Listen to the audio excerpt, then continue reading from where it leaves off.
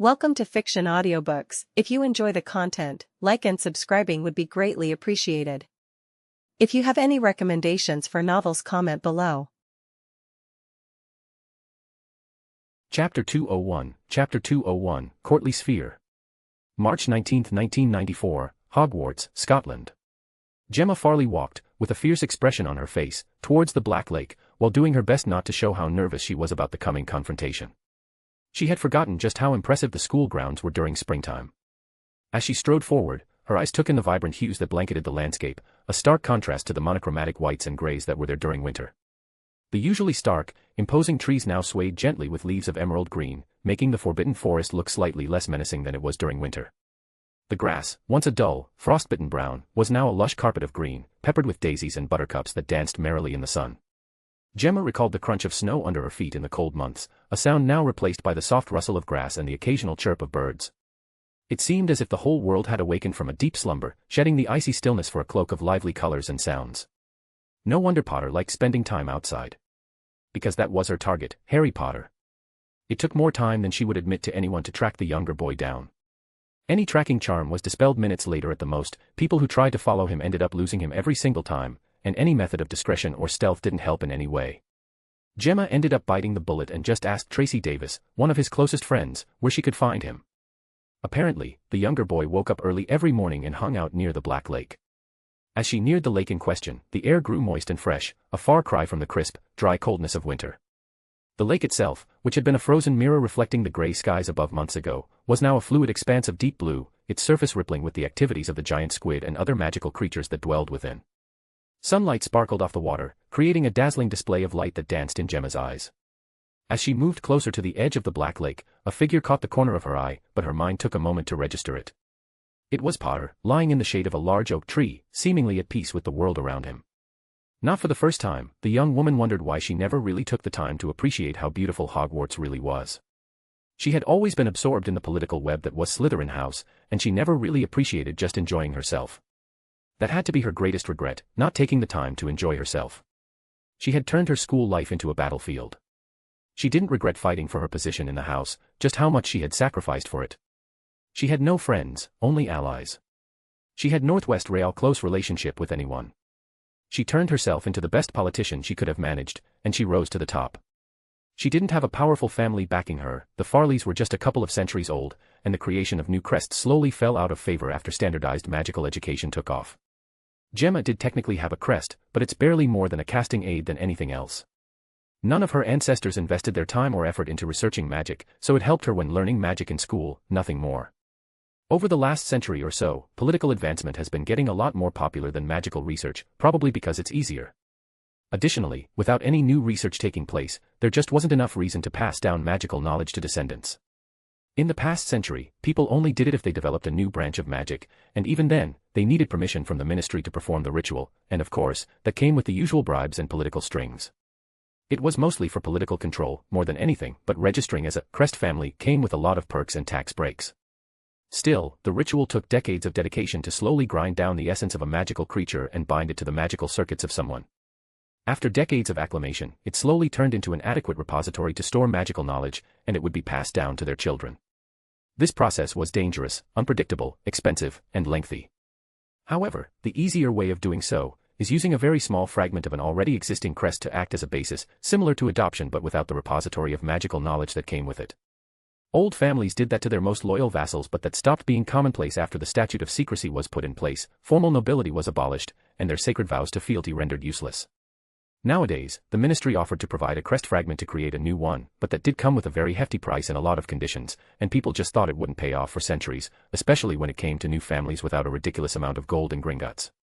Lost in her thoughts, Gemma didn't realize how close she had gotten until Potter spoke up, his voice slicing through her reverie like a sharp knife. "You're not usually up this early, Farley." "Well, you don't make it easy to speak with you. I'd very much rather stay in bed at this ungodly hour." The young boy snorted, his eyes still closed. "You're not the first to say that to me. You could have just sent me an owl or something.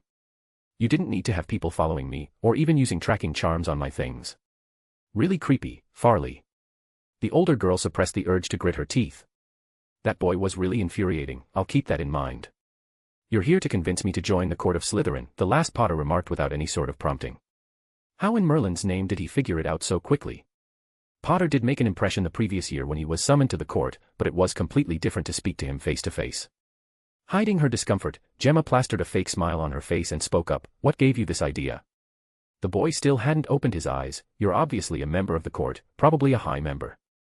King or queens would be my guess, but king would be more likely. Whether you like it or not, people have always steered clear of you. Your fellow members probably do it out of respect, but the rest of the house follows their lead easily since they're often the loudest and the most influential in their year. People tend to be idiots like that, following directions without thinking. I thought it was because you were a prefect when I first came here. But after learning about the court, it was far more likely." Gemma stood there, frozen, as she tried to formulate a response. The Potter boy had seemingly decided to continue in her stead. "Now, what would a high member of the court of Slytherin want with me, especially after winning the dueling tournament? You practically guaranteed a spot in most guilds, and even in the ministry. You should be extremely busy. It's definitely not a social call, not after 3 years of not talking to each other. So, the more likely choice is that you want me to join the court, a soft sell since I loudly said in the common room that I wasn't interested in doing so. Am I wrong, Farley?" "Yes, you are," she simply admitted. "I'm here because no matter what you say, I'll be graduating in a few months. I have nothing to win or lose by any choice you make. So, I'll just tell you why I think you're making a horrible mistake, and I'll leave you to your choice." "Well, go ahead. Convince me, then. Before I start. Why are you so uninterested in joining? Every Slytherin dreams of this offer ever since their first year." Potter chuckled. "The court is an easy way to network with future influential people, but the truth of the matter is it's a school club. Oh, it has a lot of perks and gives every member a taste of power, but it's not a real thing. It won't mean much after graduation. I have no interest in building a power base. I definitely have no interest in lording any perks over people. There's nothing you could give me that would make my life better, so why should I do it? Nothing at all. For all people like to label things, I'm not a future Dark Lord like Dumbledore said, and I'm not a future Light Lord. I'm just a scholar with a passion for learning magic, and this school holds one of the biggest magical libraries in the world. The only thing I would consider buying is knowledge, and there is more than enough of it here for many lifetimes over." Well, that was nice and everything, but how would he handle with a little pressure? That's a shame. "Greengrass will likely accept our invitation." For the first time since the conversation began, the young boy opened his eyes and raised his eyebrows. "Daphne is joining you." "Yes." She realized that the connections she could make in the court might help her with her quest to save her sister. "Those eavesdropping enchantments in the common room are annoying. I'm guessing Astoria complained to someone about it and you heard." "I told my friends all about it after the whole basilisk fiasco." Gemma winced at the memory. "You didn't make any friends with your attitude, especially when there wasn't even a basilisk in the school." "Are you sure about that?" "What do you mean by that?" The boy's smile turned predatory. "When you think about it, why would anyone say that there was a basilisk in the castle? Even if it was dealt with, somehow, it's very unlikely that anyone would admit it. So, Longbottom really killed a basilisk. Who knows? Maybe he did. Maybe he didn't. She wasn't getting anywhere with this. So, about Greengrass. Ah, yes. If Daphne wants to join, then that's more reason for me to not do so. You see, Tracy is the only one who's taking the court thing seriously. Daphne wouldn't really care for empty promises and hypothetical help with her sister. And well, considering that not being invited is a given thing. The only way I would join would be if I took Tracy's place, and that would just be cruel. You care about your friends so much. Even after what Davis told me to curry favor with the court." Potter's response was a shrug. "The fact that you came to see me on your own means that she didn't say anything of substance to you. I make it very clear what they have to keep secret, and as long as they keep them, then I'm good." "That's a shame. You would have made a good king, eventually." "Oh, I showed that much promise, did I?" Gemma tried her best to hide her smile. "Yes, you did. Who would have thought that the tiny pint I showed to our common room 3 years ago would grow into, well, you? I was always me, Farley. I just needed a little push. Hogwarts has a way of doing that, doesn't it? Wasn't that an understatement?" Without making any overt move, somehow Harry Potter grew into one of the most mysterious yet respected figures in their house. And he didn't even have to fight someone, outside of the few spats with Malfoy a couple of years back. And all it took was for him to win a school task without any effort or display of magical might and end up in the quarterfinals of the dueling tournament without casting more than 2 spells per duel, and even then, he lost because he forfeited for Greengrass' sake. Even his friends, especially the girls, had some very impressive showings in both tasks. It made people wonder about Potter, who happened to be the unofficial leader of the group. Still, the offer to join the court is valid until the final task. After that, your chance will be over, and we'll send out the formal offers. I guess, I'll see you then, Gemma said. It's in a few days, isn't it? Beltane is such an odd time to hold a task. It has such a ritualistic meaning. I wonder why Dumbledore chose it. Gemma could hear the implied warning the boy implied, you think something will happen in the final task. I have no idea. I'm just pointing things out, I suppose. Now, let us not think about such sordid affairs and plots, and just enjoy the moment. It's such a wonderful morning, isn't it? Gemma couldn't help but relax slightly. It is. It really is. Chapter 202, Pricey Remembrance. March 27, 1994, Peak District, Manchester. Albus Dumbledore walked through the greenery that surrounded him, the lush landscape of the Peak District unfolding before his eyes like a tapestry of vibrant hues. The serene beauty of the English countryside was a stark contrast to the bustling streets of Manchester, just a stone's throw away. From the Muggle side, this place was a haven of natural splendor, rolling hills blanketed in a patchwork of emerald and jade, dotted with wildflowers that danced in the gentle breeze. Ancient oaks stood tall and proud, their branches weaving a canopy above, filtering sunbeams that played hide and seek on the forest floor. The air was fresh, filled with the earthy scent of damp moss and the distant sound of a babbling brook. Dumbledore's footsteps were soft on the well-trodden path, a solitary figure amidst the vast expanse of tranquil wilderness. As he ventured deeper, the scenery began to subtly shift, signaling the threshold to the magical portion of the area. There were many enchantments to prevent Muggles from accidentally stumbling into the other side, which held, in Albus' honest opinion, the most beautiful place in the British Isles. With a step, the wards recognized him immediately, and let him through. Immediately, the landscape took on an otherworldly quality. The trees were taller, their leaves shimmering with a silvery glow, casting an ethereal light on the path below. Exotic plants, unknown to the Muggle world, flourished here, luminous flowers that opened only under moonlight, and vines that hummed softly in the presence of magic. The air was alive with the sounds of creatures both seen and unseen. This was one of Albus' greatest treasures, the single greatest concentration of magical creatures and plants, in Britain, maybe even Europe, and it was completely under his control. No one alive even knew it existed anymore. Albus had made sure that the people who were aware of it would suffer a few accidents, and discreetly removing it from the ministry's registry during the war with Grindelwald got people to forget about it in time. Adding in a few compulsions on the Muggles to change the area's name, the entire place easily became untraceable even if someone read about it somewhere. Descendants of the Druids that once lived in this place could stumble into a reference to the location somehow. This place was the source of most of Dumbledore's wealth, in the form of alchemical reagents. It cost him nothing to create any alchemical elixir, since all the ingredients were very easily accessible, elixirs which he sold discreetly for a small fortune. Adding in the fact that it was an easy place to get materials for Hogwarts herbology and potion classes, this venture alone was one of the headmaster's most profitable. Deciding not to distract himself from his goal, Albus walked towards the fog in the distance, his steps measured and deliberate. The mist was thick, swirling around him like a living entity, its tendrils curling and unfurling with an ethereal grace. Magic was often wild and chaotic in this place, like a cauldron filled with too many ingredients, and it showed in how the environment behaved. Slowly, the outline of a lake emerged from the mist, its waters still and serene, reflecting the soft gray light of the obscured sky. The lake was akin to a mirror of the sky, its surface undisturbed by wind or wave. Dumbledore stood at its edge, his eyes reflecting the deep calm of the water. With a practiced flick of his wand, he summoned a boat from the depths. It rose gracefully, water cascading off its aged wood, yet the surface of the lake was still unbroken. He stepped into the boat, which moved of its own accord, gliding effortlessly across the lake, cutting through the water with barely a ripple. The mist seemed to part before him, revealing the path forward, yet clinging to the boat like a shroud. He had never gotten used to this place, the mythical Isle of the Blessed, one of the most revered locations for Druids, often thought to be lost. In a way it belonged to Albus now. As if summoned by his thoughts, the island materialized from the fog, the air around the isle shimmering with magic. Magic that Albus perverted in a way. It wasn't his proudest action, a moment of weakness in his youth when he craved power and respect like a starved man. He had blindly followed the light back then, without a single moment of hesitation. Yet, he had learned after decades of experience to trust it, but not follow it blindly. It was hard to resist at times, but the light obviously had ambitions of its own, separate from Albus. Still, with a wave of his wand, the wards parted, showing ruined structures, taken over by countless magical flora after centuries of abandonment, yet the magic of this place still remembered the countless rituals that it witnessed. As Dumbledore arrived at the shore of the isle, he took a deep breath and walked decisively towards the middle of the island. He ignored the ancient ruins that dotted the landscape and the wild, overgrown plants that clung to the ruins and carpeted the ground.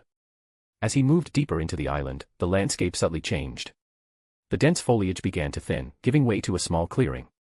In the heart of this clearing stood a humble dwelling, a stark contrast to the surrounding ruins. It was a modest hovel, seemingly cobbled together from the natural materials of the island itself. The house was an eclectic mix of rough-hewn timber and stone, with patches of living greenery woven into its structure, as if the house itself were a part of the island's flora. The roof was thatched with long, water reed, providing natural insulation and blending seamlessly with the environment. The walls of the house bore the signs of both hand craftsmanship and magical transfiguration. Stones meticulously fitted together without mortar, intertwined with branches that twisted and turned in natural, yet unnaturally precise patterns, suggesting the intervention of a skilled wizard. Of course, he knew who was there, and he was a skilled wizard indeed. Albus approached the door, raised his hand and knocked gently. He couldn't help but feel anxious slightly about the response, knowing who was on the other side. The door opened, revealing a familiar face. "Well, you sure took your time, Albus." There, looking back at him, was a face that he wanted to forget about. Armando Dippet, the former headmaster of Hogwarts, looked older than any wizard had a right to be. If it wasn't for the Isle, the men would have probably died of old age, instead of being bound to this place. "I'm sorry, I never visited you." Albus' predecessor chuckled bitterly. "One would think you were ashamed of what you've subjected me to." "I am. I have many regrets. This is, without a doubt, one of them. Don't give me that dragon dung, Albus. I know you. You would have gotten rid of me eventually, one way or another. This was just one of your cruelest ones yet." Albus had to admit that the man was right. He wanted to be the headmaster of Hogwarts. It was necessary to accomplish his goals, to finally shape the magical world into the utopia it could be. Unfortunately, Dippet had no intention of retiring anytime soon, something that simply grated the champion of light. He had just defeated Grindelwald by completely giving into the light for the duration of the duel. Confident in his ally, he followed its instructions to the letter. He pretended to have found the Isle of the Blessed, a mythical area thought to be lost to time, and took them in there. He prepared a ritual given to him by the light, one that he did not fully understand. He brought the men to the middle of the island and performed it. It was only after that he understood what he had done. The ritual was complex, but as its basis, it was a contract.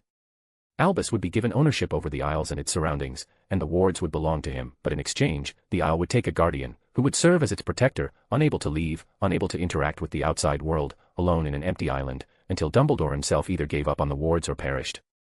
Unknowingly, with his blind trust, he had sacrificed the life of a good man, perhaps even his death, for a piece of land. And he couldn't even take it back without losing his greatest asset to date. He had learned to not follow the light blindly then, that it could burn and blind, just as it could illuminate and guide. There was still something that Albus did not understand. "I would have thought that you would be angry at me. I learned a very long time ago, in my isolation, just how unproductive anger could be. Oh, don't get me wrong, I loathe you with all my being, but I know there's very little I can do about it, so why bother?" Well, that was an unexpected yet welcoming surprise.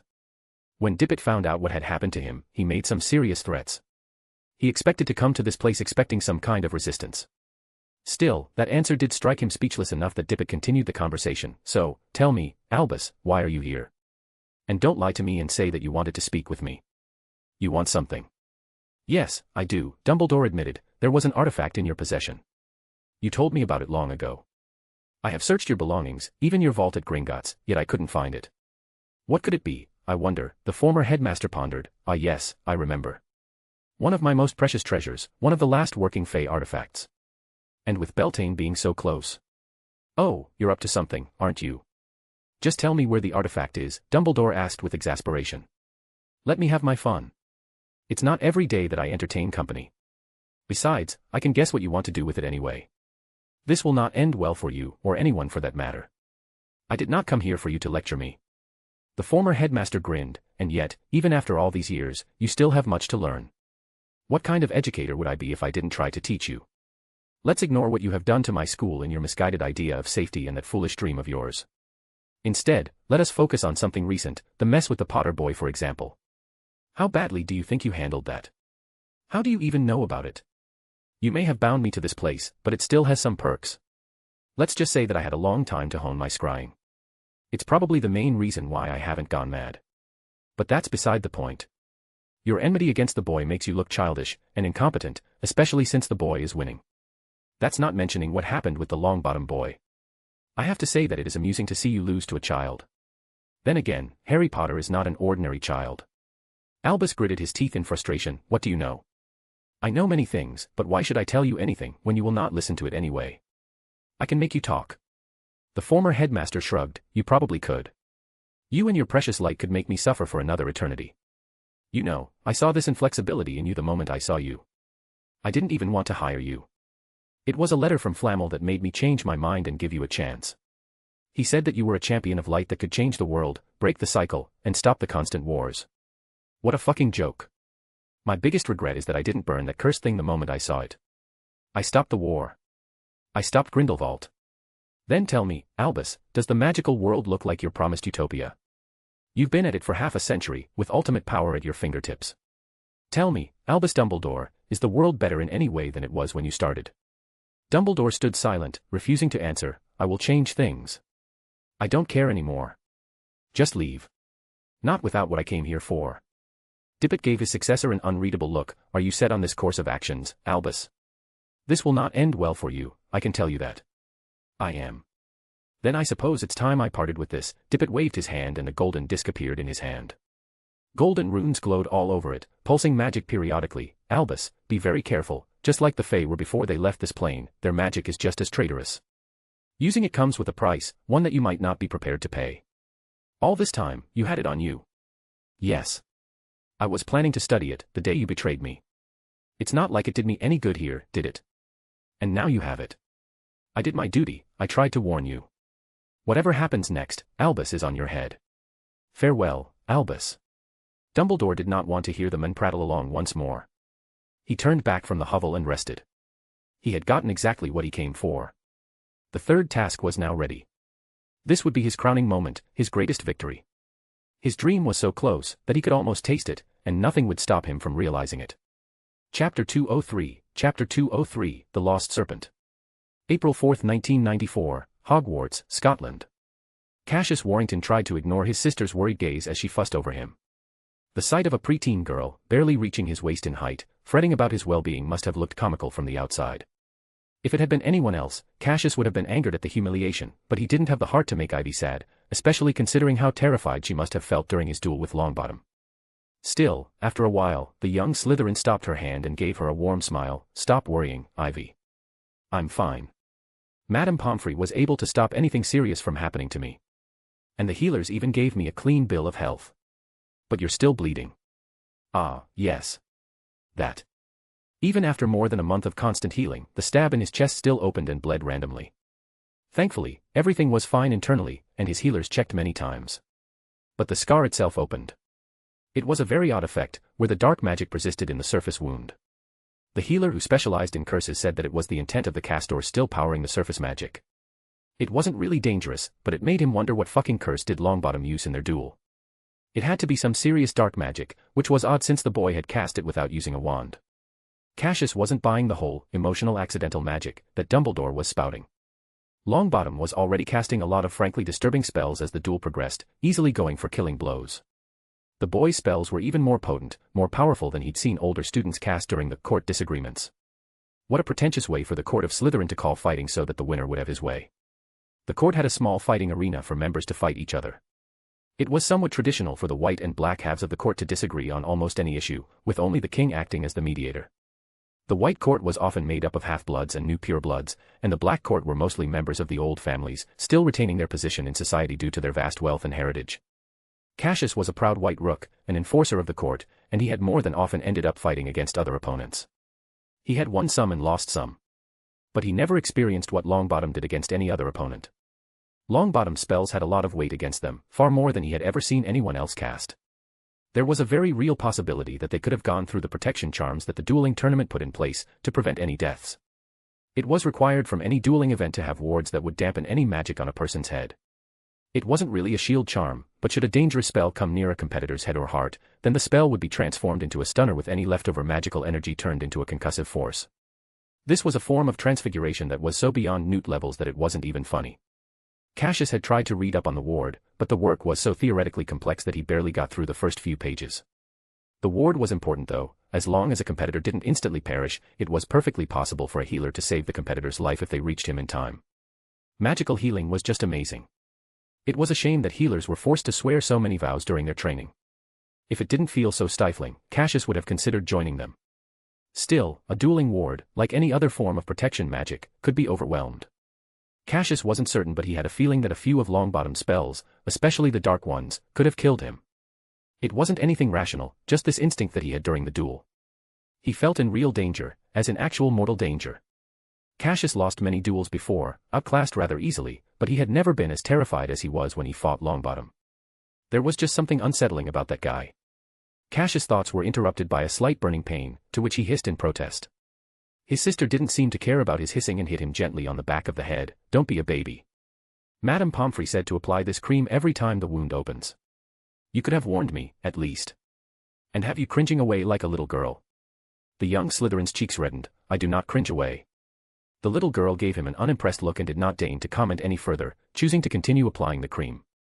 The wound visibly closed once more, the blood was wiped away, leaving a large gash in his torso. Even weeks later, he hadn't gotten used to the sight. It was a jagged line, uneven and rough, resembling a rift carved into the earth as if his flesh had parted away. The edges of the scar were raised and puckered, a harsh contrast to the otherwise smooth skin. Its color was a mottled tapestry of pinks and reds, with tinges of purple at the peripheries, like a gruesome sunset permanently painted on his flesh. Dark magic was a bitch to heal, and that's not even considering the bullshit Longbottom was spewing. The scar tissue had a sheen to it, a subtle glossiness that caught the light differently from the rest of his skin, serving as a constant, unyielding reminder of the danger he faced, of what could have easily happened to him. It was a sobering thought, the fact that he was moments away from leaving his sister alone in such a cruel world, with barely more than a small vault full of his meager savings, and a muggle father. Ivy wasn't like him. Cassius fought tooth and nail to make that happen. He did some very risky moves and worked his arse off in and out of the castle to save up enough gold to make sure that Ivy wouldn't struggle to pay for anything during her Hogwarts education. But without him helping her, that would have been it. He had enough gold for her school supplies and any magical needs she might have, but nothing more. Ivy would have had to work for every single canute she would need outside of that.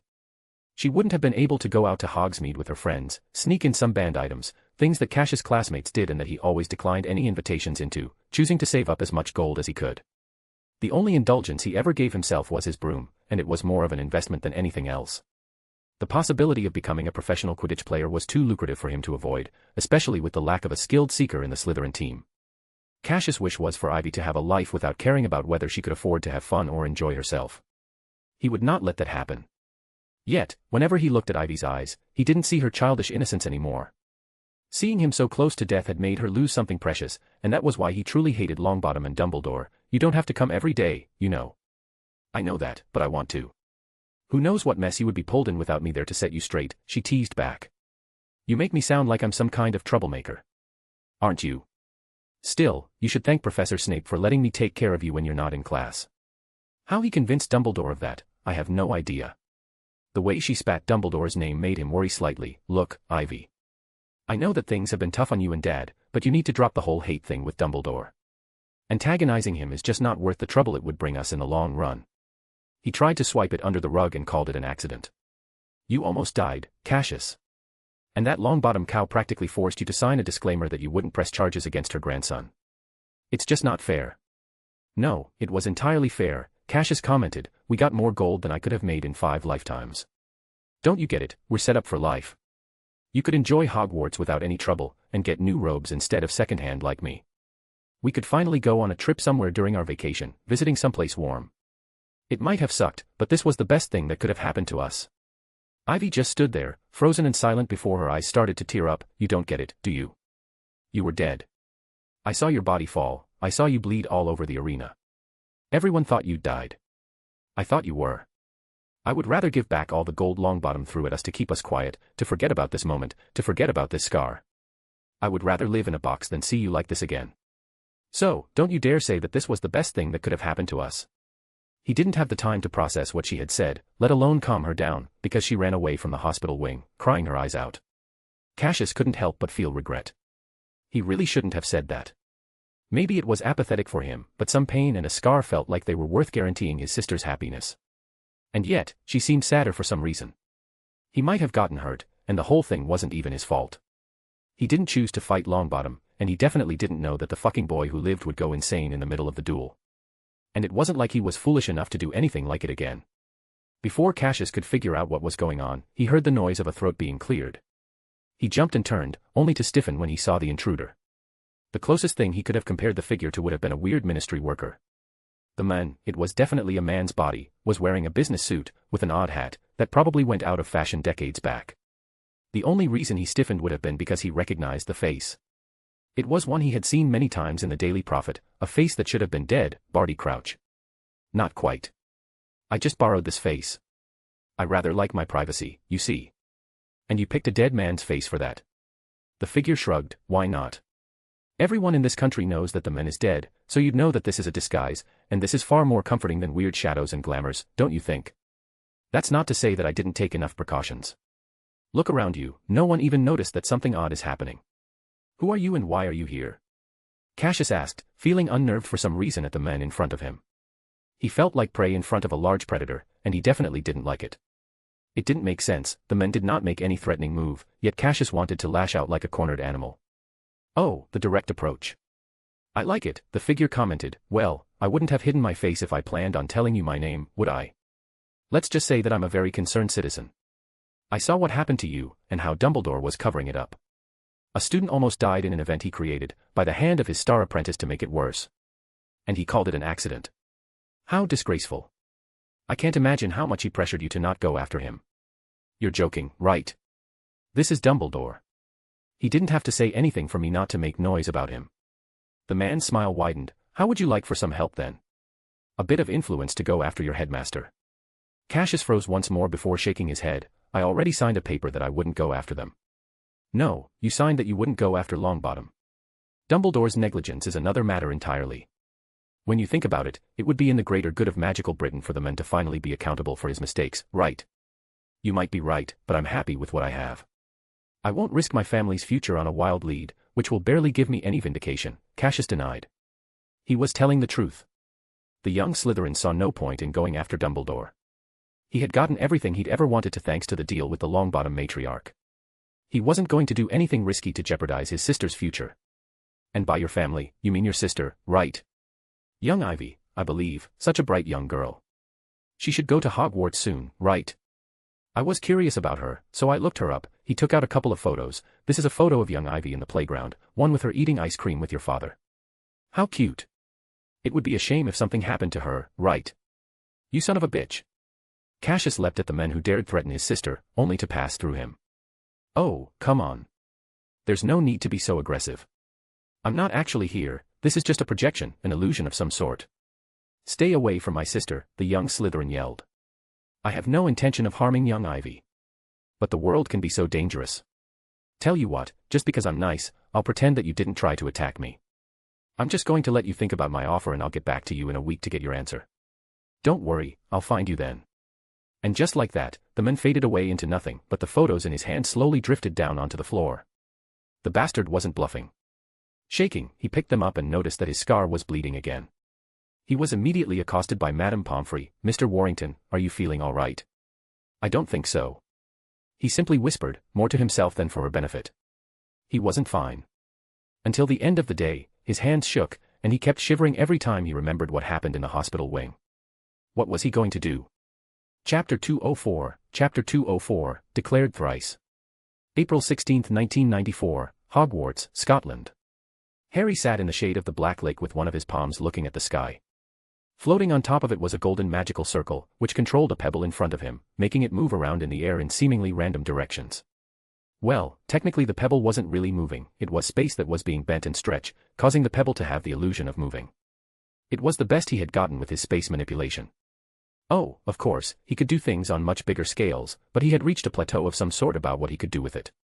He was able to stretch space and compress it with a single thought. He could mimic gravity, and modify it as much as he wanted, but he could not go any further. His dreams of creating portals seemed to be beyond him.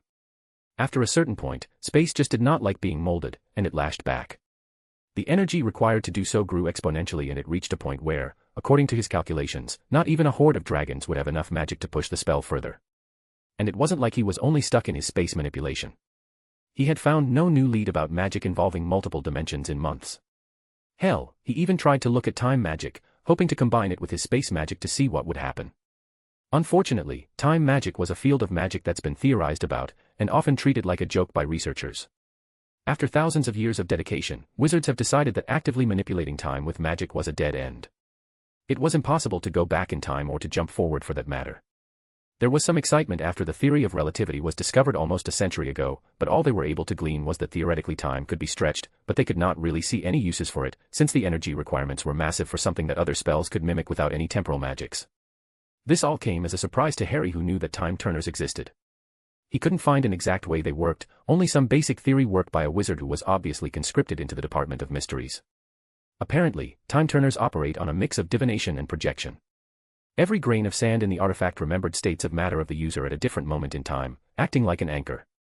The maximum a person could go back was the latest state of the user in a grain. Yet, the sand could also divine when it would be used in the future somehow. The author did not say how it worked, and Harry did not have any samples on hand to make deductions or analyze it. He didn't think that the Department of Mysteries would let him borrow one either. Anyway, the artifact created an independent physical projection, creating the illusion of time travel and rejoining each other with their memories seamlessly when it is used in the future. It was a dirty trick, but it seemed to work. There were many holes in that theory, probably ones that the researcher who probably became an unspeakable, fixed decades back. Without any access to the sand, there was nothing Harry could do anyway. He was at a dead end in every interesting project he took on, something that really grated at him. If there was something Harry hated the most, it would be a lack of progress. How did other people handle getting stuck with a problem with no way to solve it? How did people handle knowing that it should be possible in some way, that the answer had to be close, yet have no idea, nonetheless? Harry's inner rant was interrupted by a slight tap to the back of the head. Stop complaining inside your head.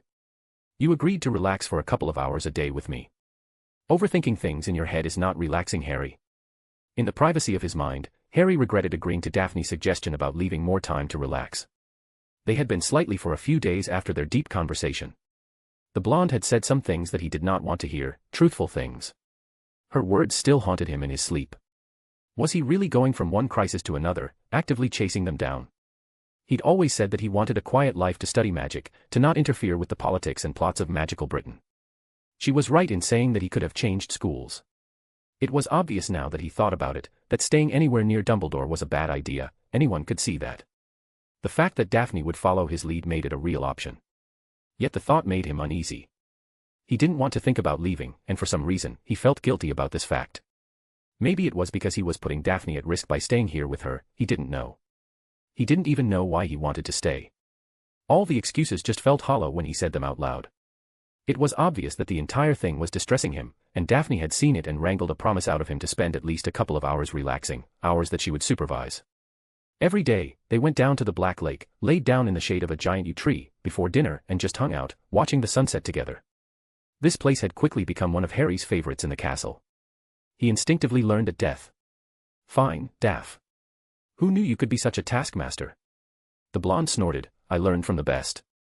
Or maybe that's just some resentment for all those months of training. If there's something nice about the whole mystery task. At least we won't have to deal with your hellish training. Hey, he protested, you're the ones who wanted my hellish training. We didn't know any better, she giggled. Still, I can't help but feel that the stakes for the Slytherins are a bit low, to be honest. Why is that? He asked with a raised eyebrow.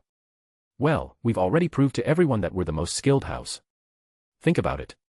In the first task, we dominated our year and got the highest positions. You, a Slytherin, even won the task. In the second one, we were the students in our year to get the furthest in the tournament. Hell, Farley even won the entire thing.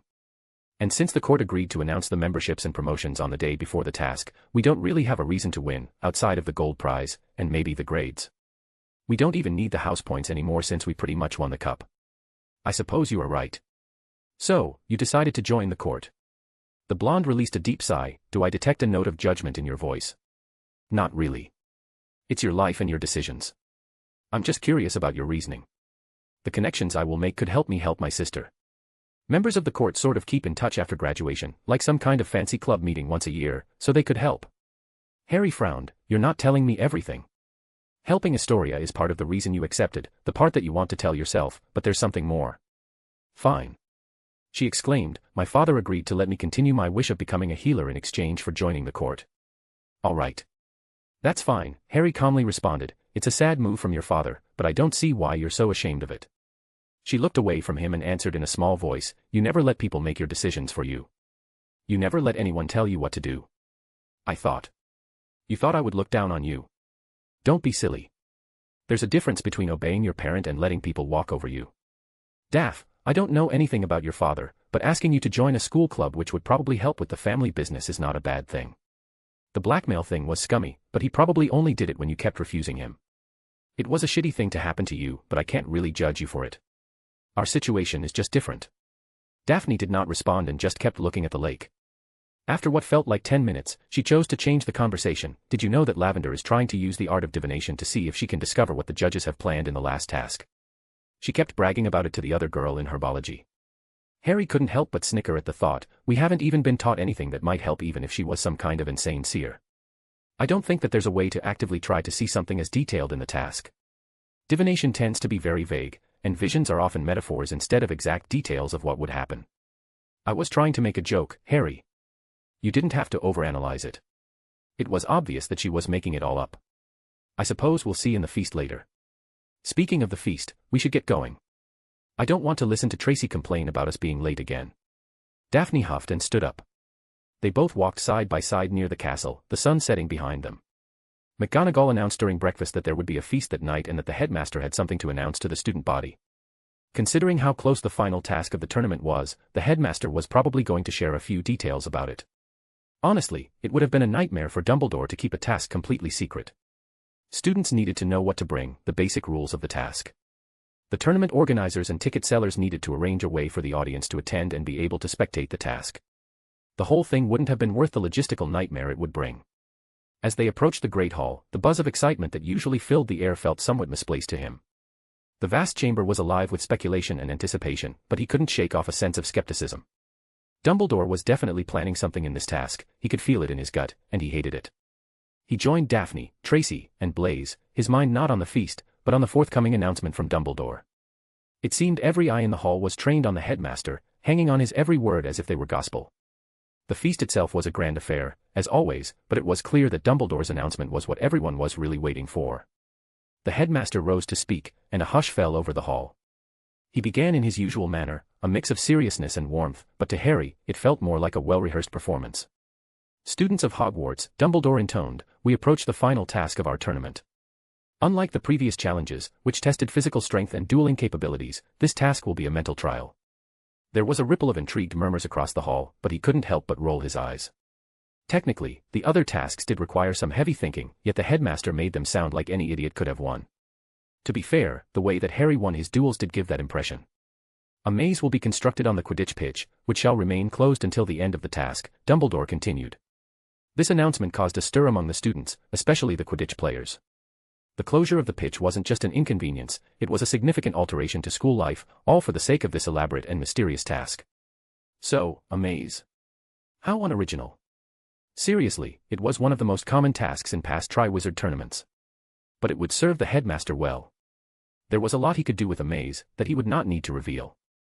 This made things tricky. It's hard to keep track of many competitors at once, meaning that it would have been very easy for Dumbledore to sneak anything in. As competitors navigate this magical labyrinth, they will face challenges that require more than physical strength. Success in this task will hinge on one's ability to decipher runes and solve enigmatic puzzles. Dumbledore's words were met with nods and murmurs. Before he could think of anything else, the headmaster continued, the victor will be the first to find the trophy hidden within the maze. Dumbledore concluded with a twinkle in his eye, I urge all competitors to embrace the spirit of intellectual rigor and fair play. Now, that's enough talk. I am sure that most of you are famished. The rest of the feast was a whirlwind. People spoke to each other excitedly about the task, but all Harry could feel was dread. The task just didn't feel safe and entirely to Dumbledore's advantage. He needed to make a plan and quickly. He only had 2 weeks left to come up with something. Chapter 205, Tempest. April 29, 1994, Hogwarts, Scotland. Alastor Moody walked up to the headmaster's office feeling far more tense than he expected to be. Dumbledore had given him the task of following the Potter boy around and finding out more about him, and what he discovered disturbed him. Oh, it wasn't Potter. The boy had undoubtedly a lot of secrets, but it was Albus' obsession with the young man that rattled Alastor. Sure, the brat was good at magic, a prodigy the likes he had never seen before. He was very much just as skilled as Dumbledore proclaimed in his guardianship hearing. Hell, if anything, the whole thing was watered down. And that made all his victories in the school tournament all the more amusing. The brat could have just taken the direct route, and defeated his opponents who were very much his lesser. Yet, he chose trickery and deceit. At first, Alastor assumed that it was just to make people underestimate him, as well as humiliating Dumbledore, and that was definitely one of the boy's goals, but the main reason was something that took the former Auror a lot to figure out. The Potter boy just didn't like the spotlight all that much. He actively disliked the very idea of being involved in politics and of people being interested in him and using him to push some political cause.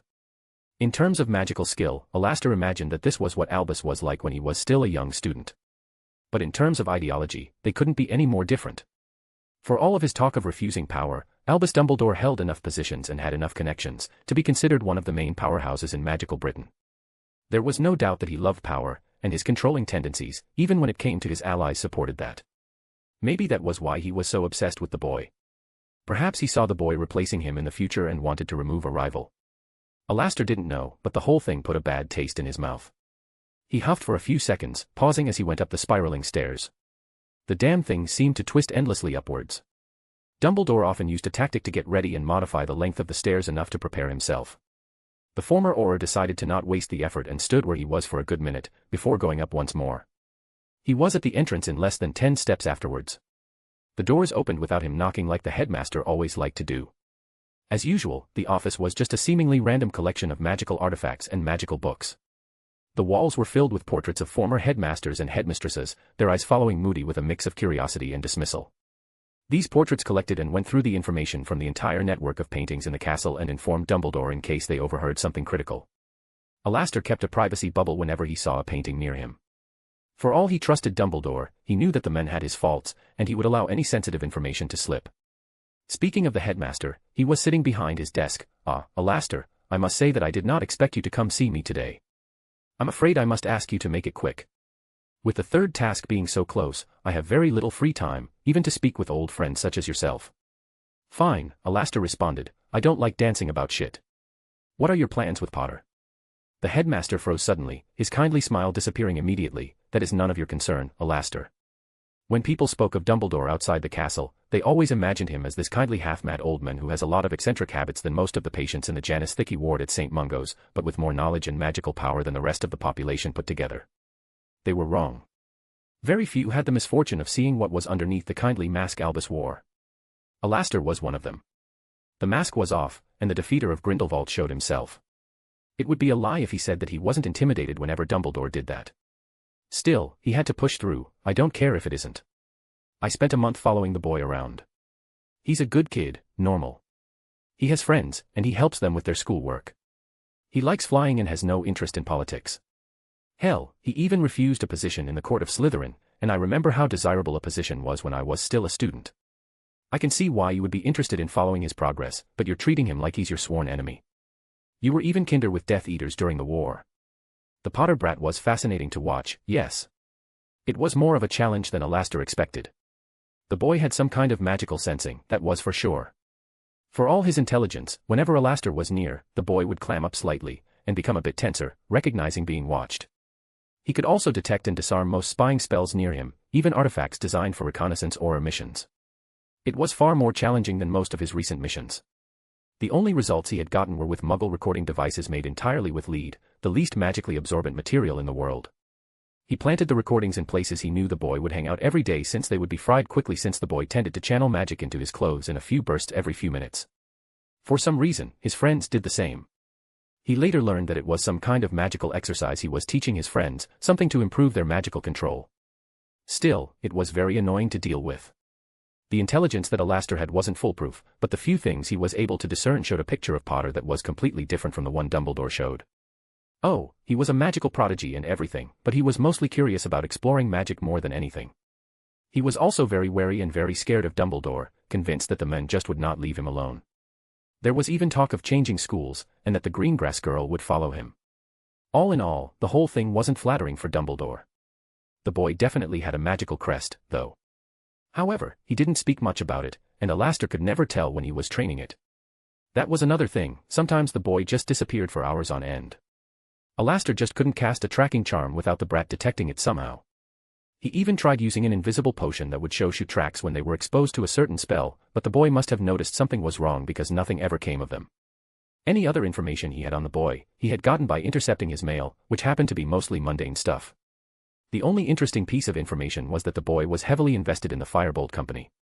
But even then, the boy's owl was a tricky bugger. She avoided his spells, learned to counter wards. Alastor had learned about pets becoming smarter by bonding with powerful mages, but he'd never seen something this drastic before in his years as an Auror. He hadn't told Dumbledore about the magical sensing. Even if it was slightly naive of him, Alastor sympathized with the boy. Albus was just as obsessed with him as he predicted. The former Auror just couldn't help but dread what the headmaster had planned for him. Alastor's recollection was interrupted by Dumbledore's voice. I know that it may look harsh, but I want you to trust me enough to believe that I would not be cautious of a child without cause. So, it's not about getting back at him for embarrassing you. The headmaster took a deep sigh. I will admit that I was in the wrong in the guardianship hearing. However, forcing students to compete in the tournament was necessary. I made a few projections on the number of potential participants if it was optional, but they were not optimistic. The entire event would have been a disaster. The raw truth is that the school needed the gold, and this was the only way to do it. So, what is it? Why are you so fixated on him? A prophecy. The former Auror stiffened and furrowed his eyebrows. You're planning on ruining his life for a prophecy. The situation is complex. Do you know who Pernelli Flammel is? She's dead, isn't she? So is her husband. I remember the French being up in arms about it, especially when they never found out who did it, especially since no one could find the Philosopher's Stone. Albus nodded. That's correct, Alastor. But what most people don't know is that Pernelli was a seer, one who had centuries to hone her skills. Before her tragic death, she predicted that someone would rise to power and undo everything I ever worked for. All my efforts in making the magical world safer are gone, just like that. I never heard the full prophecy, only Nicholas did, and he died before repeating it to me. I started to suspect that young Harry was that mysterious enemy after his guardianship hearing. I had just wanted to make sure that he wouldn't be influenced by Arcturus, but the way he reacted was the first time someone successfully hurt me politically. I will admit to being angry at what happened to my sister being brought up, but it made me focus on the boy. His lineage sealed the deal for me. I have studied the Potter family, and it fits the prophecy. I am sure of it now. I don't know when and I don't know where, but one day, Harry Potter will destroy everything I ever worked for. He will render the sacrifices I made meaningless, and it will cause my death. He's just a boy, Alastor protested. Did you not think that you were turning him into your enemy, your opponent? Perhaps, but so far, I have done nothing more than ask you to observe him. Wouldn't you keep tabs on a potential threat as well? I would, Alastor grudgingly answered. So, you're not planning on doing anything to him during the third task? I do not plan on killing him, no. I am not a monster. If I had my way, Harry Potter would live a long and prosperous life, just far away from here. That was probably the best he could have gotten out of Dumbledore when it came to Potter. He had to accept that. People forgot just how little they could do to change Dumbledore's mind. The headmaster was always there as the reasonable voice in conflicts, so much so that people never assumed that he could be just as stubborn and irrational at them at times. All right, with that out of the way, I assume you know about the Warrington boy filing a claim against you in the school. Dumbledore nodded with a dismissive look on his face. They're probably looking for more gold to squeeze out of the affair. The whole thing will be resolved after the third task. Don't be so certain. Public opinion hasn't been in your favor for a while. If it wasn't for your prison, why do you think I built it in the first place? I expected something like this to happen sometime. Well, you better prepare for some more, because I'm hearing a lot of angry chatter about it. You're still vulnerable until the prison actually opens. The ministry is taking its time with the inspections, though, and that's not a coincidence. Personally, I think that Nott is involved, the former Auror stated. I think something is going on in the background. I can feel it coming. You're not the only one who thinks so, Albus responded. He took a look at the grandfather clock in his office and stiffened. Oh, look at the time. Thank you for your opinion, Alastor. But I'm afraid I'm already late for my meeting with the warding team. Do you mind if we continue this conversation later tonight? Before Alastor could protest, the headmaster just got up and left his office with large and measured steps. The former Auror found himself sitting alone in an empty room, and murmured, I certainly hope that you know what you're doing, Albus. He couldn't help but feel like Dumbledore had kept a lot of things hidden during their conversation, enough for a small pit to grow in his stomach.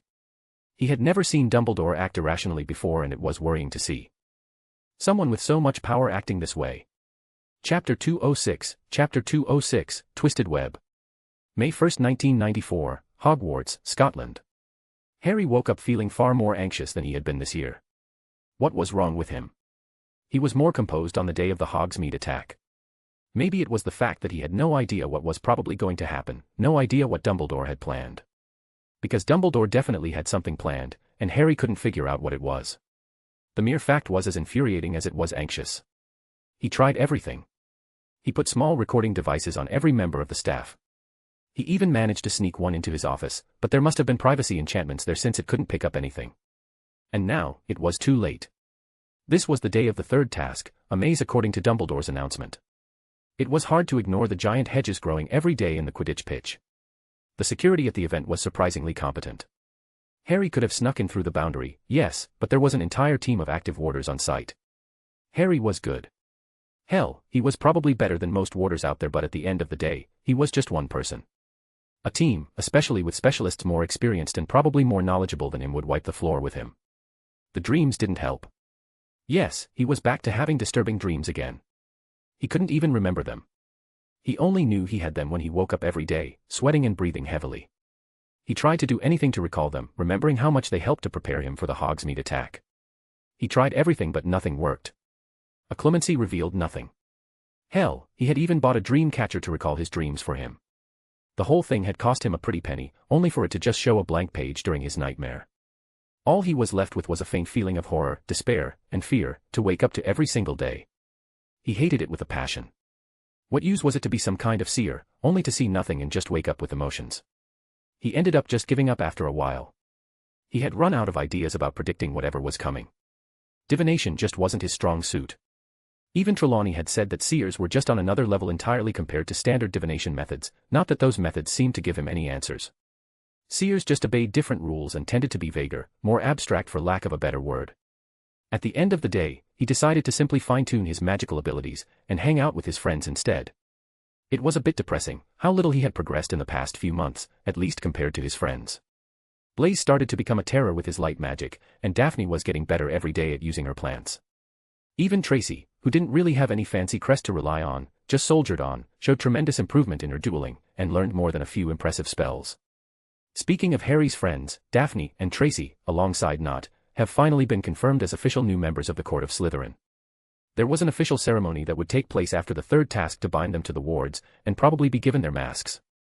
It wasn't really all that interesting, but Harry didn't really voice it. Being chosen was a noteworthy event in their lives. Tracy had already been given gifts from her mother, and Daphne got some fancy new earrings from her father as a congratulations. Harry couldn't really fault them. Daphne wanted to join to help her sister, and Tracy wanted to use the connections to secure her future.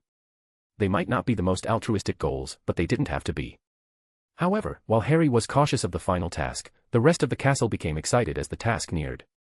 Everyone was looking forward to it. Practically every book that contained riddles or puzzles was taken out of the library. The ancient runes section was practically bare in the Hogwarts library. Even bookstores outside of the castle were overwhelmed with requests for runes textbooks or magical riddles. The Ravenclaws have been especially smug, having presumed that the whole event was in the bag. That overconfidence was going to be their downfall. Yet, Harry was not so optimistic. He was stuck in between a rock and a hard place. The good news was that winning the task shouldn't be that surprising. The young Slytherin had demonstrated time and time again how to win while doing the minimum effort. Riddles and puzzles didn't really show the aptitude someone had for their magic, and Harry had proven that he was an intelligent young man. Alas, if he knew Dumbledore, and he probably did more than most, then the old man expected him to try to embarrass him again by winning without any effort, and probably had something bad planned up for the winner. Then again, what the headmaster had planned could have nothing to do with Harry at all. The whole thing was just giving him a headache. And that's not mentioning Mad-Eye Moody following him around in the castle, probably on the man's order. Dumbledore said that he was acting as a consultant for the third task, but Harry didn't buy it. Moody was known to be Dumbledore's attack dog. The man's fearsome reputation and the rumors of his ruthlessness during the last war just made people uncomfortable at best, and shitting their trousers out of fear, at worst. Yet, that infamous aura kept following Harry around every day. From the moment he woke up and worked on his occlumency at his favorite spot near the lake until he tucked himself to bed at night, Alastor Moody just watched him. Harry even had to use his cloak to get to the room of requirements to train, multiple times. The Peveril invisibility cloak was the only thing he knew could easily trump whatever enchantment wear on that eye of his. His thoughts were interrupted by Blaze elbowing him. "You better start moving now, or you could end up missing breakfast." Harry nodded. "Yeah, you're probably right." "Nightmares again?" the dark-skinned boy asked. "Yeah, it's a chore. Everything might go to shit today like you're expecting it, but at least, you won't be having those nightmares again." Harry rolled his eyes exasperated. "You do realize that my dreams are more like warnings, right? The fact that I'm going into this blind is not a good thing. Mate, you're not the only one that's participating in the task. Has that thought that maybe it has nothing to do with you at all entered your head?" "By a matter of fact, yes, it has." Blaze tilted his head looking confused, and I decided that it doesn't matter. All I'm saying is to stop being so pessimistic." The last Potter snorted. "I'm not pessimistic, just a realist. You're the one that's been singing in joy ever since you started dating Tracy. Let's just go meet the girls." The Italian boy grumbled back. They walked to their usual spot in the Great Hall and found the girls chatting away, eating their breakfast. However, Harry just didn't have the urge to eat. Why was he nervous altogether? Daphne noticed it, since she put a serving of scrambled eggs, 2 pieces of bacon, and a small piece of sausage on his plate. Harry gave her a raised eyebrow, to which she returned with an expectant expression, "Eat." Amused, he took a few bites just to appease her, and around an hour later, Professor McGonagall summoned them all to the Quidditch pitch. It was time. As they stepped onto the once familiar Quidditch field, they were greeted by a sight that rendered it utterly unrecognizable. Towering around the perimeter, a massive hedge, reaching at least 20 feet into the air, stood as a formidable barrier. This imposing green wall transformed the field into a secluded arena, a stark departure from the open skies and sweeping views they were accustomed to. Directly in front of them was a gap in the hedge, serving as the sole entrance to what lay beyond, an immense, sprawling maze.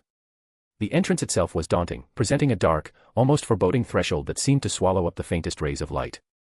As they peered into the maze, the shadows within appeared to dance and shift, making the whole structure feel alive. Within a mere 5 minutes, the once empty stands had transformed into a buzzing hive of activity. The air was thick with the sound of hundreds of excited voices, each contributing to an escalating symphony of anticipation.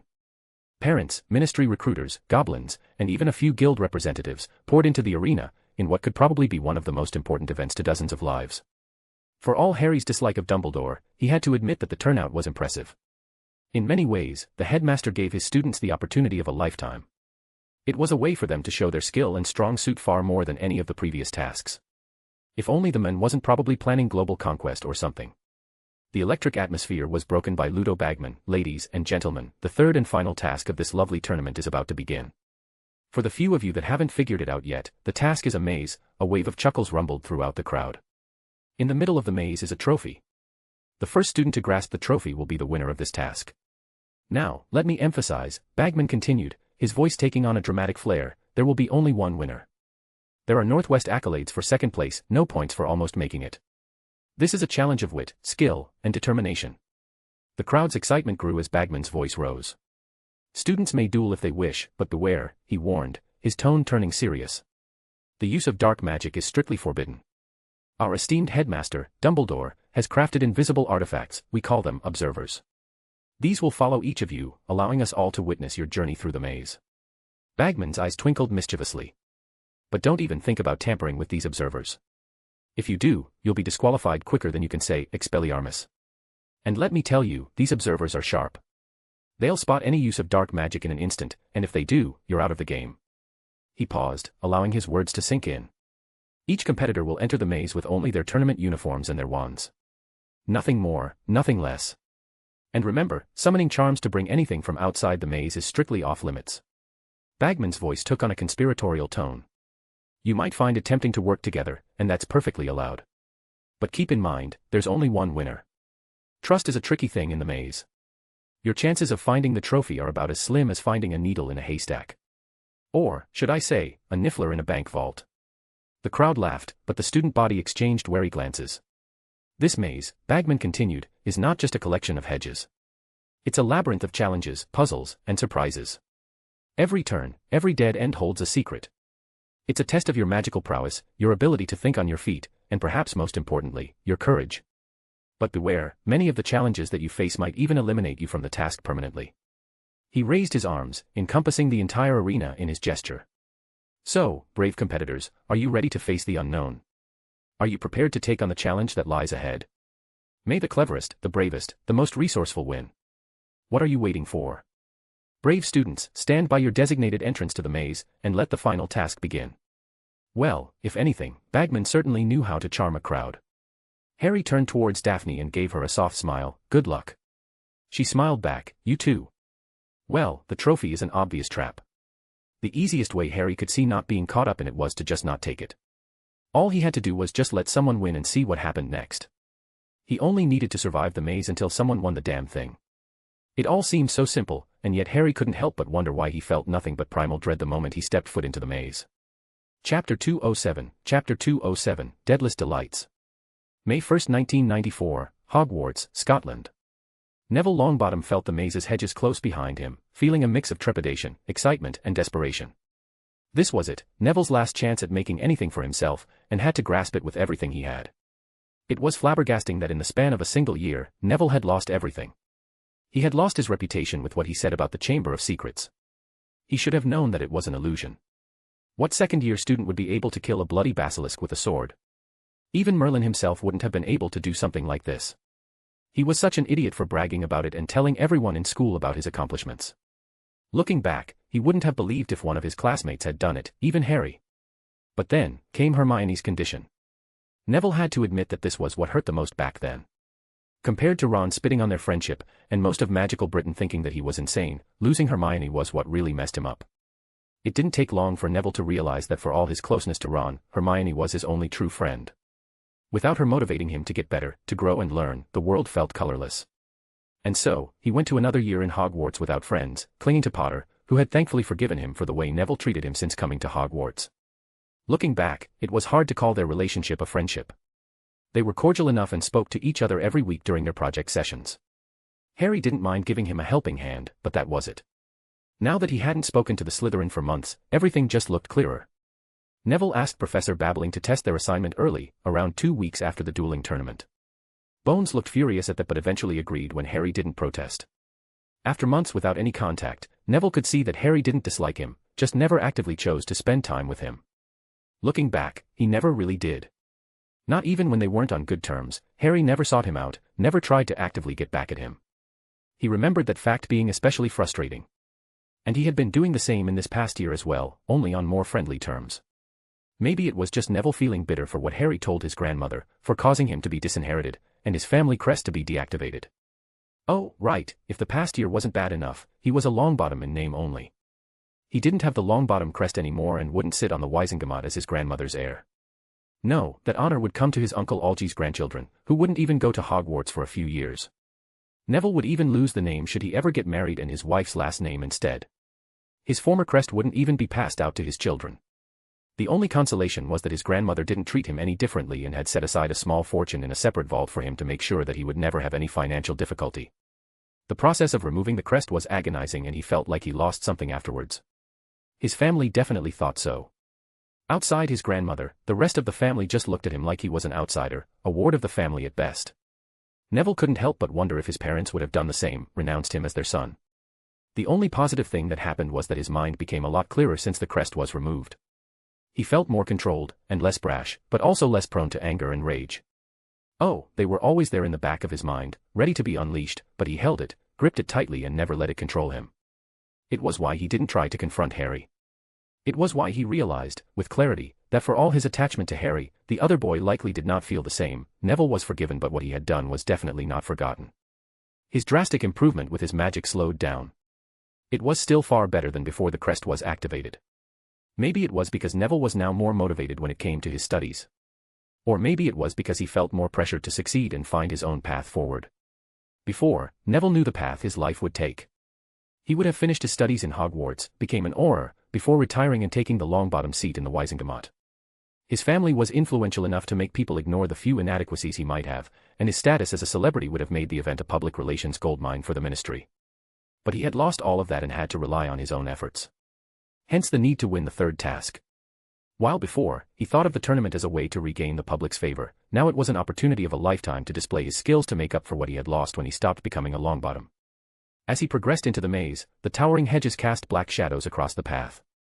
It had to be an enchantment of some sort. It was far too dark for the middle of the day.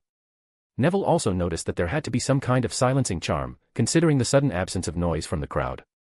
It was almost like he was underwater. He pulled out his wand and muttered, "Lumos Maxima." A giant ball of light appeared at the tip of his wand and floated in front of him. Seeing no observable danger, Neville cast a spell that he learned specifically to navigate into the maze. A few days before, he had put 4 random items that he added a tracking charm to, just outside each corner of the maze. The spell he found connects to the 4 items to act as a relative locator to his position in the maze. His crest might be gone, but what he had learned, the skills he had used, still remained. Nevertheless, the young Gryffindor discovered that he was in the northwest of the maze, and he needed to walk to the southeast to get to the middle. Hermione would have been proud of him for coming up for that one. Neville's mood turned melancholic at the memory of his friend, before he shook his head, and walked towards the east. As Neville advanced, the maze seemed to pulse with a life of its own, the hedges twisting and reshaping, as if they were part of a living, breathing entity. The air was thick with a sense of foreboding, and Neville felt a chill that wasn't entirely due to the unnatural darkness surrounding him. He felt watched, and not just by those fancy observers Dumbledore created. With each step, Neville felt like something was testing him, probing him for weaknesses. He tried to ignore it as much as possible. Detection spells revealed nothing, and he kept doing his best to move towards the center. Slowly but surely, pieces of cobblestone started to appear in the ground and near the hedges. It didn't take long for the hedges to turn into walls and the grass into a cobbled road. The former Longbottom Scion just kept pressing forward until he found himself in a large room, and the entrance behind him closed immediately. He tried to walk forward, only for one of the stones to glow and disappear. He almost fell forward, unbalanced by the sudden disappearance of the stone, but caught himself at the last moment. Neville slowly looked down the hole where the stone used to be, only to see a large pit leading to the darkness. As he peered into the void, the depth seemed immeasurable, a bottomless pit that threatened to swallow not just his body, but his very essence. Symbols on the remaining stones glowed for a second before disappearing, but Neville immediately recognized what they were. Runes. The room, now clearly a rune puzzle chamber of sorts, was filled with stones, each potentially a trap leading to the abyss below. Neville extended his wand, casting a series of detection spells. The magic seemed to warn most of them off, except for one that Harry had taught him in their sessions. It wasn't anything fancy, it just gave images of all carved runes in an area.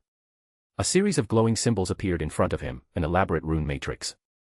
Thankfully, those were Norse runes and not in some obscure language that he'd never seen before. Neville analyzed the pattern for a second, only to realize what it was. A knot. No matter how complicated it looked, it was just a fancy knot with runes instead of ropes. Neville only had to decipher it to get to the other side, activate each stone at the right time, and in the right order to disable the trap. Funnily enough, other than his knowledge of Norse runes, it was herbology that helped him the most. Magical plants that were capable of movement tended to easily get knotted up in a very horrible manner. More than once, Neville had to spend hours fixing it, to avoid the destruction of thousands of galleons worth of plants. And so, he approached the rune matrix with the same methodical patience he would a rare, dangerous plant, tracing the lines and connections of the runes with the tip of his wand, careful not to touch anything directly. Neville didn't know how long it took to solve the puzzle, but when he finally had a working solution, he connected each stone with the platform in front of him to activate them remotely and started to solve the puzzle. With every move of the pattern, the walls of the chamber started to shift, the stones grinding against each other with a sound like whispers in the dark, until, when he removed the final knot, the stones glowed with magic and a door opened on the other side of the room. Neville tried to use the rune detection charm once more, but it revealed nothing. He must have solved the puzzle then. The young Gryffindor took a tentative step forward and saw that the stone remained inert. Just like that, he slowly walked towards the door and went to the other side. As Neville stepped through the doorway, the environment shifted dramatically. The rough-hewn cobblestone and imposing walls gave way to a surreal, white expanse that stretched infinitely in all directions. The starkness of the room was unsettling, its eerie silence a stark contrast to the subtle whispers and creaks of the previous chamber. It felt like stepping into a void where the very concept of reality was thin, almost translucent, as if everything around him was a facade, ready to crumble at the slightest touch. The transition was so abrupt that Neville momentarily doubted his senses. Was this another layer of the maze, or had he somehow been transported elsewhere?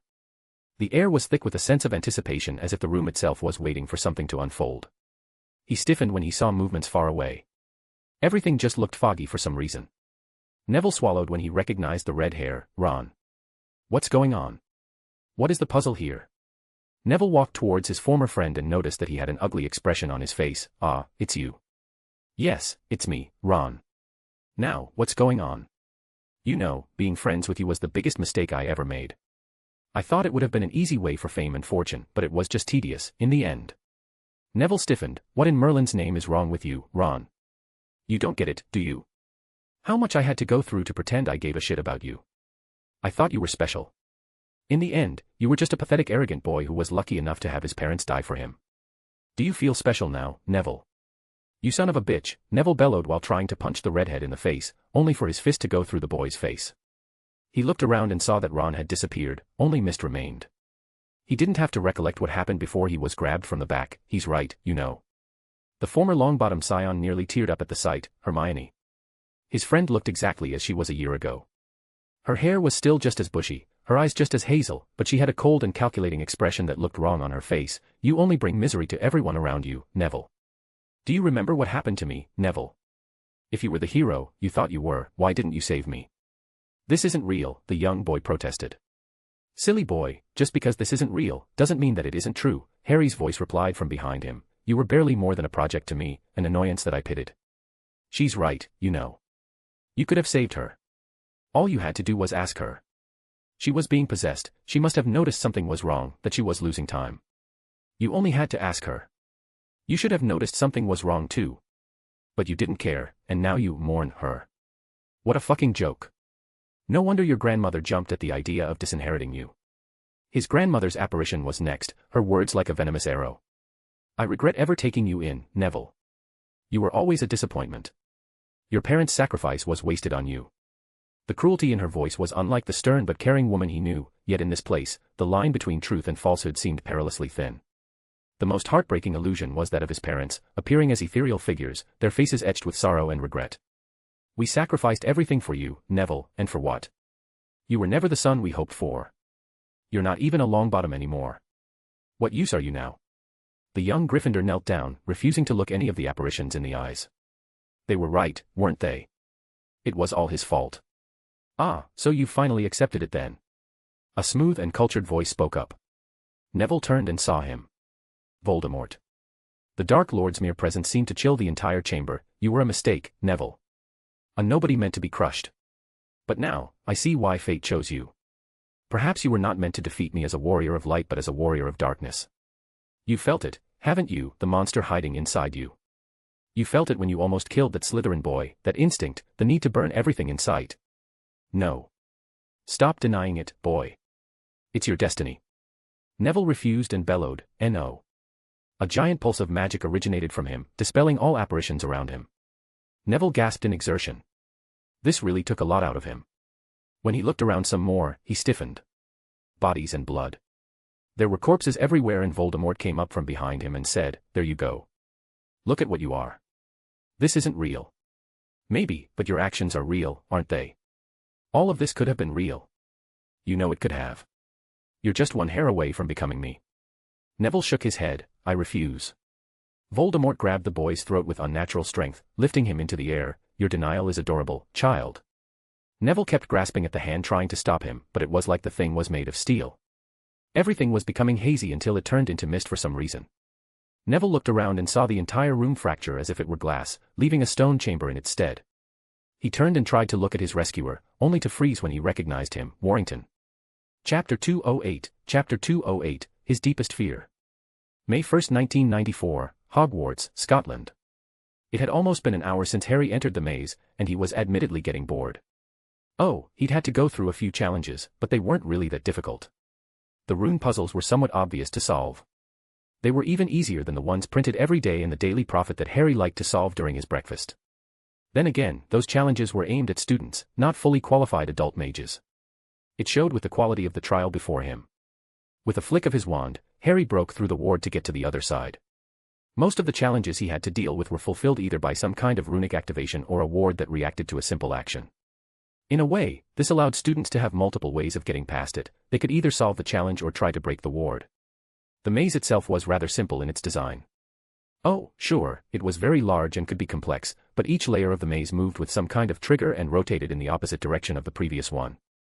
Each layer was guarded by a challenge of some sort, meaning that every competitor would have to go through certain types of challenges to get to the center. If Harry had to guess, each rotation was triggered by someone getting through a challenge, meaning that competitors' actions would affect each other in some way, be it positive or negative. The first challenge was a runic puzzle that Harry solved in seconds, and then some kind of room filled with mental illusions that he defeated with a glance. Then came a riddle room that was warded to open only when the answer was spoken out loud. Harry just broke the ward. It was a common enough ward that had a very well-known counter. Harry's arcane hearing really wasn't fair to the other competitors. Still, it wasn't like he was planning on winning the damn thing. It was obviously a trap. Honestly, he would have pretended to be stumped or pretend to make a blunder and accidentally get disqualified, if his friends weren't already in the maze. Thankfully, Tracy and Blaze were already eliminated at the second layer of the maze. Harry had memorized his friends' songs using his arcane hearing and could listen to their location. It was pretty imprecise, but he did his best to remain at the same layer as them, while progressively getting closer. Tracy and Blaze disappeared from the maze and reappeared somewhere outside somewhere around the second layer. Their songs did not have any sign of distress, only a bit of reluctant frustration, so he assumed that they were out of the task. Only Daphne remained in the maze, and she was going through the tasks very quickly. Harry slowly made his way towards her general location. This whole thing was a trap and Harry didn't want to leave the maze without knowing that she was safe. Afterwards, he would either send up red sparks and forfeit or pretend to make a mistake and get eliminated. Anyway, Daphne was doing very well from the looks of it. She was advancing very quickly towards the center. If Harry had to guess, their lessons in curse-breaking were very handy. Daphne probably just disabled any ward in front of her, which was something they had practiced extensively. Still, Harry had told Daphne that the whole thing was a trap. They had all agreed to lose quickly since there was very little to gain by winning the task. Tracy had the spot she craved in the court of Slytherin, and they definitely did not need the gold or recognition. Daphne ignoring their agreement worried him. He had to find her and quickly. Suddenly, the stones shifted around once more, and Harry stabilized himself quickly. The maze walls shifted with a very loud groan, echoing through the narrow passages. Harry watched, as the solid stone walls seemed to liquefy for a moment, rippling with arcane energy, before settling into a new configuration. A passage that hadn't been there before now lay open in front of him, becoming the only way out of the room. The whole transition was very smooth and seamless. Harry wanted nothing more than to study the runes that were probably etched in the walls but refrained himself. He still had to find Daphne. Cautiously, Harry stepped forward, his wand raised and ready to cast at the first sign of danger. As he moved into the newly revealed passage, a thick, swirling fog began to seep from the ground, curling around his ankles like a living thing. The fog was dense, almost tangible, and as he walked the furthest. Even without his arcane hearing, Harry would have been able to tell that the fog was charmed. It acted similarly to a cheering charm, only it amplified fear, not happiness. Then it came, a song unlike one that Harry had ever heard before. It began subtly, a barely audible whisper of fear, creeping into the consciousness almost unnoticed. And then, when it took root, it grew very quickly, the harmonies changing and shifting unpredictably, reacting to what it discovered. Beneath it all was a deep resonant tone, a foundation of some sort, something that is present in every single living thing. It was so familiar, right at the tip of his tongue, fear. It took longer than he liked to realize what this song belonged to, that's a boggart. The entire melody was just so complex, so much more different than that of any magical creature he ever encountered. But it didn't feel natural. This was different. This was something more. What are you? The creature seemingly materialized out of nowhere, into the image of an older Harry. You're a clever one, aren't you? I like to think so, and you didn't answer my question. Now, what would be the fun in that? It's not common that I find someone like you, with a fear that would allow me to communicate. I deserve to have a little fun, don't I? I wonder if you've realized what your fear is. Harry shrugged. I realized it the moment I saw you. It's in the eyes, you see. You're right. They're very familiar, aren't they? His heart leapt into his throat. This was a bit more personal than he liked to see. Because he had seen those eyes before every day in his previous life. It was the eyes of someone who was alive but did not live. A man who would die without truly experiencing life. If there was something he dreaded more than anything in this life, it would be that he would die alone, with that look on his face. Seeing it so plainly just made him uncomfortable. The boggart continued, most people are afraid of monsters, of other people, of their friends or family abandoning them. The wise ones are afraid of themselves, of what they could become. I have to play a role for every single one of them. But you. You're afraid of those eyes. You're leaving me a lot of free will to work with. But you won't tell me what you are. I won't, the creature denied. Then we have nothing to discuss. You see, I am rather busy. Goodbye, boggart. With a wave of his wand, Harry banished the boggart and dispelled the mist. He walked through the passageway and walked the paths that took him the closest to Daphne. He was getting close. He could hear Daphne's song getting louder with every step he took. He ducked suddenly as he felt a spell coming from his left and sent a stunner towards the castor. Harry cast a repelling shield in front of him to redirect two spells coming his way. With a flick of his wand, he conjured birds that flew towards the attackers and turned to chains, binding them and sticking to the walls. Deciding to see who was ambushing him, Harry snorted when he saw McLaggen and two other Gryffindors in his ear. Seriously? Why did you even attack me? The older boy looked resigned. Come on, man. After all you did during the whole tournament, are you really surprised that people wouldn't try to eliminate you? I guess not. Nice try, though, Harry complimented before stunning him and his collaborators. The moment they all fell unconscious, the ground swallowed them all, and Harry felt their songs disappear and reappear seconds later outside the maze. So being unconscious was grounds to be eliminated. That was good to know. Before he could analyze the effect, Harry felt Daphne's song race up into pure panic, then to blinding pain. Harry started running without thinking about it. All thoughts of hiding what he could do turned into smoke as he focused on saving his best friend. He was done playing. With a wave of his wand, the protections on the walls were bypassed and the stones moved away, creating an artificial path directly near Daphne's location. He warped space to minimize the distance. It took a dozen hops for Harry to start hearing the screaming. Daphne's screams grew louder and more desperate with each wall he went through. Her melodies turned into a haunting symphony of pain that cut straight to his soul. When he finally found her, he froze when he saw his friend contorted in agony on the cold cobblestone floor of the maze. Daphne's elegant blonde hair, typically styled with meticulous care, was now strewn wildly around her head, a halo of disarray. Her skin, normally the picture of porcelain grace, was marred by beads of sweat and etched with lines of pain. He tried to shake her, but she didn't seem to respond. The sight of her in such a vulnerable state was jarring to Harry, a stark contrast to the strong young woman that she really was. She was still trembling, and Harry instinctively went to try to do something. Anything. He knelt beside her, dozens of basic healing charms on the tip of his tongue only to stiffen when someone spoke up. "Ah, you're finally here." Harry pointed his wand at the source of the voice to see Ron Weasley of all people smirking at him. "What did you do to her?" "It was just a cursed locket I had around. Only I can remove it from her. With it, I can make her feel extreme pain with just a thought." Harry prepared himself to break the locket entirely only to be interrupted by Weasley once more. "I wouldn't do that if I was you. If the locket is removed without my permission, she will die. If not by the backlash, then the Imperious curse I put on her would do the rest. She's such a willful young woman, I have to say." Harry noticed Daphne's glassy eyes, a telltale sign of being under the Imperious curse. "You're not Weasley, are you?" "I know him. He wouldn't have been able to pull something like this off." "Right again. He said you were bright.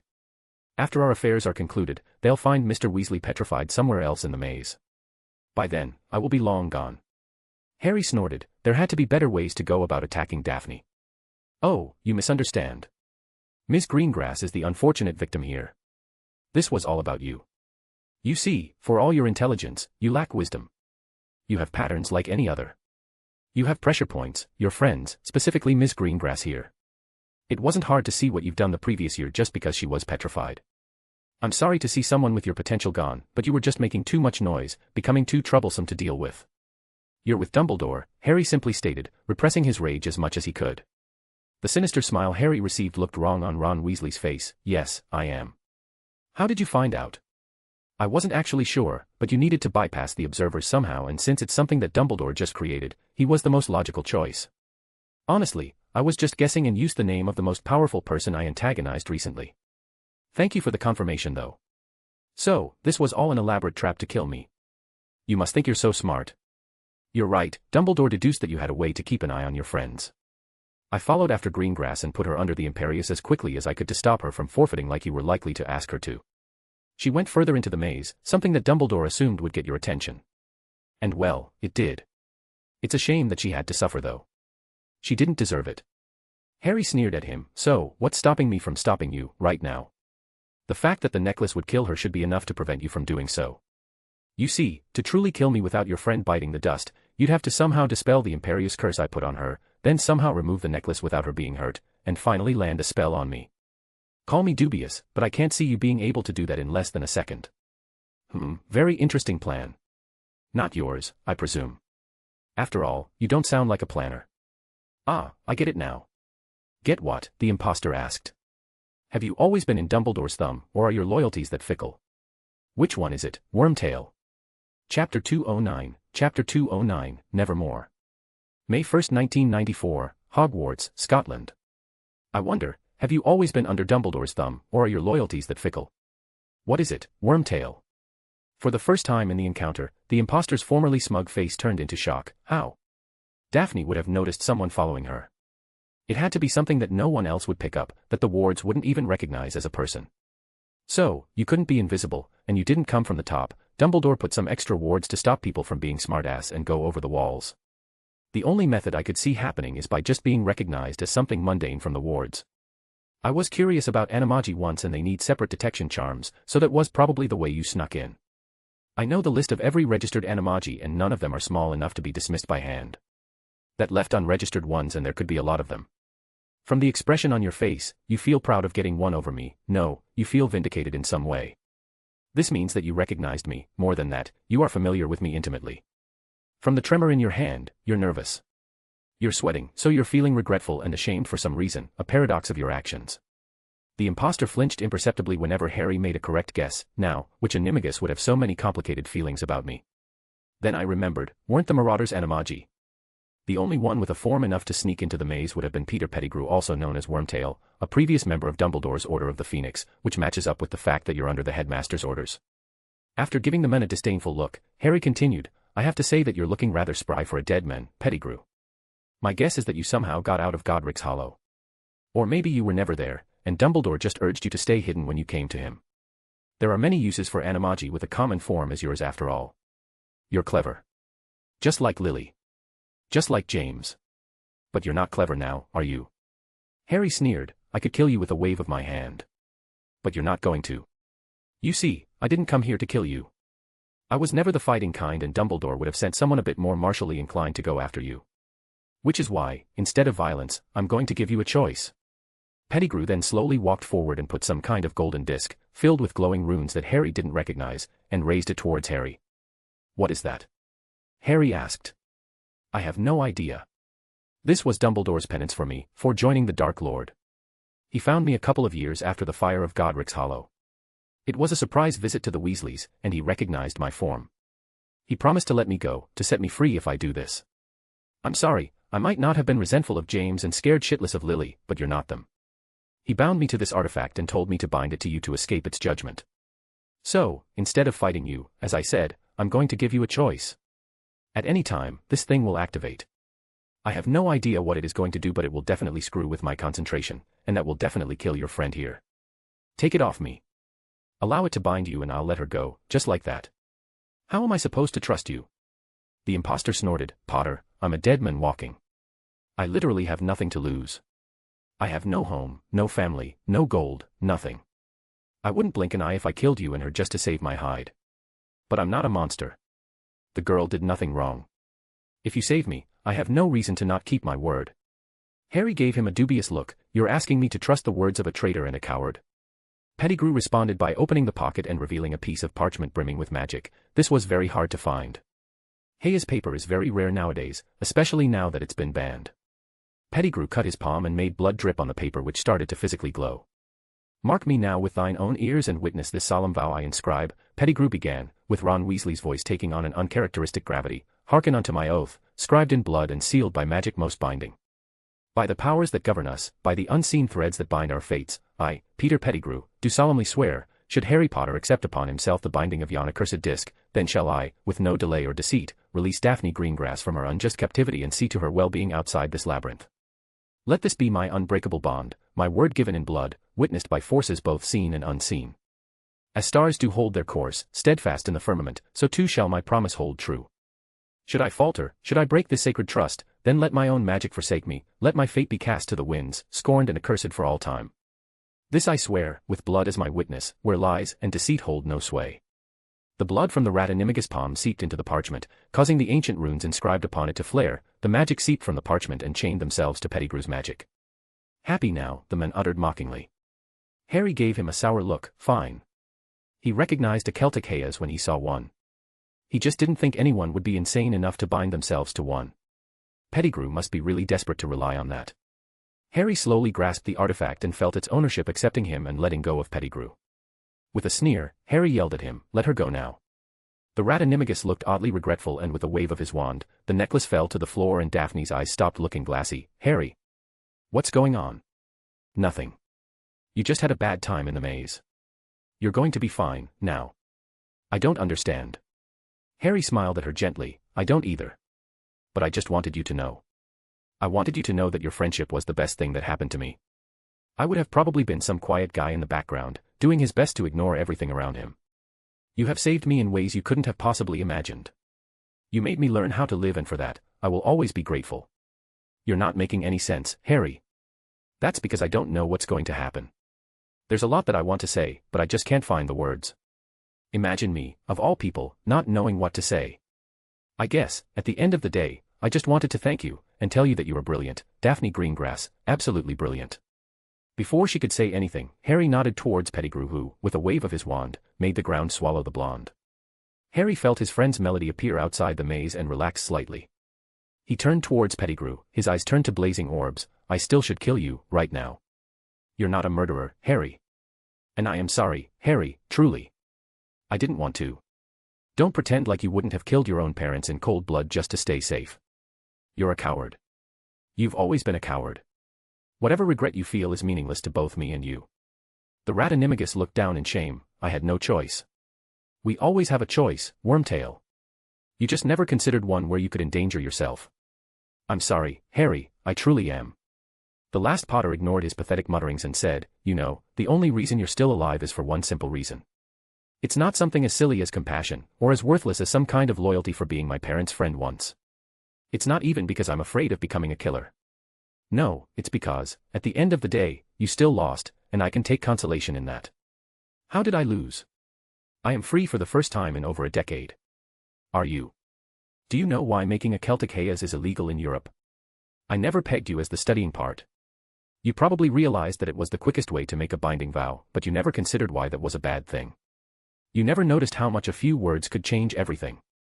You probably had an oath memorized. Now think back on what you said. No, the rat animagus with a look of horrified realization on his face. But yes. You swore to see to Daphne's well-being, not to see her safely returned outside the maze.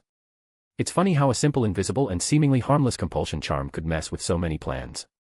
You bound yourself to Daphne Greengrass. Any time she would be unhappy, your Hayes will hurt you. Every time she is so much as unhappy, you will be bound to do your best to save her. And that's the best part, you didn't even put a limit to any kind of well-being or a time limit, so you will never be able to do anything to her or her family as long as you remain alive. And that's more productive than just killing you, isn't it? Her sister has a blood curse that no one has been able to cure for centuries, and if she died, Daphne would be in so much pain. I can only imagine what your Hayes will put you through, then. You didn't think I would let you get away with torturing my best friend, did you? No. Harry shrugged and banished the rat animagus away, pinning him to the stone walls. The form of Ron Weasley started to morph away, revealing the cowardly man that hid beneath. You see, you didn't think beyond the artifact. This thing, Harry held the golden disc up, is too complicated of an artifact to just kill me. I have no idea what it does. I can't even tell what it is, but the old man was always fond of saying that there were things far worse than death. I will beat this thing and escape it, that I promise you. And when I do, I strongly advise you to keep out of my way. You'll find that this world is a very small place when I'm angry with you. With another flick of his wand, the wall parted away as if it was a liquid and Pettigrew was thrown to the other side. The wall closed a second later, leaving Harry alone in the chamber. He could feel the magic of the golden disc grow exponentially, as if ready to cast a spell, and he knew that whatever it was supposed to do would happen soon. He took a deep breath and tried to find a way to reverse the process, but no magic seemed to affect it at all. He tried to resist as best he could, delay the inevitable, but that was it, a small delay. Damn it.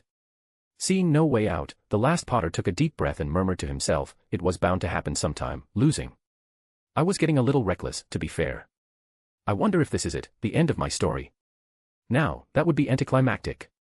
All of my adventures, preparations, being useless because of a meddling old man and a cowardly rat. It's not fair. It's not fair, he yelled before kneeling down. I could have done so much more, been so much more. But this is what I get.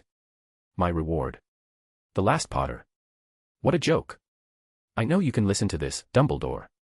It's how you knew how to activate the artifact when Pettigrew gave it to me. So, let me tell you, I will counter this artifact. I will fight for every moment.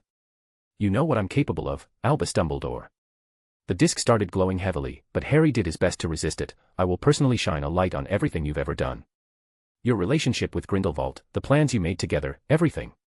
I will rain hell on you until you take your last breath. I will end you and everything you love, everything you've ever cared about will be gone one by one until you remain, a pathetic old man who thought he was above the rest of the world.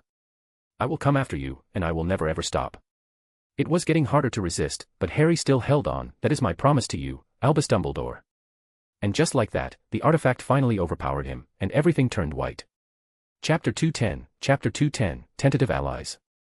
May 1st, 1994, Hogwarts, Scotland. Neville looked around and saw the entire room fracture as if it were glass, leaving a stone chamber in its stead. He turned and tried to look at his rescuer, only to freeze when he recognized him, Warrington. The older boy's eyes visibly widened as he reached down to him, Longbottom. Well, isn't that a surprise? What's going on? The younger boy muttered to himself as he grasped the Slytherin's hand and pulled himself up. Oh, nothing. I just heard screaming and ran towards it. You're the first person I've seen since I entered the maze. I think they used a lot of expansion charm. There are hundreds of us in here. Did you see anyone? Neville shook his head, no. But if the challenges are like the ones I faced, I don't think a lot of 3rd and 4th years are still in the maze. The runic puzzle was touch, but whatever you saved me from was the worst. Both boys walked side by side outside the chamber. That was nebulophobium. It's some kind of thick, swirling fog that taps into the deepest fears of those within it. The fog itself can shift, even become corporeal after it sucks enough magic out of the victim. Adding in the fact that the spell can layer illusions on top of the fog, and it can enhance the fear its victim feels, it's a very nasty spell. I only know about it because of an extracurricular assignment I made for Lupin. I never thought I'd see it for real. The former Longbottom scion shook his head. Thanks for helping me, by the way. I don't think I would have been able to keep up for long. It's a cruel spell. I didn't even recognize you when I stopped it. And even if I did, I would have done the same. Really? Even after what I've done to you? Neville asked with a hesitating tone. Of course, I would have. Look about the duel thing. The former Longbottom scion protested. Look, I know I messed up. Words cannot express just how sorry I am about what happened. I won't try to explain myself, but there was something wrong with me. Like some kind of mental effect that made me very quick to anger and violence. I was getting frustrated during the duel and then things really got out of hand. But it's gone now. I went to healers and everything. I know this doesn't make up for what I've done to you, or the fact that you almost died at my hands. The older boy just didn't let him continue and raised his hand, but nothing. Look, what you did was horrible, especially since my little sister was in the stands, but I don't care. What's done is done. It was odd, to say the least. Looking back at his actions since his crest was unlocked, his duel with Warrington was one of the events he regretted the most. It was obvious that the older boy was the better dueler, and he should have won. But Neville's scar thought differently. It kept pushing and pushing, channeling his frustration and turning it into rage, giving him ideas, spells, and tactics that would make him win, no matter the cost. He had almost killed someone. It was hard to explain the horror he felt afterwards. And yet Warrington was just waving the whole thing off as if it was nothing. Neville, even without his scar yelling at him, even with his newfound clarity, wouldn't have forgiven someone who would have tried to kill him. And yet, he couldn't help but feel hopeful at the thought of forgiveness, at the thought of the weight being lifted off his shoulders. You're letting it go just like that. You almost died. Yes, I have. But I didn't. Your grandmother went to speak with me after the fact. She paid me a small fortune just to not press any charges. Don't worry, I wasn't planning on doing it anyway.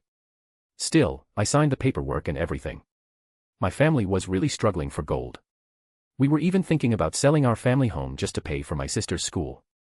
I have been working my ass off every single day for years to make sure that doesn't happen. I was under so much pressure. Your grandmother's gold saved my family. I don't have it in me to be angry at you if the end result was my sister's happiness. All it cost me was a scar, in the end. Neville couldn't help but stiffen when he realized just how much his grandmother saved him in this crisis. The idea of legal issues just didn't enter his mind. He was just so absorbed with the idea of losing his family crest that he never considered it. Still, even if he still felt guilty about it, Neville couldn't help but feel relieved. This was the best possible outcome for this mess he had put himself in. He took a deep sigh. Still, I wanted to say that I'm sorry. The older boy waved him off. Don't worry about it. Say, since we're the only ones here, do you feel like partnering up? Really? Neville didn't even try to contain his incredulous tone. You want to partner up with the guy that almost killed you? Will you stop saying that? Warrington exclaimed. Look, I know you feel bad and everything. But I think we would be valuable to each other in this place. We could have each other's backs and get through this very quickly. No, there's something more to it, the former Longbottom replied with a certainty he didn't know he had. Fine. Look, I'm good and I know I'm very good for a wizard my age. But I don't think I'm better than all those 7th years and I need the extra grades for my OWLS. I need all the help I can get.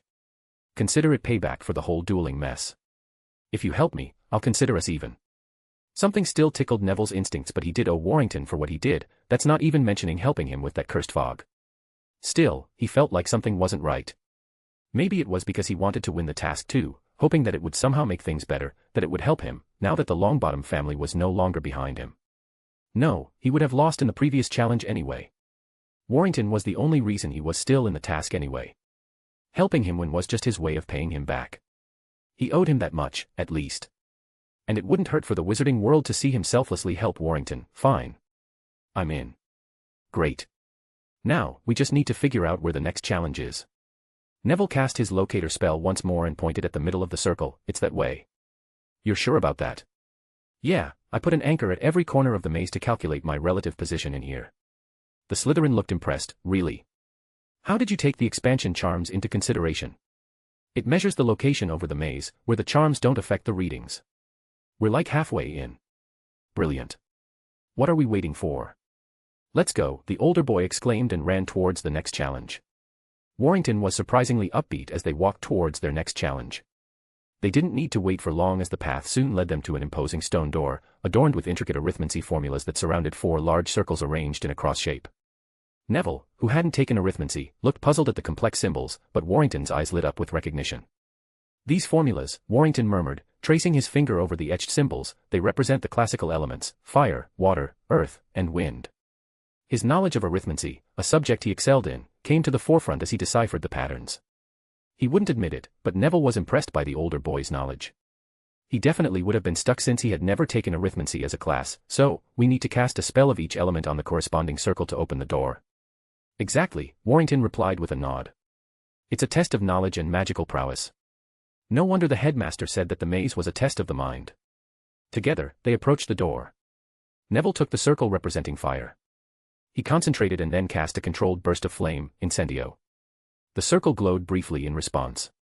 Warrington took the water circle.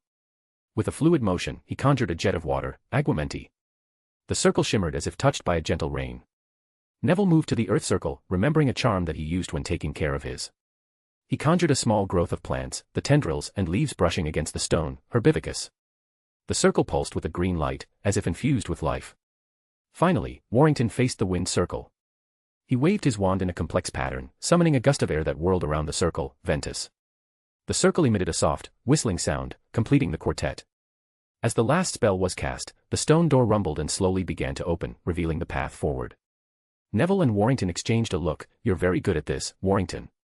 I've always been fond of arithmancy. I thought about being a curse breaker or a spell crafter. They made enough gold to get me interested, but I guess I grew to like it. Neville just nodded, not knowing what to say, and just cast a wand to illuminate what was on the other side of the door. He gaped at the sight in front of him and heard Warrington gasp behind him. The door swung open to reveal a vast expanse of a library, a grand spectacle of knowledge that seemed almost rivaling the famed library of Hogwarts. Towering shelves, reaching almost to the ceiling, were lined with countless books of every size and color. The air was filled with the musty scent of old parchment and leather, and the gentle rustling of pages seemed to whisper secrets of ancient magic. Ladders on rails and intricate walkways connected the various levels, creating a labyrinth of literary treasure. Neville's eyes widened in awe at the sight.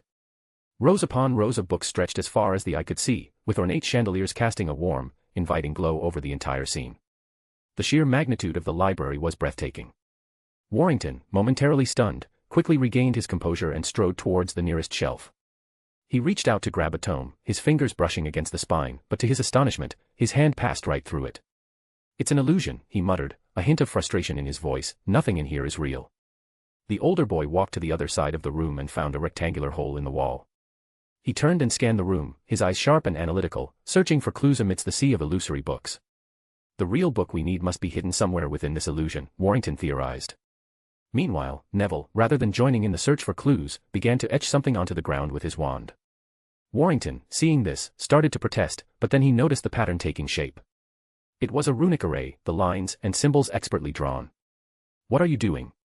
Warrington asked, curiosity piqued. Harry taught me, Neville replied, focused on his task.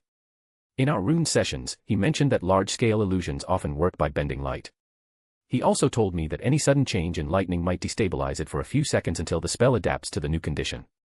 Neville activated the runes with a pulse of magic, and a giant pulse of light like an overpowered lighting charm. And just like that, the grand illusion of the library began to unravel, the books fading away to reveal the bare walls behind them. In the wake of the dispelled illusion, Neville spotted a book that remained solid and tangible. It was roughly the same size as the rectangular hole they had seen in the wall. He picked it up, feeling the weight of real parchment and leather in his hands, and approached the door. Carefully, he slid the book into the hole. It fitted perfectly, like a puzzle piece completing a picture. As the book settled into place, the wall began to meld into it, the edges blurring and merging. Invisible runes, previously hidden, started to glow with soft light, and the wall opened like a hidden door, which swung over, allowing them to go through. Warrington gave Neville an impressed look. Not bad, Longbottom. Not bad. Neville simply answered with a grin, well, I had to pull my weight somehow. He tried using his locator spell once more only to gasp at the results. The older boy looked at him with a concerned expression. What is it? I think the library was a shortcut or something. We're almost at the middle of the maze. Are you sure your spell is just not malfunctioning? The younger boy furrowed his eyebrows. It shouldn't. Neville slowly walked forward, his wand drawn, only to freeze as he saw what was ahead. The tournament cup was gleaming on a plinth 100 yards away. Before he could even register it, he started running towards his prize. The trophy symbolized all his dreams, all his opportunities, all his hopes. However, he stopped himself when he was just a few feet away from the trophy. What was he doing? Was he really prepared to betray Warrington, who had saved him from the cursed fog, the boy he had failed in so many ways? The answer was evident. No, he wasn't. Neville might not be a Longbottom anymore, but what kind of person was he going to be, if he betrayed everyone around him for an ounce of glory? He heard Warrington coming behind him. You didn't take it. No. I promised you that I wouldn't. The older boy sounded pensive. You know, I fully expected you to do it, to betray me. I know. You're supposed to be this arrogant ass, you know. Who would have thought that you would be so noble? You're making this a lot harder than I thought it would be. Neville didn't really understand what the older boy was saying. I don't understand. I'm sorry, Longbottom. But I can't let them hurt my sister. Before he could say anything, Warrington sent him flying back towards the trophy. The moment he touched him, Neville felt a jerk somewhere behind his navel and the maze disappeared from his sight. Chapter 211, Turbulent Times. May 1, 1994, Hogwarts, Scotland. Victory was near. He could almost taste it. It was all coming together brilliantly. Even he hadn't expected things to just align themselves so perfectly when he devised the tournament months previously. He had his doubts, especially with the Potter boy being a thorn in his side, but by the end of the day, everything should be on track for his dream to become reality in Britain in a few years, and soon after, the entirety of Europe. Who would have thought that a school tournament would be so important that it could change the course of history? And the best part, no one would even realize it. No one would imagine that this would be his crowning moment. This was him realizing his goal, completely independent of the light that governed his life. The creation of a truly peaceful magical world, where children would grow up without the shadows of war, learning magic as the wonderful force it was. This was his crowning moment. The income from the tickets made up for the materials he had used to build a new prison that he had dubbed Treacherous, after Greek mythology. For all the scandals and losing his position as the supreme mugwump, and with it a lot of influence over the European political scene, this prison more than made up for it. The moment Treacherous became the official magical prison in Britain and the inmates were finally transferred, Albus became untouchable. Albus could turn the entire country on its head with barely a thought, and with the way Cornelius blew a lot of gold trying to quickly capture the Azkaban escapees by hiring mercenaries and hit wizards, the ministry finances couldn't afford another large undertaking for years. The man really was a far better peace minister than a wartime one. He panicked very quickly and was more worried about his investments in the Quidditch World Cup and the European tournament, which wouldn't really pay off for a few years. It wasn't really his fault. Cornelius' reforms would help the economy grow through international trade. It was the best way to move on from the civil war that Voldemort started, but that was a long-term project, which he probably wants to outline in his re-election campaign. But that wouldn't matter anyway. Today was the day Albus took his first step in destroying the last traces of ancient and unpredictable magic in magical Britain, something that even the light seemed to approve of. His journey that started the day his sister perished all those years ago, was coming to a close, and he couldn't help but have a smile on his face ever since the day began. The destruction of his relationship with Grindelwald, his brother's hatred, his decades of manipulation, his years of slowly making magical experimentation fade out of society, and even destabilizing the country with the Dark Lord, in a civil war that he used to strategically eliminate people that would have eliminated him. After all, no one really paid attention to a few deaths here and there, when there were guerrilla attacks happening every day. And this was it. The beginning of the end. The Potter boy was the first sacrifice for his end goal. His fate was a tragic one, even for Albus. The boy might have been a nuisance and a very intelligent wizard, but he lacked perspective and wisdom. He would have been an opponent of the making, and as much as it pained Albus to see such a promising wizard disappear, he made sure that the boy's life wouldn't be in vain. In a way, it was Flamel who had doomed the boy as much as Albus did. He could have made do with the Philosopher's Stone, but the famed alchemist just had to hide it from him. He spent years looking for it, trying to decipher any clues in Nicholas' notes, but he gave up and ended up using one of the few artifacts remaining from those loathsome fae. As much as it pained him to use such an artifact, it was his best choice, and the Potter boy was just too enticing of a victim. And no one would really miss the boy. Outside of Arcturus Black, and those three friends of his, no one really cared about Harry Potter, and that made him the perfect target. Albus watched from the stands, suppressing the urge to smile smugly, as the unconscious body of Harry Potter was being levitated to the infirmary. The crowd didn't even notice anything wrong, he was just one of the many lightly injured students who were eliminated from the maze. Alastair grunted next to him. So, I'm assuming this is your work. I'm afraid I have no idea what you're referencing. Young Harry's elimination was such a sad thing. Everyone had him as the underdog and expected him to somehow stumble into a victory. The former Auror's response was a snort. He probably thought that Albus arranged for him to be eliminated. He didn't see the full picture. No one did. They didn't realize that this was not Harry Potter being fretted over by Madame Pomfrey. The idea was simple: replace the boy's feed with that of one of his agents so that no one would notice his disappearance, and have him suffer a magical accident in one of the challenges. It was just so easy with Polyjuice, and Dumbledore had even used alchemy to make his agent have his appearance permanently. Then all it took was a spell misfire in the maze to eliminate him, and then not waking up due to a surprising case of dragonpox. It seemed like Arcturus Black did not check if his ward was up to date with his immunity potion. Albus had personally checked up on it and found no trace of them. All the detection charms would say that the boy suffered from the disease, and a very quickly progressing one, considering how far along it was. Someone would even suggest that there had to have been some kind of magical interaction to accelerate its progression so much. And those detection charms would be correct because the man wearing Harry Potter's skin was dying from the disease. He accepted Albus' deal in exchange for a nice sum of gold for his children, and a guarantee that they would have fruitful careers. In the end, the boy would remain unconscious in St. Mungo's until he inevitably perishes. As far as the world would have been concerned, it would have been the end of the Potter family. No one would know the truth about the boy's fate, and that suited him perfectly. Still, the small speech that the Potter brat said as he was being bound to the artifact made him shudder. There was conviction in the promise of escaping and hunting down Dumbledore. So much so, that the headmaster almost believed it for a fraction of a second. It was utter nonsense. Of course, the artifact's power was known to be absolute. The Fae did not mess around with magical items. He shook his head, ignoring the brat's words and promises of ruin. The Potter brat was gone, and that was one loose end gone, nothing more. With that done, Albus decided to switch to his next objective, Neville Longbottom. The boy had strangely grown since the mess that was his dueling match. He was fairly sure that someone had hexed the boy or something, achieving a similar result. The boy might be a little reckless, but he wasn't stupid enough to cast dark magic in front of thousands of people. It took more than a few bribes to the correct people for things to not blow up. The fact that the Warrington boy didn't press any charges stopped things from progressing from an official standpoint, but public opinion regarding the boy who lived was at an all-time low. Thankfully, Augusta Longbottom pulled her weight and stopped things from escalating too much and took young Neville out of school for a few weeks.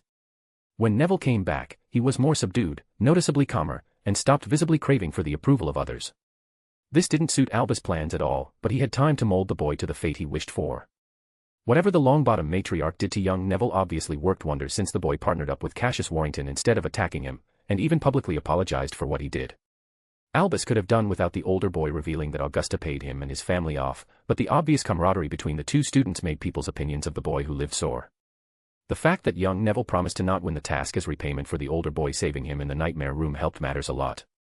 All in all, the artifact was ready for his plan, the Potter boy was gone, Neville's reputation was finally starting to get a little better, and he had ended up with a fortune from the ticket sales. Talk about hitting 4 birds with 1 stone. Deciding to get the whole event over with, Albus controlled the maze to shift in a way that the Longbottom and Warrington duo would have access to his shortcut towards the trophy. They solved the puzzle surprisingly quickly, and the moment they arrived near the trophy, Albus got up and walked out of the stands towards where the inevitable champion was going to appear. All that remained was for Albus to announce the winner, retrieve the artifact, and silence Pettigrew. His final plan will be ready by the time the official award ceremony is ready. It would be more than enough time to get the artifact and make some final preparations. He could get rid of Pettigrew later. The rat Animagus didn't know that Albus had tracking charms on him. Even if he had gotten rid of it, the headmaster had a vial of his blood that he could use as an anchor to a blood-tracking spell. Thankfully, Wormtail was extremely predictable. Cowards often were. For all the rat Animagus wanted to believe that he had betrayed Albus and gotten one over him, the headmaster had already known about his defection and his plan of betraying the Potters. He didn't do anything since he had known from Severus that Lord Voldemort was planning on attacking the Longbottoms, which was where Albus laid his trap for Voldemort. However, Albus was growing suspicious of Lily Potter's behavior during the war. The girl was obviously not buying into his philosophy but was forcing herself to pretend that she did. The headmaster had sacrificed too much for his dream to flourish. What he had done to Gellert alone was more than enough proof of it.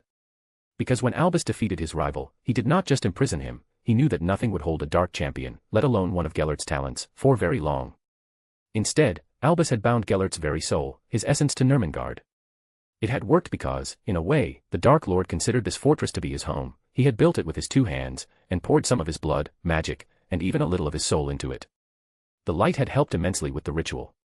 Not only did this trap Gellert in the fortress, but it stopped him from dying and allowed a new dark champion to rise. The entire fortress acted like a bastardized phylactery, a trap using Gellert's own soul. This was a fate worse than death. But it was a necessary one. The light had promised him that this would be the first step towards achieving his ultimate goal, and so far, it did not steer him wrong. Now that he was a little wiser and a little more experienced, he could have found other ways of doing so. He understood that the light had pushed him in a way to cripple the dark. He was manipulated but not lied to. He learned to recognize the difference between the two over decades of life. When to resist the light and when to follow its advice.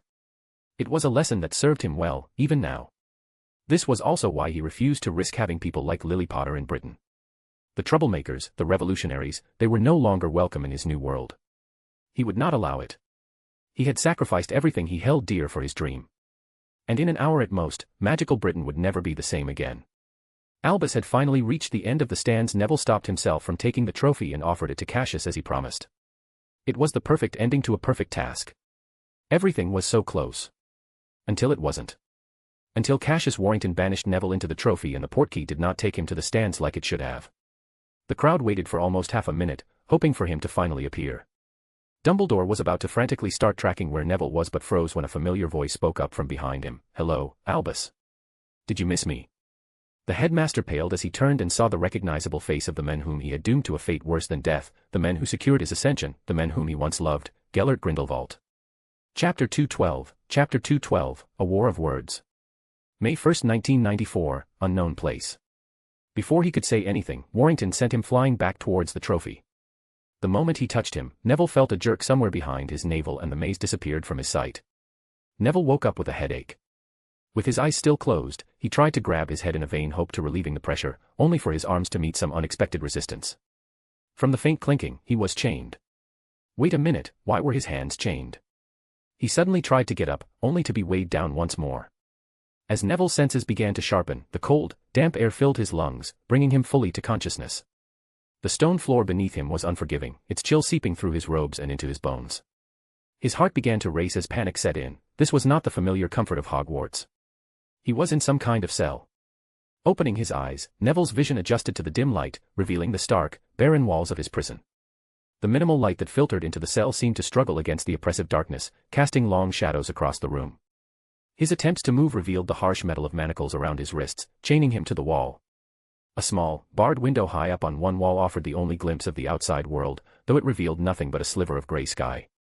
As he tried to gather his thoughts, a movement caught his attention. Across from him, barely illuminated by the weak light, was another figure. The man was a pitiful sight, his robes were tattered and filthy, hanging loosely on his emaciated frame.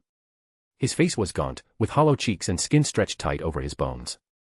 The man's gray eyes, though dulled by hardship, flickered with a faint recognition as they met Neville's. There was something eerily familiar about him, a connection Neville couldn't quite place. Memories of a photograph shown to him by his grandmother surfaced, but the name escaped him, lost in the fog of his disoriented mind. His mouth moved before he could even properly think about it. "Who are you?" The men giggled desperately. "You have just been kidnapped, taken into a cell in a mysterious place without your wand, and your first reflex is to ask me who I am. You seem familiar. I suppose I could be. I'm assuming you're the infamous Neville Longbottom. Even after years in this place, isolated from the world, I do know who you are." Neville felt uncomfortable at the realization. "You've been here for years." "I'm assuming it is. A few of the guards are kind enough to tell me the date. The others often lie about it like it's some kind of joke. I've been here for over a decade. I think I was taken a few days after your parents died. You look like them, you know.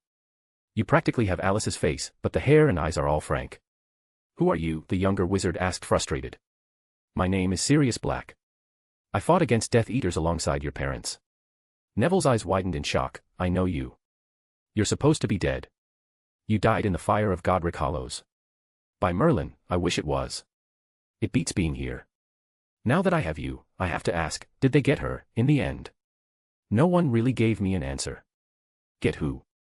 The sound that left Black's throat was more akin to a growl than a word. "Lily." "You mean Lily Potter? She died in the fire alongside her husband. How can you not know that?"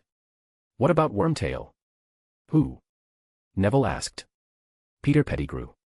It was just a nickname we gave him. Dead too, in the fire. They had a plaque for him and everything." Black snorted. "A plaque, for what?" "Being a coward and a traitor." Neville didn't understand what Black was alluding to. The events of the fire of Godric's Hollows were shrouded in mystery. There were no survivors to tell the tale except for Harry, who was 1 year old at the time.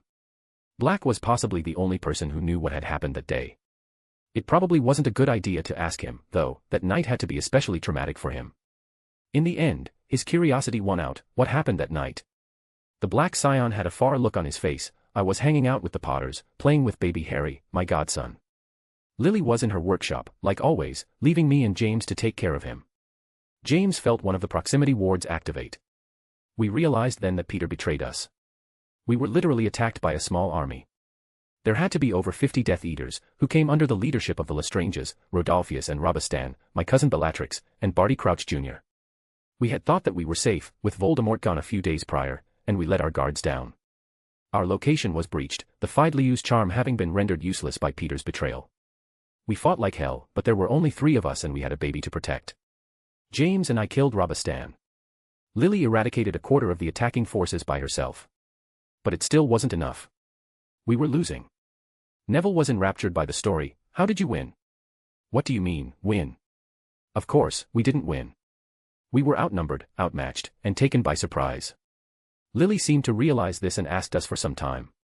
We assumed that she had a plan, but she just took out baby Harry and used some of her blood to draw runes on him. I thought she was doing something to keep him safe. I wasn't exactly wrong, but not in the way I thought.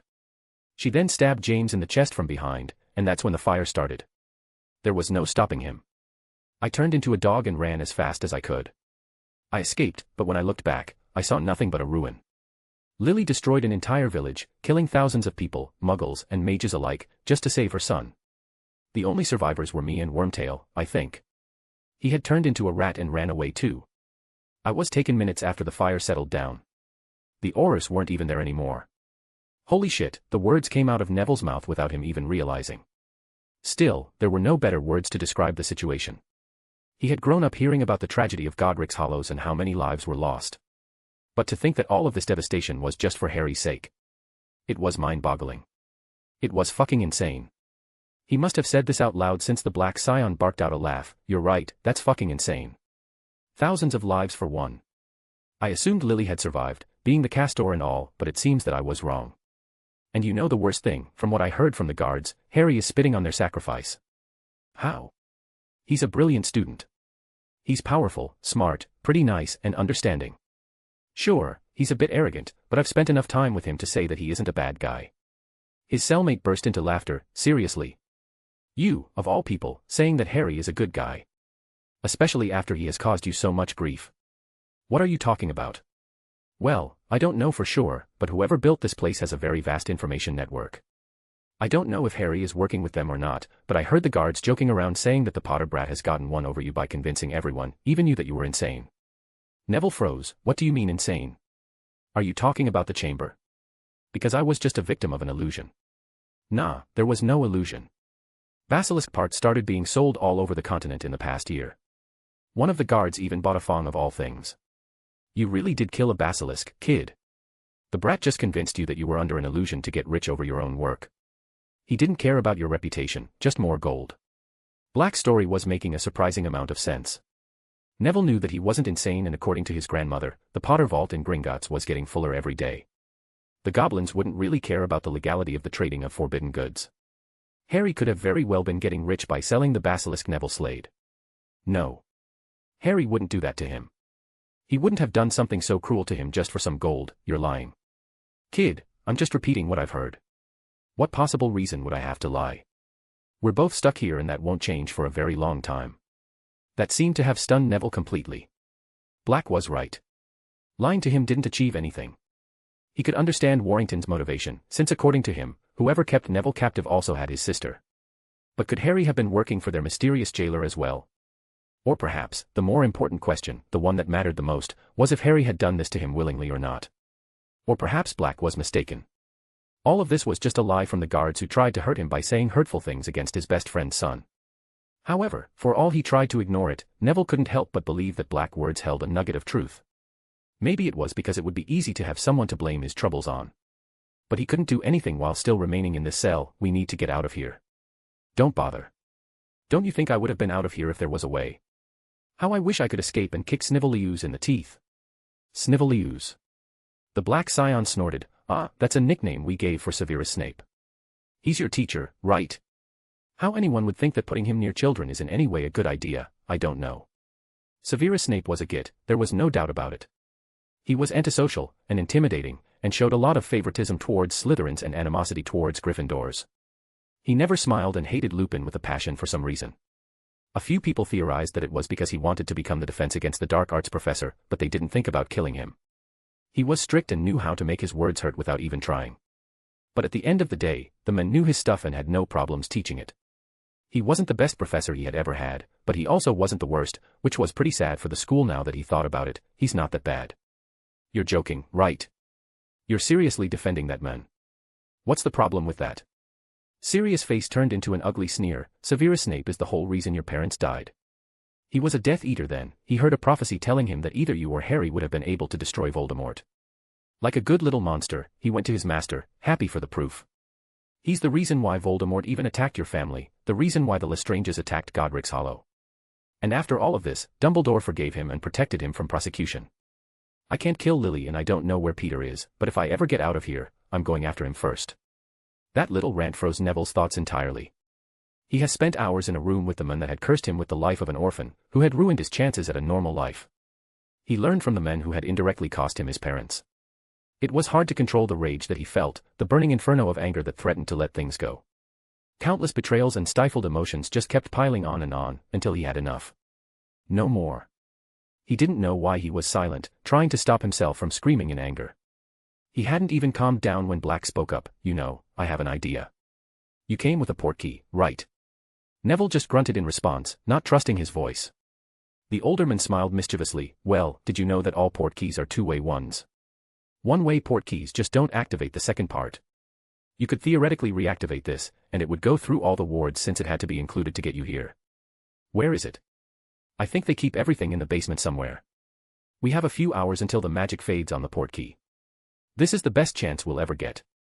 Neville hummed. What do you need? I need some time to refine whatever wandless magic I taught myself while I'm here. Once we're out of the cell, we'll need to knock out a few guards to get wands.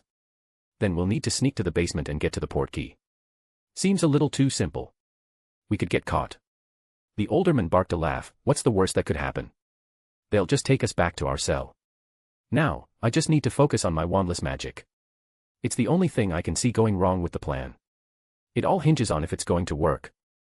Maybe it was because of the rage he felt or how scared he was from getting a cell, but Neville broke the promise he made to his grandmother. He actively sought out the knowledge in his scar through the corpse of the family crest that he once had.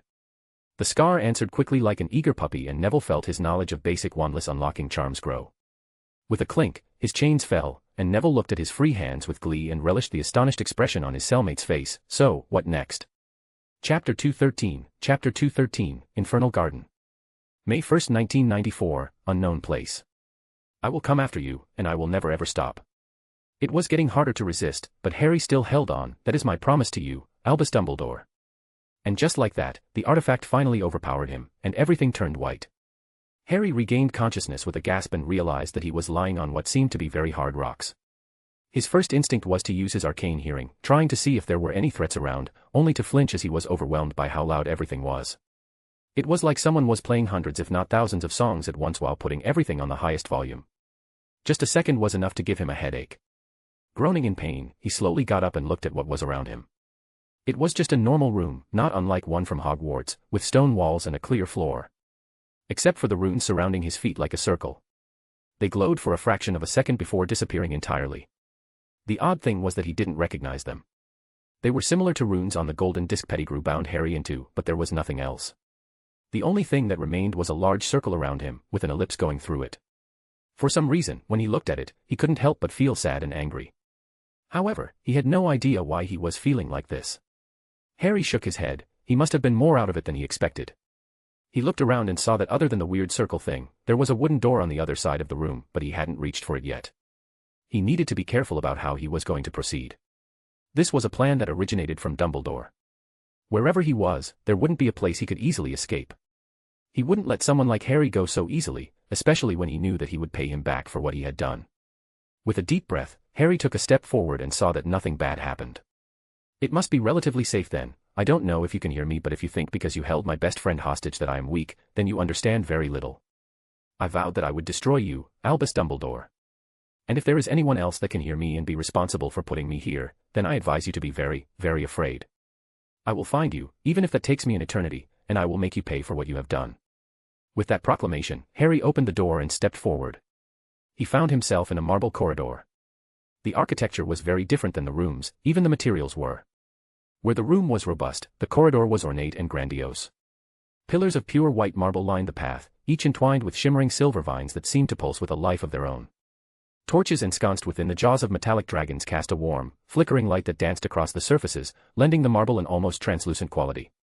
The floor was a mosaic of countless small tiles, each one a different shade of blue, from the palest cerulean to the deepest navy. The tiles formed a river of color that flowed down the length of the corridor, guiding Harry's way. Harry approached the window at the corridor's end, the last barrier before the enigmatic double doors. As he peered through the leaded glass, his breath caught in his throat. Beyond the confines of the corridor lay a garden of such splendor that it seemed a fragment of paradise itself had been ensconced within the castle's boundaries. The garden was a canvas of vibrant colors, with flower beds woven together like the threads of a masterful tapestry. Blooms of every hue and shape basked in the sunlight, their petals unfurling in the gentle caress of a warm, honeyed breeze. The air was sweet with the fragrance of jasmine and rose, mingling with the fresh, green scent of lush grass that rolled out like a plush carpet under the canopies of ancient trees. A lake, clear as crystal, lay nestled at the garden's heart, its surface so still it mirrored the sky above in perfect symmetry. The water caught the light of the sun, breaking it into 1,000 shimmering diamonds that danced upon the waves with each soft ripple. The lake was bordered by weeping willows, their slender branches trailing fingertips across the water's surface. Harry couldn't help but speak out loud, "What is this place? A paradise of some sort? No, it can't be. There would be other people, there would be noise. I can't see any wildlife, just plants. A prison, then. Maybe, but what would be the point? There have to be better prisons to put someone in. The decor definitely doesn't match. So, which is it?" He didn't have a chance to continue as the corridor started to shift. Behind him, the entire corridor started to shift. The door behind him was swallowed away, but the back of the corridor started to constrict itself, slamming down. Harry ran, frantically to the other side, trying to outrun it.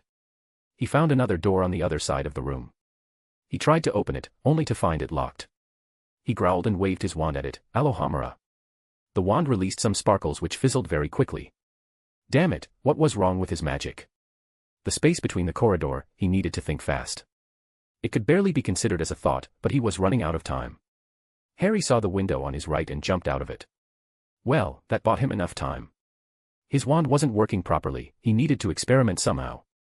Considering the distance estimated while looking out the window, he would fall for 4 to 5 seconds. Well, that's 3 extra seconds of life, that's a plus. Back to his problem, his wand wasn't working. His arcane hearing wasn't either. Everything was too chaotic, too wild, too loud. Wand spells were too fragile. The moment they left, they were snuffed out, saturated by the ambient magic, like a small drop of paint in an ocean.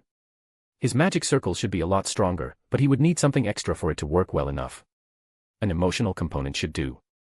He needed something strong, something he could easily draw out. What did he feel right now? Fear. He was afraid. With a wave of his hand, Harry conjured a magic circle and enhanced it with all the fear he felt at the thought of dying. The circle materialized for a few seconds, slowing down his fall. Harry grinned to himself until the circle was overwhelmed, and he was sent flying away, into the garden. He must have blacked out from the whole thing, because the next time he opened his eyes, it was dark. A full moon illuminated the clearing he was in, being reflected by the calm lake.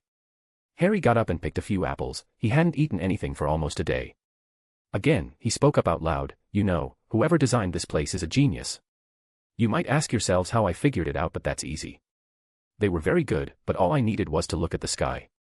I wanted to use them to have an estimate of where I was. Astronomy is cool like that. I never expected that there weren't any stars in the first place. I definitely recognized some kind of space manipulation when the disk took me, so the question remains, where did you take me?" He didn't know why he kept talking to himself out loud. Everything was just too quiet, too perfect, and he wanted to ruin it somehow. Or maybe it was because the silence unsettled him. He walked slowly outwards, making sure to not fall into any traps that might be there. He kept walking until the sun rose and froze when he reached the end of the grounds. Harry knew that it was the end because there was literally nothing. When he looked out of the boundary, all that remained was a giant void. There was no ground beneath, only a chasm of unfathomable depth that seemed to swallow all light and sound. Above him, the sky stretched into infinity, a vast expanse of azure that held neither cloud nor bird, a stark ceiling to this floating fragment of earth. He was alone on an island with northwest other place in sight, no way to determine his location and no way to return. He was trapped. Harry couldn't help but kneel in rage and desperation. So, this is a prison. No, it is something more. I can feel it in my gut. You might think you're clever for trapping me here, but I will get out of here. As if someone had heard him, the boundary of the island started to tremble. Harry instinctively walked back as the outer parts of the ground detached themselves from the island and fell into the abyss below it. It seemed like it was going to keep falling, but the entire thing stopped just a yard in, making the island's radius 1 yard smaller. He didn't know how long he stood there, watching the abyss, until his stomach grumbled once more. Harry walked back, deciding that he wouldn't be able to focus without getting a bite to eat first. With an apple in hand, Harry decided to search the castle once more. He froze when he saw it. It shifted. The entire castle shifted. It must be connected to the ground falling. Does it happen at the same time? Curious, he entered the castle once more, following the corridor. There was writing on the wall, writing that he just did not understand, but it was pretty similar to the runes he had seen earlier. The architecture changed entirely with each room. This whole place was like a puzzle of old civilizations. But the corridor and the outside remained the same, like pieces of frozen time. Whoever had made this place didn't need to go through so much trouble. Or maybe, they had to. Considering just how perfect everything is, there were no blemishes, no inaccuracies. Everything was just flawless to an unnatural degree, especially compared to what was inside. The conclusion was very evident: whoever made this place is not human, and I'm not the first person here. This thing is very old, especially considering the signs of old civilizations, like ancient Egyptians and ancient Greeks, in the styles of a few rooms. When the sun came down once more, Harry felt the castle shift once more. He ran out of it and watched from the garden as its walls shifted and turned. He walked towards the border once more. He noticed that it had come closer too.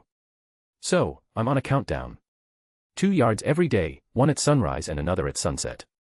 The castle shifts with it, to keep me on my toes, to force me to leave it without being crushed. The magic is too dense, conjuration and transfiguration would be dispelled in seconds by the chaotic ambient magic, and alchemy wouldn't work since everything here is artificial. It holds no magical meaning. This is a slow death. Inevitably, the boundary will reach the castle and I will die. Is this supposed to be a torture chamber? Then if it is, then why the comfort? Why put the effort to make the architecture recognizable, to create rooms that seem familiar to the prisoners? As he expected, the only response he got from his speech was silence. So, my life is a countdown. I guess, the first step would be to figure out how long I have left. The next few days were filled with experimentation. What was possible? How did this place differ from his home? What kind of magic worked well, and what didn't? How long did he have until the garden fell fully into the void? Getting his answers wasn't hard. The main difference was how ambient magic behaved differently. Its very nature was chaotic and maybe even a little corrosive in high doses. Harry often woke up with his magic circuits burning up from the strain, and he needed to release as much magic as he could to make the pain stop. The ambient magic seemed to smother most magical spells, destabilizing it. Using wands was completely out of the question, but his magical circles seemed to stay longer since they were far more robust. Runes were a lost cause since they got activated randomly because of how thick the ambient magic was. Harry also realized something else. Magic was how everything worked around here. The more magic he used, the slower the boundary got removed. If he didn't use any magic, the radius of the island became 2 yards shorter. The goal of the island became very clear soon after: I know what this is. It's not just a prison. It's a battery. This place is filled with chaotic magic. I don't know where it comes from, but it's unusable and very unstable. However, human mages automatically filtered the magic around them in their circuits, turning it into usable energy. That's what I'm here for, right? Well, I refuse. I will not be your cattle. I will get out of this place, and when I'm done, I will make you pay. There was only one thing that didn't make sense. This entire process was too inefficient, too inelegant compared to the magic used. If he calculated things correctly, then he had less than 3 months until he would eventually fall into the void. 3 months of filtered magic wasn't really worth the effort. So, why bother? But that didn't matter. The only thing that remained was finding out how he was going to get out of there. He was stuck there without a wand and without his arcane hearing. He only had his magic circles to work with, and even then, they weren't as effective because of the ambient magic. Harry walked around the corridor, moving into the castle hoping to get any sort of insight into his situation. I'm tired. Why am I tired?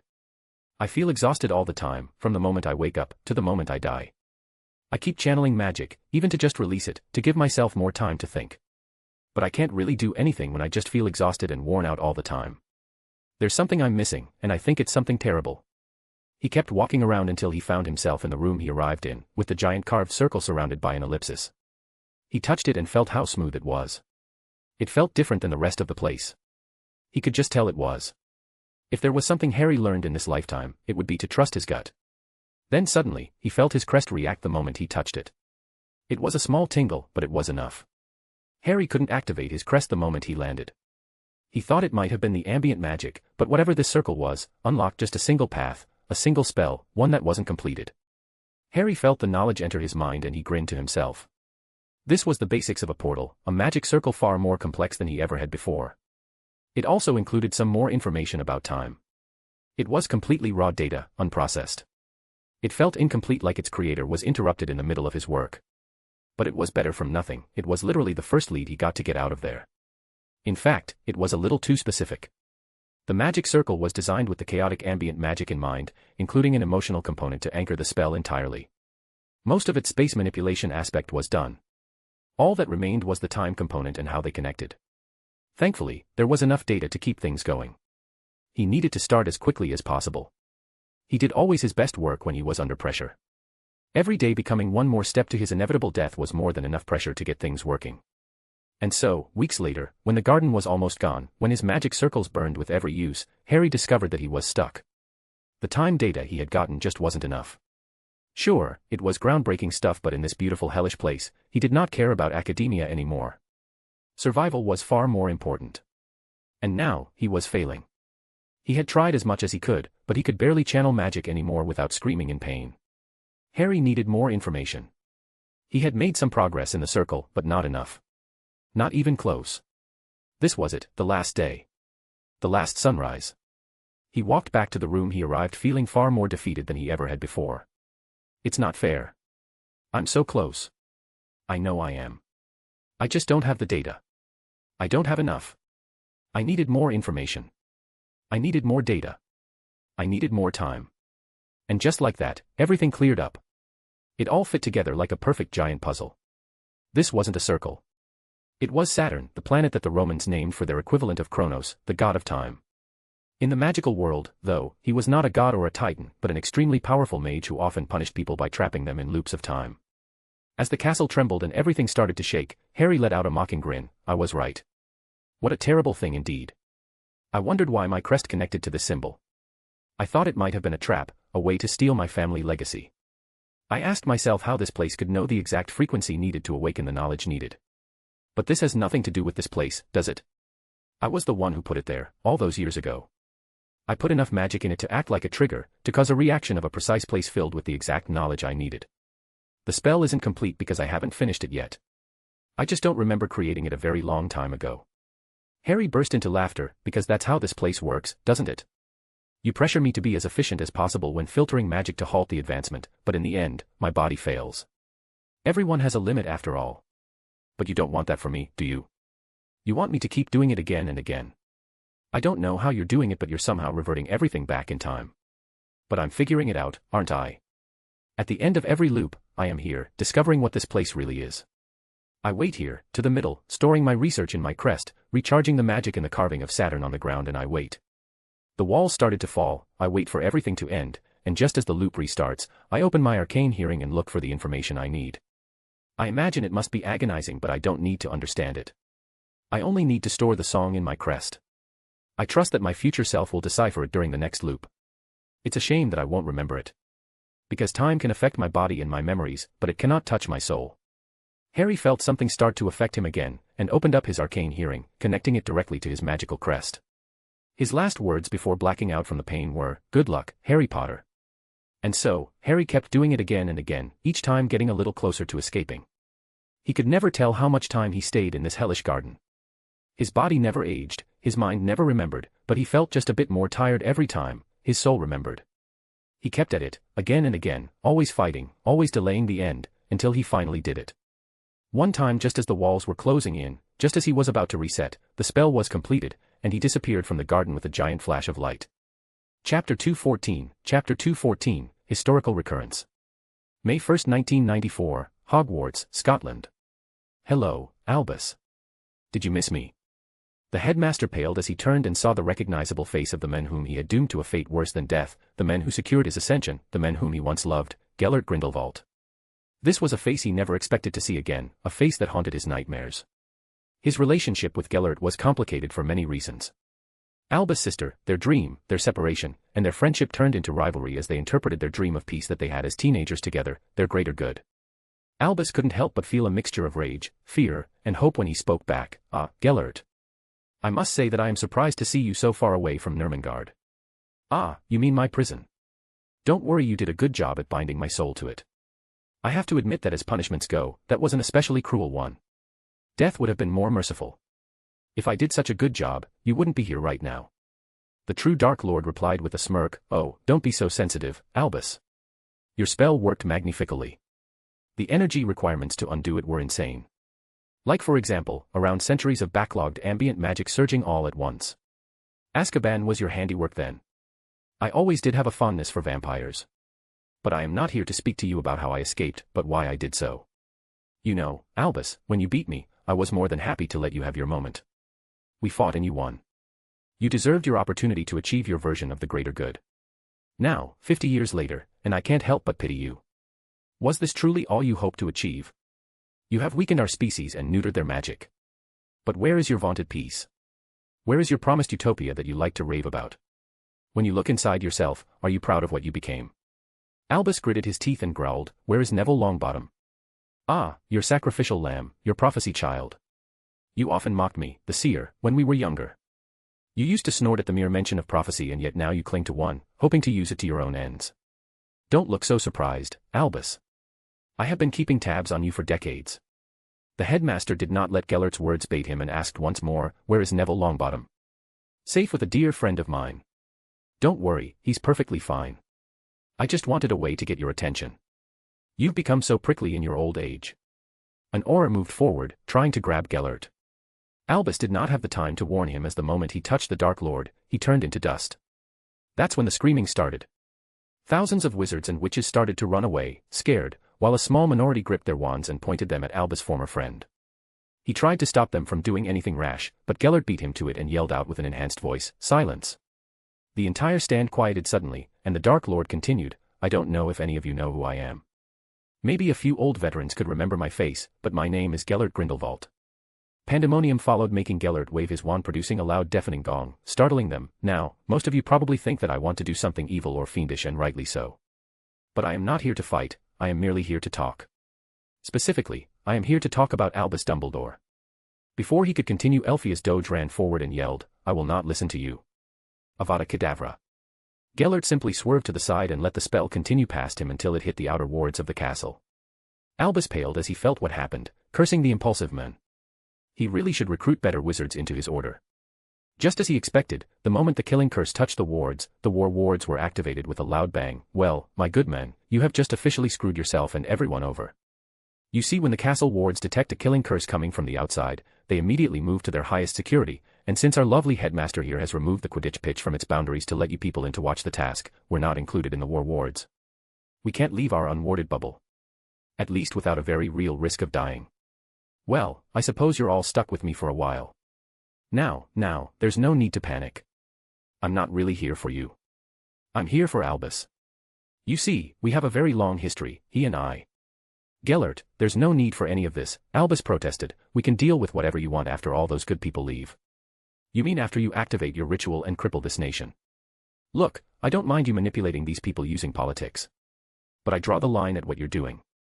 Do you think I didn't recognize what you were going to do, how you forced the Potter boy, someone whom you failed in many ways, into one of the worst fates imaginable? Dippet told me the moment you took the phase attempt at imitating Solomon's crowning achievement, the Garden of Avalon. An inescapable prison that forces the prisoner to channel magic until they die and does it again and again until their very soul wears out and bursts from the effort, all in a fraction of a second, leaving the artifact with every ounce of magic that user could channel, all existing at once.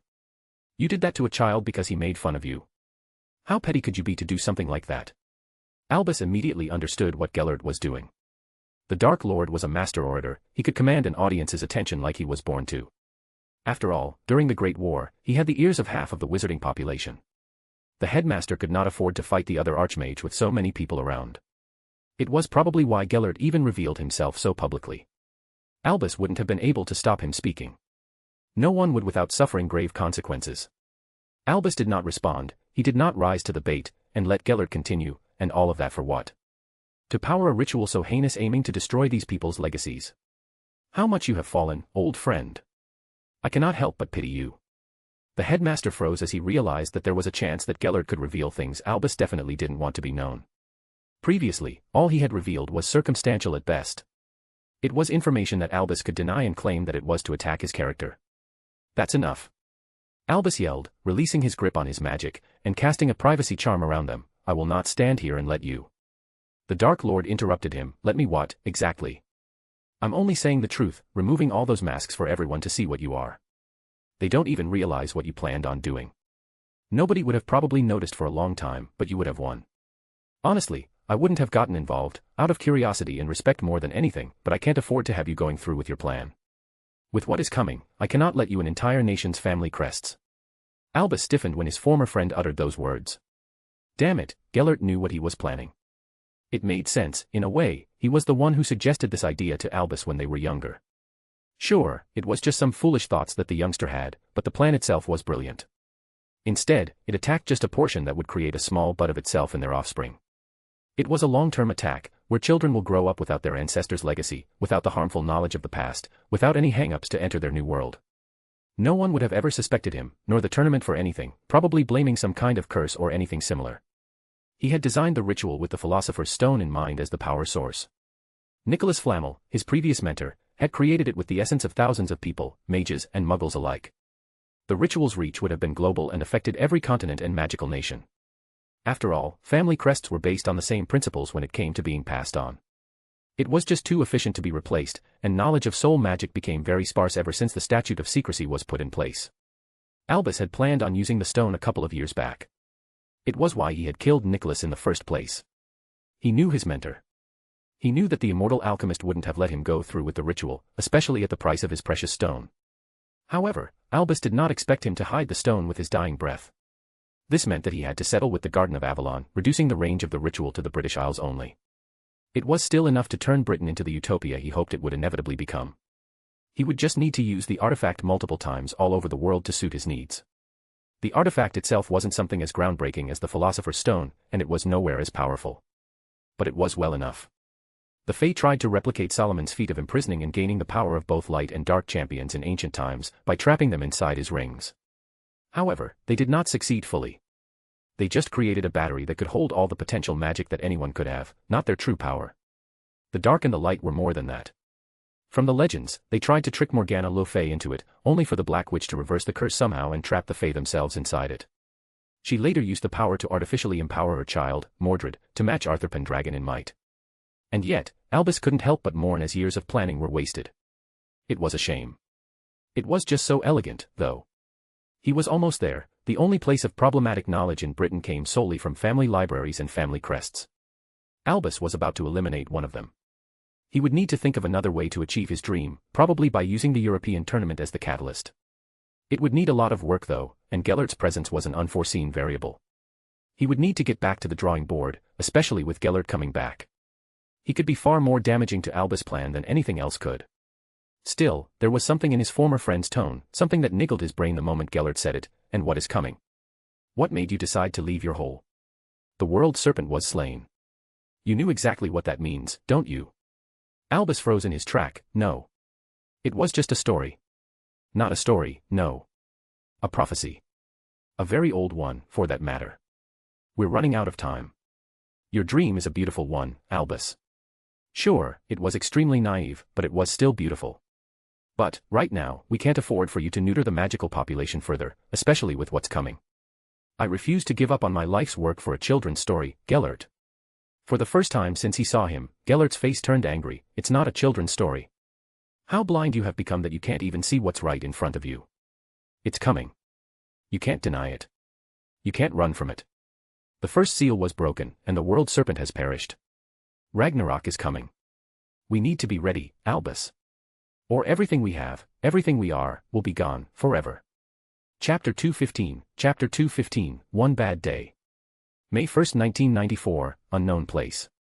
With a clink, his chains fell, and Neville looked at his free hands with glee and relished the astonished expression on his cellmate's face. So, what next? Sirius Black suppressed the urge to cackle as Neville Longbottom followed his lead like a good little duckling. All it took was a sad story and a bit of acting and the boy was putty in his hand. No wonder Lily Spawn was able to manipulate him so easily. It was a shame, though, he was a good kid. His parents were also good people. Frank was strong and honorable, so much so that even James had tried to emulate him. Alice was kind to a fault but had a sharp wit and an even sharper tongue, a real spitfire. Their son might have a big head and a bigger ego, but he was a good kid at heart, one that was slowly maturing into a good young man. It was too bad that good men often suffered at the hands of people like Dumbledore.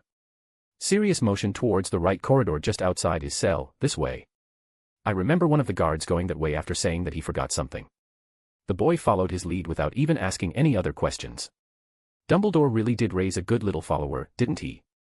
He motioned to the brat to unlock the door while taking cover and Neville used his wandless magic to open the door once more, not even commenting on the lack of wards in the area. Sirius was about to deal Dumbledore the largest blow to his cause that the old man would ever experience. All he had to do was get the brat to use his magic. Do you mind conjuring some light? I can't see anything. The boy nodded and conjured a ball of light in his palm. So, what are you going to do after we get out of here? I don't know. I never actually considered this eventuality. I've been here for so long. I guess I would want to get custody of Harry and make a good person out of him. One that wouldn't betray his friends, like Peter did to me. Like he did to you. I would keep him out of Dumbledore's clutches. I have a lot of grief with the old man. I don't even know what I'm going to do when I get out of here. The Longbottom brat seemed to glare slightly whenever he mentioned Harry. Damn, Grindelwald was spot on with his information. Whatever form of divination or clairvoyance the Dark Lord had, it was eerily accurate. It was kind of terrifying, to be perfectly honest. Not that Sirius cared. Grindelwald kept his part of the deal. Harry Potter was now out of the picture, trapped in one of the most abominable prisons ever devised.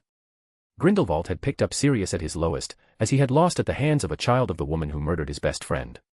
He was barely more than ash and pain. He put him back together and made him a body that looked normal. Even the pain from Lily's hell had lessened. It was still there, yes, but it was in the background, like a faint whisper in the back of his mind. Grindelwald gave him a goal, trained him, and taught him discipline, and how to order his chaotic mind and emotions. He gave him a plan to follow, and it worked. The Potter brat was gone, and now Sirius would serve the Dark Lord loyally to repay him. Choosing to put even more pressure on the boy, Sirius continued, I'll probably end up attacking Snape on sight. He caused me so much pain and suffering. And to hear that Dumbledore had let him teach children. I have no idea what that man was thinking. I suppose that's schemers for you. Schemers, the boy asked. It's what I call people like Dumbledore. They look from the outside, manipulate people like me and you to fight their wars, and take unnecessary risks, for their sakes, but they don't give a damn about us. They'd make it sound so reasonable, like you fulfilled a higher purpose. You should have seen him during the war. He barely ever got out of the castle. All he did was ask us, his order, to respond to the attacks. Hell, your parents faced Voldemort as much as he did. Although, it was better to say that they ran away from Voldemort. But still, it was far too much risk just to avoid a fight. They had to fight him, though. Sirius couldn't help but release a bitter laugh. They had to. They didn't have to do anything, Neville. I realized that a very long time ago. This entire war was a bad joke. The morals that Dumbledore spouted, his code of nonviolence, were barely more than illusions, dropped at the first sign of trouble. When someone tries to kill you, you fight back with everything you have. It's what's natural. You probably think we were white knights, your parents and me. We weren't. We played dirty and used horrible spells on our enemies. We wouldn't have survived otherwise. Dumbledore says a lot of things that make sense if you don't think too much about it. The boy stayed silent, and Sirius continued, we like to think that we were good men. The truth is that people are only as good as the world allows them to be. And this war made beasts of us all. Sometimes I wonder how many people died just because Dumbledore and Voldemort never wanted to fight directly. Why are you telling me this? To make sure you understand that the world is more complicated than what Dumbledore wants people to see it is. It's a lot more chaotic. If there's something I have learned in my miserable life, it is that the idea of good and evil is a lie, a social construct that people use to make the world spin their way. Death Eaters did not go after Muggleborns because they reveled in cruelty, apart from a few cases that is. They did it because they thought that they saw them as a disease that would endanger their lifestyle. We did not fight Death Eaters, even kill them, because we were monsters, but because we were trying to save lives, because Dumbledore said they were bad men. Every act has its justifications. Good and evil depend entirely on your perspective. And with how much the system is corrupt when you realize that it does not help you, sometimes you have to ignore what everyone says and do what you really want. That's what matters in the end, doesn't it? What you want. Normally the boy would have realized that he was being manipulated. Sirius was being a little blatant about it, but when the boy kept channeling that scar of his, kept using its power, it was easy to make a few suggestions and watch them take root in his psyche. It was funny to see the boy try to make sense of his thoughts, fighting on two fronts without even realizing it. He was trying to resist the influence of his scar and trying to deny Sirius words and failing miserably at either. Just as they planned, the door at the end of the corridor opened with a slam, and half a dozen masked guards entered the premises, wands barring and sending spells at them. Sirius leapt towards Neville to get him out of the way. He stood there, guarding the boy, as he was peppered with seemingly painful spells. And they were painful, of course, and Sirius would have probably been dead had he been a normal wizard. Alas, he was not. This was barely a sting compared to the agony he felt every day. Instead, he yelled out, "Do something." I. The boy stammered. Enough of this, boy. Just do anything. I don't know how much of this I can take. Sirius started to scream, and the boy was obviously running out of ideas. "We're both going to die if you don't do anything." And just like that, a spark lit in the boy's eyes. He pushed Sirius back and released giant black flames from his hands. Sirius couldn't help but giggle at the sound of pain and the smell of burning flesh.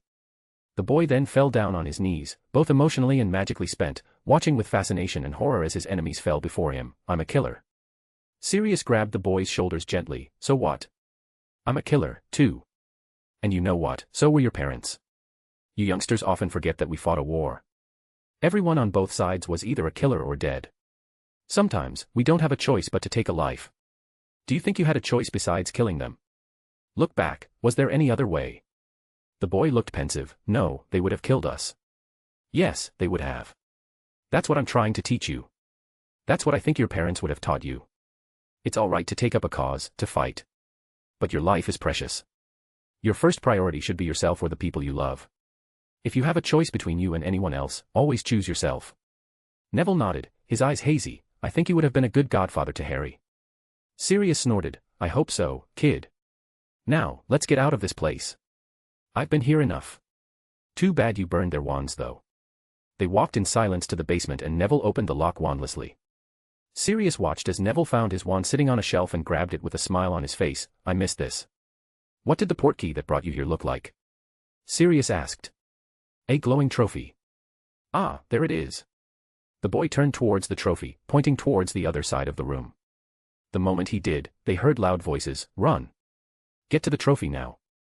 Before he could do anything, Sirius ran the trophy. He saw one of the attackers point his wand towards Neville and release a green flash. He ran towards the curse in question, taking it just as they were inches away from the trophy. He watched the boy's look of pure agony and hatred as he touched the trophy and was transported back to Hogwarts. He couldn't help but burst into laughter. It was funny how much a few words can impact anyone. He could only imagine Dumbledore's face as he saw the new and improved boy who lived. Grindelwald really had plans inside plans that were inside another layer of plans. Being a seer must have helped in a way. Sirius grabbed the small golden disc that Grindelwald had given him earlier that contained the Potter brat. He had gotten one of his agents to retrieve it for him. Oh, he didn't care about Harry in any way. He just thought it would have been wasteful to not use the boy's magic in some way. Still, he had let Sirius have the Garden of Avalon until the boy was no more. And according to the Dark Lord's calculations, the boy's soul would burn up sometime in the next few days, depending on his resilience. He wondered if the brat's pain would rival his own. Sirius couldn't help but feel a small thrill of pride and pleasure as he destroyed Lily's legacy so completely. He wondered what she would have felt like to see it happen, the pain in her eyes at her son's suffering. It made him almost wish the woman wasn't dead. Almost. He walked to the main hall of the fortress he was in. It acted as the base of the Dark Lord's agents in Britain. Hundreds of vampires, dozens of mages and werewolves. There were even a couple of giants. A small army, and other than Grindelwald himself, Sirius was in charge. Before he could say anything, he felt the golden disc in his pocket vibrating. Was it supposed to do that? He tried to grab it, but the thing burned him, and he let go of it. The runes started to light up once more and suddenly there was a violent flash of light and a bang. Everyone was thrown back during the explosion.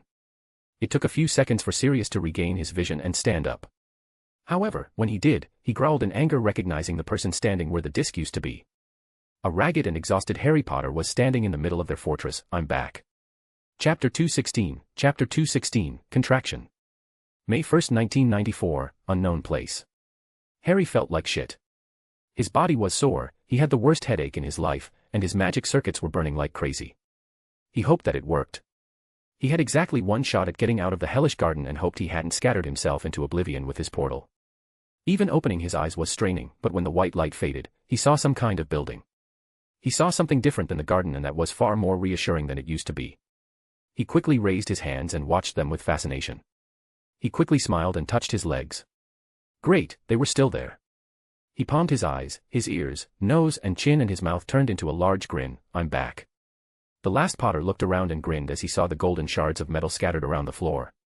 The artifact, his hell, was officially destroyed. However, when he took a better look at where he was, he stiffened, and not in a friendly place at that. And wasn't that an understatement? Dozens of wizards and witches were pointing their wands at him. He noticed more than a few vampires ready to attack him at every second, that's not even mentioning the two giants looming over him. He kept turning around until he saw a familiar face, Sirius Black. I didn't expect you to be involved in this. I was pretty sure that it was Dumbledore who put me in this place.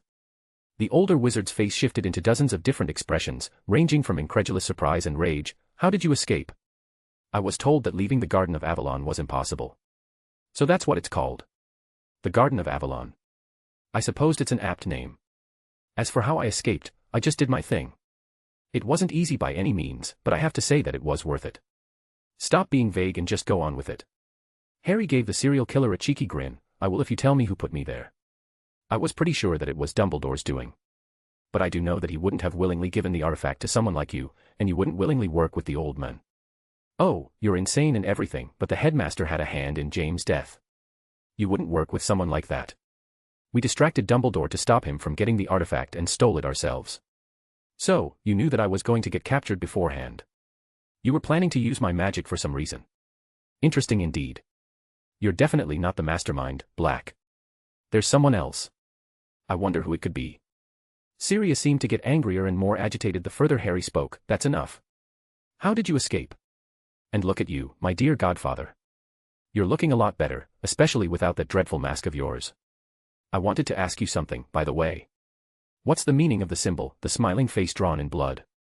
You didn't come up with it, that's for sure. I've seen it before when the heir of Slytherin attacked the castle. I thought it was just a taunt, a challenge of some sort, but now, I recognize that it's something else. Something more. You know what, I don't care how you got out anyway. You're not getting out of this place alive.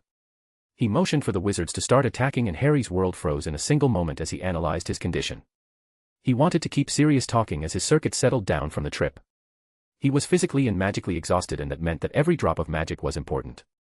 He needed to use it perfectly. First, he looked at the wards using his arcane hearing. It wasn't anything fancy. It just stopped people from entering if they weren't keyed in, nothing more. But Harry was already there. He was brought in using the Garden of Avalon. Sirius consented to bringing him in. So, they weren't of any concern. Now, onto his opponent. Black was, by far, the worst threat. Space and ice magic were good ways to delay him, but defeating him completely was out of the question in his condition and without any preparation. So, he needed to get away from him until he dealt with the rest. As for the rest of the attackers, over 20 mages of different talents, but definitely used to conflict. The fact that a few of them were werewolves didn't pose any extra challenge since it wasn't a full moon. The vampires and giants were worrying. There were dozens of vampires, but most of them were just thralls, nothing special. However, 3 vampires were lords of various powers. That meant that he would definitely have to deal with some form of blood magic from them, perhaps even shadow magic. There were 2 giants, and handling them was hard since they were immune to most spells. Yeah, things didn't look good. Still, this was better than the garden. Far better. His chances were higher than the ones he had to escape his hellish prison, yet he did it. Back to the situation. Their advantages were their numbers, Sirius' invulnerability, and phasing ability, and Harry's exhaustion. Harry's advantages were his mind and the fact that the attackers had obviously never fought together. To conserve his magic, he would need to use his enemy's attacks against them. A spell wheezed towards him, and he redirected it towards one of the distracted werewolves on his left. He let out a large grin. Do you know why, even though Dumbledore keeps saying that I'm a Dark Lord in the making, and that the people of magical Britain aren't terrified of me? That answer is very simple. I try to be subtle whenever I can. And when I can't hide what I can do, then I make sure that there are no witnesses. 7 vampire thralls ran with enhanced speed towards him, but Harry simply raised his wand and yelled out, Lumos Solemn Maxima. An explosion of sunlight sent them flying back, and Harry redirected one of the cutting curses coming at him and enhanced it to cut off their heads. He saw Sirius coming at him with an enchanted blade in his hand, ready to decapitate him, and suppressed a grin. He warped the space around him as Sirius tried to swing and he decapitated one of the vampire lords. Just before the dog Animagus realized what he had done, Harry sent an exploding charm at the ceiling, making the roof destabilize and fall down. With a flick of his wand, the giant stones were telekinetically thrown at his opponents. Wizards tried to rally and combine their shield charms to better defend themselves, but more than a few wizards were crushed in their surprise. The two giants were hit squarely in the head and were visibly holding their heads in pain. A warning from his arcane hearing made Harry duck as a giant blade made of blood was swung where his head used to be moments ago. I have a feeling your blood will be powerful indeed. One of the two vampire lords and their thralls encircled it, having escaped the falling roof thanks to their enhanced physiques. And yet, Harry wasn't afraid. It probably would be, but I'm afraid you will not live to experience it. I apologize for the inconvenience. The other vampire lord gathered a ball of shadow in his hand, ready to unleash it. Your arrogance is misplaced. Oh, I'm not arrogant or anything. I just pay attention to my surroundings. And just like that, another piece of the ceiling fell far away, allowing some sunlight to enter the room. The vampires paled and cringed, just enough to let Harry cast two cutting spells enhanced using space magic, decapitating both of them. He then conjured a wall of fire and burned the rest of the thralls to cinders. He shook his head in amusement. Morons. It's the middle of the night. The illusion he had put over the ceiling vanished, letting the night sky show itself. Now all that remained were the surviving mages, the two disoriented giants, and Sirius. That was a lot better, but he had strained his magic circuits even further when fighting the vampires. Harry redirected an explosive charm from his left and cast it in the part of the ceiling above one of the shielded groups of mercenary mages. As they tried to fortify their shield charm from above, it left the bottom slightly underpowered, letting Harry carve a small explosive rune on a stone and slip it underneath. The explosion contained within the shield charm made it shatter and allowed the rest of the rubble to fall off the mercenaries. He felt Sirius trying to phase through the rubble and he warped the space in front of him, making him phase through the rubble, but also through one of the giants' heads, killing them instantly. The second giant tried to hit Sirius in his rage, and Sirius phased through the attack, but Harry warped the space between them once more and the dog Animagus knife found itself flying through one of the giant's eyes, killing him instantly. Well, that was the giants dealt with. Feeling slightly proud, the last Potter turned his wand on the remaining mages. Who do you work for? They were all trembling in fear, but Harry had no pity left for them, not after being trapped on his own for so long. He had no choice. He was weakened, tired, and exhausted. He had to go for the kill because he just didn't have the luxury of mercy at the moment. We can't. He'll kill us. Harry tilted his head, and you think I wouldn't? He tilted his head as Sirius tried to stab him once more. He must have retrieved the knife from the corpse of the giant, and warped the space around him to make his stab at his allies one more, killing him, before sending the dog Animagus away into a circular space trap. The trembling mercenary shuddered at how unconcerned Harry looked at the event. Do I need to repeat myself? After another second of hesitation, Harry noticed that one of the wizards tried to discreetly attack him. Harry altered the trajectory of the spell for the curse to hit the woman on his left. As the man looked horrified at what he had done, Harry sent a piercing curse towards him and ignored his groans of pain. Harry slowly walked towards his downed opponent and noticed that the curse put a hole near his shoulder. He stopped on the mercenary's shoulder. I asked you. Who hired you? The man screamed in pain as he yelled out, Grindelwald. Harry froze and let the man go. However, the mercenary was impaled by the blade in Sirius Black's hand. The man must have escaped Harry's space trap somehow. I do not like traitors. The younger wizard nodded. So, it's just you and me now, huh? Can't say I'm surprised. Harry dodged the incoming attack and created even more space between them. You asked me how I escaped, so let me tell you a little story instead. He ducked under a swing and sent a blast of coldness around him. He sent a wave of cutting space towards Sirius, only for the dog Animagus to phase through it. This is not the time for stories. It's always time for stories. This story is one I particularly like. There's this emperor and he asks a shepherd's boy how many seconds there are in an eternity. The shepherd boy says to imagine a mountain of pure diamond. It takes an hour to climb it and an hour to go around it. Every 100 years, a little bird comes and sharpens its beak on the diamond mountain. And when the entire mountain is chiseled away, the first second of eternity will have passed. What's your point? Sirius couldn't help but ask. You must think that this is a hell of a long time. But personally, I think that's a hell of a bird. You have no idea how long I waited to say that. I'm done with your riddles, brat. We both know that you're at the end of the road. You're exhausted and you still can't kill me. I will not pretend that I will not enjoy this, but I will mourn the boy you could have been. James' child, without any corruption from Lily. I have to stop you. Harry couldn't but smile sadly at his godfather. I look at you, Black, and I can't help but pity you. You're so obsessed with Lily. Everyone is, for some ungodly reason. You're all alluding to this mysterious thing that I'm supposed to do about her, and I tried to ask, many times. All I get in return is riddles and pathetic attempts at misdirection. And you know what, I'm done. I don't care anymore, and I'm done asking. You know, Sirius. I tried looking for many ways to kill you, find spells to hit both dimensions you exist in, but I couldn't even find anything in months. The former Black Scion grinned. I told you, I'll always win, in the end. Instead of answering, Harry simply took something out of his jacket, pulled out the Colt and fired it in less than a second. The moment he did, energy hummed through the air, and a beam of light, quick to the point of nearly being invisible, surged ahead. Following its path, a shower of iridescent particles left behind a fleeting trail of beauty, suggesting the complex, multidimensional nature of the attack. The shot made a hole in Sirius Black's chest, and Harry watched as the light left the eyes of the man who could have once been his godfather. Goodbye, Sirius Black. Chapter 217, Short Fuse. May 1, 1994, Hogwarts, Scotland. The first seal was broken, the world serpent is dead. Ragnarok is coming. We need to be ready, Albus. Or everything we have, everything we are, will be gone, forever. Dumbledore couldn't help but shiver when the word Ragnarok was spoken. It was like the entire Quidditch pitch froze, the birds stopped singing, and the wind stopped blowing. That single word created a wave of cold and unease spread to even the spectators who hadn't even heard the word due to the privacy ward Albus put in place. However, instead of going with his instincts, Albus snorted, Gellert, in the time I have known you, you thought that this prophecy was being fulfilled 3 times, and every single time was barely more than a hoax. We don't even know that it's a prophecy, it's older than even the epics of Gilgamesh, and it has been translated dozens of times from then. The headmaster was correct, of course. The prophecy of Ragnarok was rumored to be the first prophecy in existence, a poem about an end to an eternal conflict. It was all nonsense, of course. There was nothing that suggested that the prophecy of Ragnarok was barely more than a piece of fiction or literature, nothing more than an ancient tale that survived the ages. However, for some reason, the text was labeled a prophecy because it seemed to resonate with many researchers. The whole thing was just too vague and was translated many times, losing a lot of context. There were thousands of interpretations of the poem, dating back thousands of years, each differing drastically from the last, but still following the poem. People just did not accept that the so-called prophecy was nothing more than an interesting piece of history. Gellert seemed to have expected this response, for one people consider to be so wise, you've always been so blind to the truth. The world is changing, holding its breath waiting for the final conflict. Your dream, my revolution, they're all so meaningless, now that the dark and light are ready to end their war, once and for all. Now, that's your interpretation of the prophecy. Really? That's out there and you know it. The war between the light and dark will never end, especially with the two of us still alive.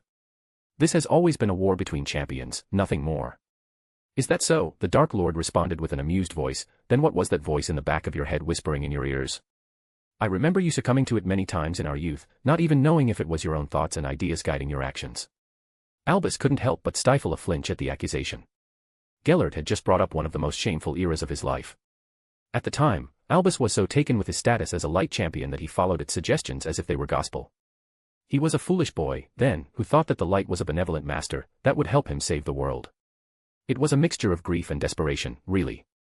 He had started doing this after his sister died, and it was easier to just retreat inside himself, to let someone else, something else, take control. And so, Albus created his Order of the Phoenix on the light's suggestion, trusting it implicitly. He fought against Gellert many times, but it was after he had used a spell suggested by his patron, one that accidentally vaporized an orphanage in France. He was further disabused of the light's benevolence when he ended up using the children's souls in a ritual to power sacrificial wards. Sure, he had won the battle handily, thanks to it, but it was at that moment that he had truly woken up from his trance, one that lasted decades. He still called up to the light and followed its wisdom, but not blindly. Not like he did before. And he found that while the light was more frustrated with him, it ended up respecting him enough to give him more context with its suggestions. It wasn't perfect by any means, but it was better. Dumbledore simply replied, I admit the knowing that the light has an agenda of its own, independent of my own wishes, but I have it under control now. No, you don't, Gellert answered with a scoff, you have no idea what I found, what I discovered. I did not seek out the Elder Wand to fight you, Albus. I sought it out because it was the best way to resist the Dark's calling. It's also the reason why I lost in our duel. While your light actively aided you in your fight, my darkness was doing its best to hinder me, to kill me and get a new host. In many ways, I am thankful for the manner you imprisoned me. It allowed me to regain control while not allowing the dark to continue to spread chaos. And in return for this gift, I never tried to retrieve the Elder Wand, allowing you to have the inherent protection it offered against your light. I even chose not to escape and make any trouble for you. By the darkness, I've even solved more than a few problems from behind the scenes. I chose not to interfere in your affairs because you have won fair and square. But I just couldn't let you do this, not with what's coming. Seriously. Removing the family crests of an entire nation. What the hell were you thinking? Albus stiffened. I am creating my dream. I told you once that I wanted to create a world without war. This is me taking away their greatest weapons to reduce the harm they could get. And when it comes. When the rest of Ragnarok comes to pass.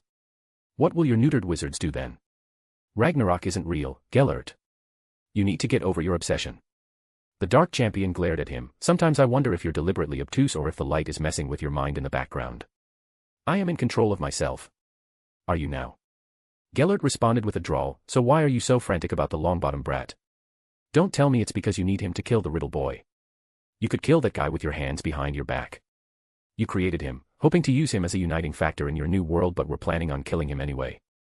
There's no reason that you really need the Longbottom brat for anything, except for having a prophecy near you to break. The light has always urged you to use the power of a broken prophecy, hasn't it? You do know what's going to happen if you do actually break a prophecy, right?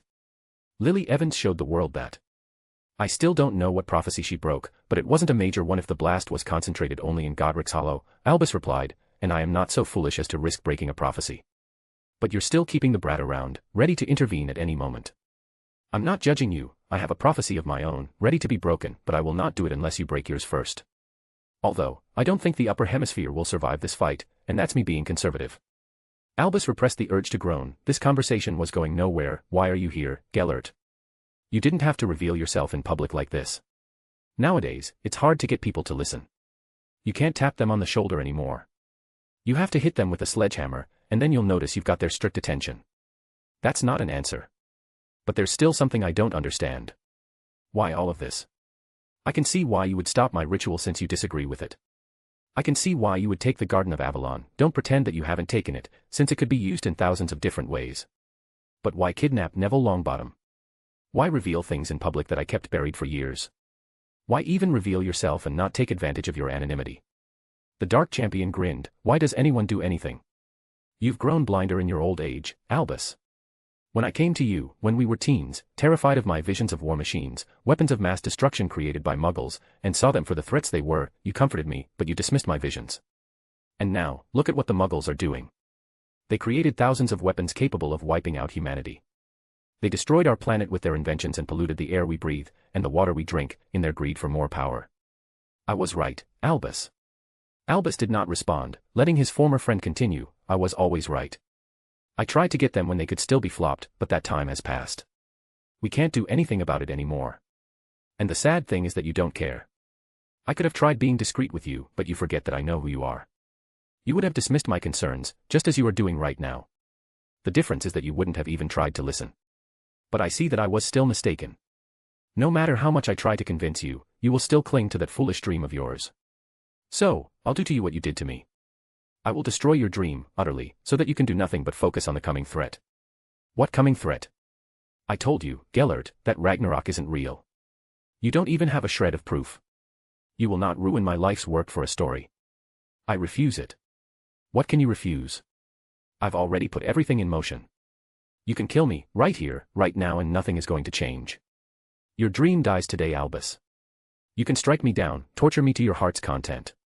You could smite me and bind my soul to another fortress, but at the end of the day, everything you have built will be nothing but ash, and you'll have no choice but to open your eyes to the truth. Albus growled at his former friend. What truth?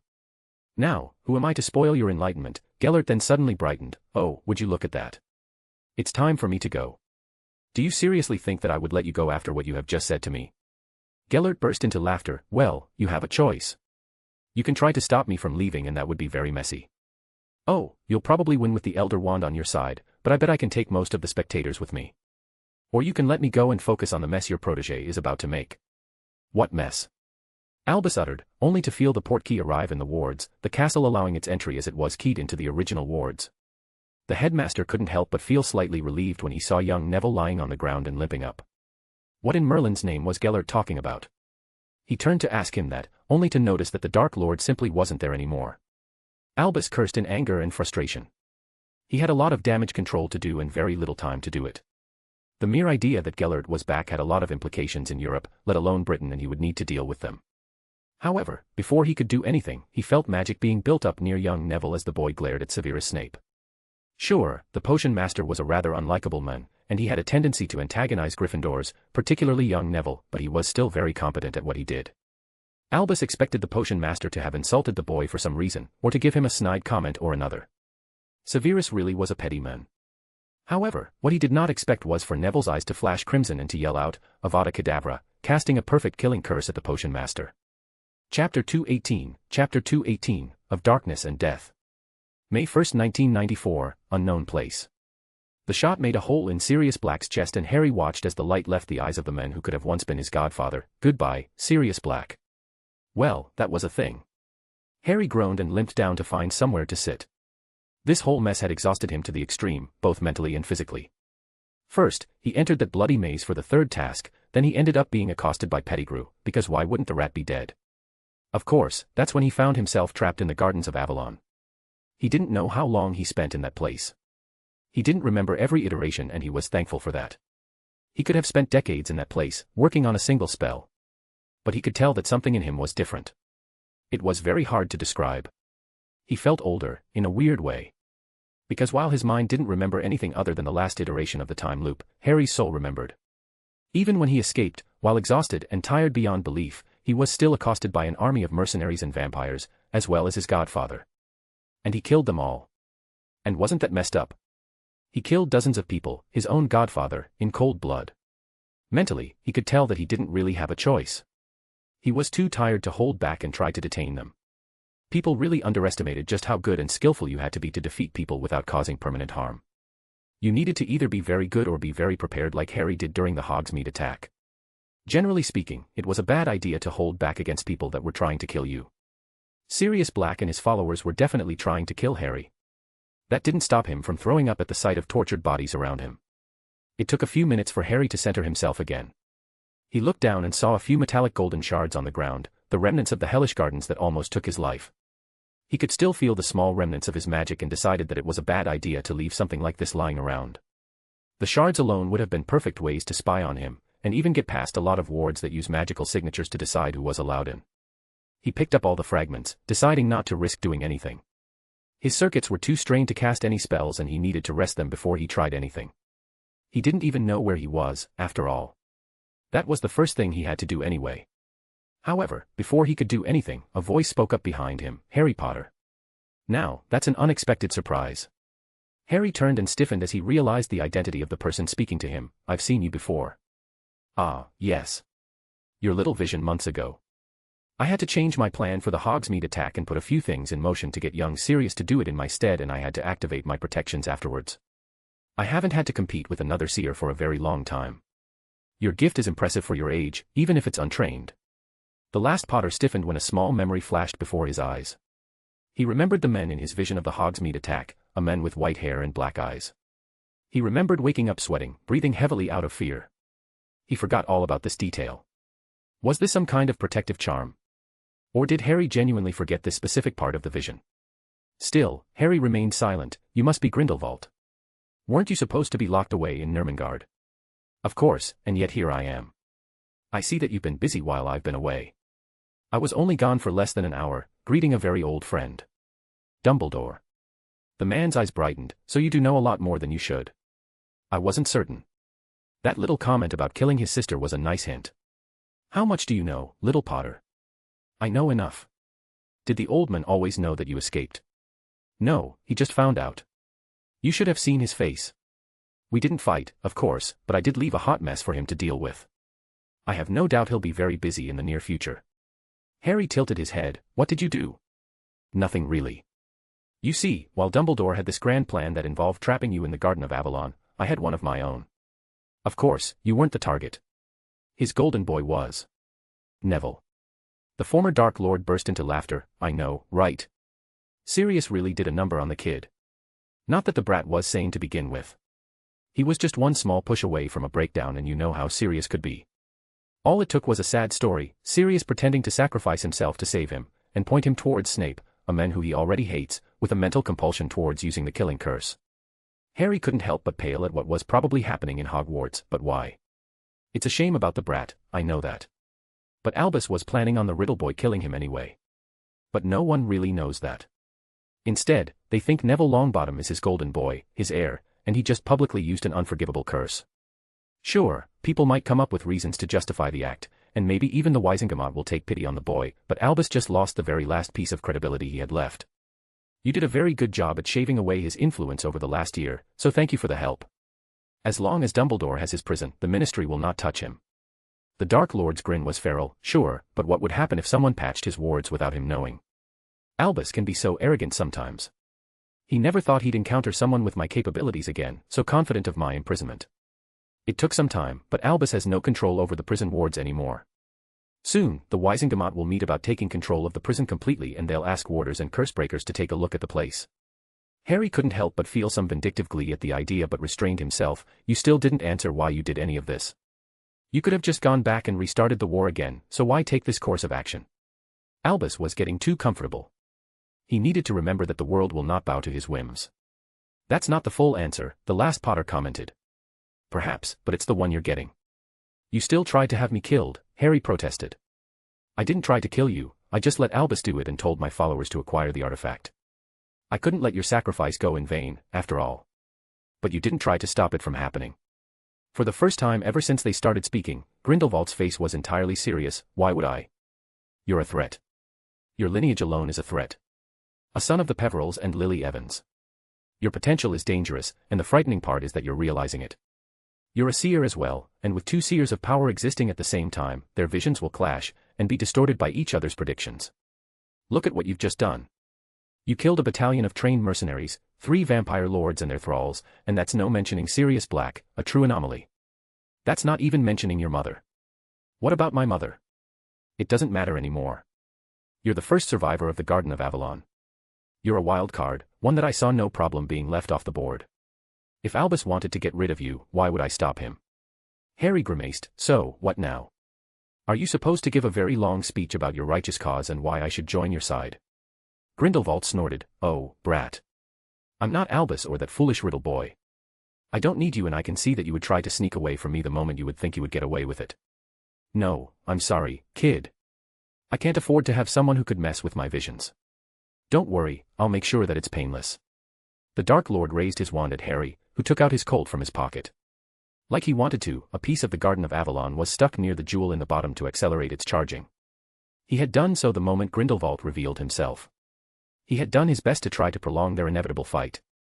Thankfully, the gem seemed to very quickly acclimate to the energy from the remains of the hellish garden. Just as he did to Sirius before him, Harry fired his weapon while pointing it at the Dark Lord. The moment his finger brushed the trigger, the air around them crackled with palpable energy, as if the very fabric of reality was holding its breath during the attack. A beam of light, swift and sharp as a whisper, leapt from the weapon, carving through the space between them with deadly precision. A shower of kaleidoscopic particles spiraled into existence, painting the air with a spectrum of ethereal hues that shimmered with an otherworldly glow. The world held its breath as Harry's strongest attack, one that had slain the world serpent itself, approached the Dark Lord. Victory was just a microsecond away when a wave of dark energy appeared out of nowhere and swallowed the projectile somehow. Harry couldn't help but gape at the scene. The Colt was an unstoppable attack. Nothing could shield against it because it used the properties of souls to hit every dimension at once. The only chance was to dodge it, but even then, it was faster than any attack Harry knew of. The dark energy dissipated and revealed a Dark Lord whose eyes had turned completely black before returning to normal. Now, isn't that interesting? Using the nature of souls to make an unstoppable attack. How novel, I haven't seen anything like this before. Harry, still reeling from the shock of his attack being neutralized, managed to find his voice. What was that? You mean the dark energy? It's conceptual destruction given form. I never expected a kid like you to get me to use it. I'm impressed. Harry's mind raced, trying to comprehend the gravity of what had just transpired, and Grindelwald looked amused at his expression. Come on, kid. Don't be so down. There's a reason why Albus and I are called the strongest light and dark champions since Merlin and Morgana. The man then suddenly froze. Wait a minute. Did you use your weapon to kill the world serpent? That was you. Harry grimaced and did not respond. Grindelwald, on the other hand, looked slightly paler than he used to be before going back to normal. The last Potter did not give Grindelwald the chance to elaborate. The man's reaction to Harry's role in Jormungandr's death was the only opening he was going to get. He summoned the few remaining shards of the Garden of Avalon, stored with years of his own magic. He used one of the shards to fire another shot at the Dark Lord, hoping he would be too distracted to notice. It didn't work. Grindelwald moved the dark energy to swallow the projectile once more. However, Harry had planned ahead. He had no plans on becoming conservative with the bullets, with his life being on the line. He warped space around him to go behind the Dark Lord and used another shard-filled energy to fire on the man's back. However, the wave of darkness moved on its own and defended him once more. Harry warped space in front of his hand and fired another shot, the cold heating up once more in his hand, the goblin silver being overwhelmed by the magic. The bullet this time came from above the Dark Lord, who smirked and just took a step to the left. He fucking dodged. What the actual fuck? As Harry readied himself to fire another shot, he felt his hand freeze in the middle of his movement, making him miss his next shot. With a wave of his hand, the Dark Lord casually froze the rest of Harry's body completely, and levitated him in the air. That's not bad, brat. But you really should learn how to fight seers, if you're planning on taking me by surprise. The man clenched his hand, and Harry's weapon fired on its own, missing him again. Then it tried to fire more, however, nothing left the barrel. The Dark Lord grinned maliciously. What are you going to do now, kiddo, without your little weapon? Harry knew that he had no chance of beating the man without tricking him, not a single one. The Colt was Harry's only chance, but he wouldn't have been able to do anything as long as Grindelwald's guard was up. During one of the previous shots, Harry faked firing one of them and took it out of the gun. The dark energy had swallowed the fake projectile immediately, and he had hoped Grindelwald wouldn't have noticed. The plan was to pretend to run out of bullets and trick Grindelwald. It worked. Sort of. He didn't expect the men to make him fire on his own. He tried to levitate a rock towards the Dark Lord's back, and he used his telekinesis to put the bullet back in the Colt. As the Dark Lord stopped it, Harry warped the space in front of him, making his gun almost touch the Dark Lord's chest and grinned. Boom. Harry would have smiled at the comical expression on the Dark Lord's face if it wasn't for the fact that he was sent away with a pulse of magic. He slowly got up and saw what seemed like black shadows coalescence again into the figure of Grindelwald. Ouch, that stung you, brat. Fucking Peverils. How? He asked, baffled. This was impossible. The Colt was supposed to attack Grindelwald's very soul. There was no shielding against it. You don't seriously expect me to answer that, do you? How would that change anything? We both know I'm not walking out of here. You know what, brat? It's been a while since anyone other than Albus landed a hit on me, especially one that deadly. That kind of innovation is to be rewarded. And considering the fact that you killed the World Serpent, I'm inclined to spare your life, this time. Unfortunately for you, from the state of your weapon, I don't see you repeat this feat again. Harry looked down at his hand and noticed the Colt slowly melting away from his hand. It was hot, yes, but he knew that this wasn't why it was being destroyed. Harry had channeled too much magic, almost every single drop that the Garden of Avalon had collected from him for decades. Goblin silver just wasn't enough to deal with that much power. He couldn't help but feel vulnerable at its destruction. The Colt had always been a safety net in case Harry found himself over his head, and now it was gone. The Dark Lord looked seriously at him. Now, let me make things clear, me choosing to spare you doesn't mean that I will be inclined to do it again. So, I advise you to prepare for our next meeting. Now, let's get you back to school. In the blink of an eye, Harry found himself looking at the familiar sight of Hogwarts Hospital wing. He barely had time to see Madame Pomfrey's panicked look before everything turned to black. Chapter 219, The Slow Knife. May 2, 1994, Ministry of Magic, London. Amelia Bones wanted to go home, lay down on her bed and fall asleep. She was so tempted to do just that and let someone else deal with this mess. Unfortunately, she didn't know anyone competent enough to handle this. Fudge, by himself, was freaking out, hoping for some miracle that would make this whole mess disappear. Unfortunately, every person worth knowing was in the crowds during the third task of Dumbledore's ridiculous tournament, and all of them witnessed what happened there. There was no burying this, and that meant that she had to be involved as the head of the Department of Magical Law Enforcement. Most people didn't even know what really happened, but at the end of the day, 2 killing curses were cast, and at least one man was murdered, and that meant that the DMLE had to deal with the clusterfuck that happened. Dumbledore had stood there, frozen for entire minutes, probably processing what had just happened, and he had agreed to come to her office to answer a few questions. So far, the man had remained silent, lost in his own head, in their interrogation room. He didn't look as shocked as he was the day before. He was visibly more collected, unconcerned with what could happen to him. She supposed he was right to feel this way. For all people's misgivings, people forgot about the man's raw power and sheer might. No one could do anything against Dumbledore directly. It was just not done. Arresting him was not possible, but there were other ways of hurting a man. Amelia sat on the other side from the headmaster and spoke up for the first time. Hello, Albus. Good morning, Amelia, the older wizard said. It's been quite an eventful day. I admit that it took some time to regain my bearings. I assume that you have a few questions. That's putting it mildly. What in Merlin's name happened yesterday? I have no idea, and isn't that wonderful? It takes a lot for me to be taken off guard in my old age, but yesterday definitely did the trick. Amelia sneered at him. This is not the time to be joking around. One of my men died yesterday, because of your failings.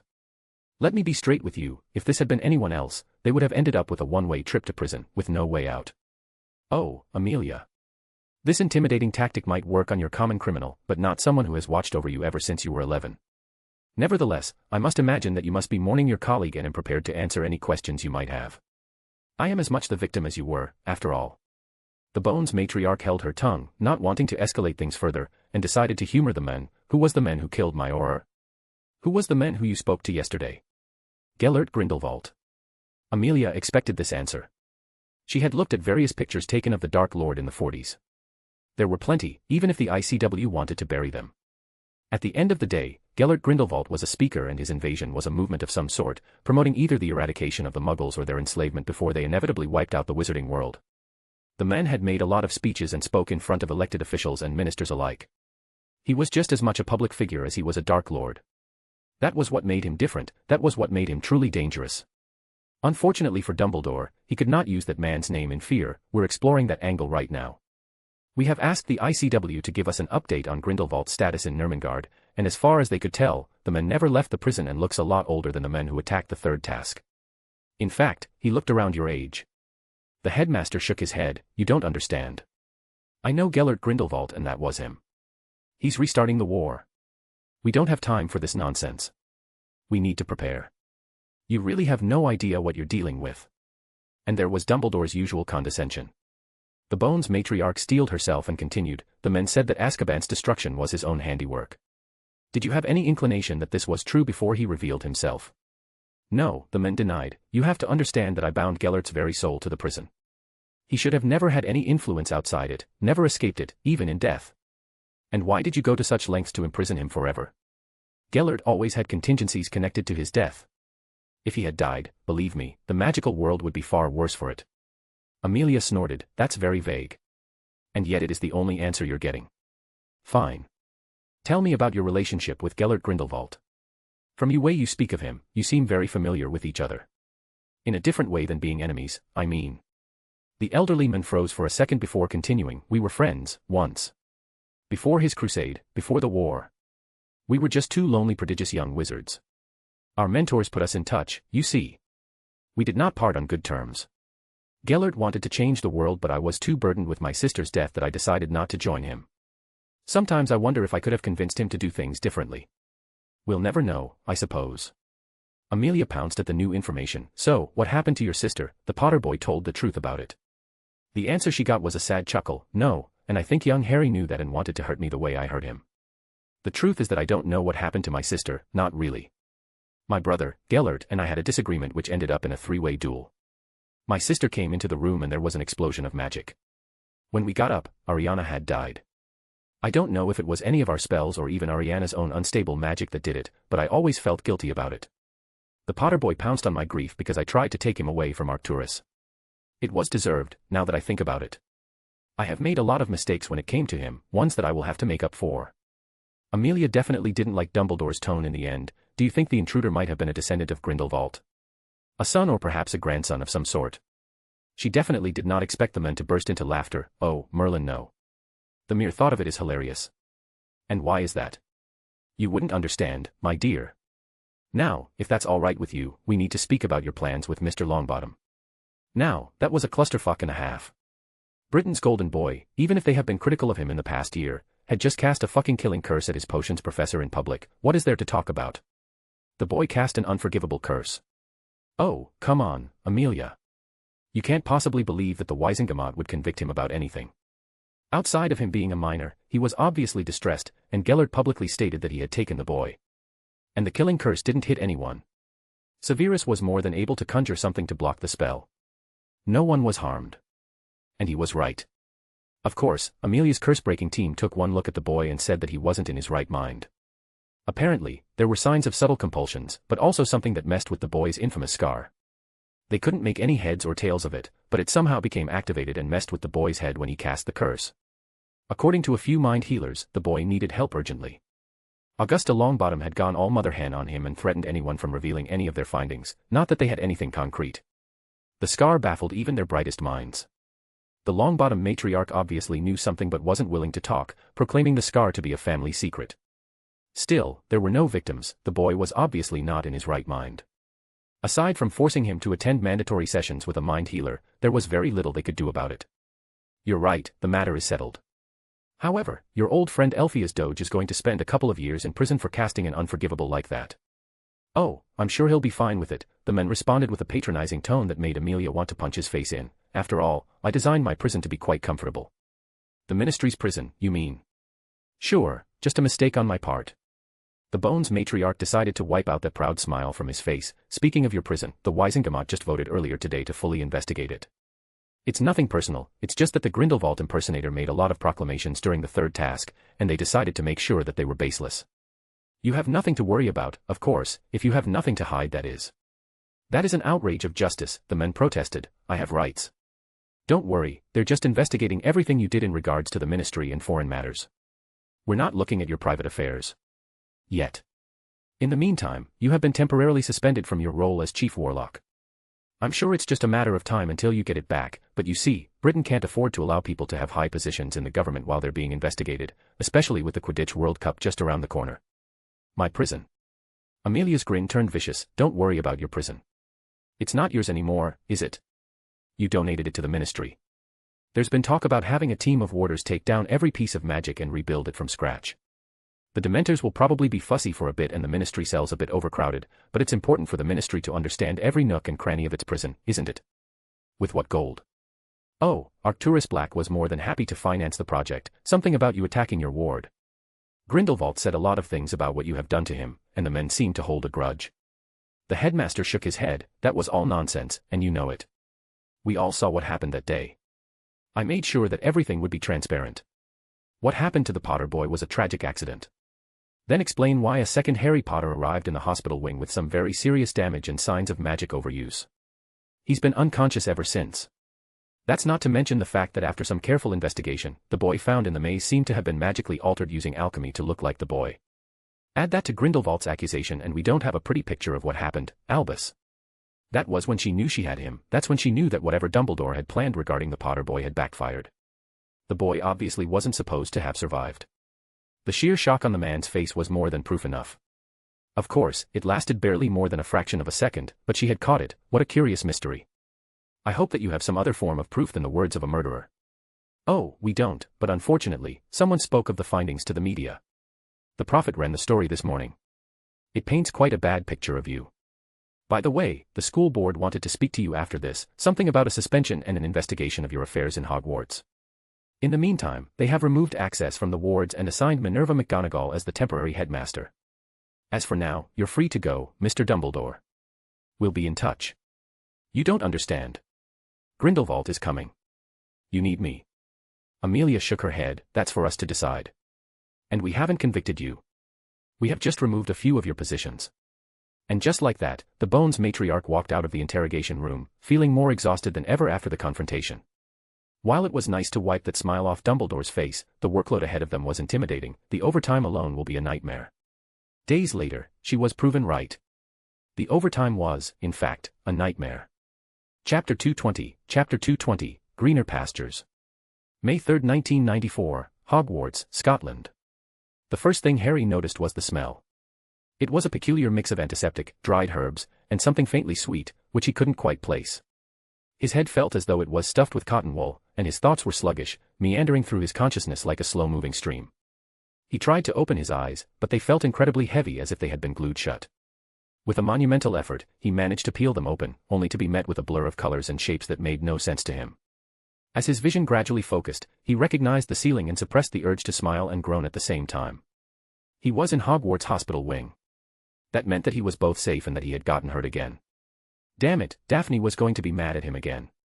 Harry tried to move, but a sharp stab of pain coursed through him, anchoring him to the spot.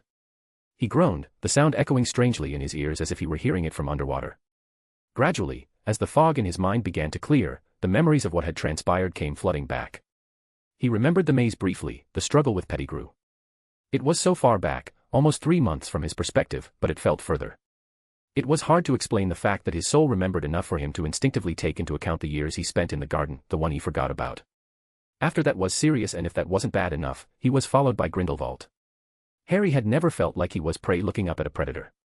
Harry knew that Dumbledore probably matched the Dark Lord in magical might, but there were ways to hurt him, ones that would stop him from killing him on sight. Grindelwald had no such weaknesses. Hell, he'd been ready to wipe Harry from existence and changed his mind for some unknown reason afterwards. Harry didn't buy the fact that the men kept him alive because of his potential. There was something else. Something more. He needed to figure out what happened in the castle while he was gone. Grindelwald mentioned something about Neville being captured by Sirius and casting a killing curse in public. And that's not mentioning the fact that Dumbledore had just tried to curse him with a fate worse than death. Like hell would he stay in the same place as that bastard? Harry tried to sit up, ignoring the protestations of his body, and immediately regretted it. The room spun wildly, a carousel of light and shadow, and he fell back onto the pillow, gasping for breath. His entire body ached as if he had run dozens of marathons without a moment of rest, and his head pounded with a ferocity that made him wince. However, he was successful and was immediately accosted by a blonde missile. Harry. The last Potter winced as his pain flared once more. Daff, you're killing me here. Daphne Greengrass blushed slightly. You stupid boy. What the hell were you thinking? Harry grimaced. What are you talking about? In the maze. I woke up in a haze and I saw you looking so sad with that weird disc in your hand, and what you said. The way you said it. I thought you were going to die. The last Potter looked back at the events of the maze and stiffened when he realized what she was talking about. He had been so sure that he was going to die that he didn't want to leave Daphne without a goodbye. The things he said. Oh, Merlin. No wonder the blonde was distressed. Harry's voice took a soothing tone. Don't worry about it, Daphne. It was just a mistake on my part. Daphne's reddened eyes seemed to light up in fury. What the hell happened in that maze, and why were there 2 of you in the hospital wing? Well, I don't know about the body double thing. A man took you hostage and put you under the Imperious curse. He said that he worked for Dumbledore, and if I wanted you to live, I would have to bind myself to an artifact, the golden disc you saw. The disc took me somewhere else, and I'm assuming Dumbledore wanted to fake my presence in the castle by having someone impersonate me being injured in the hospital wing. Daphne stiffened and her jaw dropped.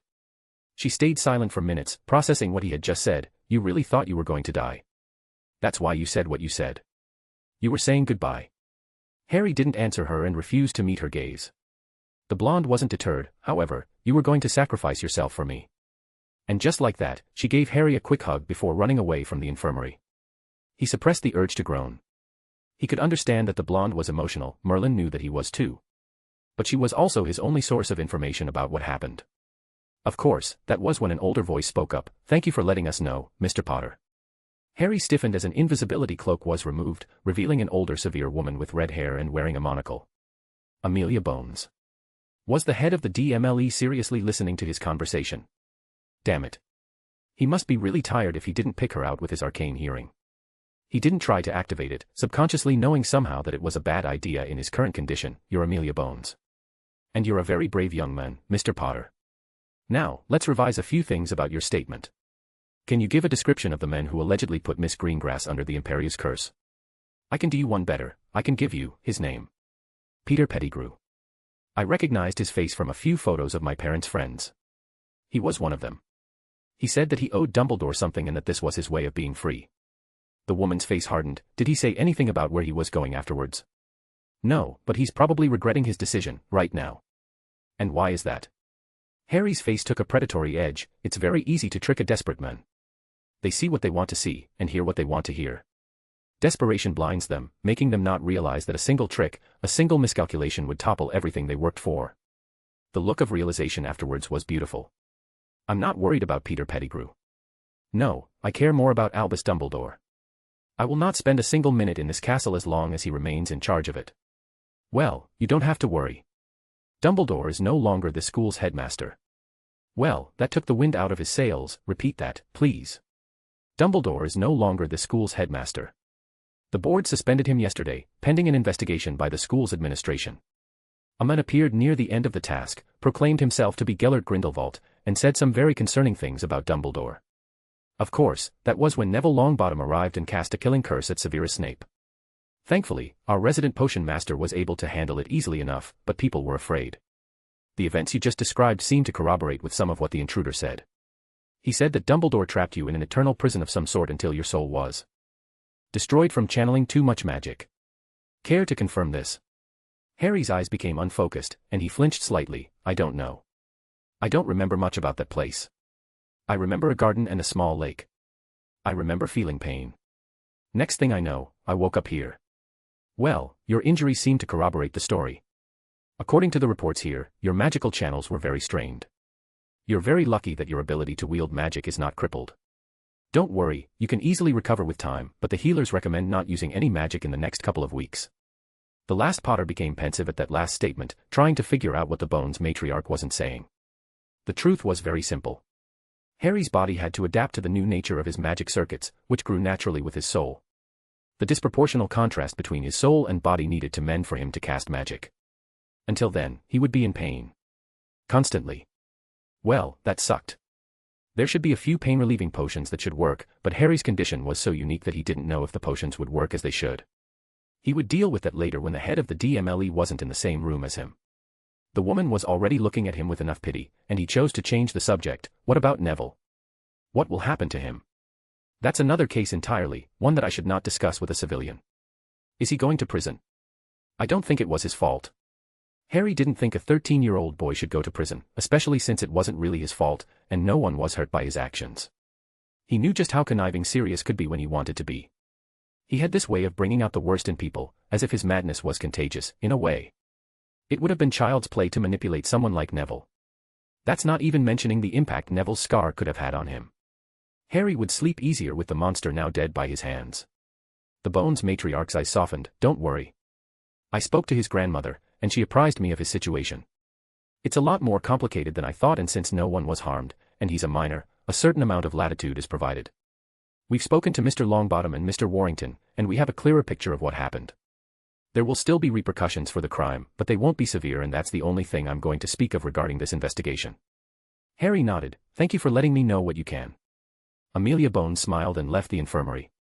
Immediately afterwards, Madame Pomfrey accosted him with what seemed like dozens of foul-tasting potions and salves. To be fair, they did help.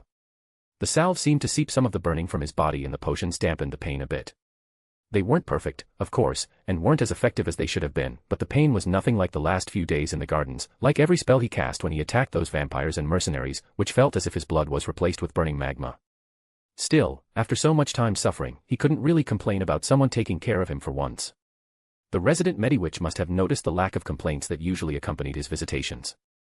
First things first, he needed to speak to Arcturus and tell him about what happened to Sirius.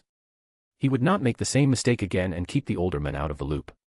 After all his help, it wouldn't do to spit on his face. They would also need to make plans about what to do now that Dumbledore was out of the picture. The sheer idea that he was no longer Hogwarts headmaster would have been ludicrous the previous year. To be perfectly honest, Harry would have asked Arcturus to take him out and send him to another school just to get the fuck away from the old men. It was one thing to be manipulative, and another to attempt to murder everyone. There was a lot that he held back from Bones, but it was better to pretend that he couldn't remember anything past the maze. He wasn't really ready to talk about it, about the gardens, about Sirius. Not yet. Nah, he was too tired. He would think about all of this later, after his nap. Harry's mood was interrupted by someone clearing their throat, and his eyes widened slightly when he realized who it was. Hello, Harry. I believe we have a lot to talk about. Fucking Neville Longbottom ruining his nap. Chapter 221, Vast Sorrows. May 3, 1994, Hogwarts, Scotland. In Neville's perfectly unbiased opinion, the past couple of days sucked immeasurably. The task had started so well. He had proved to everyone just how skilled and how honorable he was. Until he was betrayed by Cassius Warrington, that is. If he was perfectly honest, he should have seen that coming. Neville shouldn't have bought the fact that Warrington forgave him for almost killing him. Still, it was somewhat understandable, and he did deserve it a bit. As far as he was concerned, they were even. He would feel no guilt with what happened to the older student. Not anymore. He had spoken to his grandmother about it, and she said that Warrington testified, saying that someone blackmailed him into doing it by threatening to harm his sister, as well as going after Dumbledore for not making sure that the tournament was safe enough, despite his reassurances. It was a doomed effort from the start, but it did keep everyone's attention on Dumbledore, stopping them from forgetting his many failings. It probably contributed a big deal to how much Dumbledore was getting crucified by the media. The man had literally lost every position he had in the span of a year. This was not the work of a 15-year-old student no matter how smart they were. Nevertheless, Neville didn't buy the fact that Warrington was an unwilling victim, but the DMLE seemingly did. It didn't matter anymore. All it did confirm was that Neville was taken somewhere. The DMLE tried to track down the tourney, but all that remained was an empty field, with no traces of magic. Still, it hurt to see the sheer incredulity on the Auror's faces when they interviewed him. They didn't believe him. They didn't buy that he shared a cell with a dead man. They didn't buy that he could have escaped a stronghold filled with guards and wizards, without even a wand. They didn't buy that Sirius Black had sacrificed his life to save him. It was happening again. They were blaming it on another illusion, another mental trick, and Neville did not have the heart to break his grandmother's heart and tell her that he purposely used the killing curse hoping to kill Snape. Even in the midst of his endless rage, his grieving, his confusion, and his fear, Neville chose to use that spell. Sure, the DMLE detected the scar's influence thanks to the mind healers, noting it as a foreign compulsion, but it was Neville's hate that powered this spell. It was his utter loathing for the men who had painted a target on his back, who had caused the death of his parents. And yet the men faced no consequences for any of it. He deserved to pay. Neville reigned in his anger once more. No, he shouldn't have attacked Snape. Not like he did. He should have told his grandmother, and she would have helped him get his revenge. She would have destroyed everything the men held dear, bit by bit, ruined his life one day at a time. Neville knew perfectly well what Augusta Longbottom was capable of. For one thing, she got him off using the killing curse in public. A lifetime sentence in prison was avoided on a technicality. He had told her everything, of course, and she had a few contacts in the departments of mysteries to confirm the existence of the prophecy. She didn't say it, but Neville could tell that she would take revenge on her own terms. Still, Neville knew in his heart that what happened wasn't an illusion. It wasn't his scar possessing him, even if his judgment was impaired slightly. No, it was true. And that meant that Harry's betrayal was also true. Neville stood there, in front of the door to the hospital wing, afraid of the coming confrontation. Harry had been his rock, in his depression after the events of the Chamber of Secrets, after the loss of Hermione and his reputation. Did he truly want to risk losing one of his few friends? Did he really want to pull back the curtain and confront Harry Potter? His hesitation must have shown on his face because the Longbottom matriarch gently grabbed his shoulder and spoke up. "You don't have to do this today if you don't want to." "No, I need to do this," he responded. "Do you want me to come in with you?" "No. I need to speak with him alone." Neville's grandmother had an understanding look on her face, and the young Gryffindor shook his head, steeled his expression and sneakily entered the room. He recognized Harry on the furthest bed, and he honestly didn't look good. Apparently, there might have been some truth in the Grindelwald impersonator's words, that Dumbledore had tortured the last Potter in some kind of inescapable prison that Harry still somehow got out from. The former Longbottom scion stifled the pity he felt towards the young Slytherin, reminding himself of his betrayal. Harry looked like he was drifting off, but Neville didn't have it in him to wait any longer and cleared his throat audibly. He could see Harry's eyes widen slightly in recognition before speaking. "Hello, Harry. I believe we have a lot to talk about." The other boy's voice was raspy. "You could have picked a better time, Neville." "I don't think I could." This conversation was a long time coming. "Well, I'm not going anywhere and I'm too tired to even try to protest. So, champ, what do you want to talk about?" There were many places to start from, and suddenly, Neville didn't know which one to pick. He expected some kind of resistance or a sarcastic comment of some sort. It was odd seeing Harry like this, and the first question slipped from his mouth. "What the hell happened to you?" "A lot. Dumbledore can be very cruel when he wants to." "What about you?" "I heard you almost killed our resident dungeon bat." Neville's reply was just as vague as Harry's. "That was an accident, nothing more. I was under the Imperius, you see. I don't remember much, only that I ended up kidnapped by some nutjobs, forced into a cell, and escaped through the skin of my teeth, but I got caught by the Imperius in the end, hence the hexing." Harry snorted at his statement. "Oh, come on. You're seriously expecting me to buy that? You obviously ended up using the scar to escape and almost killed Snape in the process. I did warn you about trying to use the knowledge in it." Well, it wasn't like Neville expected anything else. He might be injured, but Harry was still smart enough to see through him. The fact that he knew about the scar must have helped his deductions. Still, that didn't mean that Neville appreciated the judging look in the Slytherin's eyes. "Hey, I had no choice. I was going to die if I hadn't used it. I'm not judging you, or even saying what you did was wrong. You actively made a choice, and that choice has consequences, consequences that you will have to live with." Neville snorted. Since when hadn't Harry Potter been judging him? Ever since he stepped into Hogwarts, Harry had looked at him with that infuriating look on his face and deemed him wanting. It had grated his nerves at first, thinking that the boy was looking down on him, which was why he always picked into fights with the Potter scion in his first year. "Well, I'm more than ready to accept the consequences. I do not value Snape's life above my own. But I didn't come here to talk to you about all that. Why do I think you're not here to make sure I'm okay?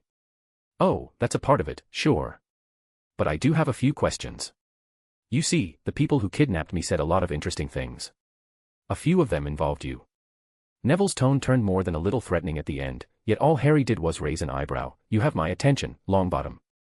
Did you know about the prophecy that made Voldemort go after our parents? Harry nodded. Yes, I did. I found a couple of my mother's diaries a few years back and she spoke about it a lot. They went into hiding later, before being betrayed by Peter Pettigrew, which was how the fire of Godric's Hollow came to be. I still have no idea what the hell happened there. And you said nothing. The young Slytherin shrugged. It wasn't like it would do anything. True prophecies happen either way. Knowing about it, even actively trying to stop it would not change the outcome. Telling you about it would have just made you obsessed with it. Even then, I don't know what it said, only that it exists, and that Dumbledore believed it to be a true prophecy. It could have been fulfilled already for all I could tell. Did you know that Snape was the one who told Voldemort about the prophecy? Harry visibly froze for a fraction of a second before resuming. I don't think it matters who told Voldemort about it. Our parents died over a decade ago. You probably don't remember them. I know I don't. For all the stories, they're just strangers who fought in a war. They knew the consequences of fighting this war and chose to do it anyway. How could you say that? Do you know what war is, Neville? It's not a school grudge or a fancy battle. It's not glorious like the stories of heroes and legendary figures. There is only death and heartbreak in war. When you cast that first spell, no matter how righteous you feel, you have no idea who is going to die. You have no idea who will become widows or orphans. Our parents chose to fight a war for whatever reason they had. They might have thought that death would be preferable to the way the world was becoming, that standing up to a monster was the best they could honor their ancestors. But that means that they also had to understand the risks. And in the end, it's not them who paid the price. Their loved ones did. Death is easy. Seeing the people you love perish is pure agony. Neville bristled at that. Harry really didn't care about his parents, something that Neville never really understood. At home, Frank and Alice Longbottom were like ghosts, haunting every member of the household, and Neville learned to honor them too, if only to keep his family happy. However, Neville just didn't want to get into an argument over it. Instead, he chose to change the subject to what he truly wanted to talk about. Did you lie to me about what happened in the Chamber of Secrets? Harry gave him an unreadable look before sighing. Yes, I did. So, there was no illusion. You let me think I was insane. It wasn't really my idea, but it was the only way to prevent Dumbledore from escalating the situation. He didn't want people to realize that there was a basilisk roaming freely in his school, and I didn't want people looking into my affairs.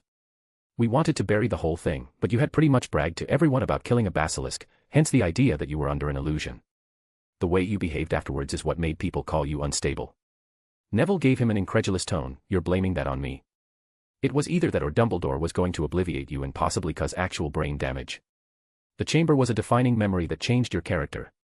The grief you felt about what happened to Hermione changed you, and removing it would have put you out of sync. You would have been truly unbalanced. Dumbledore wouldn't have cared anyway. As long as you kept your mouth shut, he would have been happy. And you couldn't have told me about it later. Harry chuckled. I could have, but the truth is that I didn't trust you not to blab to anyone else. You were my friend. We weren't friends back then. And do you remember what you did after slaying the basilisk? Did you really think I would trust you afterwards? Neville flinched at the reminder. He had fallen to Riddle's words, almost betrayed Harry because he was hearing what he wanted to hear, that Hermione would have been all right. You're a real son of a bitch, Potter. The last Potter snorted. I won't deny that. Out of curiosity, who was it that told you about the chamber? Sirius Black. He sacrificed himself to help me escape.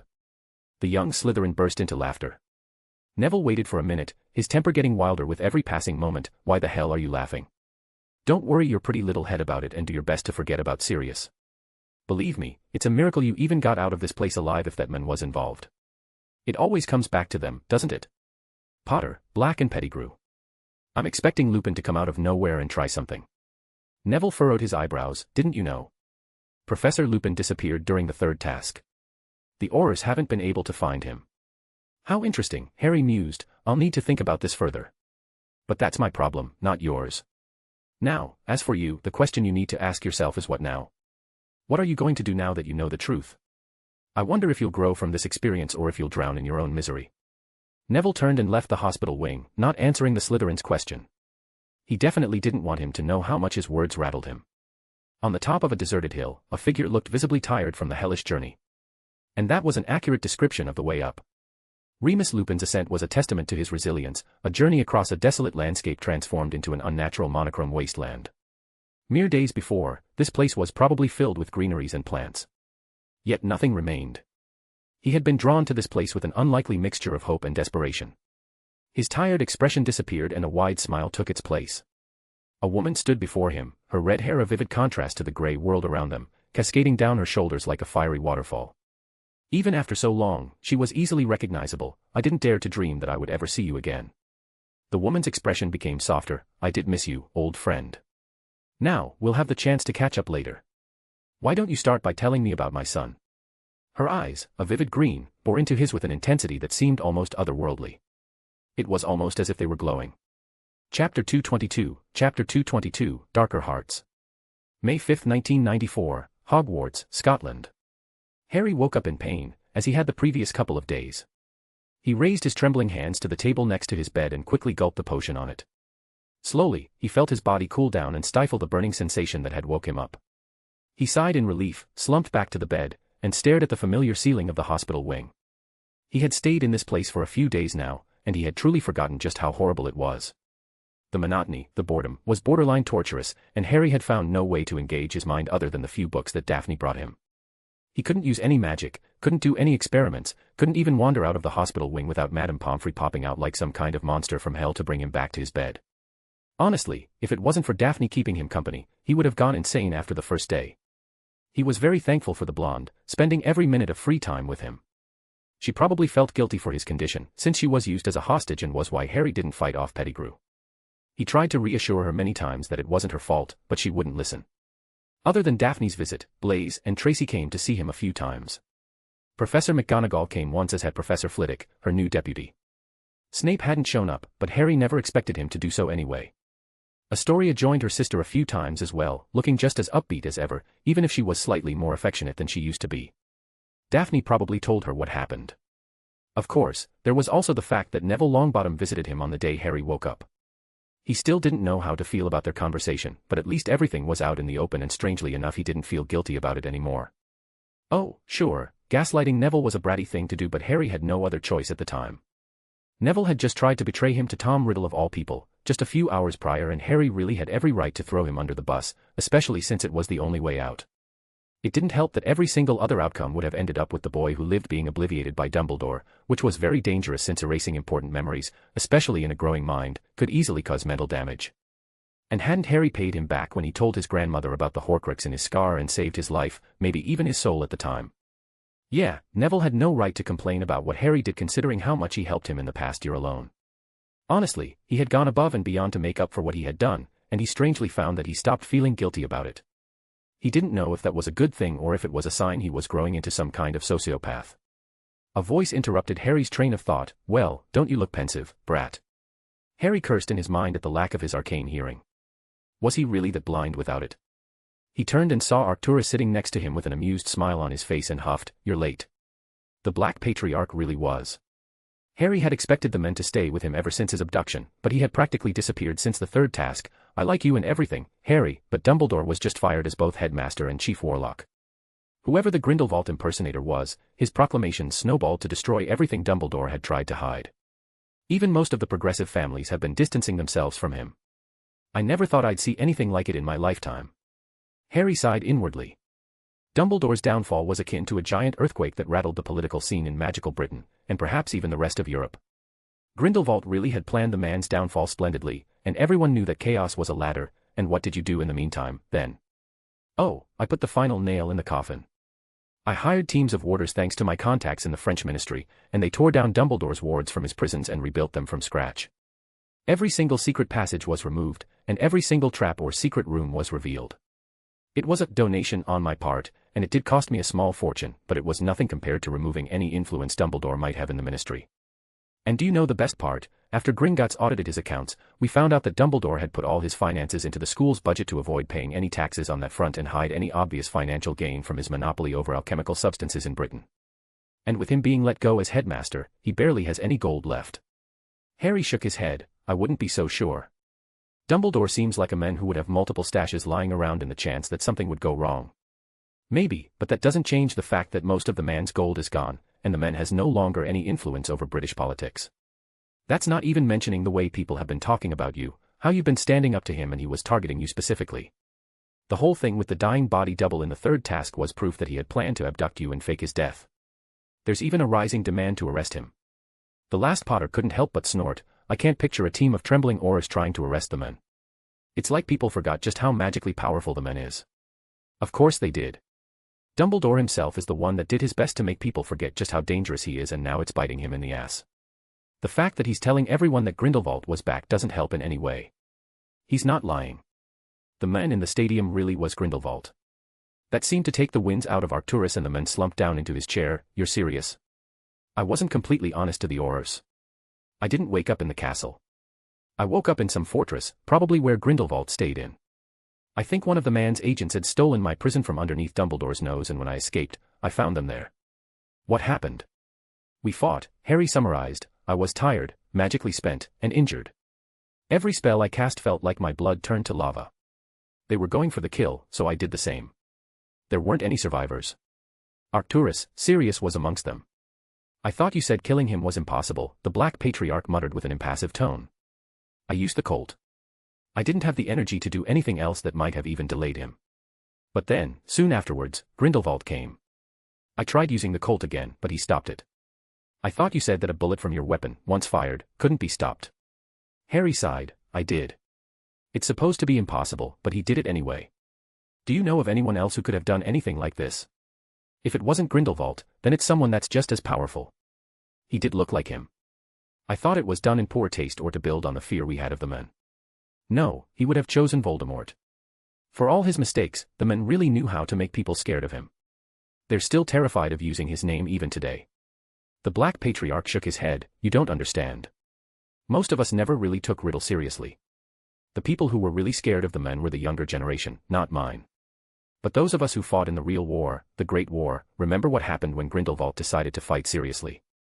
We remember when he and Dumbledore could change landscapes in a few short minutes of combat. To even try to interfere was to die. Do you seriously think that Dumbledore getting all those positions in our government was out of gratefulness, that the rest of the Wisengamot would have allowed someone to hold that much power? No, we were trying to appease him as best we could, and when we realized what the bills and laws he was putting forward were doing, we used the Voldemort upstart to make the part of the population that wasn't scared shitless of him try to rise against him. It was a mistake, of course, but if a new Great War is coming, whatever victory we won here will be barely more than an illusion. The moment Grindelwald shows his power again, the public will clamor for Dumbledore once more, and we will have a conflict on a scale that we haven't seen in over 50 years. Harry froze, understanding the implications of what was probably coming. The endless fight between the light and darkness, the one that even Voldemort wanted to stop, was probably going to restart. Yeah, he wasn't going to stick around for that. The moment the war truly began, he was going to pack his bags and move to a country as far away as he could. There were no points in useless heroics, after all. However, before he continued his train of thought, something was wrong with Arcturus. You practically ignored the fact that I killed Sirius. What is there to talk about? The older man replied stonily. My grandson died in that fire. The man you killed was a mass murderer, a psychopath who killed people in their homes and carved up their faces like smiles. He was a man who was trying to kill his own godson out of some kind of misguided revenge, and I will not mourn his death. Are you sure about that? You don't sound all right. For the first time the man's eyes turned harsh. Maybe I'm not, but it's not like you're any better. I can tell that you remember what happened in that prison. I can tell that you're a different person now that you got out. Harry suppressed the urge to flinch. He wasn't successful considering the sudden look of shame on Arcturus' face. Look, I'm sorry that I lashed out. I don't know what came over me, but that doesn't change the fact that what I told you is still true. You need to talk to someone about it. It doesn't have to be me, but you can't keep what happened to you to yourself. It will eat you up. I tried the same about the war, and it was driving me mad until I confided in my wife. I would suggest that nice Greengrass friend of yours. She seems like a nice girl. She is, Harry nodded, but I don't want to burden her with what happened. She wouldn't really look at me the same way afterwards. I think she's stronger than that. Why don't you think about it? The last Potter simply nodded before remembering one last detail. Out of curiosity, have there been any signs of Remus Lupin since the third task? No. He was fired anyway when the files in Dumbledore's office revealed that the man was a werewolf. Apparently, that fact was hidden from the board when he was hired. Most people think he fled to avoid being prosecuted since he had to notify the werewolf registry saying that he had a job. Was he involved with your abduction in any way? I don't think so. But there's something not quite right about his disappearance. The man was obsessed with my mother and thought that I was going to be her second coming or something. But he and Sirius knew something about me and called me the key, whatever that meant. I just don't like having people that have plans involving me being in the wind. Do you mind looking into the man's disappearance? Arcturus nodded, with an odd look on his face. Potter, Black, Pettigrew, and Lupin. It all comes down to those four. I'll look into it. Hopefully, it won't be something sinister. We already have enough on our plates with the whole mess with Dumbledore and Grindelwald. Yeah, Harry hoped so too. Unfortunately, if there was something he had learnt, it was that luck was very rarely on his side. Chapter 223, A Rose's Thorns. May 15, 1994, Knott Manor, Liverpool. Cassius Knott loved his life. Oh, sure, it wasn't perfect, but recently, everything was going surprisingly well for him. He was not blind to the advantages he had over most of the wizarding world. After all, he had been born as a Knott, one of the oldest families in the continent, who had come to Britain over 1,000 years previously. There was a reason why his family was feared. Their family magic was mighty and could turn the tides of a battle. They were the personification of the night, with control over shadows that was downright terrifying. It was why Tom Riddle had done his best to recruit him. Cassius was tempted to tell him to go fuck himself, but his father, a rather pretentious man that wrote that ridiculous book about blood purity, urged him to be closer to the boy. Apparently, he had found out that Riddle was a descendant of Slytherin, probably from the parent of one of Cassius' colleagues, and wished the boy would have followed his ancestors' legacy and tried to keep wizarding blood pure. Oh, the boy was far more talented than any mage he had ever seen and had a sharp mind to use his talent adequately. Honestly, if it wasn't for his insane arrogance and pride, the boy would have grown as one of the big players in wizarding politics. A few innovations could easily have granted him a couple of orders of Merlin, and with them a seat in the Wisengamot, and after revealing himself as a Parselmouth, before slowly taking over the traditionalist faction. Unfortunately, the boy disappeared after graduation, only coming back decades later, to ask to be the new defense professor at Hogwarts. He was different then. More unstable, his sharp mind was still there, but it was less, for the lack of a better description. More than that, he was fucking terrifying. Cassius could have only guessed what the man had done to himself. He could see the signs of over a dozen different rituals, and he just felt wrong. Still, the man offered a way to stop Dumbledore's rising influence and his systematic destruction of what it meant to be a wizard. Cassius foolishly agreed, and he ended up serving as a subordinate to a man whose sanity was slowly diminishing, and Dumbledore's influence hadn't even been affected in any significant way. Thankfully, Riddle kept Cassius out of most raids, preferring to rely on his financial support, which would have been gone if he had perished in a mission gone bad. Cassius did his best to delay siring an heir for that reason only, waiting until the very last years of the war to have Theodore, his son. All in all, the most involved he had been with Riddle's physical attacks was when had to use his darkness to hide other Death Eaters during a few critical raids and cover their escape. So, when Riddle got himself blown up by Longbottom, there wasn't a shred of proof about Cassius' involvement because outside of being in the same political party, no one could say for sure that he was a Death Eater. Of course, Lucius bought his way out of prison and ended up as the new leader of the traditionalist faction, before being murdered by the Smiling Killer, making Knott the de facto leader. Sure, it took a little manipulation to formalize the entire affair, like making sure that the Malfoy brat and his mother wouldn't really attempt to do anything, but other than that, he already had enough blackmail on the rest of the faction for anyone else to even try to stop him. Because that's what Cassius did. He wasn't a master jeweler, even if his family crest was very powerful and he had more control over it. No, what he relished was pushing people around like small pieces on a chessboard. He learned to understand them, find their weak points, their dirty laundry, and offer enough incentive for them to follow his orders. And now, with Dumbledore's political downfall, his faction was bound to get more influential, and a few of the bills that the old man pushed could finally be reserved.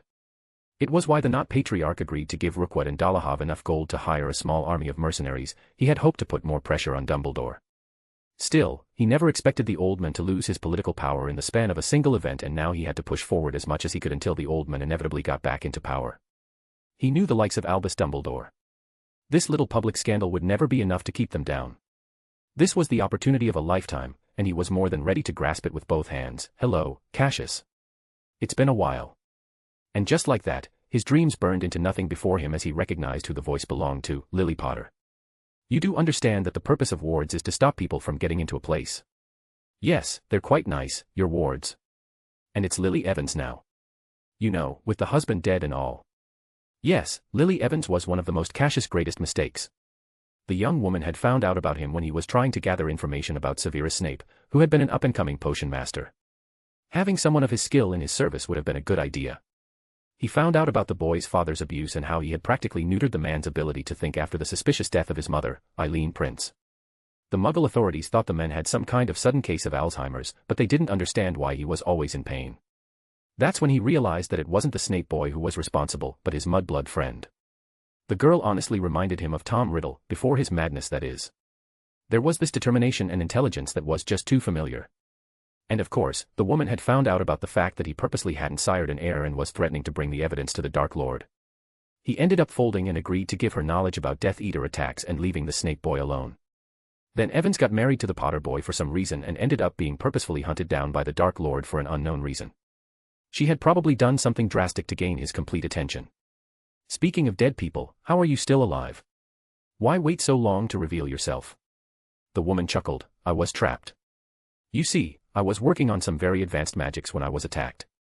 Imagine waking up in the middle of the night with an actual army on your doorstep and all you have is your useless husband, his idiot friend, and your baby.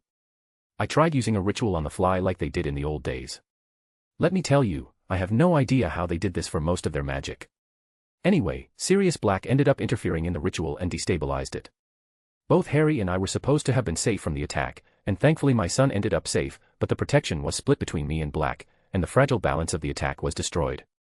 We ended up with Godric's Hollows on fire, Sirius being torn into two, constantly feeling pain, and me being stuck on the other side, waiting for someone to open the way back. And just like that, Cassius started to get an idea of what the ritual did. Are you insane? You were playing with dimensional magic, hoping to use the energy in another dimension to cast spells. Do you have any idea what could have happened, what could have gone through? The redhead simply shrugged. I'm not an idiot, Cassius. I wasn't planning on using it anytime soon, but I had no other choice. And how did you return then? My son was the key. When he killed Black, the ritual's initial parameters were stabilized, leaving me enough room to come back. However, I'm not here to talk about my time in that place. I'm here because we have some unfinished business. Cassius stiffened. What are you talking about? You mean the fact that you were the one who convinced the Lestranges to attack me, in the hopes that I would somehow know what happened to their precious lord? You're a clever man, Cassius, you really are. I've dealt with a lot of people, monsters, murderers, but you were always different. A shark, the pressure points of half the country on the tip of his finger. You could destroy lives with just a letter and an owl. And look at you, you have risen so highly. Head of the traditionalist faction. Knowing is owning, right?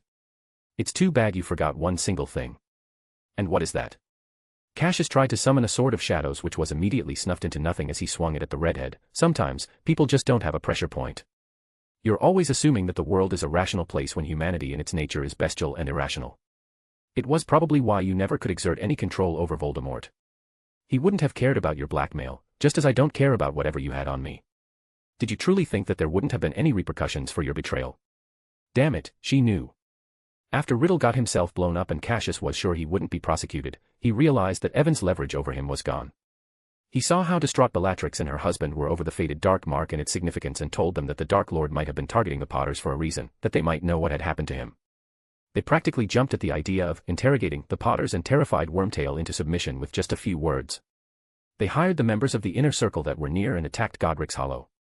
It had worked out splendidly with everyone involved ending up dead except for a toddler, that is.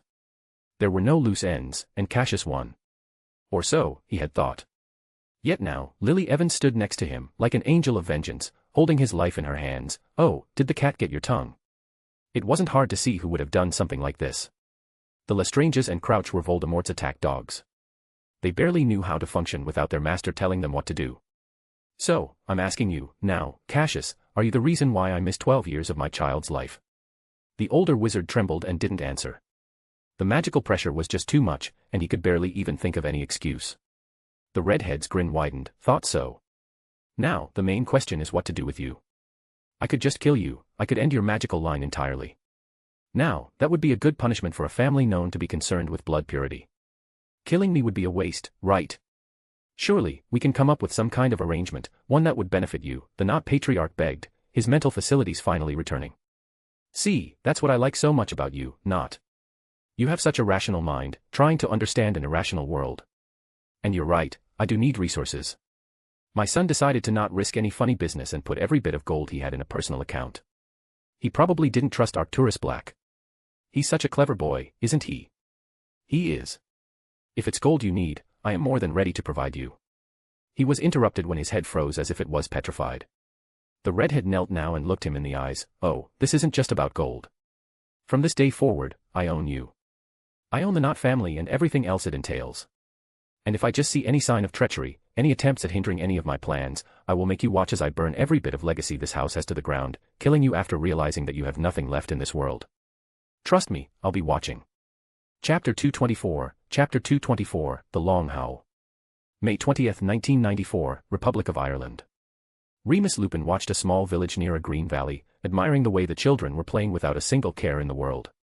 The adults were sitting comfortably next to each other, either working or taking care of the children. To most outsiders, this place looked like it was a Muggle village from the 19th century. However, to Remus' trained eyes, he could see the small scars that practically had, the way the adults kept looking over their shoulders as if expecting to be attacked at any moment. It was some very old reflexes that people just couldn't forget about. Pain was like that, it stuck around like a lesson that would have been very hard to forget. The conclusion was clear.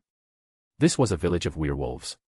When he was younger, this place would have been a dream come true.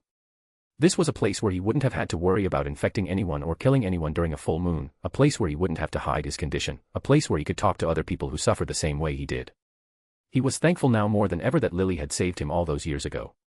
He looked at the residents of the villages, looking content, and couldn't help but ponder how much of this was just an illusion. There were no traces of magic. They didn't even have the comforts of the Muggle world. Remus could never imagine living like this. Not after so long. The former professor slowly walked towards the village, feeling conflicted by his admiration that this place was actually built and disappointed that the residents settled in such a disappointing lifestyle. By the time he arrived in the village, all the residents, even the children, had frozen and watched him intensely. A large, muscled man slowly walked forward. That's enough staring, everyone. Get back to what you were doing. I'll speak with Mr. Lupin here. The crowd quickly dispersed, but everyone still eyed him suspiciously. Remus gave the men a small smile. Is it just me, or do you look bigger somehow, Gideon? I suppose I might seem so. The last time I saw you, it was at your father's funeral. You're looking better than you did back then. I have to admit that I was a little worried about you. The former marauder suppressed the urge to cringe at the mention of his father. It was a dark time in his life when his father died in the dragonpox outbreak. His mother had already been dead for over a decade before on the night he had been cursed with lycanthropy. His father had told him about it once after he drank a little too much fire whiskey. Greyback had killed her in front of Remus, cut out her throat and bit her son. He admitted that after her death, he had been tempted to abandon Remus, thinking of him as a reminder of his wife's fate. Remus didn't know if his father remembered his confession, but he never mentioned the matter afterwards. Remus certainly didn't forget about it. Still, the former marauder decided not to let the memories of the past hurt him anymore. I could say the same thing about you. It took me a while to find your settlement. No one seemed to want to talk about it at all. Gideon shrugged. It's not really your fault, it's by design. We made a deal with the Irish ministry to stay within the boundaries of the valley. We try not to advertise our presence to avoid werewolf-hating bigots. It's been working well so far. Much better than in Britain, at least. I get you. Those werewolf laws were brutal, right? Can't say I didn't expect them. Greyback and his brood terrorized a better part of the population for decades. It was only a matter of time until someone with a vendetta decided to hunt us down. Still, it's pretty annoying that they're pretending that the law was to our benefit. At least here, even if we're not allowed to enroll our kids in magic schools, we're allowed to buy wands and teach our children how to use them. We're also allowed to get into any shop in the local magic district down in Dublin as long as it's not near the full moon. Remus hummed, but you can't buy anything since you don't have any gold, right? Yeah, employers are very wary of us. A few of us were bitten after going to a magical school and can brew a few basic potions. Nothing fancy but enough to bring in enough gold for any magical needs we might have. It's not much, but we have ourselves, and it's a lot better than Britain. Lupin could agree with that, at least. The way werewolves were treated in Britain was abominable. The ministry decrees that forced werewolves to be registered, the heavy taxes on wolfsbane, the measures that employers needed to take for public safety, and no magical education, just made every single person suffering from lycanthropy feel stifled and desperate. They couldn't even defend themselves against any wizard outside of the full moon since they weren't even allowed to buy wands, since they couldn't officially go to Hogwarts. They weren't even allowed to live in the Muggle world permanently, at the risk of breaking the statute of secrecy during a full moon. And an unregistered werewolf could be killed without any punishment. That was the sad part. They didn't offer prison time as punishment but actively supported their murder as they could be a danger to society without the ministry's supervision. Was it any wonder why most werewolves in Britain had joined Greyback and wanted to lash out at the society that kept hurting them repeatedly? Things in Ireland were far better, but they still weren't perfect, so they tolerate your presence but nothing more. Far better than the alternative, in my opinion, Gideon answered with a defensive tone. Is this really how you want to live your life? Hiding away hoping that the rest of the world would leave you be. The older werewolf growled, what would you know about suffering for being a werewolf? You have no idea how lucky you are. Your father accepted you for what you were and asked me for help in managing your condition. He made a deal with Dumbledore, probably selling everything but his soul in the process, just so that he would take you to Hogwarts even with your condition. You have a future. What you have is something that everyone here would dream of, and what did you do with it? The moment you graduated you went around moping, acting like a glorified bounty hunter. Your father gave you everything he could, and you squandered everything. I didn't. I found a way for us to finally be free. We could be accepted by society. You're an idiot if you believe whoever told you that. We will never have a place in society because the simple truth is the fact that society likes to belittle people who are different. If it's not us, then it's the Muggleborns, then it's the vampires. They would rather wipe us out than include us. Remus stiffened, you're right. The Ministry will never accept werewolves. But what if we're not werewolves anymore? Now that's a nice thought, but that's all it is, a thought. No one can cure lycanthropy. It's been proved by hundreds of researchers over centuries. I'm not talking about curing the curse. I'm talking about changing its properties. What if our transformations are no longer uncontrollable? What if our bites do not transfer our curse anymore? We would be nothing more than a bunch of people with the same animagus form and nothing more. And in a few generations, there wouldn't be any werewolves anymore. The curse wouldn't transmit, would it? Gideon snorted, yeah, pull the other one, brat. Whoever hooked you definitely knew what they were doing. Every few decades or so, someone comes here and tells us of ways of saving us, of curing us, of integrating us into a magical society. And of course, the most desperate and the most naive just follow them along and agree to become their attack dogs for the futile hope of being normal. It always ends the same way, tears and disappointment. Remus could feel his mental wolf howling at the indignation. After all, someone had just insulted Lily, and called her a fraud, even if indirectly. He calmed himself, thinking that the men simply didn't know any better. Truth be told, the wolf had been acting a lot wilder and more protective the moment Lily returned from her other side. And wasn't that a surprise and a half? Remus had gotten the whole thing backwards, but that had been his fault. Lily did send a Patronus geared towards him the moment she fell in Godric's Hollow, saying that she would be back and to protect Harry. He thought that Harry would somehow bring her back. Sirius probably thought the same, having heard her message in person or in some other way, and hunted down the son of the man he considered to be a brother. There was a tinge of irony at the fact that if Sirius had hidden away, Lily would have probably been trapped in that dimension forever. Still, ever since Lily returned, he's been oddly protective and subservient to Lily. It made sense, in a way, Lily was the superior witch, and it made sense that the animalistic part of Remus would instinctively recognize her as the alpha. It didn't matter though, as long as she helped him save the rest of the werewolf population. Remus Lupin, the savior of werewolves. That sounded quite nice, actually.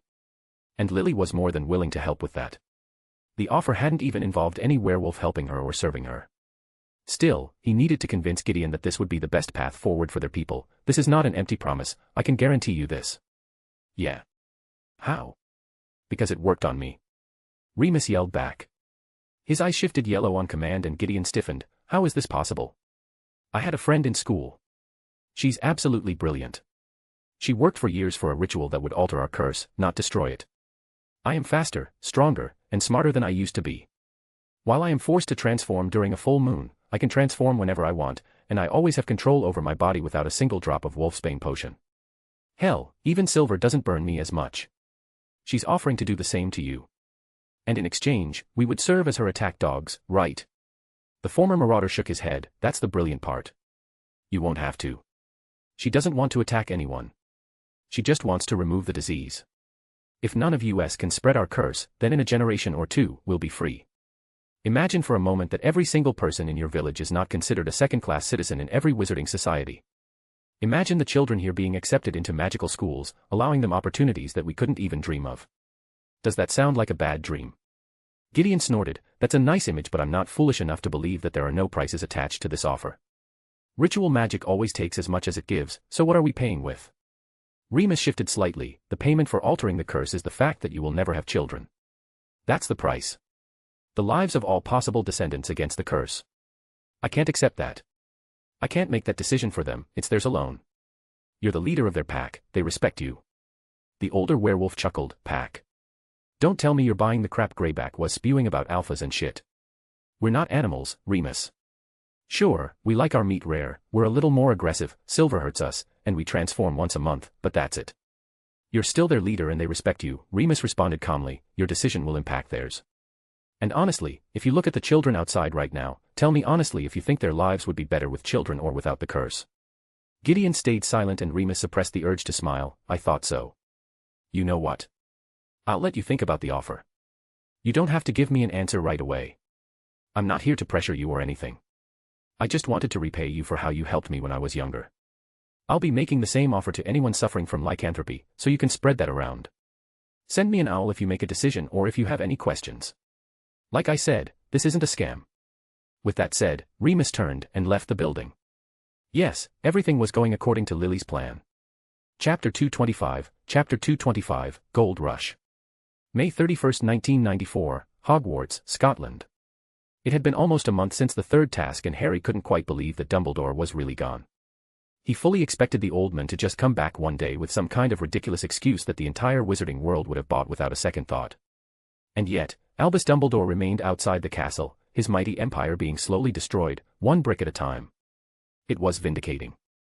It was also fucking terrifying. No matter how much Harry hated the men, the mere idea that someone as powerful as him was literally in the wind, having lost almost everything he had worked for, was just as terrifying.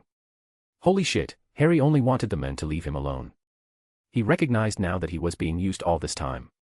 He would have to be blind not to notice the fact that Dumbledore's position had been far more affected than it should have been. Someone was pushing for the men to be condemned, and it was probably Gellert Grindelwald. Harry didn't know how the Dark Lord had escaped Nurmengard. The experts from the ICW stated multiple times that he was still in his cell, but Harry knew differently. He felt the man's power, even if it was just the tip of the iceberg, and that definitely won another level. The Colt's loss alone probably contributed to Harry's fear. The weapon had always been there, in his pocket, everywhere he went. It was this instant win button that he could use if he really was over his head. It provided some assurance against Dumbledore. But the sad part was that this confidence was just an illusion at best. Dumbledore was at least as skilled as Grindelwald and the men had laughed whenever Harry tried to shoot him with his ultimate weapon. The former headmaster would have probably done the same. Harry needed to get better, a lot better, in fact, to protect himself from those monsters. Honestly, the mere idea was Grindelwald was back, terrified Harry. Arcturus' reaction to it just made him uncomfortable. Whenever the men spoke of Dumbledore, it was just with a small air of caution and respect. But the way the man's skin paled and the way his hands trembled slightly whenever Harry told him about what happened with Grindelwald, it was terrifying on many levels. Dumbledore was a man one could reason with. Mostly because he had a goal. You could get him to make concessions if you play your part well. However, Grindelwald didn't work like that. From everything he was able to gather from old newspapers, Grindelwald's main goal was the subjugation or elimination of Muggles. He played on the pride of old wizarding families to support him, but Harry could tell that it was probably out of fear. After all, Harry knew that the man was a seer. He had probably seen the effects of nuclear weaponry and the advancements Muggles would have and wanted to stop it since they presented a real threat to the wizarding world. He was right, of course, but the undeniable truth was that he was too late. The Muggles became the threat he feared they would be. His initial goal was impossible. And if that wasn't good enough, the fact that Dumbledore was gone was as much a boon as it was a curse. Dumbledore was dangerous, yes, but he was also occupied all the time. It had been why people pushed so many positions on him after the Great War. It was easier to keep tabs on the men if someone had access to his schedule. Now, the men had disappeared in the wind. And Grindelwald was back. Harry had no doubts that this was nothing more than the calm before the storm. He had won the previous battle, and yet he didn't feel like he did. The school continued as it used to be, even if McGonagall was obviously getting overworked. Flitwick was helping her as much as he could, but they both had classes to teach. However, neither of them had the time for meetings outside the castle since they had classes. The frequent meetings with the board with the change in school administration were draining them. The woman had even ended up asking a few of the Aurors who remained after the task to handle a few of her transfiguration lessons, especially for the lower years. That's not even mentioning the fact that she had to look for a new potion professor, since Snape was leaving after the end of the semester, seeing the immunity that Dumbledore had given him crumble away without the old men in the castle. McGonagall also had to find someone else to take up their resident cursed professor the following year. Oddly enough, Kingsley Shacklebolt made an appearance as the provisional defense against the dark arts professor, replacing the missing Remus Lupin. The DMLE was already looking for the man as a possible collaborator with the third task fiasco, especially with his mysterious disappearance. That's not to mention the charges against him for having a working position as a werewolf without the proper registration in the ministry. Other than that, the security consultant for the third task, Alastair Moody, had also disappeared a few days later, but it was probably him just following Albus Dumbledore, who became unreachable after his appeal to lift his suspension as headmaster was denied by the board and he had to relinquish his control over the wards fully to McGonagall. The DMLE ended up investigating the school funds and must have found enough irregularities since the school board made the suspension permanent just afterwards. Unfortunately, that meant that the most powerful wizard in the world was probably free as a bird, having lost his political empire. Honestly, if it had been a regular headmaster, that would have been the end of it. It was a scandal, but nothing really world-shattering. Unfortunately, Dumbledore wasn't a normal wizard and people probably forgot just how dangerous he was. Seriously, they cringed and panicked at the sheer mention of Voldemort but hadn't even considered the fact that Dumbledore was at least just as dangerous, and politics was one of the few things making him hold back on displaying his power. All in all, Harry had absolutely no idea what the hell to expect. Harry's thoughts were interrupted by Daphne hitting his shoulder. "Lost in your head again, Harry?" "Just thinking about how quiet things have been," he simply responded. Yes, if there was one way to describe Hogwarts' current status, it would be quiet. It was the complete opposite of how lively the castle was. Snape stopped being purposefully antagonistic to Gryffindors and just looked like he didn't care at all. McGonagall was too tired to berate anyone's behavior. Hell, even the fact that Neville Longbottom was taken out of the castle by his grandmother kept the normal chaos that always surrounded him at bay. But there was more to it than that. It was hard to explain. The closest comparison would have been that the castle had lost its spirit. There was a distinct lack of the insanity commonly seen in Hogwarts. The Weasley twins weren't pranking anyone. There were no confrontations between rival houses. It was just quiet. Daphne's smile dimmed slightly. "I think people are confused more than anything. But didn't you sneak out of the castle a few days ago for some big meeting with the Firebolt guy?" "Yeah, I sold everything I had to do with the company." The blonde's smile dipped. "Why the hell would you do this?" Harry simply shrugged. "That was always the plan. Interest couldn't be any higher regarding the company, and it will definitely dip after the Quidditch World Cup.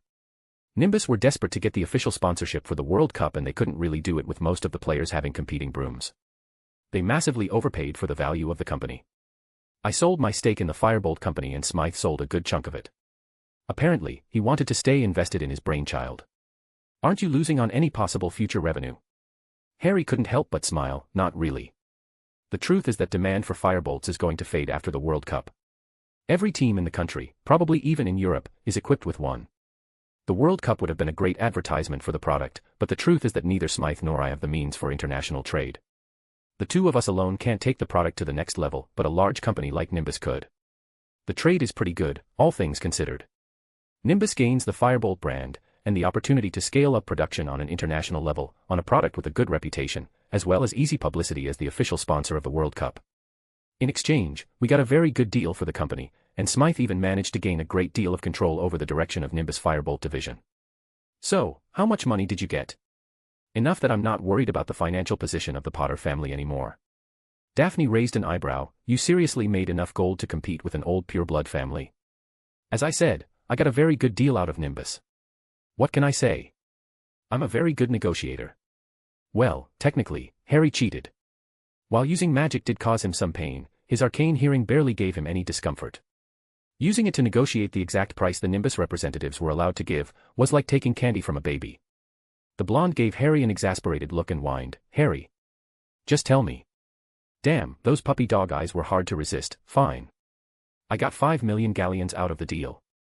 5 million galleons, she shouted. Harry quickly hushed her. Her shouting was so loud that she could have probably broken the privacy charms that Harry had discreetly put in place as a reflex when Daphne sat next to him. It was a paranoid habit that Harry picked up to be able to speak freely in the common room without the court of Slytherin listening in. He couldn't blame her though. 5 million galleons was a ridiculous sum, especially since Harry started up with an investment of just 5,000 galleons.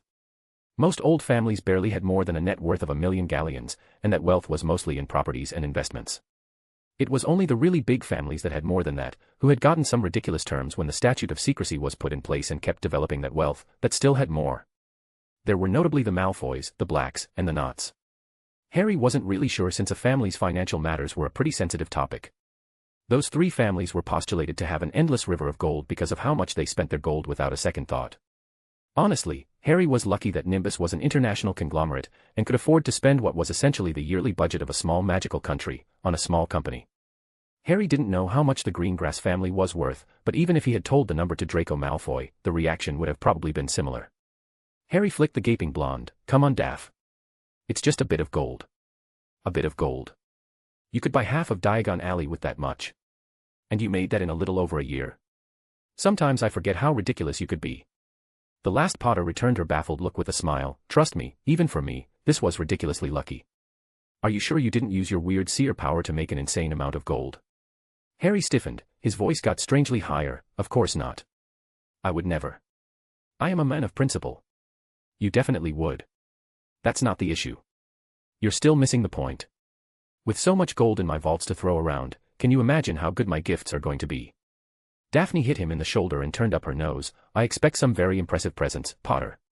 Of course, my lady, Harry responded with a boy. They both fell into giggles and Daphne gave him a blinding smile. I'm glad you're doing all right. I was really worried about you. I was cleared by Madame Pomfrey weeks ago, he protested. It wasn't about that.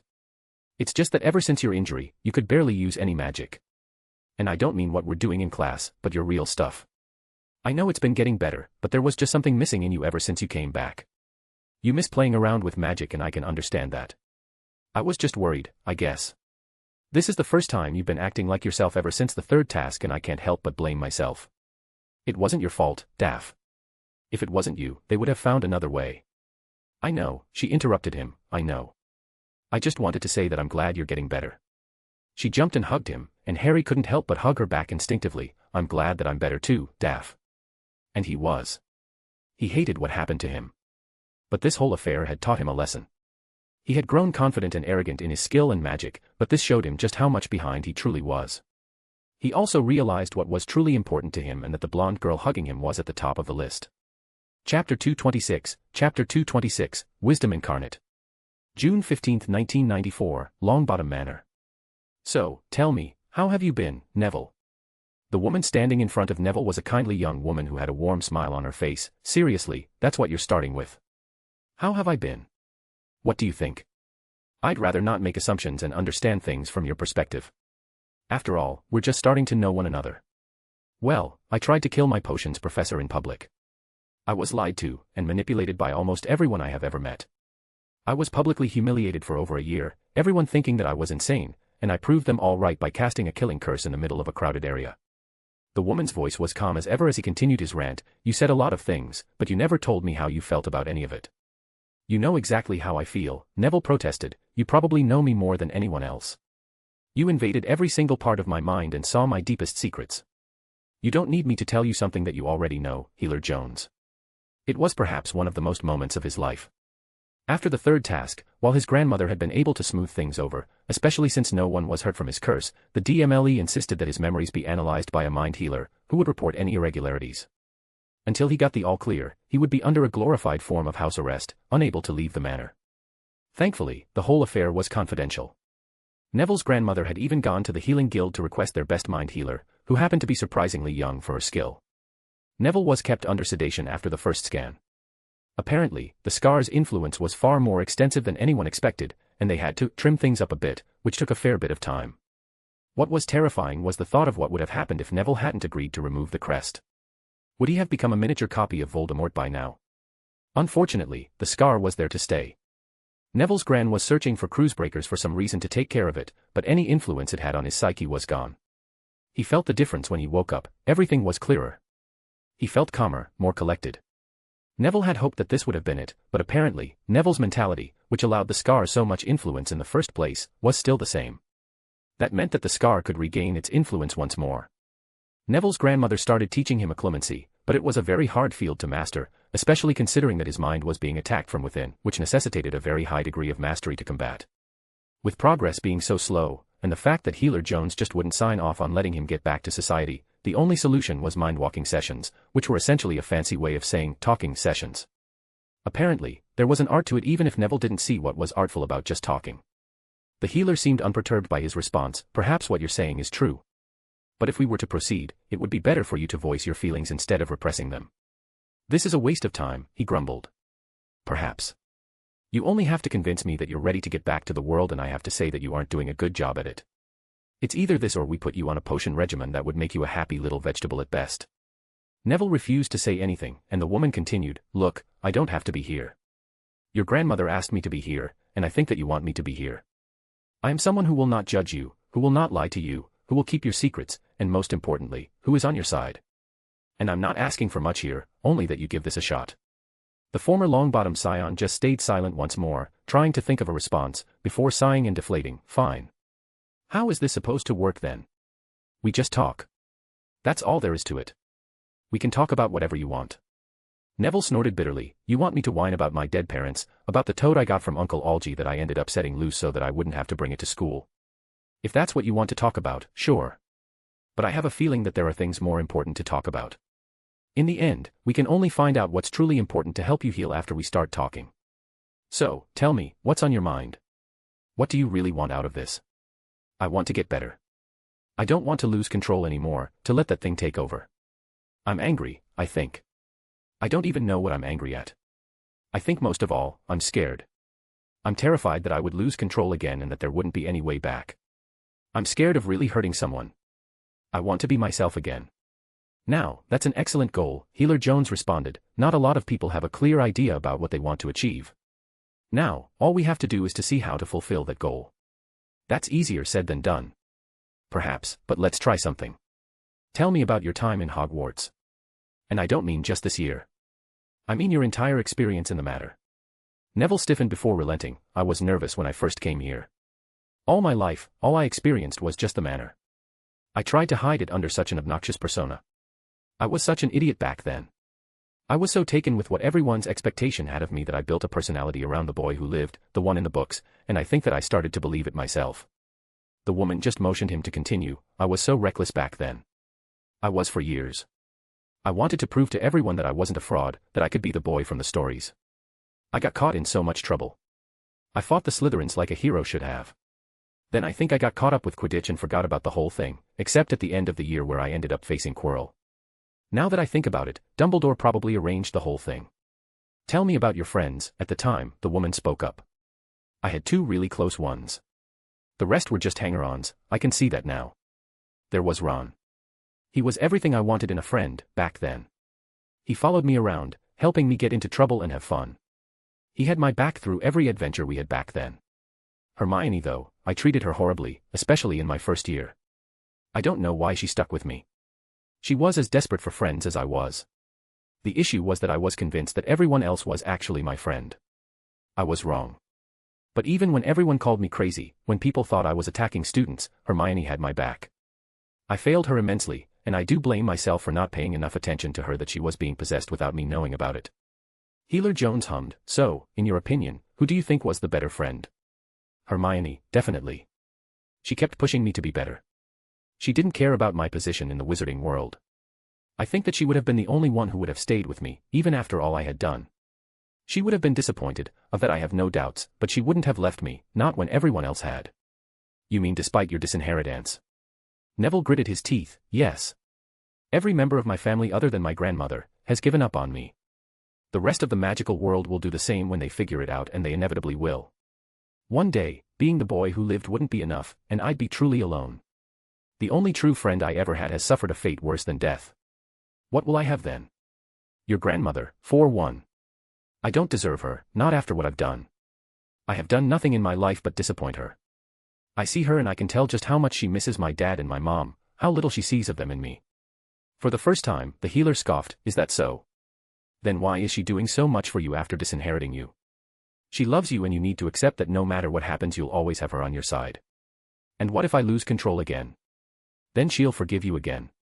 Now, let me ask you a different question, and I know that it's a bit of a sensitive one. Tell me about Harry Potter.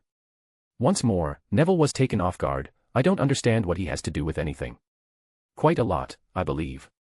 At every defining moment in your life, he's been involved somehow. His impact on your life has always been very significant. You have to admit that you hold a lot of positive and negative feelings towards him. Neville didn't speak for a good minute, trying to collect his thoughts. I suppose it was envy, at first. I always imagined we would have become brothers. I looked forward to meeting him, you know. And then he went to Slytherin, and he never even tried to befriend me. I guess I hated him for that. We never really spoke to each other until after the chamber. After everyone else abandoned me, after Hermione was gone, I clung to him. I thought it was odd just how quickly he agreed to let my actions pass, but I didn't want to jeopardize the only friendship I had at the time. I guess now I know that he felt guilty about making me think I was crazy. Looking back, there were signs. Our whole friendship was built on his indulging me. Tell me, how did you feel about the fact that it was him that warned you about your scar? I don't know. He's why my grandmother disinherited me, but in doing so, he probably saved my life. He ruined my reputation but saved my soul. Not that it helped anyway, I still let my scar influence me, despite his warnings, and almost killed someone because of it. The older woman hummed, "We'll go back to the scar later. Instead, I want to focus on your feelings towards Harry. The contrast between his betrayal and him saving you must be very confusing. That's one way to say it. It's hard to put it into words. I don't think I can even try to describe it. I just don't understand his actions. He didn't have to save me, but he did. But the way he convinced me that I was insane. It was like he didn't care at all.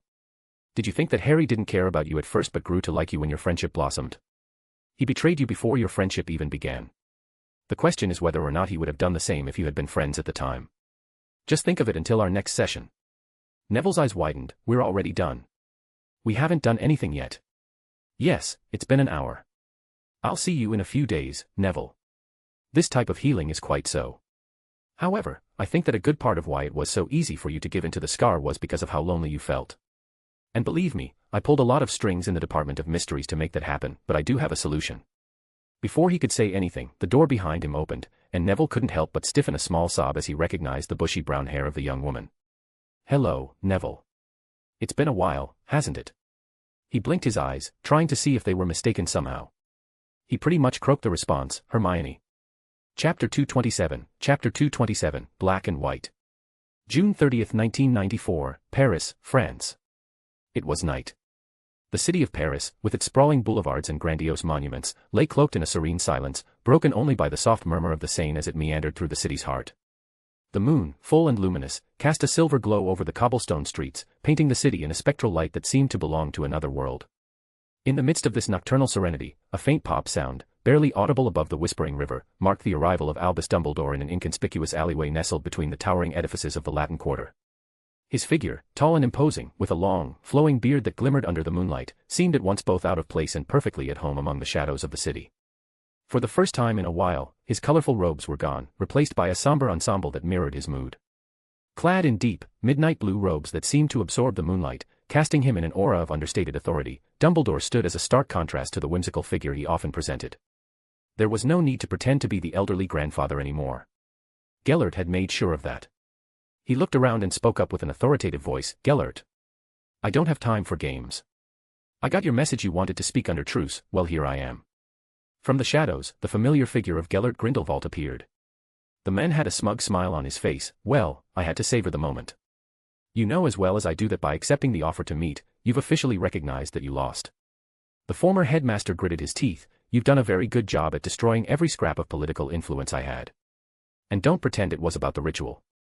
You could have stopped me without going so far, without even showing your face. Yes, I could have, but then, we would be here right now. You wouldn't have gotten the lesson I wanted to teach you. I was planning on revealing myself next year, but you provided me with such an attractive opportunity that I didn't have in me to refuse it.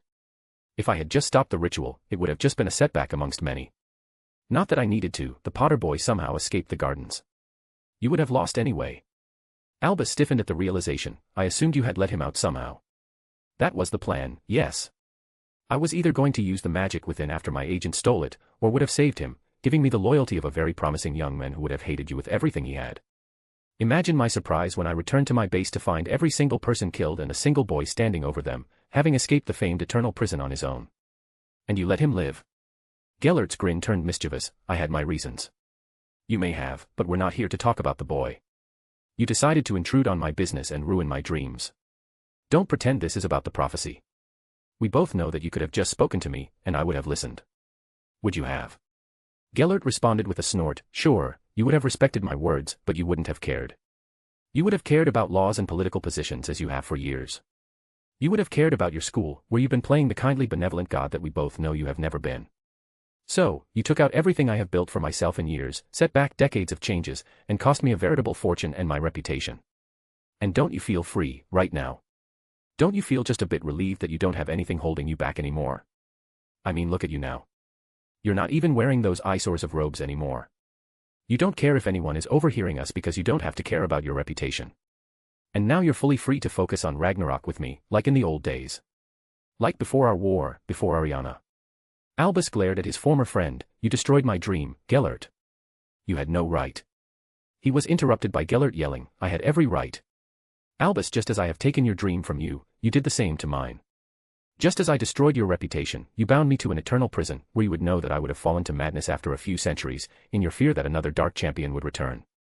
You have betrayed your mentor, killed him, tried to steal his prized possession. What I have done to you, you have, in turn, done to so many other people without even a shred of regret. The only difference is that you have the power to get back at me. So, tell me, Albus, are you prepared to fight me again? I have the Elder Wand.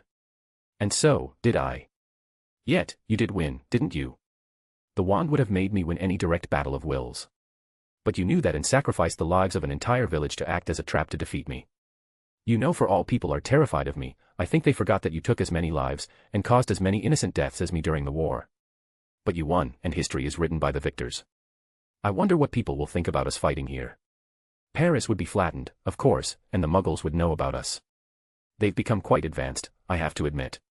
Are you truly willing to risk war, on a scale even bigger than our previous one, to get back at me?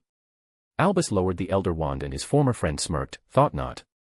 The former headmaster gritted his teeth, suppressing his desire to just let go and kill Gellert once and for all. But the man was infuriatingly right, he could afford to fight them. Merely a decade after his victory over Gellert, he recognized that the champion of the dark had a point.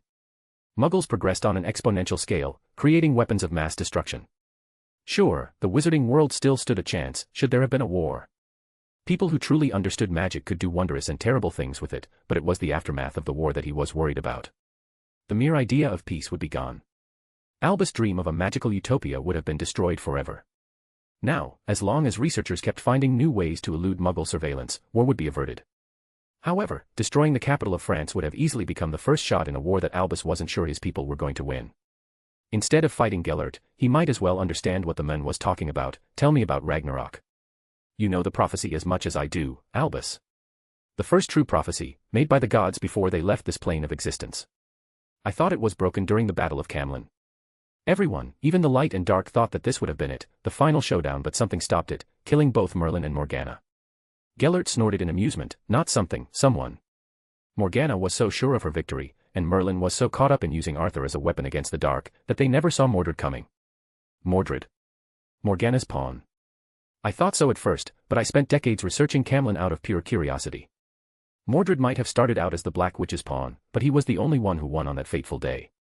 Albus just stood there flabbergasted. What? How? Gellert grinned back at him. I think I'll keep that to myself. The point is that everyone with a drop of magical drop would have noticed a prophecy on the scale of Ragnarok being broken. You did notice what happened in the previous one. How much damage it caused? I have no idea what you're talking about, he denied. Oh, come on. James Potter. The stag with death's cloak, surviving thrice from a broken riddle, doesn't that ring a bell at all? Albus stiffened. How do you know about that? Oh, I have my ways. But you kept James Potter on your side as a broken prophecy, only for someone to break it before you, and we both know what happened then. Weaponizing prophecies is a very dangerous business, Albus. And yet you never learned your lesson. You're still keeping the Longbottom boy as a backup. How is that any of your business, Gellert?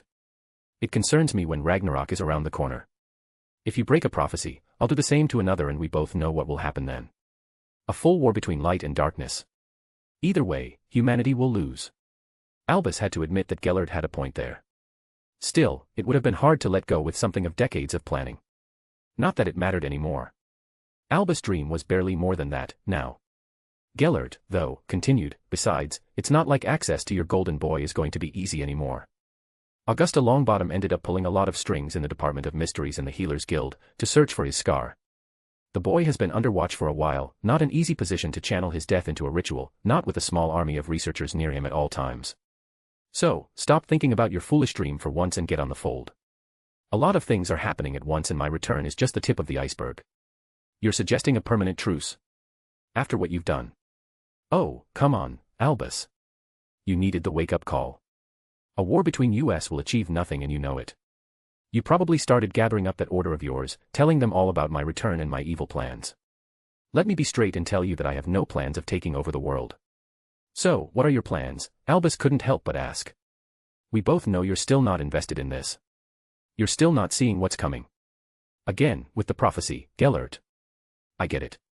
Ragnarok is coming, the former headmaster responded with an exasperated tone. The world serpent is dead, Albus. Old things are coming back. Jormungandr's demise has sent a signal to everyone. Even the goblins have upped their training. I can feel the world holding its breath, waiting for the inevitable. Albus rolled his eyes. The goblins are always preparing for way, Gellert, it's what they do. The Red Witch is back, Albus. That's impossible. She's supposed to be dead. Gellert grimaced, not according to an associate of mine. She was merely banished. She'll be coming for you, especially after what you've done to her. How do I know that you're not distracting me? I am distracting you. But nevertheless, she is the more immediate threat, especially since she knows who is in that little group of yours. I wonder how many of them will survive her wrath. I have a feeling that you're going to be very busy lately. Albus glared at his former friend. This isn't over. Of course it isn't, Albus. When it comes to us, it will never be over. Not until only Ash remains, the final scene, a silent world, eerily serene. And just like that, he disappeared, leaving an empty alley and Albus shivering at his words. They made him shiver just as they had when Nicholas Flamel uttered them to him all those years ago. It was what made him recognize despite himself that the words were true. After all, if only a few verses of the prophecy caused such a reaction out of him, it must still hold power over the world. Thankfully, Albus had something else to focus on besides a prophecy of inevitable doom. Lily Potter was back, and he needed to prepare.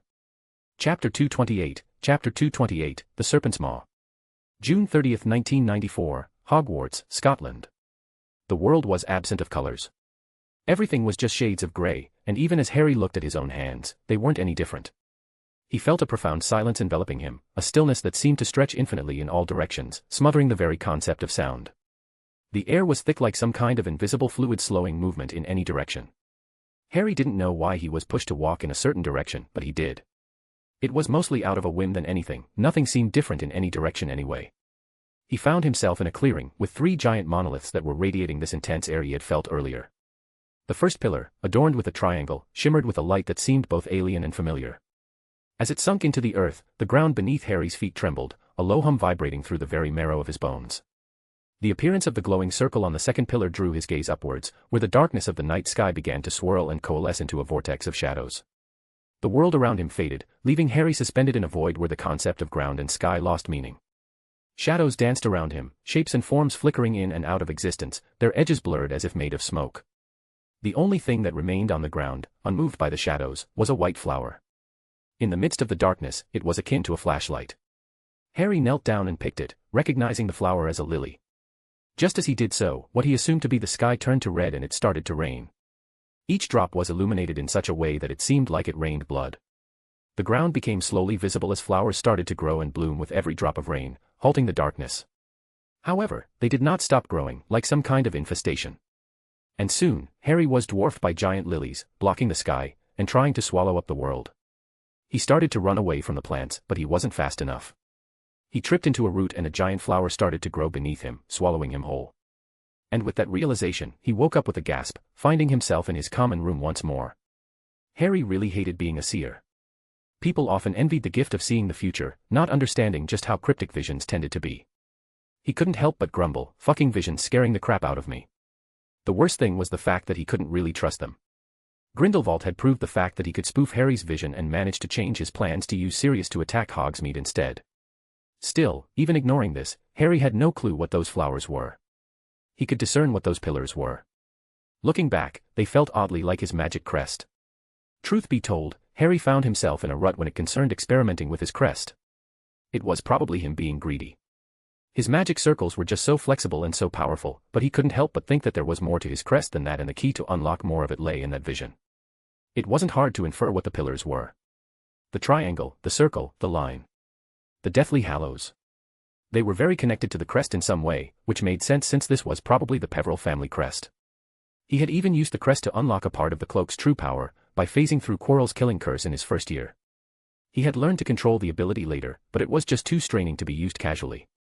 He always wore his invisibility cloak, shifted into his school robes and ready to be used at a moment's notice. And yet it was the circle that was glowing in his dream. The Resurrection Stone. It was honestly the hallow that interested Harry the least. Calling back the shades of dead people wasn't something that Harry really cared about. He had no interest in speaking with his parents. He didn't even know anyone who was dead that he would want to talk to. And there was just something disturbing about the ability. The mere idea of summoning the dead made him uncomfortable.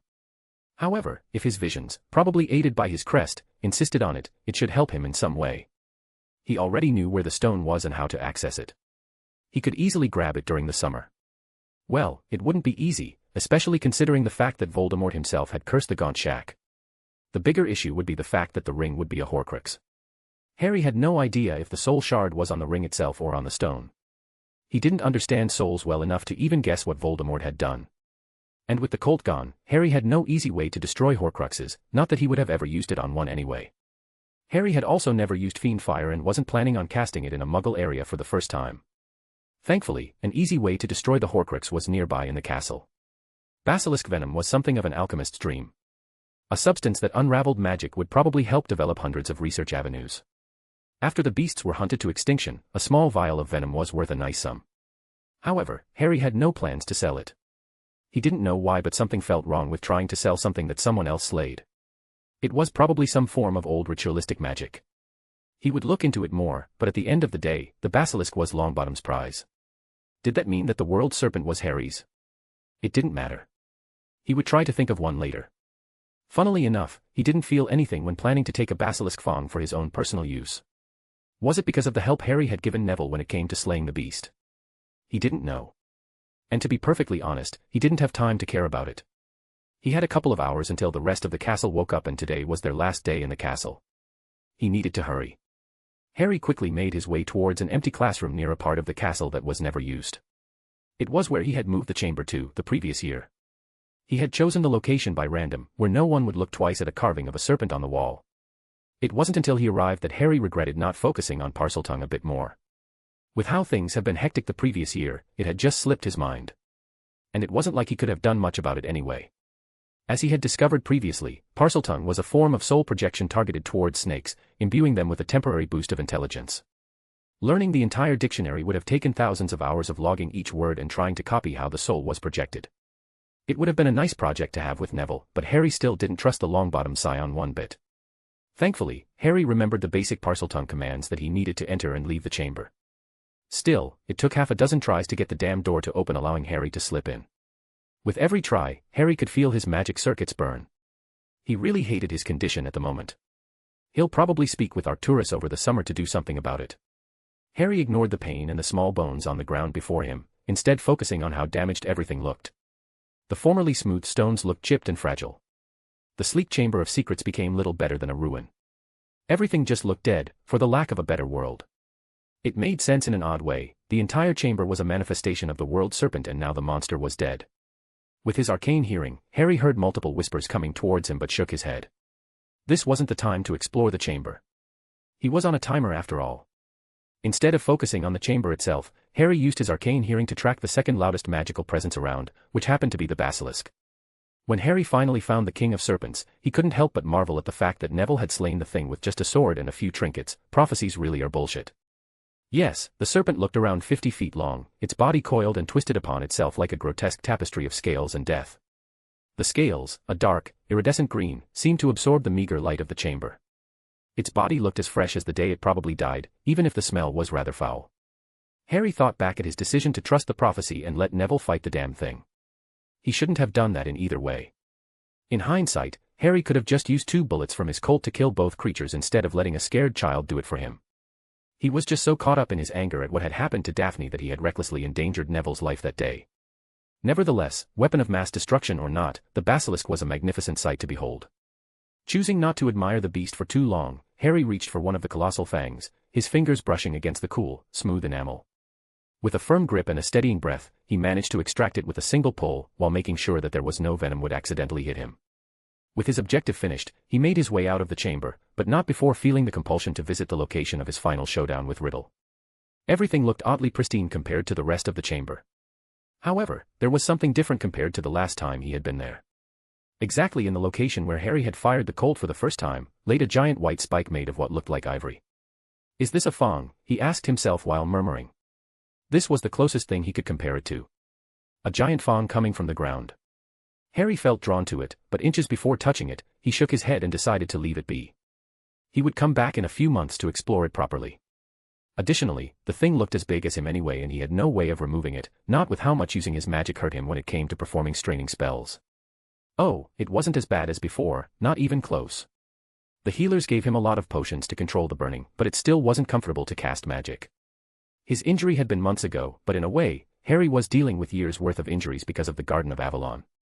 Everyone kept saying that it would pass, and it probably would eventually as Harry's body grew up and adapted.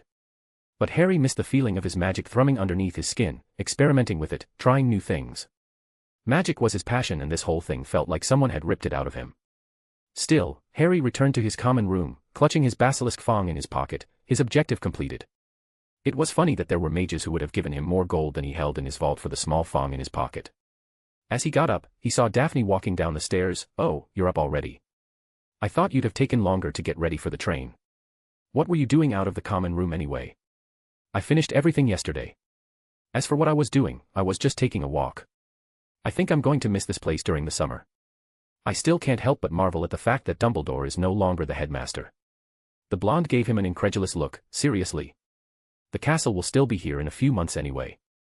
"Yes, but by then, I'm fully expecting Dumbledore to do something drastic." The last few months were oddly peaceful considering what happened in the third task.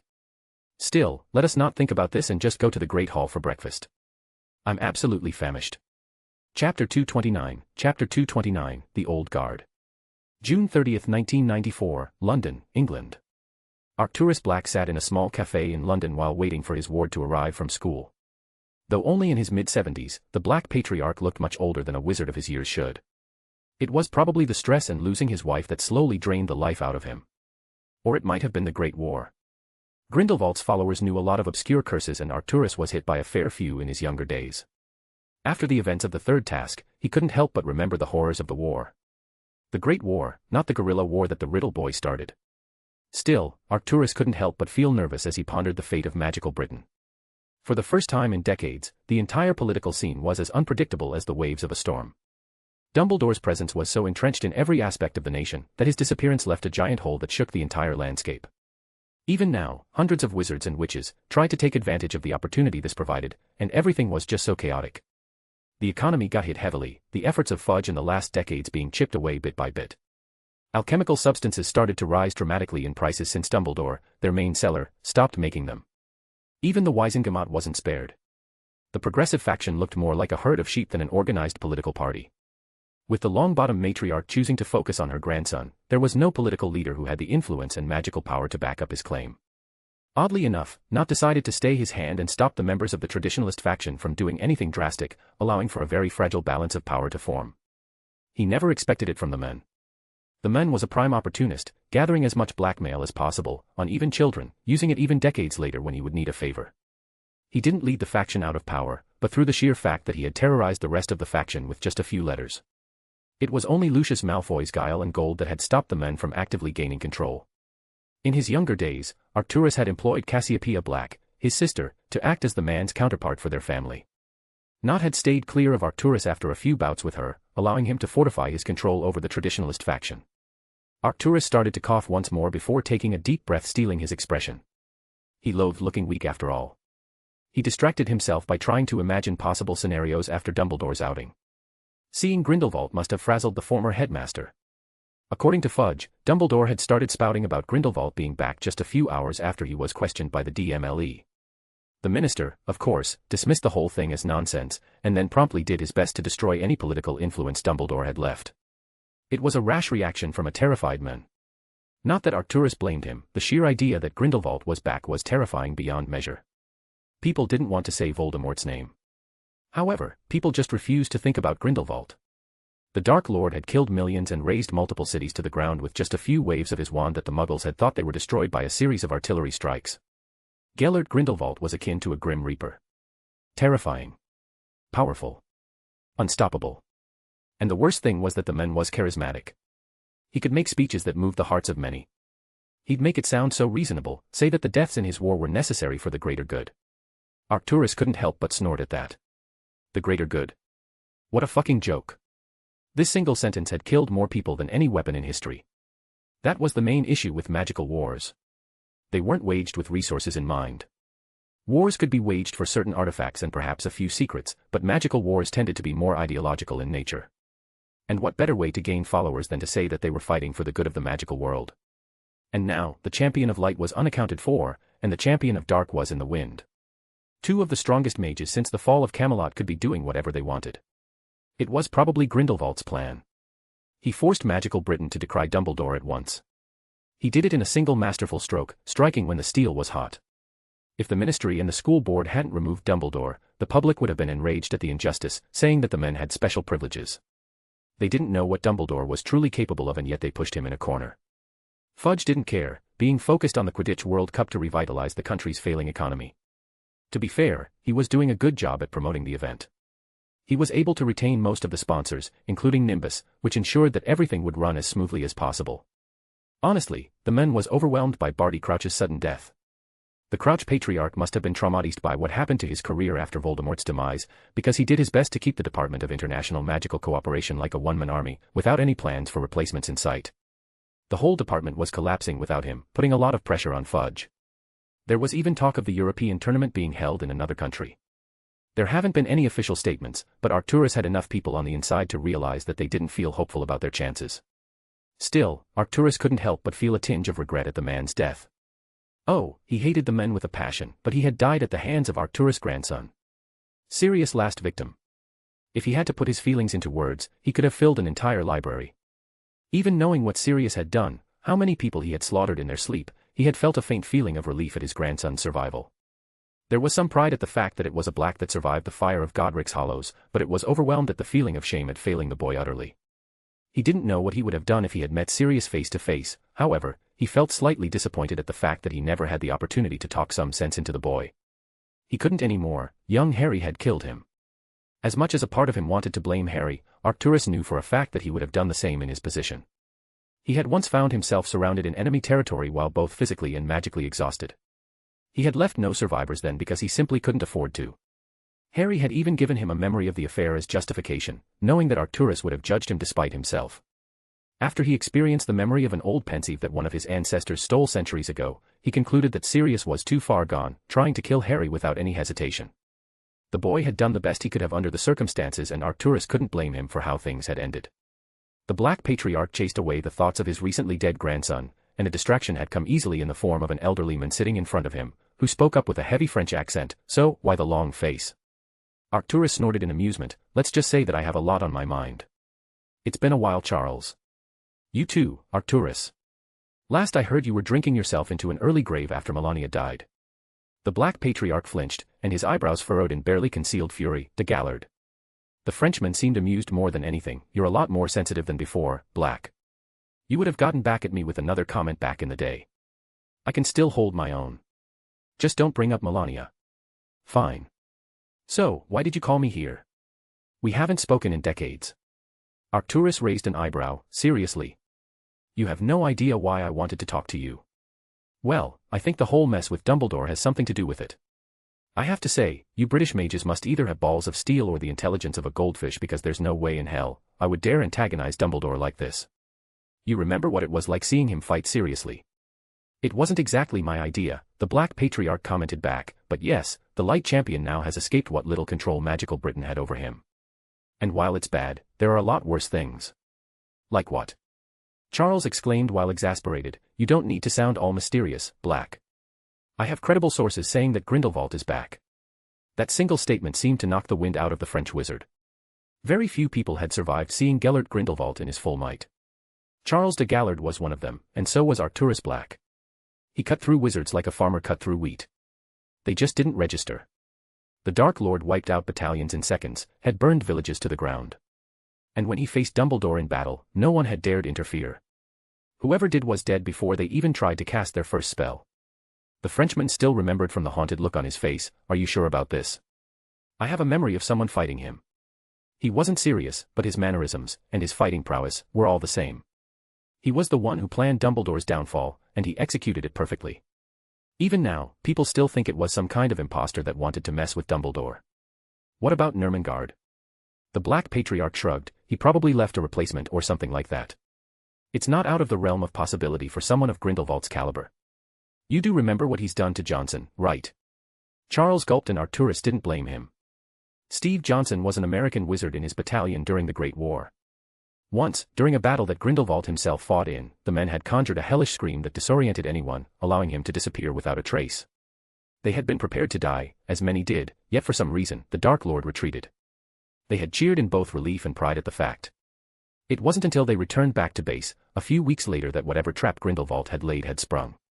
Dozens of strategically placed soldiers had been taken over, like some kind of subconscious compulsion charm, and killed everyone on sight. A good part of the leadership had died that night, and Arcturus himself ended up fighting Etern Johnson, killing him just before he used fiend fire in a warded area. Even now, Arcturus had no idea how Grindelwald had done it. There were screenings and safe words at many checkpoints, as well as mind healers that verified identities and recognized any mental tampering. Charles gulped. This explains a lot. I would be worried too if I was in Dumbledore's place. I'm assuming he called back his followers and started recruiting again. Yes. The vampires will clearly join Grindelwald, but I don't know about the rest. I think the goblins are going to have to be involved in some way. They could barely stay neutral in the last time. Now that I think about it, there has been a large migration of werewolves towards Britain. Did Dumbledore offer them something? Arcturus thought back at it, not that I know of. Outside of Greyback's execution, I haven't heard much from them. Now that I'm thinking about it, I haven't heard from my sources about them for a while. Even if it's Dumbledore, it doesn't change that a war is coming. That's why I called you here. We need to make sure that there is more than simply ash after the conflict. So far, we still have time since neither Dumbledore nor Grindelwald seem ready to make any overt moves. We need to be ready. I think it's time to bring the old band back together. Chapter 230, The Wise Girl. July 16, 1994, Longbottom Manor. Neville lay flat on his back, breathing hard as though he had been running. He had awoken from a vivid dream with his hands pressed over his forehead, precisely near his infamous scar. He sat up, one hand still on his scar, and sighed with disappointment as he saw the blood on his pillow. He groaned as he stood up. He always had a headache after that happened. The events that he had dubbed as the Scar Nightmares were starting to be a reoccurring thing ever for almost a month. As he always did, Neville opened his notebook and tried to write down whatever he remembered from his dream. He remembered a dark room, a giant snake, a very smooth yet threatening voice. Glowing red eyes looking back at him in the mirror. Voldemort. He had found a servant, a very loyal one at that. He wrote this down next to a bunch of random words on the previous page. Not knowing was just so frustrating. Neville hadn't thought much about the Dark Lord for a while. Ever since his first year, really. Apart from the fact that he discovered that the events of the Chamber of Secrets were true, with Tom Riddle's diary, Lord Voldemort had very little impact on Neville's life ever since his first year. Funnily enough, Harry Potter and Albus Dumbledore had more impact on Neville's life than Voldemort, and wasn't that a sick joke? And yet, Lord Voldemort was obviously getting stronger. Neville wasn't an idiot, he knew that the scar was some kind of connection he had with Voldemort. It explained why it hurt him so much whenever he was near or felt some kind of intense emotion in his first year. This sudden surge in activity and intensity was worrying, to say the least. He had immediately told his grandmother about it, and even Healer Jones. She had given him some meditative exercises, but he didn't see the point as his dreams occurred when he was asleep, not when he was awake. The former Longbottom scion shook his head and stopped his train of thought. It was too early for this kind of pessimism. Healer Jones and his grandmother were obviously doing the best they could do to help him. And he had an exciting day ahead of him. After gobbling his breakfast, Neville Longbottom found himself twitching in anticipation and anxiety as he waited in his living room. He had the entire manor to himself, everyone had given some excuse or another to leave the place, probably at his grandmother's prompting. The Longbottom matriarch could probably intimidate a Nunda with that glare of hers. Oh, he still wasn't welcome in any way by the rest of the Longbottom family, after his disownment, but they warmed up to him slightly. They mostly considered him to be like some kind of extended guest, but nothing more. While he still didn't like it, Neville had learned to live with it. Those people had often taken care of him as a child, played with him, snuck him treats when his grandmother wasn't looking, and their dismissal hurt him immensely. He hadn't realized how much his disownment would have affected him until he had left Hogwarts. Healer Jones helped him process the emotions while talking with him about it. Neville was technically under house arrest for casting the killing curse at Snape, and he was stuck in a place where his former family tried its best to forget about him. She was right, talking about it helped. The mere fact of voicing his feelings, and putting everything into words, made a weight lift from his shoulders.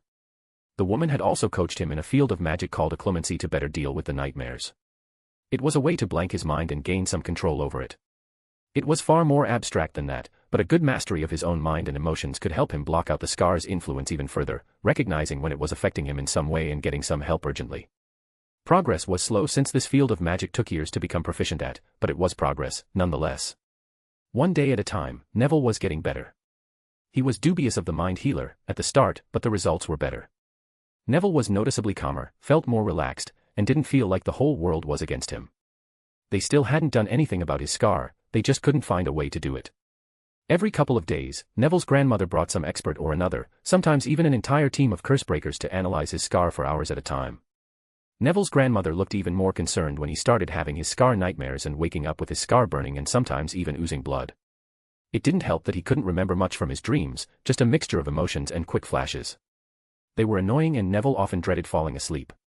But until someone could find a solution, he had to live with it and make the best of it. That was a crucial lesson Healer Jones had taught him. People have had things far worse than him, despite his recent misfortune, but have risen higher than they ever imagined. Life was about making the best of what they had instead of wishing and lamenting in the past. His train of thought was interrupted by a knock on the door. Neville stiffened and ran towards it, smiling brightly as he recognized the person on the other side. It was hard not to, with her brown bushy hair and slightly large front teeth, Hermione. "Good morning, Neville. Excited to see me, are we? I can't believe you're here. I haven't seen you for over a month, and even then, we didn't get to spend a lot of time forever," he complained. He was right, of course. Even if their meeting had lasted for less than an hour, Hermione needing to return to the Department of Mysteries for some kind of mysterious operation, it had been by far the best hour he experienced for over a year. Seeing his best friend, alive and walking, after over a year without any news. It was hard to describe how he felt. Relief, happiness. It was like a cocktail of emotions kept swirling inside of him. He had almost thought she was a fake, an illusion, and had asked her a few embarrassing questions just to make sure it really was her. Her mere presence made him feel like his previous year hadn't happened, even for a fraction of a second. It had rekindled a fire within him that he thought had been extinguished. One that he had forgotten had even existed. Hope. The Muggle-born giggled, "Well, at least I'm staying the entire day with you this time. You know, if you'd have told me a year ago that the unspeakable acted like mother hens, I wouldn't have believed you. Now, though. I've been meaning to ask, how did they cure you?" Hermione looked away for a moment. "They haven't, not really." That struck Neville speechless. "I don't understand. It's kinda complicated and there's a lot I don't understand. I was writing on this diary, Tom Riddle's diary, which was, for some reason, enchanted to hold a soul. With every confession I made, I metaphysically bared my soul to it. Normally, it wouldn't have been a big deal. People had diaries all the time and they do the same. But there was something else inside it, something that trapped me in the price of getting out. However, it died soon after. It was too late for me to get out on my own, but the exchange wasn't fully completed yet. The unspeakable used the drop that remained to forge a connection between the diary and my body, tricking both of them to recognize the other as an extra member of some sort. I'm still in the diary, and yet I'm here. Isn't that a bit weird? I mean being in a diary and your body at the same time. Hermione snorted, "Very weird. It took a lot of time to forge the connection, months in fact, and I had to willingly leave the diary. It wasn't an easy thing." "Why is that?" "The diary was more than just a prison. It was like someone had curated an entire world to keep me inside, and it was just made to make me happy. It was literally my paradise. I had to choose to return to the real world. Leaving it was hard. Imagine finding yourself in a world where your parents are alive, where you are loved and cherished by everyone. Where nothing bad happens to you." It wasn't hard to see that it was a fake world in hindsight. But something not being real doesn't make it a bad thing. Neville decided to change the subject, considering just how sad his friend was getting. "So, what's the Department of Mysteries like?" "I've heard stories, but I think they're exaggerating. It's far less glamorous than you'd think. The department essentially handles the artifacts confiscated by the Ministry. They do their best to study them, understand the enchantments and log them in some kind of repository. They had smaller departments, studying curses, certain supernatural events, even time. They don't really try to create new things, just contain and understand what has already been made. I heard some grumbling from the older unspeakable complaining about a lack of proper advancement since Dumbledore voted in some law a few decades ago. That was anticlimactic. People spoke of the Department of Mysteries like some kind of underground secret agents and researchers that controlled the country from the background, manipulating events to their satisfaction." Hermione shook her head. "That's enough about me. How have you been? I know a bit from the unspeakable and the letters we exchanged, but you didn't mention Ron once. We're not really friends anymore. When you were gone, I just realized how badly we treated you. Ron moved on, like nothing happened, blaming me, and I guess we just drifted apart. Please tell me you've been keeping up with your studies. I already missed an entire year. Neville snorted, as if the great Hermione Granger would let something pesky like being trapped in a diary stop her from learning. Stop being mean, Neville. And don't be so smug, I'm going to test you to make sure you're up to par. I can't have my best friend failing his year. Of all the things that happened, I think my coursework will have very little impact on my life. The Muggleborn's expression turned sad. You messed up horribly, Neville. We both know that, but now you have me to keep you in line. You were alone before. But now, you have me. And to prove this to you, I brought you this. Hermione took out something from her robes and revealed a small box that she handed to him.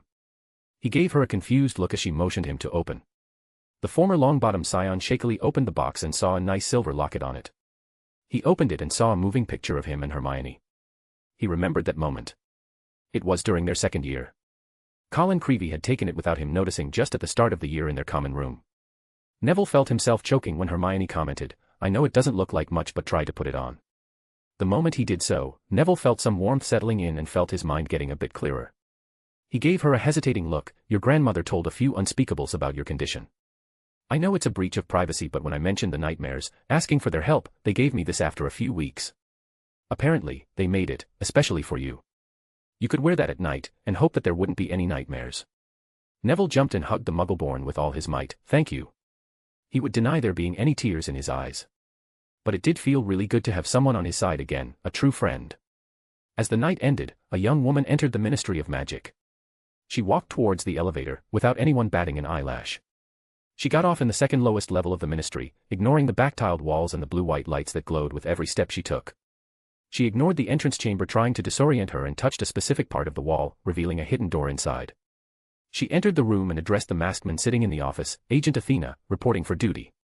Chapter 231, Remnants of Gaunt. July 21, 1994, Little Hangleton. Harry knew he was being a little impulsive, but he had done his best considering the circumstances.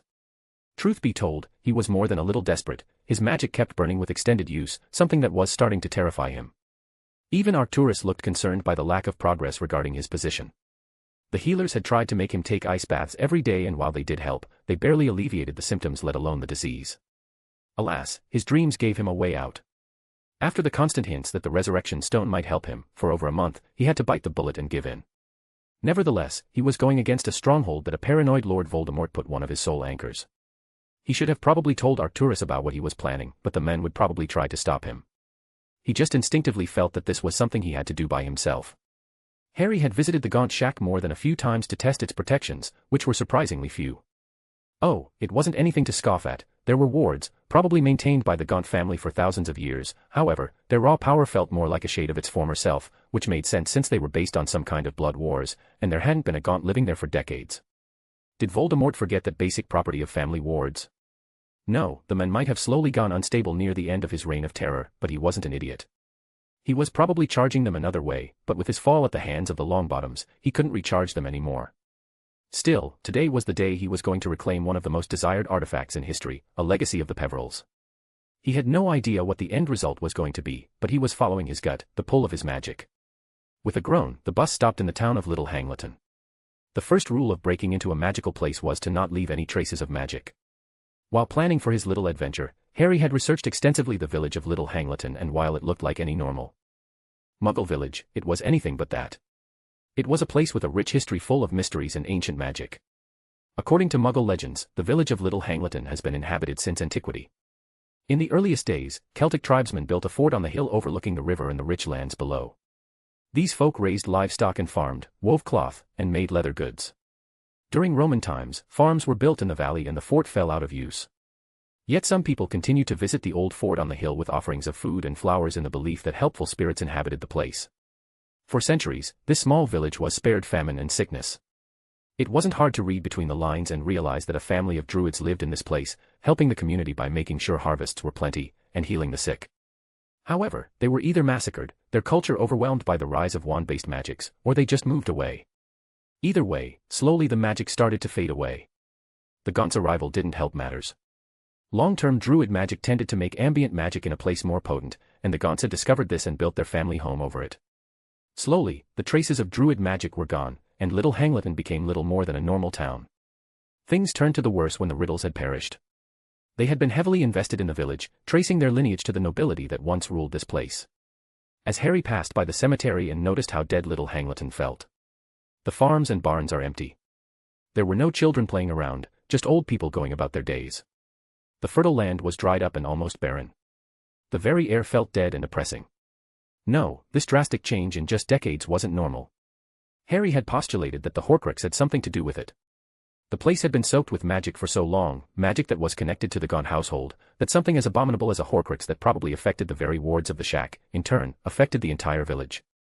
It was curious how the actions of a single man, something as small as just choosing a place to put his sole anchor, ruined the lives of every resident in this town, making them live mockeries of lives, experiencing nothing more than the darkness from the moment they were born to their very deaths. Harry shook his head. He wasn't there for a history lesson. His mission was to grab the ring and return home. It had taken more time than he liked to admit getting past the obscuring wards to locate the gaunt shack. Voldemort had probably cast a similar ward to the one in the diary. It was much less effective considering the size difference, but using a soul shard as some kind of flexible ward control scheme was inspired.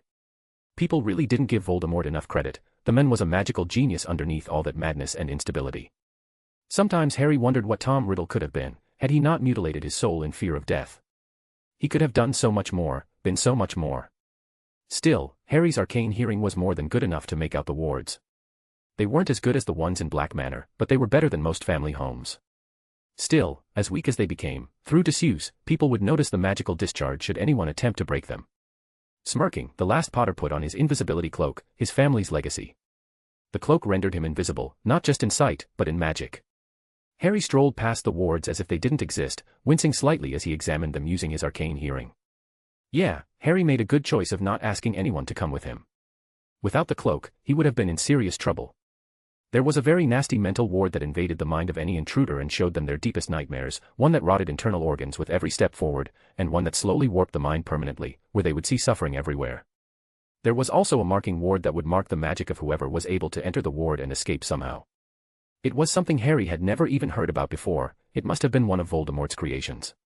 An ingenious way to find someone in case they were successful at retrieving the Horcrux and probably torture them until they reveal how they got their knowledge of his Horcruxes. Yeah, he definitely underestimated their power. Was there some kind of magical dampening effect that made the wards look weaker than they were? It didn't matter, his invisibility cloak protected him from any sort of magical detection. When he had gone past the obscuring wards, a house became visible. It was nestled in the darkness, with trunks and vines wrapped around it. Calling it a house would be generous, a shack would be more appropriate. He didn't expect much, but it was difficult to imagine anyone, let alone wizards, living in this place. Harry walked past a detection charm that would have woken an army of Infri and walked closer towards the shack. The interior was in as much disrepair as the exterior.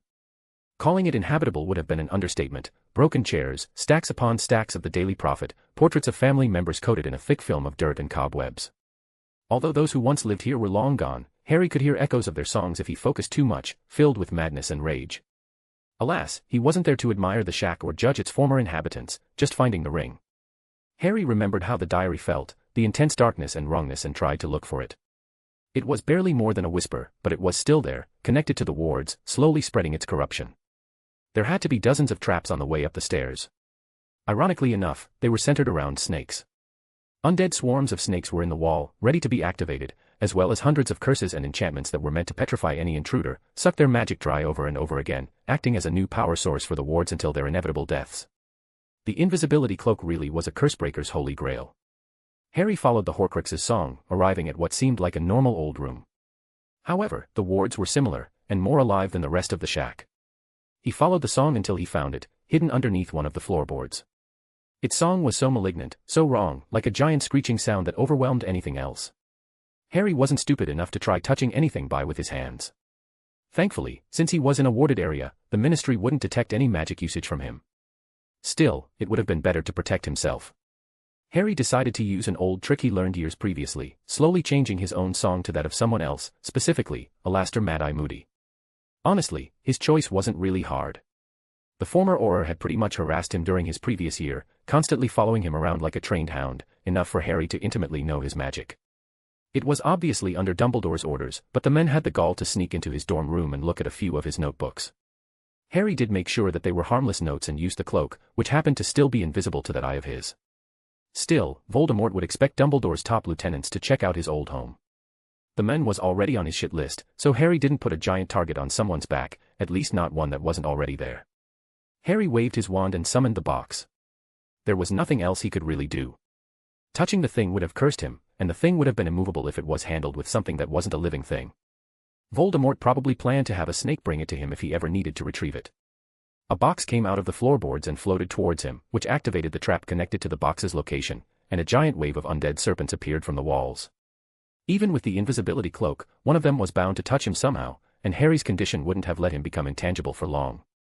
Thankfully, he had expected something and created a sphere of warped space around him, turning the distance around him into miles. With a flick of his hand, the box opened, revealing the ring. It didn't look like much, just a gold band with a black stone. It would have looked like any other ring if it wasn't for the symbol of the Deathly Hallows engraved on it.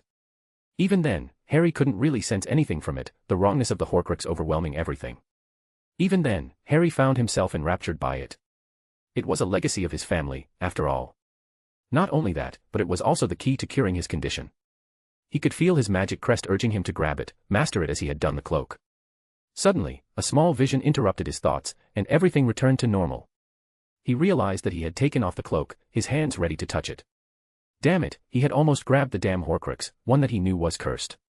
His crest and the compulsion charm working together, urging him to put on the ring, was just unfair. Harry paled at the thought of what could have happened and decided to not gamble anything. He grabbed the basilisk fang from his pocket and slammed it into the golden band. A pulse of magic erupted, almost sending him flying back, and a large wailing appeared out of nowhere that made his ears hurt. The wave of magic warped the infree serpents, turning them into a giant monster, leaping at Harry. With a wave of his hands, Harry created a pulse of telekinetic force that sent it back and then disintegrated it. Slowly, the defenses in the room started to fail. The Horcrux was gone. Harry scanned the ring, once more, with his arcane hearing, and saw no traces of curses. The basilisk venom had neutralized any magic on the ring. He couldn't really sense anything on the stone, either, but it was the same for the cloak. Hesitating slightly, Harry grabbed the ring with a small flinch, but it was only cool to the touch. Relaxing slightly, he put it on his finger. He could feel a small current of magic spreading from the ring and connecting to Harry's crest. Suddenly, a cooling sensation spread all over his body, relaxing Harry's magic circuits, one that he had forgotten how strained they were considering his distraction. Harry felt his magic circuits accommodating his larger soul, and a grin appeared on his face. He twirled his wand, while still hidden under Moody's magic, and the room returned to normal. The undead serpents returned to the wall and the box floated back to the floorboard. Even the traps were set once more. With a grin, he waved his hand and a giant magic circle appeared, one that he had been able to cast only once. He walked through it, and it made its way as if it never existed. One fraction of a second later, he found himself back home, in his room in Black Manor, with a giant grin splitting his face. I'm back. Chapter 232, The Stony Path. July 23, 1994, Black Manor. Harry woke up feeling far better than he had for months. It was borderline miraculous to not feel the constant pain with every breath. With a grin, he summoned his glasses wandlessly and relished the lack of strain on his magic circles. He felt better than ever, and he practically skipped down to breakfast. Something must have shown on his face, because Arcturus, who was having tea at the time, raised an eyebrow and commented, "Well, you certainly chipper. If I didn't know any better, I would have thought you got laid yesterday." Harry snorted in amusement. "Trust me, I'll never entertain sneaking a girl here, especially with the kind of wards put here. I don't want her to turn inside out in the middle of the night, or just lose her mind. Even then, I'm sure you would keep spying on her, thinking she's some kind of spy or something, which is frankly creepy." "Brat," the Black Patriarch exclaimed, "when you're my age, you'll realize just how idiotic teenagers tend to be when a girl is involved." "Fine," he responded while rolling his eyes, "but that doesn't excuse being a creep about it. You're changing the subject. Why are you in such a good mood?" "My magic doesn't burn anymore. I found a way to fix it." That seemed to stomp the older wizard, and Harry felt his song become a mixture of elation and worry. It was an odd combination, but it wasn't hard to realize that the men thought that it was too good to be true. "That's great news. How did you do it?" "A very old artifact that belonged to my family. I've been having visions about it for over a month and tracked it down to an old village in the countryside, where it was in the ruins of a dead magical family. It was pretty cursed, but I was able to remove them." "Let me get this straight, you broke into the home of a dead magical family. How did you even get past the wards without waking up half the ministry from the backlash?" Harry simply shrugged. "I used my cloak. People who have mastered it could use it to become truly invisible in the very sense of the word. I just walked past the wards as if they weren't there. I remember Charles' cloak and it definitely didn't do that. You never saw him use his magic crest the way I do either, doesn't mean that it's impossible." The older man took a deep sigh. He was probably used to Harry's antics and weird usage of magic. While Arcturus was very knowledgeable when it came to magic, it did occur to Harry that the way he could restructure and analyze magic was unique. He hadn't read about anyone that could do what he did. Even Tom Riddle, a magical prodigy, didn't have command over his magic the way he did. Of course, the champions of light and dark didn't count in that measurement. Arcturus looked resigned when he asked, "And whose family home did you desecrate?" "I'm only asking in case someone actually notices what you've done." "The Gaunts. As far as I know, the last one died decades ago." "You mean the Gaunts, the last descendants of Slytherin, the family of Tom Riddle's mother?" Harry nodded unconcerned. "Yes, exactly." "Did you steal one of the family treasures of Voldemort?" "Well, he was desecrating it with what he was doing to it, and it's not like he was using it, you know, being a wraith and everything." Arcturus paled slightly. "It was one of his Horcruxes, right? Like the old locket that Regulus died for." "Don't worry, I had a basilisk fang with me to take care of the nasty piece of soul. I even hid my magical presence, making it resemble Mad Eyes. Pitting Voldemort against Dumbledore, who he already considers to be his mortal enemy. You know, your ability to warp your magical signature alone would have made you one of the biggest security risks in the country. People can hide their presence after years of practice, but forging it requires a lot of effort and preparation. The fact that you can do it on the fly. Well, let's just say that assassins would give their firstborn for this ability alone." Harry smiled slightly. "I don't think anyone other than me could do it." He was right, of course. Harry's method was honestly a small application of his arcane hearing. The ability to analyze magic and replicate it was unfair, and he had done it as a first year after just a few months of magical education. As far as he could tell, the best way to do any of this was to build some kind of monitoring artifact that would scan someone's magical signature for a while and replicate it while being powered by a neutral power source. After that, they could store the signature in a wand, which they could use to cast a limited number of spells until the power ran out. If they knew how to hide their own signature, then it would successfully harm someone. That was way too much effort for something Harry figured out in seconds during his first year in Hogwarts. The Black Patriarch looked slightly amused. "Well, that's a relief. Now, show me what you consider to be worth the danger of being hunted down by Voldemort of all people." Harry simply raised his hand and showed him the ring. It didn't really look any special, just some golden band and with a black stone. He didn't want the older men to have a closer look since the men would recognize the symbol of the Deathly Hallows carved on the stone. After all, this was a man who fought Grindelwald, who had once used this as his coat of arms. It wasn't the fact that he didn't trust Arcturus with the ring's true nature, but Harry instinctively knew that the men would wish to summon his wife and that this would do more harm than good. It was odd, this ability to judge if someone could handle the ring or not. He would need to explore it further. Harry still hasn't tried to summon the shades of any dead people. Only relishing using magic without any pain once more. He would explore this later, in the privacy of his room. Before Arcturus would have asked him to get a closer look, Harry spoke up. "It sort of acts like a buffer for my soul. My condition was the sheer fact that I have essentially channeled my magic for decades and my soul remembers that. However, my body did not learn that volume of magic on its own, hence the pain. The ring acts more like a regulator to the magic my soul outputs, making me able to use the maximum magic my body can channel without ripping itself apart. Quite a nifty little artifact, to say the least. It probably has a lot more uses, but Voldemort just decided to use it to house a piece of his soul. Fucking idiot." Yes, the stone had many uses outside resurrection. Even since Harry had woken up, he felt different. His arcane hearing picked up things that were deeper than usual. For example, while he could get an estimation of Arcturus' mood from his magic, now he could listen to his very nature. It was hard to put into words because it was like his song had a core of some sort, with a very complex melody. It was sad, it was aggressive, it was kind, yet ruthless. He instinctively knew that it was more than just his magic. Still, whatever that meant, Harry was not prepared to rush into things. He had ideas, of course, but he didn't know enough for sure. For now, he would just enjoy having full control over his magic once more. He had accomplished much the day before. The fact that he had destroyed one of Voldemort's Horcruxes was just icing on the cake. It was ironic that despite Neville Longbottom being his prop-sized equal, Harry had done more to kill the madman than he ever could. Tom Riddle's diary, the diadem of Ravenclaw, the locket of Salazar Slytherin, and the Peveril ring, that's 4 of the Horcruxes destroyed by him. As far as he could tell, only the cup of Helga Hufflepuff, Nagini, and Neville's scar remained. Harry would have tried asking Arcturus to get the cup, but it would have been a fruitless endeavor. The Horcrux was in the Lestrange vault, not the black one, and the vault was inactive until someone with the Lestrange family crest showed up in Gringotts to reclaim it, or after a century when the goblins would take possession of the vault. The Black Patriarch had no way to access the vault. Harry had subtly asked him about the Lestrange fortune, and the men admitted to having tried to repossess the vault, but the ministry was resolute in not antagonizing Gringotts since the goblins were going to gain a veritable mountain of gold in a century. Harry had honestly no idea if Nagini was even a Horcrux, but he would kill the snake on sight anyway. And that's not mentioning the giant elephant in the room, in the form of Neville Longbottom's scar. Still, it wasn't his problem and Harry had done more than enough to put the odds in Neville's favor. The rest was entirely on the boy who lived.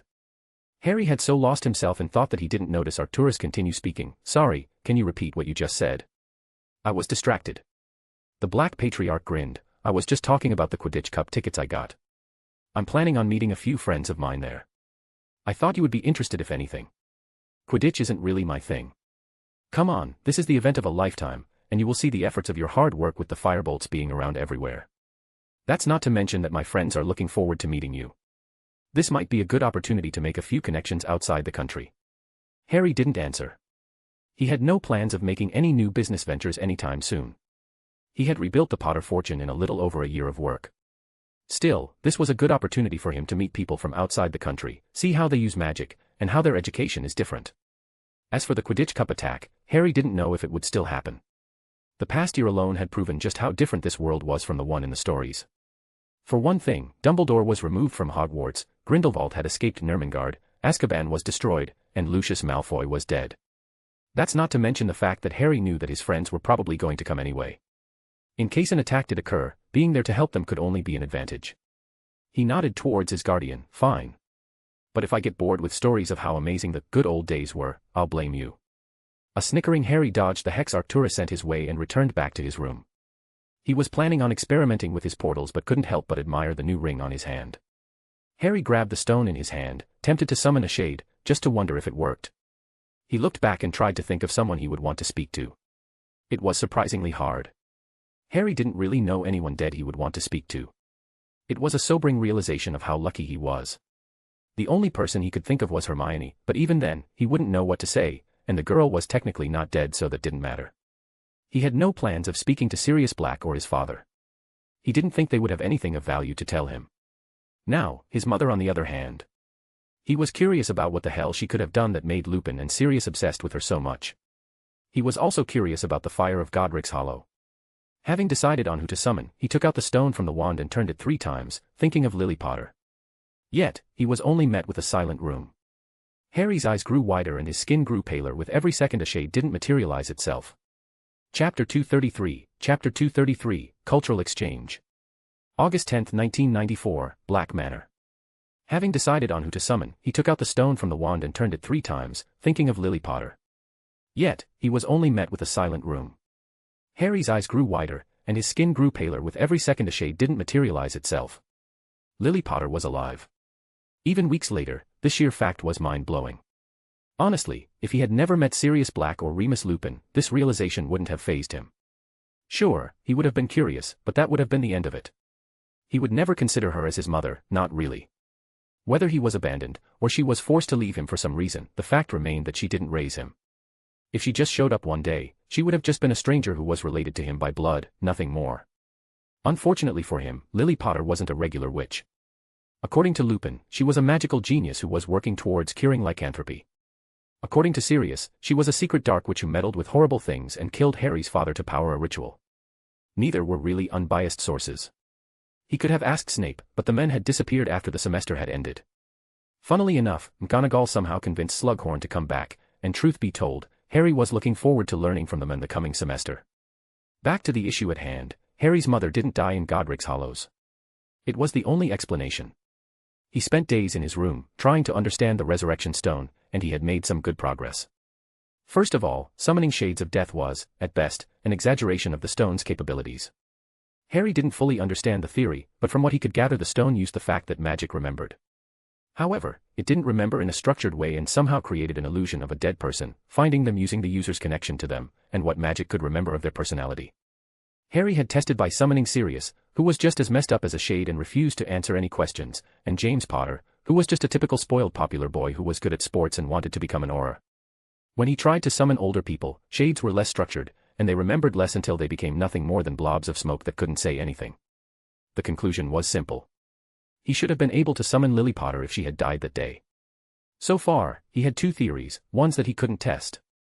The woman was either still alive or she had died in an alternate dimension. Harry didn't know for sure, but Sirius was trapped between two planes of existence, so dimension nonsense could happen to make magic not see or die, somehow.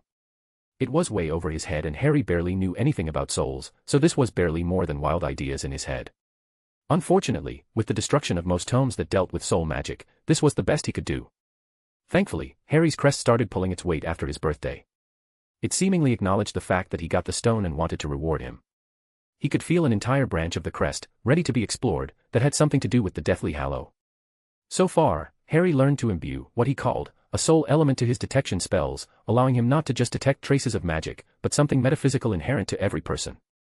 He assumed it was the soul, for the lack of any other definition or mention of similar things in theoretical texts. Progress was extremely slow, but it was progress, nonetheless. His portals, on the other hand, were far more interesting and useful for the moment. Harry grinned as he opened a portal to the living room, dodging a surprised hex from Arcturus. "I told you to stop doing that. It's not my fault you're easy to spook."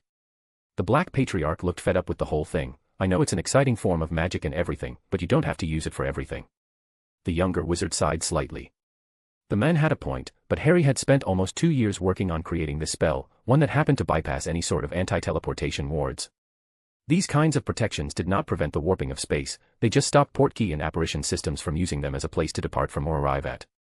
Harry was teleporting the hard way around, which also happened to have its disadvantages. It was very energy-intensive, and it grew exponentially the longer the distance he wanted to travel. There was a reason why Harry could use them while he was injured. He never even considered it, really. The pain alone would have been agonizing. At the start, he couldn't have even used them. Harry was able to use the portal to escape the Garden of Avalon because of the temporal event at the end of each cycle. He opened himself up, let as much new data as he could about time manipulation, and stored it in his family crest to be used later. However, on a fundamental level, the way time worked in the normal world was different than that of Avalon. It took Harry months to adapt his model to work well enough to make portals, and even then, he couldn't really test them himself. Nevertheless, the sheer fact that Harry could travel without being stopped by any wards would have made him a security threat. Harry had no intentions of being hunted down by a bunch of power-hungry guild members, trying to extract the secrets of his magic from him. It would have been different if it was a documented ability, and thus classified as family magic, but the sheer fact that it was new also meant that he had created this magic by himself, and thus could be replicated. Theoretically, that is. Harry still used his arcane hearing heavily when shaping this spell. Harry's thoughts were interrupted by Arcturus speaking up. "It's almost time for the portkey. Let's get down to the hill outside the manor." Harry smiled cheekily and opened a quick portal that swallowed him and Arcturus immediately, sending them towards their desired location.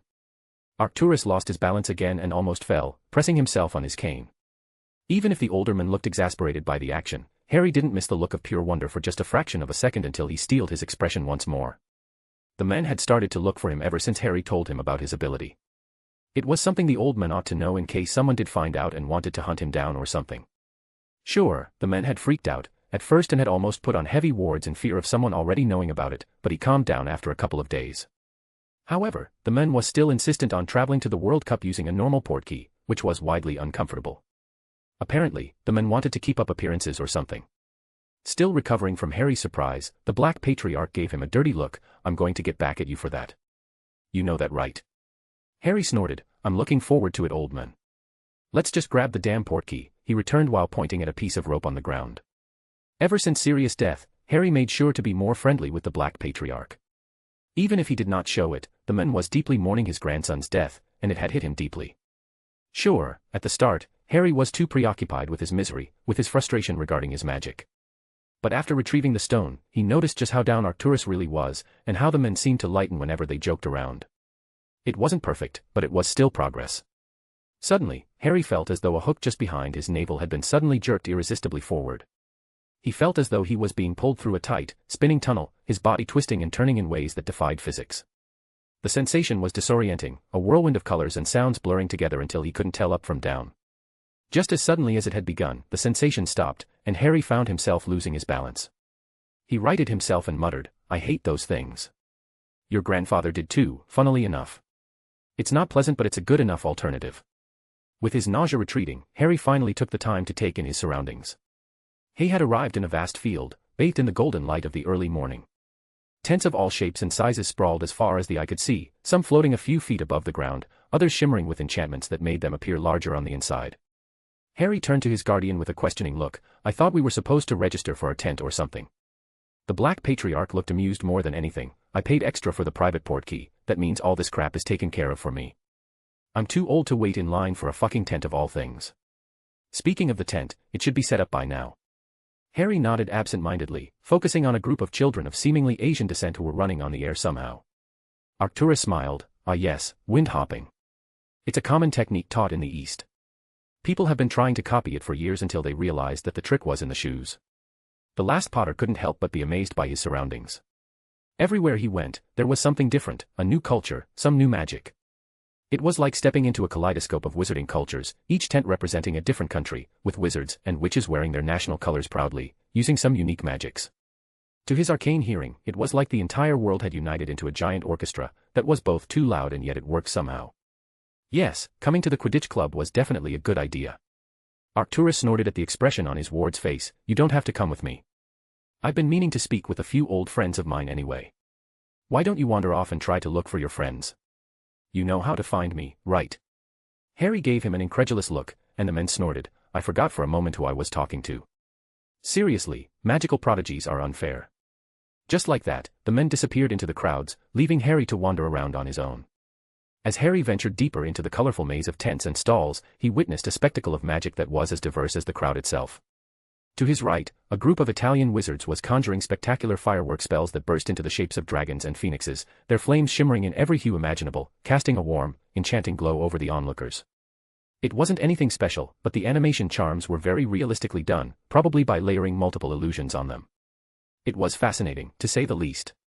Further along, he stumbled upon a tent where Japanese witches were practicing the ancient art of paper magic. With delicate flicks of their wands, they brought to life intricate origami animals that danced in the air, folding and unfolding themselves into new shapes. It was magic Harry had never seen before, but he had read about it. While it was currently something ceremonial in nature, and considered to be an outdated form of magic, ancient Japanese mages often used it in conjunction with their infamous paper runes to achieve some very impressive results. Harry was admiring a paper dove floating around, trying to understand its enchantments while tuning out the rest of the overwhelming magical noise, but he was taken aback when he noticed a familiar mane of brown hair. She was walking next to the familiar figure of Neville Longbottom, who looked far happier and more relaxed than Harry expected him to be. They must have let him attend the World Cup for behaving himself or something. She must have noticed him staring because she turned and stiffened when she recognized his face. She snuck away from Neville, who was admiring a small Quidditch match happening in the background, and made her way to him. Hello, Harry Potter. Harry tilted his head and responded, Hermione Granger. It's been a while. Chapter 234, The Clever Owl. August 10, 1994, Quidditch Trillennium Stadium, England. She must have noticed him staring because she turned and stiffened when she recognized his face. She snuck away from Neville, who was admiring a small Quidditch match happening in the background, and made her way to him. Hello, Harry Potter. Harry tilted his head and responded, Hermione Granger. It's been a while. That it has. Although I didn't expect to see you here of all places. You've never been a fan of Quidditch, have you? He snorted in amusement. I still think this sport is too chaotic to be entertaining, but from the looks of it, over 100,000 witches and wizards disagree with me. I only agreed to come because I was curious about other magical cultures. The girl brightened. Oh, it's been brilliant. The Japanese, especially, have developed so many different ways of casting magic. It's remarkable. So, I'm assuming you just got out of the diary and the first thing you do, even after months of captivity, is to see a Quidditch match. I would expect you to digest an entire library after so much time apart. I won't pretend that Quidditch interests me, and it wouldn't have been my first choice. I'm mainly here to support Neville more than anything. Harry tilted his head. Speaking of Neville, how has he been? I haven't seen him since the third task and things didn't look good for him, you know, after casting a killing curse in public and everything. The Gryffindor was visibly gritting her teeth. He's been doing a lot better. Well enough that he might even come back to Hogwarts next term. That little fact surprised Harry more than it should have. Holy shit, the guy had almost killed his professor with a spell that would guarantee a life sentence in prison. He was lucky that Snape was experienced enough to handle the situation, but the fact remained that attempted murder was still on the table. Apparently, Snape didn't press any charges, something that was just atypical considering the man's rather petty behavior in school. While Harry was glad that Neville wouldn't go to prison for being manipulated repeatedly by everyone around him, Harry included, and being influenced by a fucking Horcrux on his forehead, if it had been a normal wizard, they would have been charted to Tartarus without a second's thought. That's not even mentioning the fact that they were allowing Neville to return to school, around other children. Harry couldn't help but wonder what kind of political concessions Augusta Longbottom had to deal with to make that happen. Hermione must have seen the surprise on Harry's face because she scowled. He's not a bad guy, you know. Of course, I know. It wasn't his fault. Don't pretend like you care about him, not after what you did to him. Harry frowned slightly. This was way more confrontational than he expected. He tried using his arcane hearing, and she didn't feel outraged. A little irritated and disappointed, but nothing truly major. Was she faking this? Like an actor playing a role. Interested in this development, he relaxed and decided to rise to the bait. I never pretended I liked him, but I can say that he's not a bad guy. Sure, he was a little arrogant and self-obsessed, but life quickly beat those qualities out of him. To be perfectly honest, by the end of the previous semester, I thought he was growing into a fine young man. And yet you betrayed him, convinced him to believe that he was unstable, insane. I did no such thing. The idea was to get him to believe that he was under the illusion. The way he acted afterwards is why people kept saying those things. I had nothing to do with that. And at the time, we were definitely not on good terms. Neville had just tried to stab me in the back by being foolish enough to listen to Riddle. I listened to Riddle, Hermione responded, affronted. And you don't need me to tell you that it was foolish of you to do so. Look, Hermione, what I did to Neville wasn't my first choice, but it was the only one I had.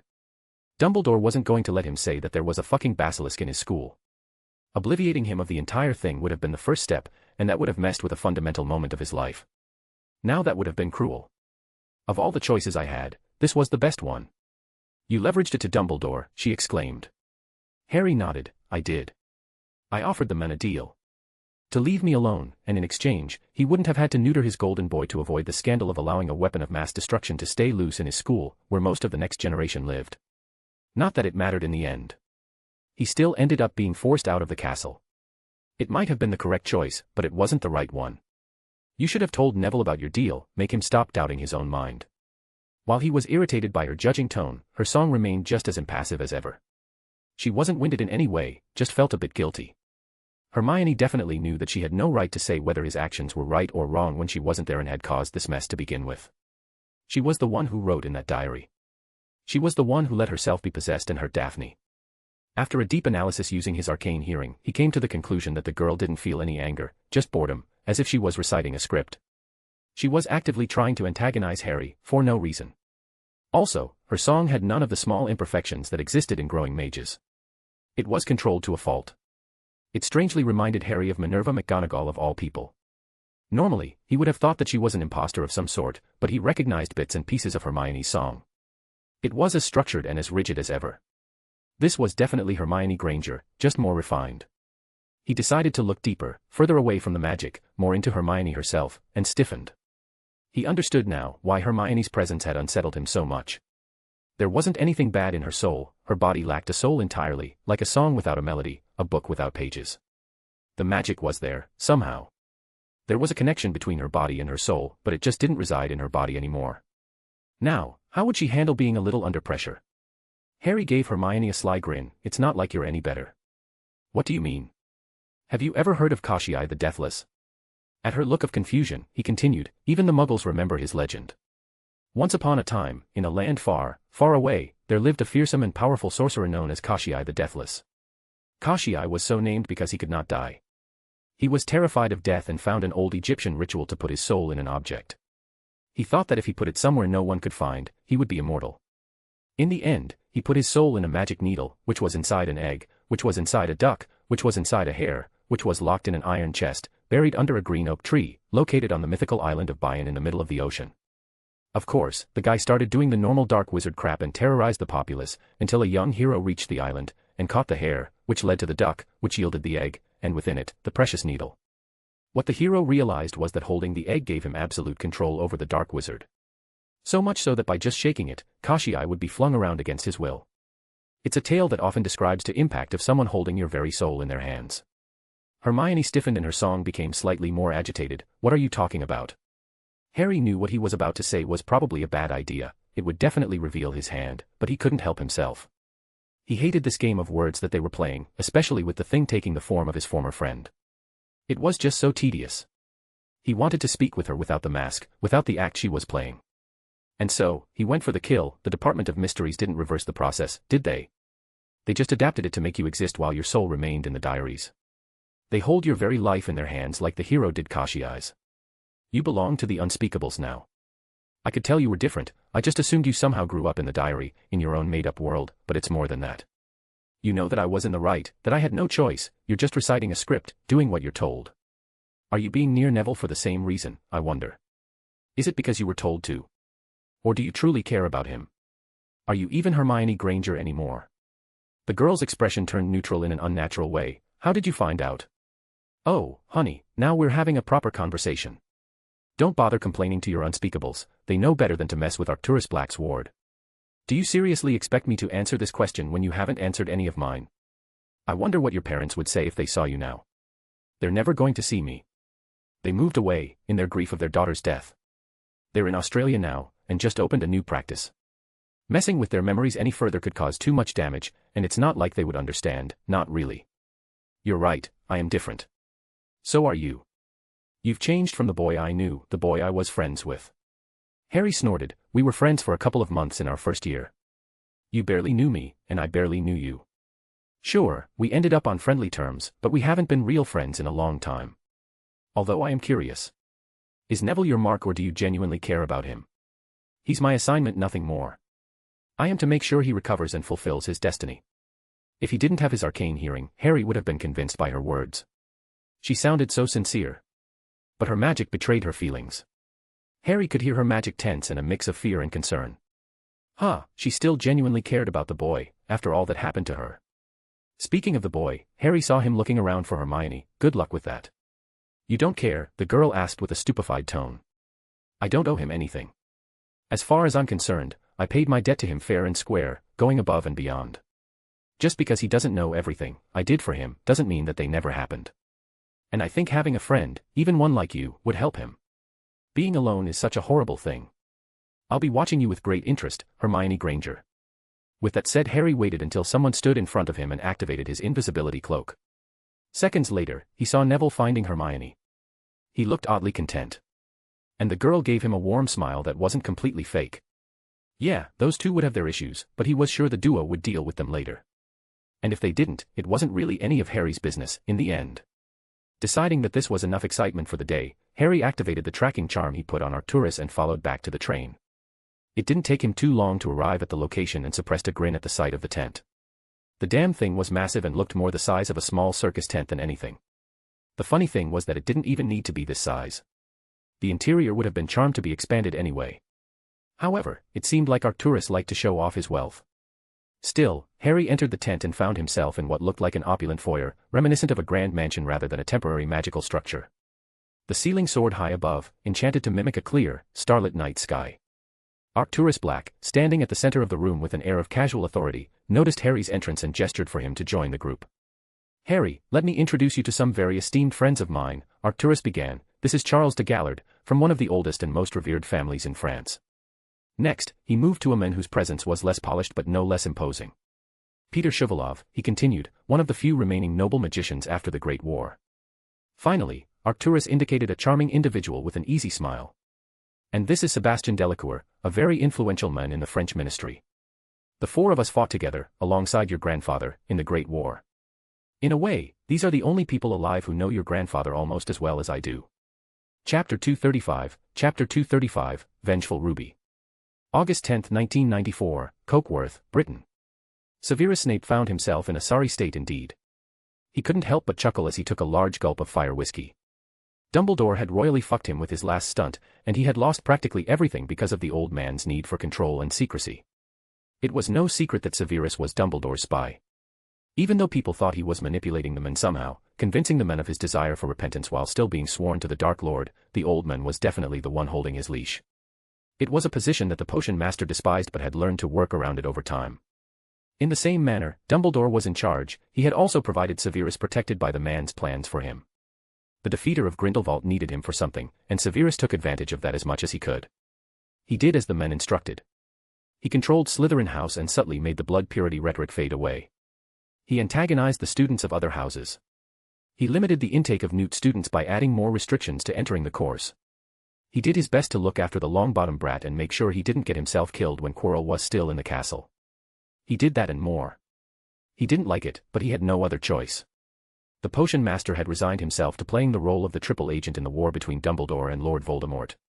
It wasn't what he expected to become when he was still in school, and wasn't that a bitter thought? Still, he was patient, and the moment Dumbledore was outed from the castle, he gleefully gave his letter of resignation to McGonagall's stunned face. Yes, he was being selfish. Minerva had more than enough on her plate, and he had just given her the task of finding a new senior potions professor, and that was a rather hard thing to do. Most potion masters had no interest in teaching anyone without there being a massive form of recompense. They preferred apprenticeship, because of the prestige that it would bring them, but teaching children was just a bad idea. Potions were dangerous, very easy to mess up, and could have unpredictable effects on the user if something was done incorrectly. Slughorn had been the only one who thought that by staying in Hogwarts, he would make very strong political connections. He was right, of course, but during his tenure in the school, he has barely made any progress in his research. Everything came with a cost, and research was something no potion master would sacrifice. It was funny, for all of Dumbledore's obvious machination at stifling magical research, he never really tried to do anything with potions. New potions were necessary as diseases evolved and mutated. It was always better to find more efficient ways of brewing certain healing elixirs, and the former headmaster hadn't wanted to risk it. Not that he could have done anything. Whenever new potions were published, its instructions could easily be replicated immediately to verify it, which were published everywhere, and could be reproduced by any other potion master. Of course, for research to be valid, it would have to be registered with the Potions Guild, and they dealt with the financial side of the discovery. Severus Snape was Britain's rising star in the world of potions.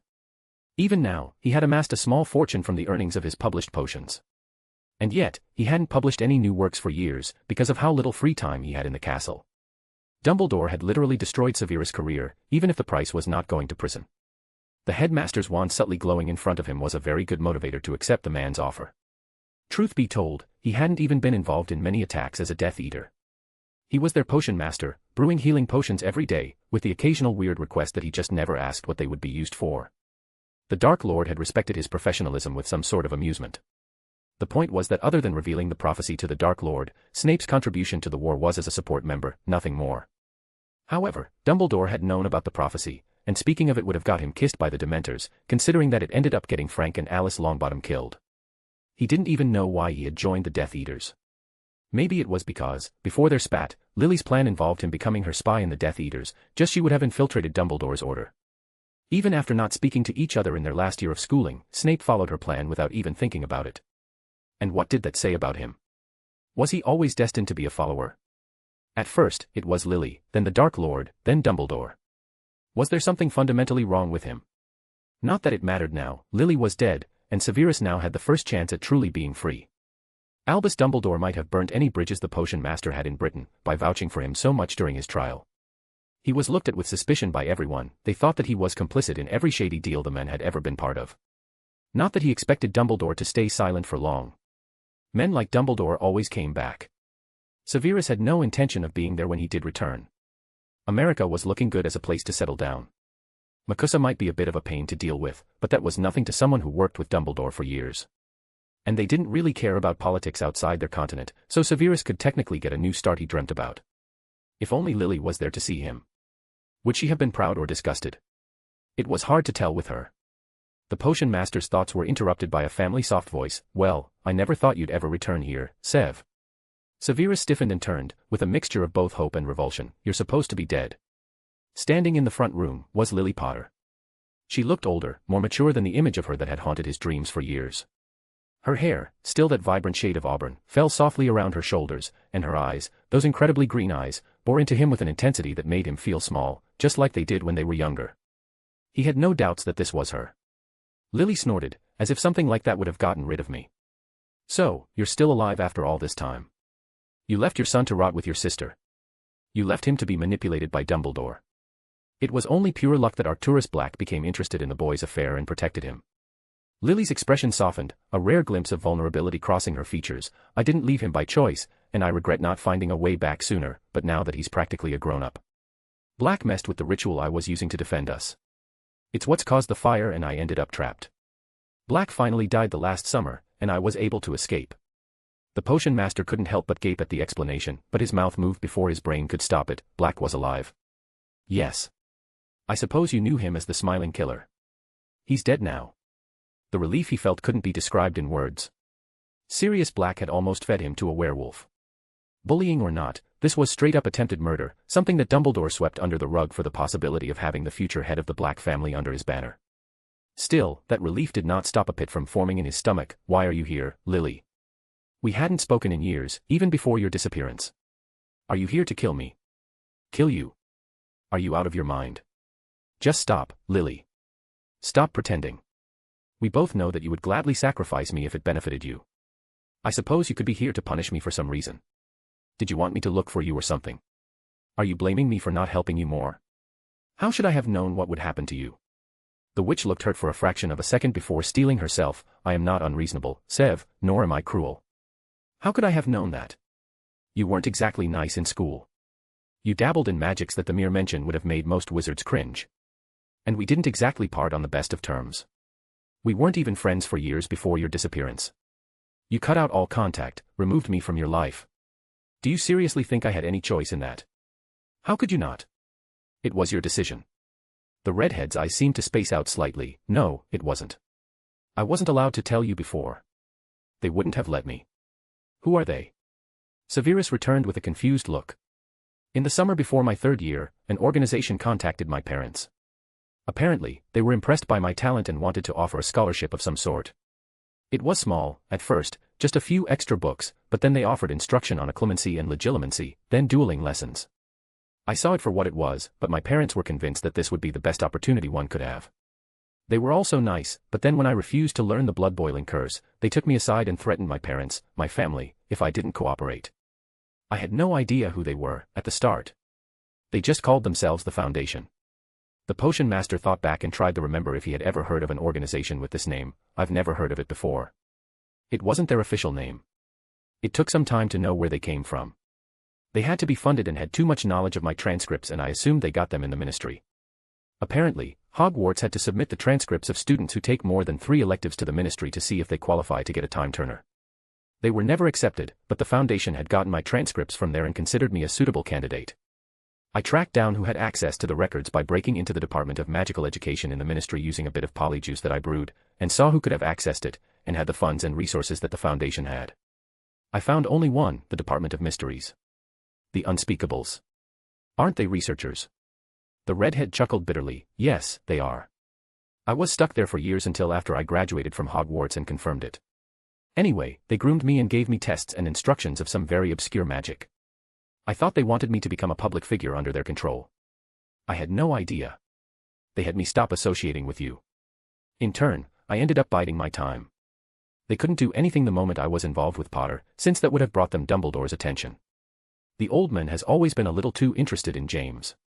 When we got married, they were laid off entirely, but they weren't happy about it. They made their anger known by arranging for my parents' car accident. Nobody realized what happened. No one but me. I had just wanted to stay away, to be free at first. But ever since that day, I started to work on the background to bring them down. I played with magic that even they wouldn't have dared to use. What happened in Godric's Hollows, the fire, it was just an accidental leak to what I had planned on unleashing on their precious little headquarters. And how did you plan on doing that? The werewolves. I worked for years as a way to stop them and discovered a way to alter the curse. It should have made them stronger and fiercer, but in exchange, they would never spread their curse or have any children. I convinced Remus Lupin to become my first patient.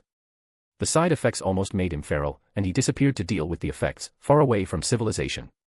He regained his mind after my disappearance, and it was too late by then. That explained a lot. Lupin's disappearance after their graduation. Dumbledore had planned on using him to bring werewolves to his camp, only for Lily to have thought of it before him and had something that might benefit her in exchange. Severus had no doubt that this was a very edited version of the truth to paint Lily as a victim of some sort. There were probably dozens of safeguards to prevent any transformed werewolf from betraying her. Still, he knew she was brilliant, even if she kept most of her progress to herself. You didn't answer my question. Why are you here, Lily? He simply uttered. I'm going after them now. They took away my childhood. They killed my parents. They definitely had a hand on the attacking force on Godric's Hollows. The Lestranges and Crouch simply didn't have so many people under their command. Inevitably, they would have started to go after my son. I won't let that happen. Not on my watch. I thought you would have a little compassion left for me to help me with that. You want me to attack the Department of Mysteries, to destroy a mysterious foundation. The redhead chuckled. I don't know if they have any other name, but I did learn that what they did to me was a sanctioned project in the department. They called me Project Athena. And yes, I want your help in destroying them. Lily, Severus started, his voice laced with caution, you're asking for something drastic. The Department of Mysteries doesn't take kindly to intruders. I'm already under investigation. Don't worry, Sev. I have a plan. For some reason, Severus was both comforted and terrified by that simple statement. Chapter 236 of Blooming Flowers. August 10, 1994, Quidditch Trilenium Stadium, England. Fleur Delacour didn't want to be there. She didn't particularly like Quidditch. The sport just lacked grace. She preferred broom racing. Now, that was a fascinating sport that pushed broom makers to make improvements every year, and where competitors had to be both precise and graceful to win. Quidditch felt like a sport created by barbarians who had no idea what they were doing. It was like a few friends just started to throw around balls and asked their smaller siblings to catch a golden bird so that they wouldn't bother them. She suppressed a chuckle at the thought. That was probably the most accurate depiction of how the sport came to be. The young Vila walked slowly towards the tent of her father's friend. Even in France, the Black family was infamous for their cruelty and madness, and it was surprising to hear that her father was close to its patriarch. In a way the way they met made sense, where was a place for cruelty and madness to flourish. Still, if her father trusted the man, she would give him the benefit of the doubt. What she did not appreciate was being forced to babysit the man's ward, a boy 3 years her junior. She understood exactly what her father wanted, a way to secure a connection with a boy who would inherit his friend's wealth, but there was a hidden command to charm him. She hated this, using her allure to force people to like her. It was something that plagued her many times in school, where she was followed by gawking boys and earned their girlfriend's ire. Even without meaning to, people were immediately drawn to her. She had learned to ignore it, but her father often urged her to actively use it to make it better. Her mother did, after all. She was her father's secret weapon and had mastered the art of getting people to agree with her without doing anything inappropriate. She used her allure with the precision of a scalpel, finding vulnerabilities and exploiting them easily. However, Fleur did not want to use her allure like her. She wanted to be more than a Vila. She wanted to be recognized for her talent, for her skills instead of her nature. It was why she was planning on participating in the European tournament. It was her ticket out of her father's thumb and her mother's influence. She could only hope to become an example that Gabrielle would, one day, choose to follow. She needed to succeed more than anything. But until then, she had to obey her father and charm the boy. A part of her couldn't help but pity him. She had seen what happened to the people her mother charmed and let go. They kept thinking of her for the rest of their lives, desperately hoping that she would give them a sliver of attention, and when she ignored them for enough time, they fell into a deep depression. Fleur arrived at the rather large tent, her silver hair flowing behind her. She looked perfect, not that it was surprising. She could do this. She needed to. Then why wasn't she entering the tent? Why did she feel so guilty? She didn't know how long she spent like this, prepping herself to enter the tent, but she stiffened when she heard a voice behind her speaking in English. Are you all right? The boy looked a couple of years younger than her, slim, but there was a spark of knowing and intelligence in his eyes. Yet, the smile he wore was kind and the French which couldn't help but relax slightly. Still, Fleur put a fake smile on her face and spoke up, just lost in thought. She cringed slightly at the sound that came out of her mouth. She did learn English at her father's behest, but her accent was very heavy, and according to her tutors, very hard to understand. To her surprise, the boy continued the conversation in perfect French. Well, they must be some very complex thoughts to keep you here for so long. You know, they say that talking about your problems is an easy way to order your mind. She thought about just ignoring him and just entering the tent, but the fact that the boy wasn't staring at her, or drooling intrigued her.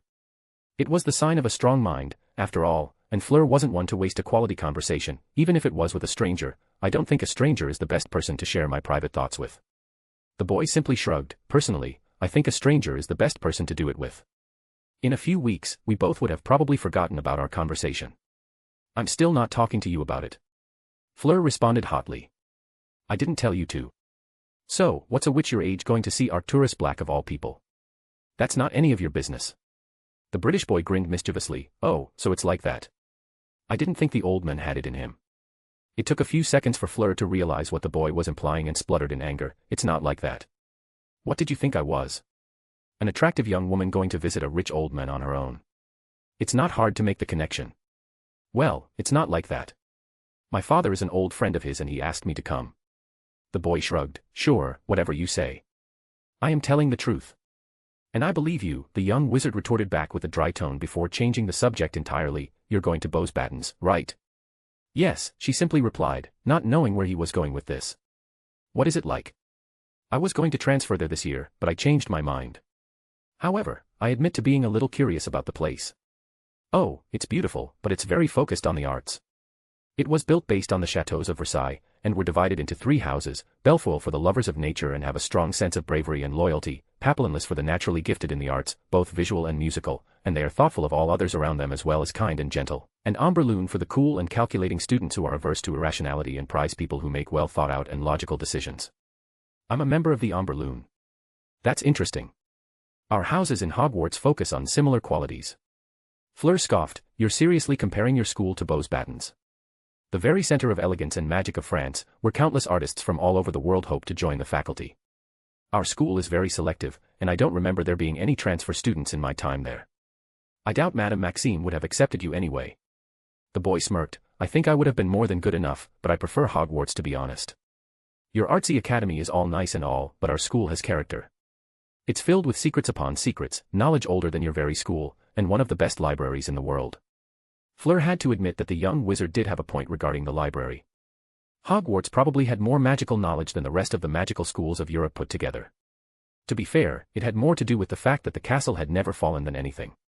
However, most of Europe experienced a lot of strife in the past few centuries. The French Revolution against the nobility, which was spearheaded by mostly Muggleborns, ended a lot of family lines and destroyed most family libraries. That's not even mentioning the purges in Russia. There were barely any old families there anymore. There was a reason why Britain was a powerhouse, and that was the fact that a lot of their oldest families still survive to this day, including their infamous family crests. Magical schools in this era just were not old enough to accumulate libraries as large as Hogwarts.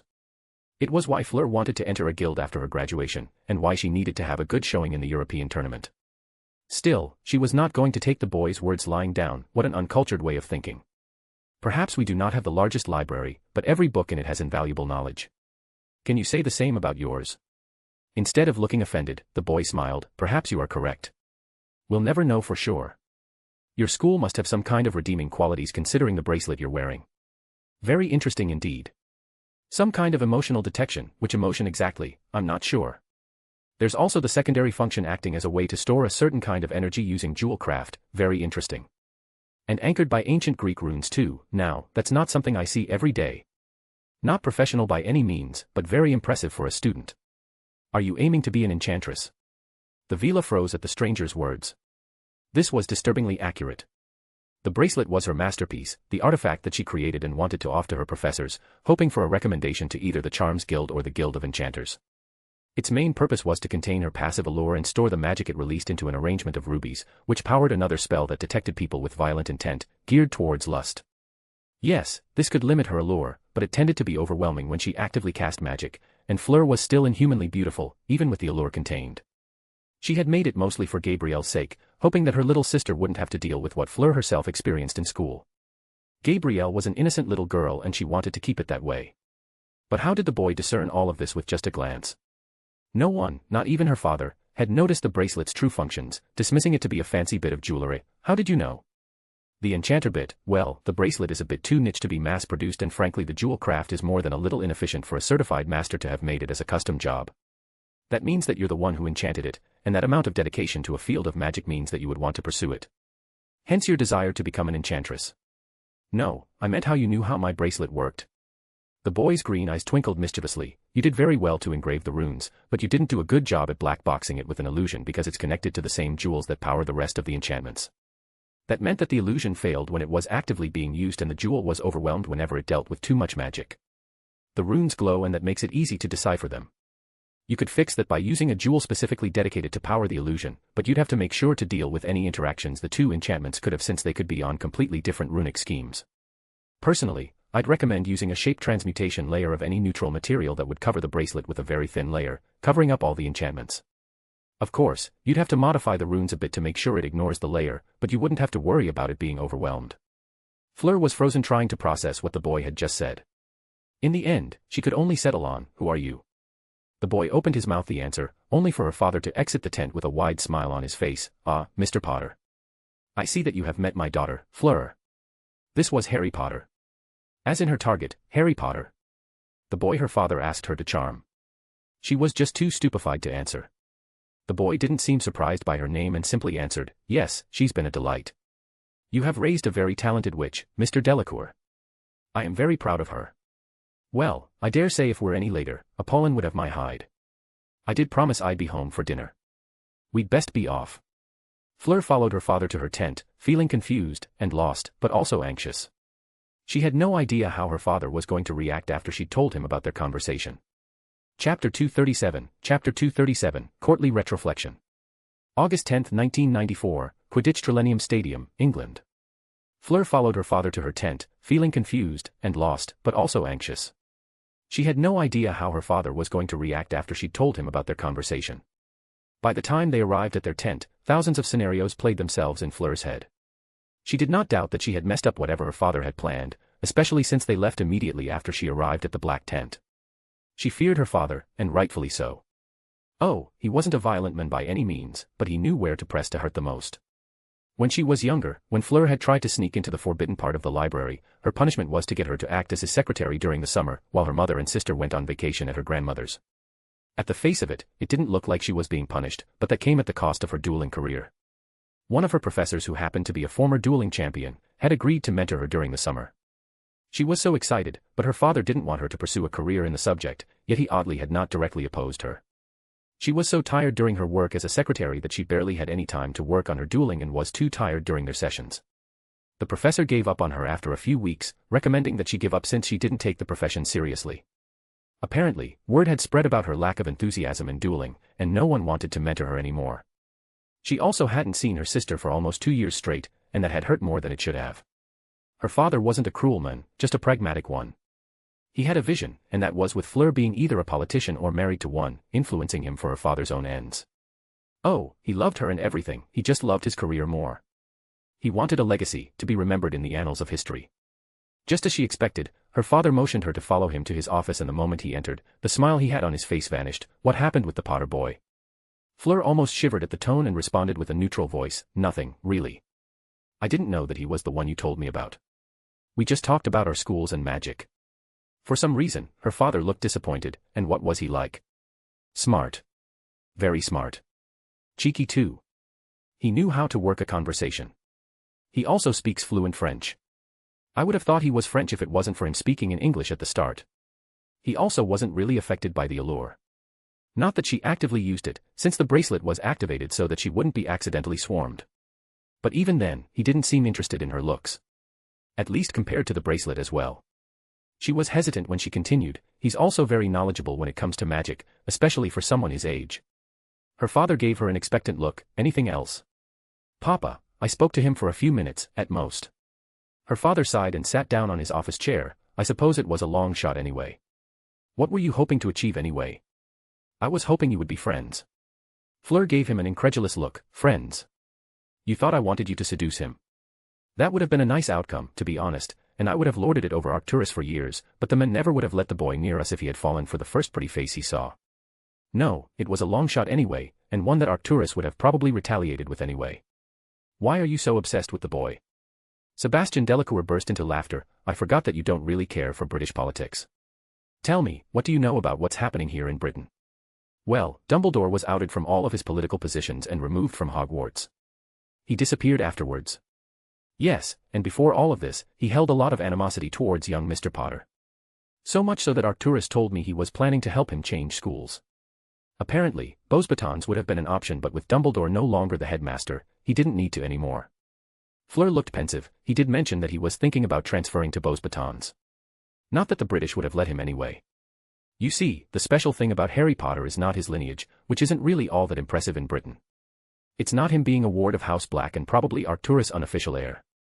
No, the fact is that as far as anyone is concerned, Harry Potter is a magical genius, a true prodigy, in both power and skill. Fleur looked back at his words and nodded. He did seem unusually knowledgeable when it came to enchanting, far more than most of the students in my year. That alone had shocked her. Fleur was, without a doubt, the best student in her year, especially when it came to enchanting. It came easy to her to layer charm over charm, anchored by runes.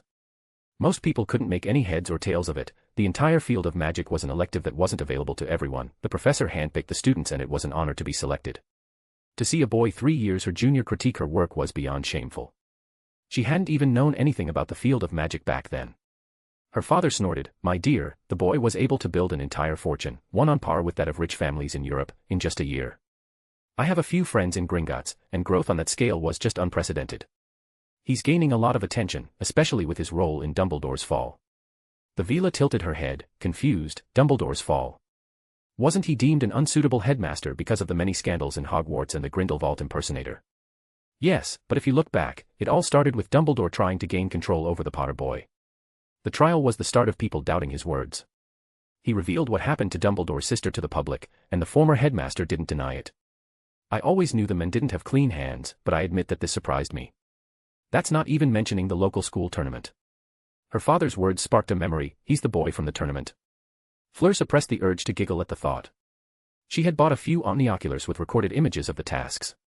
She had aimed to get a basic understanding of her competition in the European tournament, but she remembers a young boy with black hair winning the first task finals without even casting a spell, and the few duels that he won with just a couple of spells. She had thought it to be amusing, a testament to the lowering standards of Hogwarts, not that the boy was special. She couldn't get anything from the third task. Apparently, all recording devices were seized by the British DMLE. Sebastian Delacour, on the other hand, wasn't amused. Yes, very few people understood just how skilled the boy had to be to win so much while embarrassing Dumbledore as much as he could. I've heard more than enough guild members aiming to invite him to their numbers. So far, the boy's age and Arcturus Black's status as his guardian have protected him, but if that had been a common Muggle-born, the Potter boy would have disappeared during the summer, never to be seen again, or blackmailed or even brainwashed by some group. Fleur couldn't help but ask, is he going to participate in the European tournament? Her father shrugged, the whole tournament is becoming more trouble than it's worth. Everyone wants the prestige of hosting it, because of the economic growth that will follow it. Unfortunately, the British minister was able to keep it by the skin of his teeth. I have no idea how he pulled it off, with the whole mess with Dumbledore, and the mass breakout less than a year before. It probably cost them a lot of gold and a lot of concessions from the ICW. Nevertheless, Fudge is on thin ice, with ICW waiting for a single mess-up to move the whole tournament to another nation. Could it come to France? Her father simply shrugged at her hopeful expression. I have no idea. I think that each nation would have to bring a proposal to the ICW. It will be expensive though, the preparations will have to be made on very short notice. So, it's still possible. Yes, it is. Britain will have to screw up first. Fleur didn't care and only imagined the possibilities of the European tournament being held in Beauxbatons. It was just as exciting as it was slightly disappointing. Sure, it would have been comfortable for her, being near a place that she considered to be a second home, where she had learned of the world outside her father's sphere of influence. Wizards from all over the globe, experts in their fields, would come to France and she would speak with them, pick their minds, and hopefully make a great impression. Unfortunately, that would have been it. She loved Beauxbatons. She loved her professors and the school's library, but it was also the place where she had been the loneliest. She hadn't expected just how much being a Vila affected her social life. Having male friends was just unrealistic, and girls were told by their parents to avoid her. She had focused on her coursework and learning new magic, but they were distractions at best, even if they were productive ones. As much as it made her uncomfortable, as much as she knew it was an unrealistic dream, Fleur hoped to meet someone who would stop her from feeling so lonely. An international event that would have the most magical students her age was a prime opportunity to meet someone like this, someone who wouldn't judge her for her nature, someone who would share her passion, and make an effort to engage her about it. And for some reason, meeting them in Beauxbatons, in a place where she had been judged by her peers and found lacking, in a place where she was quietly shunned, in a place where she was lonely, just made it feel wrong, like her hopes were bound to end in nothing but disappointment. Even with the rampant bigotry in Britain, she was looking forward to being there, away from her father's influence, away from Beauxbatons, a place that she loved and hated in equal measure. Her musing was interrupted by her father's knowing grin. So, excited about this, are you? I'm glad you're preparing for the European tournament. The connections you will make there will help our position in the international scene immensely. Fleur put a fake smile on her face. Of course, Papa. Speaking of preparations, I think it's time for you to focus on combat magic. Don't pretend to not know what I'm talking about. I know you plan to join the tournament. And believe me, it will be dangerous, despite the many defensive measures. You need to be ready. The Vila answered without even thinking first. I thought you said that you didn't want me to learn dueling, Papa. As she mentally berated herself for reminding him of that fact, her father nodded. Yes, and I still agree with my decision. Dueling is a sport for fools and showmen. I don't want you to learn how to duel. I want you to learn how to fight, and how to truly defend yourself against attackers and beasts. As much as competing in the tournament is a good thing, I don't want you to hurt. Fleur jumped and hugged her father, something she rarely ever did. Thank you, Papa. Don't thank me yet. I didn't want you to experience this, but you're the one insisting on entering the tournament. I can't stop you from competing, you're an adult witch, and you've made up your mind, but I can make sure you don't get yourself killed in front of every notable figure on the continent. After the Quidditch World Cup, I will have an instructor ready in France and you will have lessons every day until you go back to school. And trust me, you won't be enjoying your time. Chapter 238, Meeting His Match. August 11, 1994, Quidditch Trelenium Stadium, England. Harry woke up just after dawn. It was out of habit more than anything, due to his years of practicing his occlumency early in the morning. He got up and took a walk around the campsite. Harry walked quietly, his footsteps almost silent against the dew-drenched grass, leaving shallow impressions that glistened in the early morning sun. The campsite, bustling and noisy at all hours, was tranquil now, save for the soft snoring of sleeping fans and the distant calls of waking birds. The sky was orange, bleeding into the pale blue of dawn. It was beautiful. He passed tents of all shapes and sizes, each adorned with the colors and emblems of different Quidditch teams, flags limp in the stillness but poised to flutter once the breeze picked up. He found a small clearing with a view of the stadium in the distance, its massive structure impressive and imposing against the lightning sky. Here, he stopped and took a moment to appreciate the peace and solitude, feeling a mix of anticipation and anxiety for the day ahead. He never really liked crowds or loud noises, and for the first time since getting there, he finally started to relax. The previous day was nerve-wracking. For all of Arcturus' fondness for his friends, they were very cunning and would take advantage of him without a second thought. Harry needed to think about every word he said in their company to avoid revealing anything accidentally, and that was more exhausting than he thought it would have been. He was also sure that Sebastian Delacour had specifically asked Fleur to come to their tent to see Harry's reaction to her. She seemed like a nice enough girl, prideful and talented, which was normally a bad combination, but she wanted to be seen as more than just a Vila, something that Harry respected. The bracelet she had enchanted was proof of that. She wanted to restrain her allure as much as possible, even if her looks alone would probably be enough to have a similar effect on most men and women. He had been surprised that Fleur's father was a friend of Arcturus. He hadn't expected to meet her anytime soon, and that took him off guard, if had to be honest. The stories definitely hadn't done her beauty justice. It was hard to describe, but it was otherworldly more than anything, but outside of this, she seemed like a normal, if burdened girl. It was her father that Harry was wary of. Speaking with this man felt like swimming with a shark. Thankfully, he wouldn't spend any more time with them. He had asked Arcturus to watch the match with his friends, away from the top box and the politics that will inevitably come with it. He dreaded the day he would be old enough or important enough that politicking would be necessary to anyone. His thoughts were interrupted by a voice. "I knew you would be here." Harry turned and smiled at the familiar form of his best friend, Daphne, before turning to Tracy and Blaise. "How did you find me?"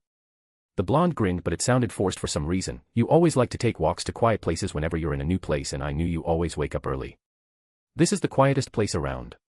Tracy, who definitely didn't become a morning person overnight, grumbled. "She also made us walk to 3 other clearings. She even woke up the muggles in charge of this place and asked them for the quietest places here. You could have said no. It's not like she could have broken into your tents, right?" The dark-skinned boy looked half asleep. "We both stayed with Daphne's family. Tracy came with them, and I asked them to stay the night in their tent. My mother is having guests and she's not big on silencing charms." Harry winced, choosing not to comment on Blaise's last statement. The Black Widow was a known serial seducer and killer. The problem was that no one knew how she killed her victims. Every single person died of a different cause, and there were other culprits responsible that were caught. You'd think that having 7 dead husbands was an obvious red flag, but if there was something Harry knew for a fact, it was that men became idiots whenever a woman was involved. Instead, he simply asked, "If you wanted to meet up, all you had to do was send me an owl. I'd have told you where I was." Tracy cackled. "She wanted to catch you in the act." Harry's only answer was to tilt her head in confusion, and Daphne hit her in the stomach. This time, Blaise, who had seemingly woken up, asked, "Is it true that you were seduced by a Vila?" "Oh, they just wanted to know." "Wait, what? What gave them that idea?" Harry looked at him for a few seconds as if he were an idiot. "What the hell are you talking about?" "Seamus Finnegan saw you talking to this Vila yesterday. He told Lavender, who pretty much told everyone." "I'm pretty sure half our classmates know about it," Tracy responded. Harry shook his head. "Her father is a friend of Arcturus. She went to pick him up. We talked for like 5 minutes and they left." "If her father is human, wouldn't she be a half Vila?" the brunette asked. Harry gave her a weird look. "There is no such thing as a partial Vila. Either a girl is a Vila, or she isn't. There aren't even male Vilas, so how would there be pure-blooded Vilas?" He had researched intelligent magical beings out of curiosity. The truth was that Vilas were not a race of their own. They were humans that had at some point been modified to be more attractive, both physically and through the allure. They had a high affinity for fire magic, and for some reason, they grew wings and their heads transformed into that of a bird whenever they became angry. To be perfectly honest, the fact that the transformation was based on anger felt more like a curse than anything. Theoretically, whoever made the first vila might have made an alchemical mistake, but that was unlikely, considering how the transformation was out of place compared to Vila's natural form. It was more likely that an angry witch cursed Vilas a long time ago, probably an incomplete blood malediction, for a Vila stealing her husband or something similar. He wouldn't know without studying someone. People often had idealized notions of Vilas. They were not sex goddesses, they did not like seducing married men. They took advantage of their abilities, but that was a given. Who wouldn't? It was undeniable that being attractive, even without any supernatural enhancement, was a boon and people often took advantage of it. At the end of the day, Vilas were just witches who were different, nothing more, nothing less. They were driven off from Britain mainly because of the impact of their magic on their children. The child of a Vila was very likely a girl that was also a Vila, which overwhelmed any magical crest or any attuned magics. Unfortunately, young heirs tended to be easily seduced, and Britain had prided itself on its old magic. In the end, the Wisengamot banned any magic with Vilas and introduced a lot of taxes, which got them to leave. Harry's pondering was broken by Daphne, who sounded visibly calm to his arcane hearing. Well, I'm glad you weren't taken advantage of. Daph, I spoke about enchanting with a Vila for less than 5 minutes, a Vila who also happened to have made a bracelet that blocked her allure. It was pretty interesting how she did it. It was ingenious to see how the French tied up their charms. That seemed to satisfy her, but Blaise interjected, let me get this straight, a Vila, one of the most attractive women in the world, just spoke to you, and you talked about magical theory and the enchantments on her bracelet. Are you mad? Tracy hit him with her elbow. Are you sure you don't want to retract that statement? I do. Forget I said anything, he wheezed out. Good boy. Harry smiled, amused by their byplay, before asking, I think the shops are opening up. Maybe we should look around before it becomes too crowded. That seemed to cheer up the girls and Blaise gave Harry a grateful look. They went towards the shop districts. Apparently, a spot there had cost a veritable fortune, but the sellers all but won it back in sales. Daphne and Tracy had a green luminous rose each, supporting Ireland, while Blaise had bought an animated red scarf, a small collectible of Victor Crumb riding a tiny firebolt. Harry just bought 4 omnioculars for the match. They would still be useful after the match, before realizing that it was almost match time. They had agreed before that the 4 of them would sit together, far away from their parents. Blaise, who didn't want his mother to meet Tracy, had put the measure forward. They had bought tickets that weren't the best, but good enough to watch the match. The stadium itself was a giant structure built to house over 100,000 wizards and witches. Harry had nothing particular to say about the match. As he expected, Ireland won while Bulgaria caught the snitch. It was a pretty close thing. Crumb caught the snitch a couple of seconds after one of the Ireland chasers scored their final goal. Harry might not like Quidditch all that much, but he had agreed that Crumb was very graceful in his flying. That Wronski feint of his was masterfully done. The Vila dancers at the start were pretty controversial, to say the least. For one thing, the dancers had toured all over Europe for years, and the tickets to their shows were ludicrously expensive. The Bulgarian ministry must have offered them a veritable fortune to do their act in front of the whole world. It was impressive the fact that they were able to synchronize their allure to affect an entire stadium, and the way they enchanted their song with their allure was masterful, to say the least. It had very little to do with being a Vila and a lot to do with at least a decade of practice to pull it off. Their little dance alone had increased the number of Bulgarian supporters significantly. Tracy ended up hexing Blaise during the dance, and the Italian boy kept saying that he was simply showing support to his team. Still, for some reason, Daphne kept looking at him during the Vila dance. She was probably worried for him because of the few idiots around them that almost jumped off the stage. Or at least, they would have if it wasn't for the security charms. That said, the leprechaun gold afterwards honestly paled compared to the magic the Vila displayed. Temporary conjuration of a golden medal in the shape of galleons wasn't all that difficult, but Harry pitied the people who would inevitably try to buy stuff with it. At the end of the day, the match was slightly entertaining. Harry still maintained that Quidditch was far too chaotic and unpredictable for him to like, but the ending was pretty exciting all things considered. They returned to their camping site, in good moods. There were a few fights along the way, but it wasn't unexpected in a sporting event of this magnitude. All in all, it seemed like Fudge's gambit had worked. This event alone would enhance the British magical economy, with new investors, new friends, and perhaps even international companies opening branches in Diagon Alley. Of course, that was when everything went to shit. Harry knew that the possibility of an attack by Death Eaters was there, but he didn't expect a fucking vampire lord to come out of the shadows to stab him and his friends. Thankfully, he was able to create a wall of fire to protect himself and put on a few protective charms around his friends. He looked around and noticed an entire horde of vampire thralls ready to attack at any time, and their lord looked oddly more feral compared to the ones he had killed in Grindelwald's base a few months prior. Slowly, the madness receded, and he spoke in a cultured voice, Harry Potter. If you give yourself up, I will spare your friends' lives. Why did this stuff keep happening to him? Chapter 239, Enemies in Blood. August 11, 1994, Quidditch Trelenium Stadium, England. He looked around and noticed an entire horde of vampire thralls ready to attack at any time. Their lord spoke in a cultured voice, Harry Potter. If you give yourself up, I will spare your friends' lives. Why did this stuff keep happening to him? He suppressed the urge to sigh, as he examined the situation further. It wouldn't do to attack the vampires without any planning. He noticed the small shadows that engulfed his friend's feet, a binding spell of some sort. The vampire must have specialized in shadow magics and got the shadows to travel underground, below the protection charms that Harry had cast in a hurry to protect them. He needed to be careful with this. May I ask the name of my attacker? No, you may not, the vampire lord responded dryly, either submit or watch your friends die. Maybe I'll even turn them into thralls, they do look rather delicious. Well, this is a conundrum, isn't it? I'm sure that staying under your guidance would not end well for me, and yet I do like my friends. I can see you're observing me, ready for me to use any kind of magic just to hurt me. That's very smart. However, you made a slight mistake that's threatening to blow this entire plan. It's a shame you don't see it. And what is that? The vampire lord asked. Did you seriously think that I wouldn't have made sure that my friends could take care of themselves? Before the bloodsucker could process, Blaze used his crest to create a light sword and cut through the shadow binds, Daphne raised plants from the ground that bound the thralls, and Tracy used an overpowered sunlight charm that turned them into ash.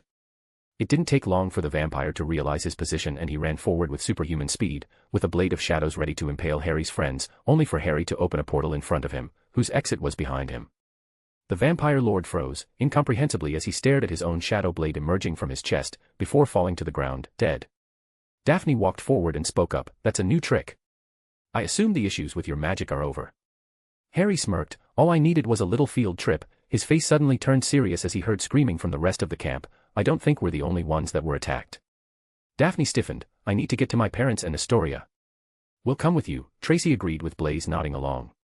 Harry was tempted to go see Arcturus, but the man knew how to take care of himself, and he should be able to apparate away without any problems. Still, he wanted to make sure if the man was all right. He raised his hand and a ball of light appeared. He created a magic circle with his memory of Arcturus' magical signature and enchanted it to follow the man and give him a message. Harry would be able to track its magic easily enough with his arcane hearing and it would be able to monitor his movement easily enough. It was odd. Ever since he had retrieved the resurrection stone, creating new spells became a lot easier. No, it was better to say that shaping his magic was easier, allowing him to fine-tune spells with a lot more flexibility and speed. This particular spell was one he had created to replace the Patronus message charm, which he modified to send information through his arcane hearing about the target. He had changed the band on the stone. In its place was a silver ring of orichalcum, and he had covered the black stone with a layer of enchanted, green-stained crystal that made it look like an emerald. All in all, the ring wasn't out of place on the hands of rich pureblood scion, even if it looked a little gaudy. It wasn't really as eye-catching as it used to be.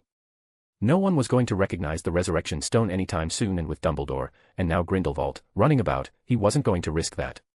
Still, he threw away his thoughts of the Deathly Hallow and walked forward towards the campsite with his friends, their wands raised.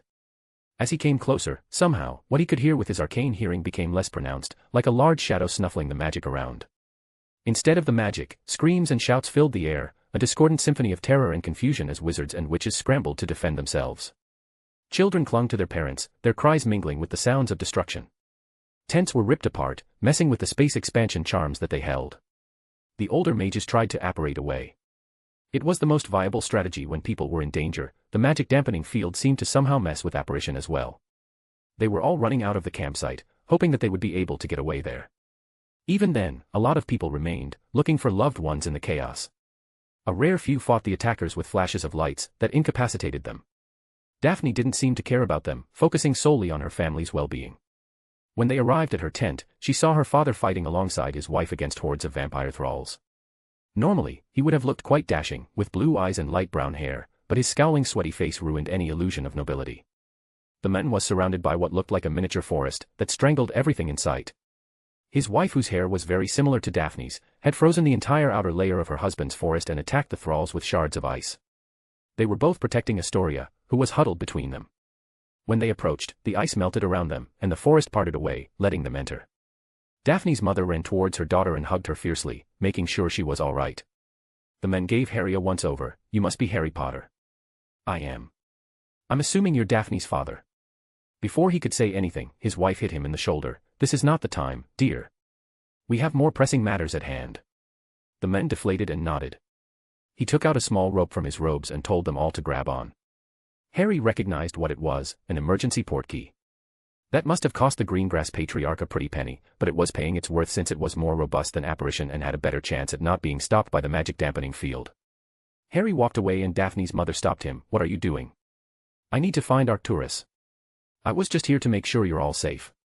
There's a vampire attack here, Harry, and Merlin knows what else."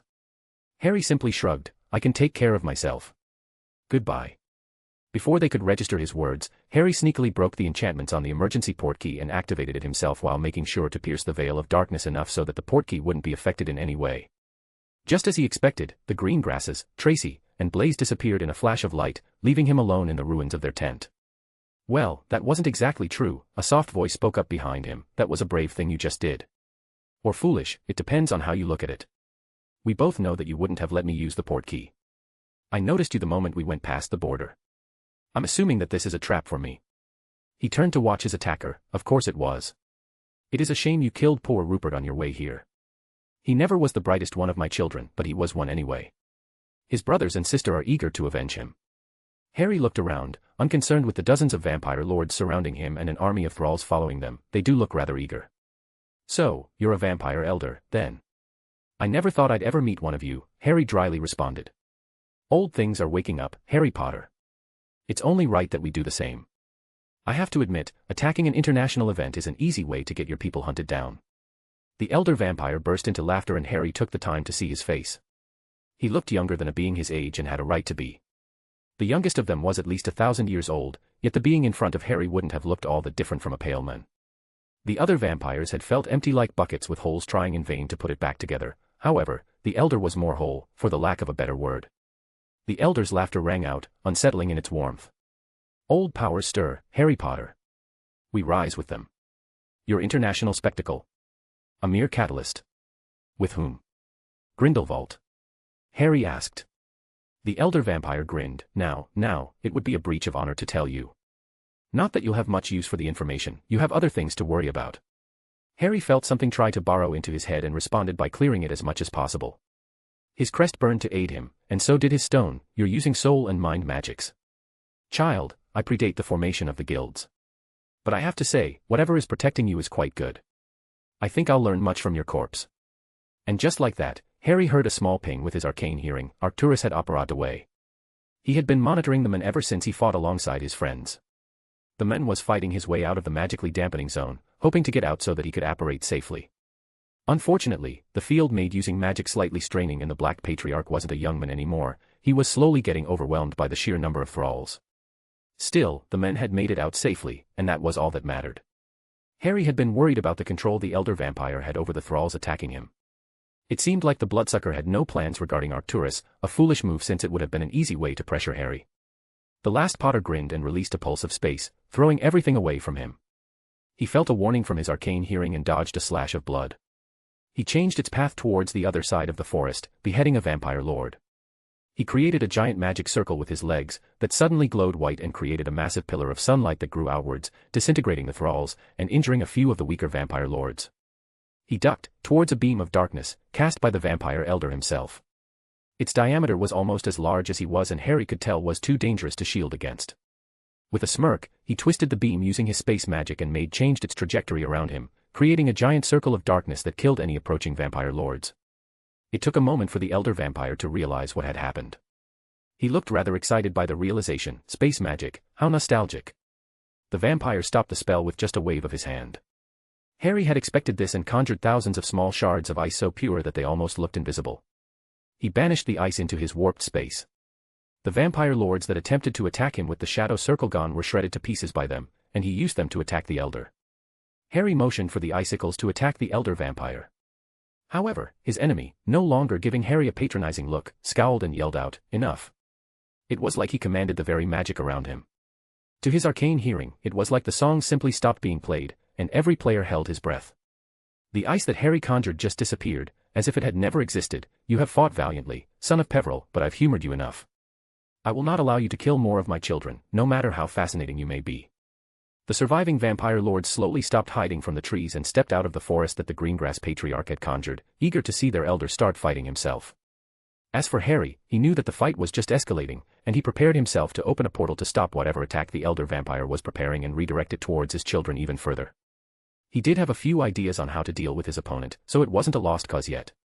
Harry's portals were his hidden ace, his trump card. He was very flexible with them, and even then, in the worst case, he could just get away. As he expected, the elder vampire was powering some sort of attack. He could hear its song getting louder with every moment. He kept trying to analyze the attack, maybe to nullify it without revealing too much. Of course, just as the attack's song grew to its apex, the vampire elder was consumed by giant flames that took the form of an immense basilisk. The creature continued, burning the entire forest to cinders, and with them, the remaining vampire lords. Harry could still hear their screams as they were burned into crisps by the fiend fire. Who the fuck was mad enough to try casting that spell of all things? There were so many better ways of killing the vampire lords, by animating the trees, which happened to be Harry's backup plan. Sure, the elder vampire was an unknown, but it would have turned the fight and distracted the men so that Harry could deal with him. Harry's question was answered moments later as the perpetrator walked forward towards Harry. He looked like a middle-aged man, with brown hair and black eyes. It was only when he used his arcane hearing that Harry recognized him and raised his wand in defense. After all, he had seen him before, and his existence was simply wrong in many ways, Voldemort. Last I heard you were in Albania. The man's eyes turned red in confirmation, and a smile grew on his face. Harry Potter. The news of your survival caught my interest. You've certainly grown into a powerful young wizard. Before the younger wizard could respond, the flames of fiend fire seemed to warp and slowly get absorbed into a sphere made out of shadows. From it, emerged a monstrous figure. It was akin to a living nightmare. Its body was a tapestry of darkness, muscles coiled like serpents beneath skin as pale as moonlight, marred by veins that pulsed with a black ichor. It looked like a man, and yet Harry knew that it was simply not the case. No mortal eyes were devoid of any white, more akin to deep pools of crimson blood, glowing with malevolence and insatiable hunger. And yet Harry instinctively knew what it was, the elder vampire, in his true form. He looked at Voldemort and nodded to him. They had a common enemy. They would pause their confrontation until the elder vampire was dealt with. Chapter 240, Snake in the Grass. August 11, 1994, Quidditch Trelenium Stadium, England. And yet Harry instinctively knew what it was, the elder vampire, in his true form. He looked at Voldemort and nodded to him. They had a common enemy. They would pause their confrontation until the elder vampire was dealt with. Harry dodged to the right as a lance of shadows almost as fast as sound itself impaled into the ground, right where he used to be. Voldemort must have recognized whatever the spell was, because he hit it with some kind of blue flame, and the attack was destabilized and turned to ash. Not wanting to leave the moment, Harry created an ice barrier in front of the attack that was going towards Voldemort. He created a small ball of warped space, pretty much a proto-dark hole, that would warp anything it touched into a fine mesh. The ball easily swallowed the beam of darkness that the elder vampire sent towards Harry, which the men dodged with unnatural agility, right into Voldemort's killing curse. The green light hit the vampire in the chest, and the immortal being was sent flying back. Harry gave the Dark Lord a hesitant look. Is it dead? As if he was jinxing himself, the elder vampire reformed once more, looking more like a demon with every passing moment, and spoke up with a voice that seemed to shake everything around. The men with the broken soul. Even that fool Herpo hadn't gone as much as you did. Did you seriously think that this paltry spell, this pale imitation of soul magic, could possibly kill me? Voldemort visibly stiffened at the allusion to his Horcruxes. Damn, this was going to be trouble later. In his distraction, he was barely able to shield himself against the whip of shadows that the vampire had by conjuring some strange fire shield. Undeterred, the elder vampire ran forward, and Harry could barely track his movement.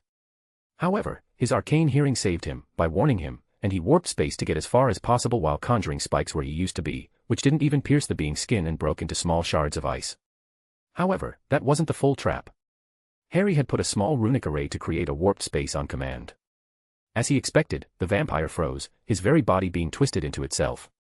Harry thought for a fraction of a second that he might have won. However, the vampire turned into shadows and left the trapped place.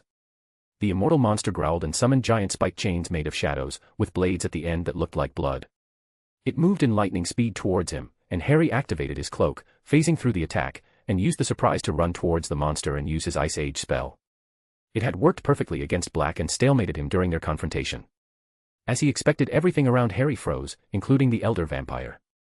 However, what he didn't expect was the man's arm to turn into a solid shadow and lift him up by his neck. Amusing, but shadows cannot freeze, child. However, before the vampire could do anything, Voldemort sent a killing curse at him, allowing Harry to create a small bubble of warped space to free himself and temporarily shorten the distance, allowing him to get away. Voldemort created a giant vortex of black flames and tried to surround their opponent with it. However, there was a giant explosion that destabilized the vortex and sent flames towards them. Harry easily redirected them, but he still felt the searing hot air that came with it. Harry turned towards the heir of Slytherin and spoke up, "I didn't know that vampires could be so strong. He's an elder. They're a special species in itself. This is the first time I've ever met one.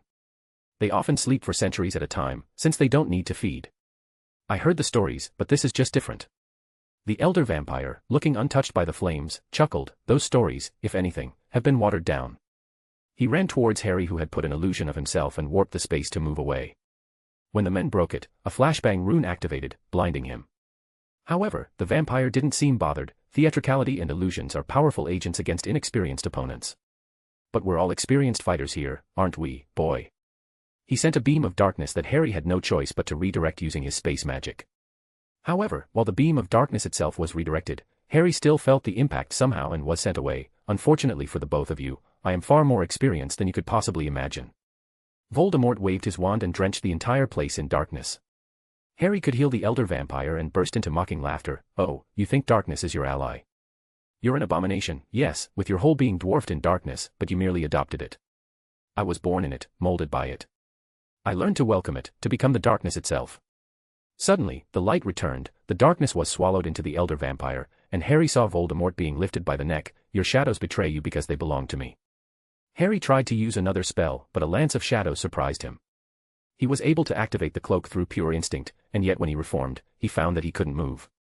The shadow attack had connected to Harry's own shadow on the ground and it, in turn, froze him. He had never heard of anything like it before, not even in the most obscure book in the Hogwarts library. He was suddenly lifted and floated towards his opponent. "You were worthy opponents, that I will say. But you were not enough. I hope they remember you." Harry saw the men conjure a sword of blood, ready to impale Voldemort with it. It wasn't a normal blade. To his arcane hearing, it was something drenched in darkness that destabilized everything it came close to. Magic itself recoiled from it, and Harry didn't know if it would actually kill Voldemort since there were Horcruxes, that's not to mention the prophecy between him and Neville. Still, that gave him an opportunity. Just as the men tried to stab him, Voldemort's body turned to ash, and the wraith flew away in response. Harry opened a portal in front of the blade, making the vampire impale himself. The attack visibly hurt it, since it roared in pain. Harry was summoned towards the beast quickly enough, and as a reflex, conjured a blade of ice and tried to stab the vampire with it. Right before it touched the monster's skin, he felt his ring and crest heat up. He suddenly felt fundamentally drained, and the ice sword started to glow blindingly. The ice sword impaled the elder vampire without any issues and continued glowing. Harry created a portal that took him away as much as possible, and in a flash of light, the being slowly turned into ash. Harry released a relieved sigh as he felt the oppressive magic dampening effect that was over the entire campsite fade away, allowing anyone trapped to apparate away safely. The spell must have been cast by the elder vampire and died with him. Bloody hell, that was a tough fight. He had read about elder vampires, and just how powerful they were, but he never expected them to be some kind of endlessly generating masters of blood and shadow magics. Sure, he always had the option of making a portal and escape, but there was the very real possibility of the vampire attacking him later. After all, Harry was their target, and that could have come with a lot of collateral damage. That's not to mention that Harry technically saved all survivors who were trapped in the campsite. Still, there were better places and opportunities for attacking Harry. Whoever planned this had to have a different goal than just going after Harry.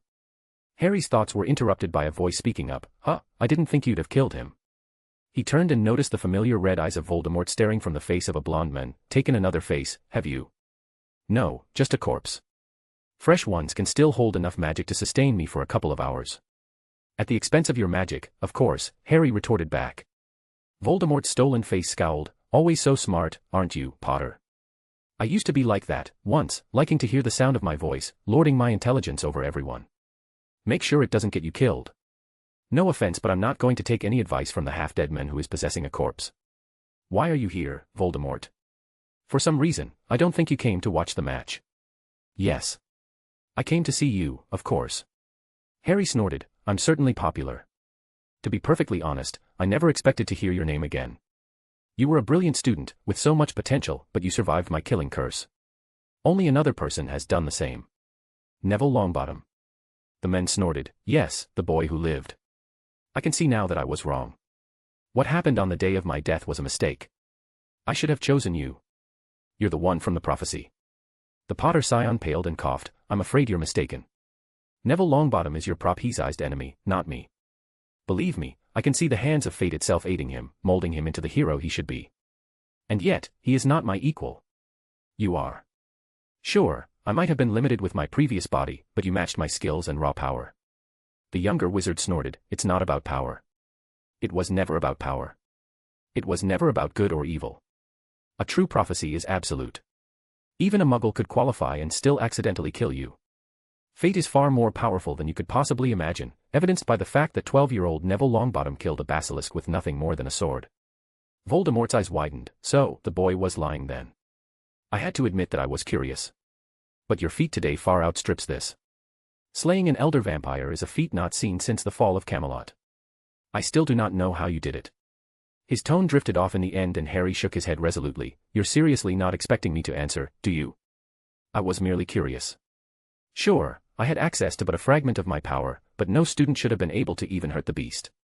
That kind of talent is unique, one that I could use in my movement. You want to recruit me? Again, Harry didn't hide the incredulity he felt from his voice. The last time, you were but a lost child.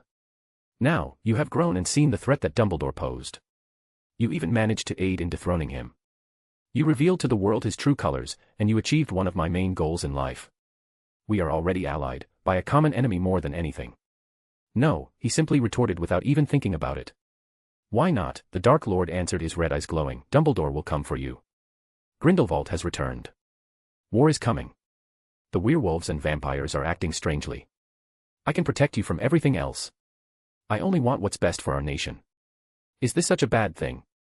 We have the same enemies. We want the same things. It's only right that we work together. Harry shrugged. We might have common enemies, but we do not have common goals. I know you, Lord Voldemort, perhaps more than anyone else. While you might believe in your glorious purpose of a magical Britain free of Dumbledore's taint, you wish to rule, to dominate. You fear death, more than anything in the world, because in death, everything you have, everything you are, become you nothing.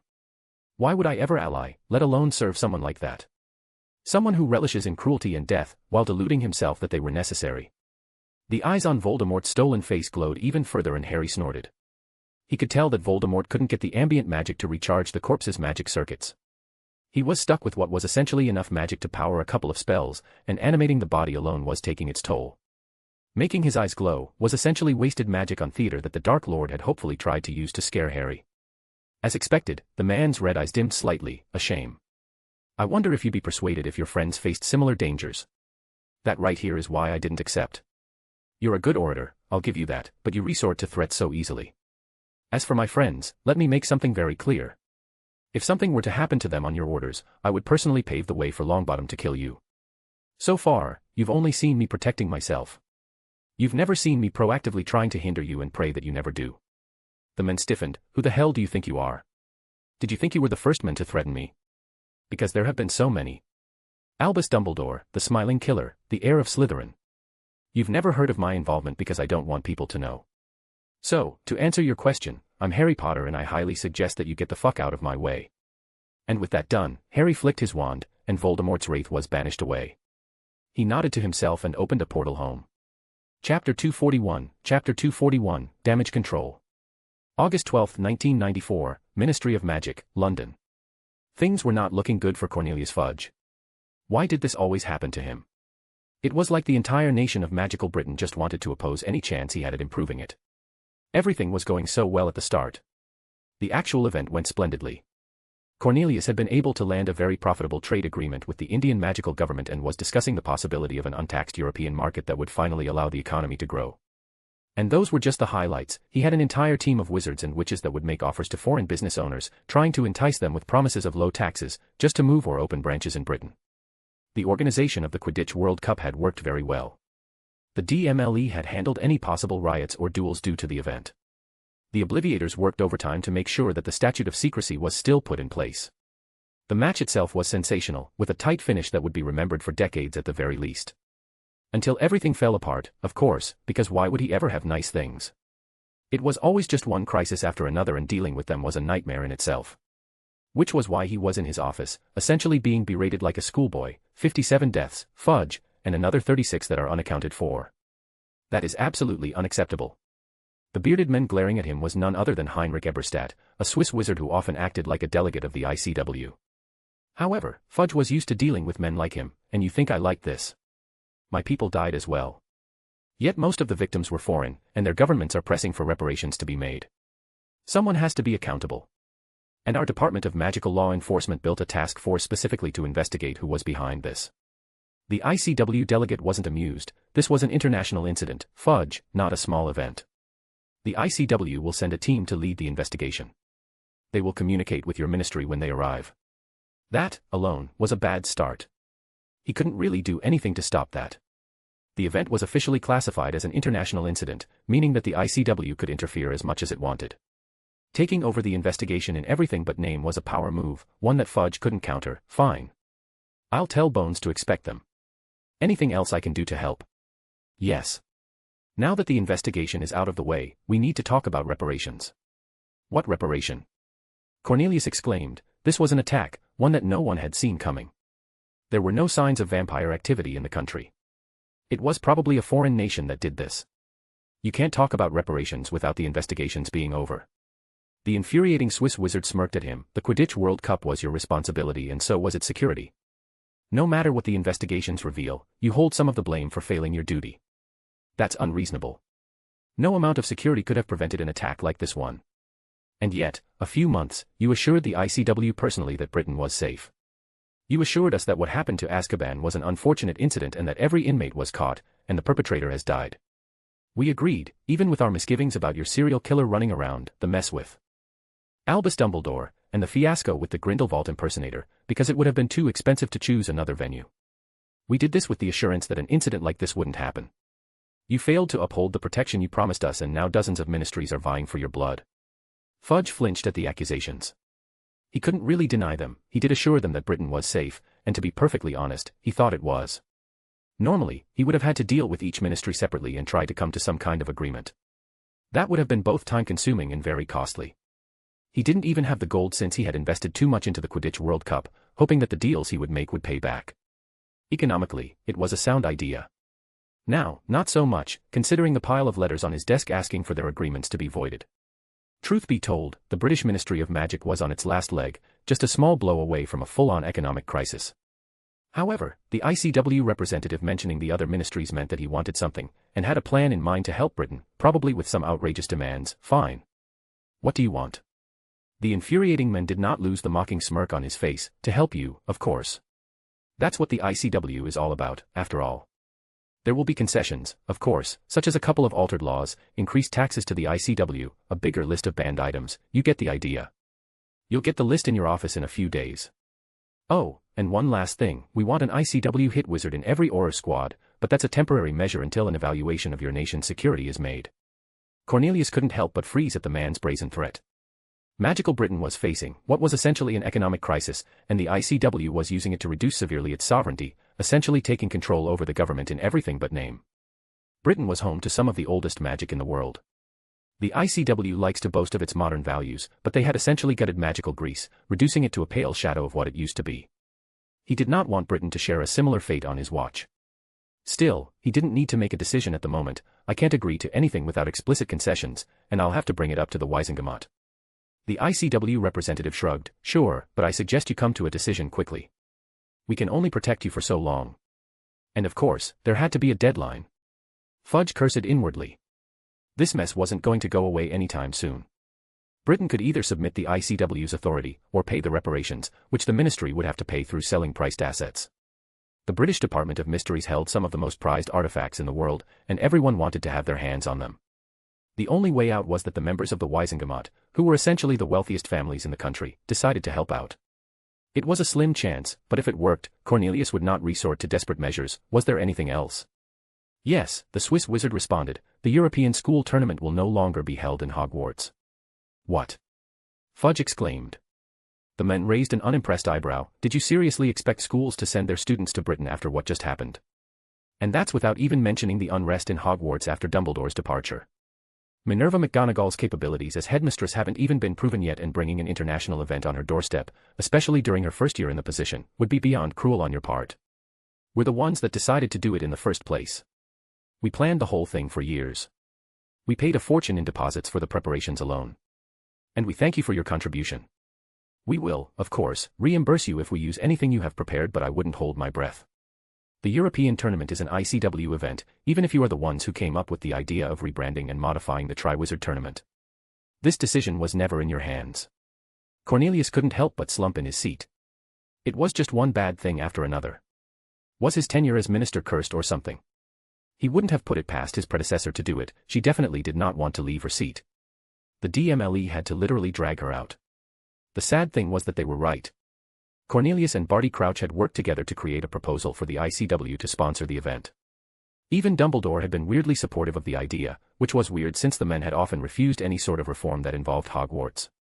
It had made things very complicated when it came to dealing with the school, but no one wanted to piss off Albus Dumbledore of all people.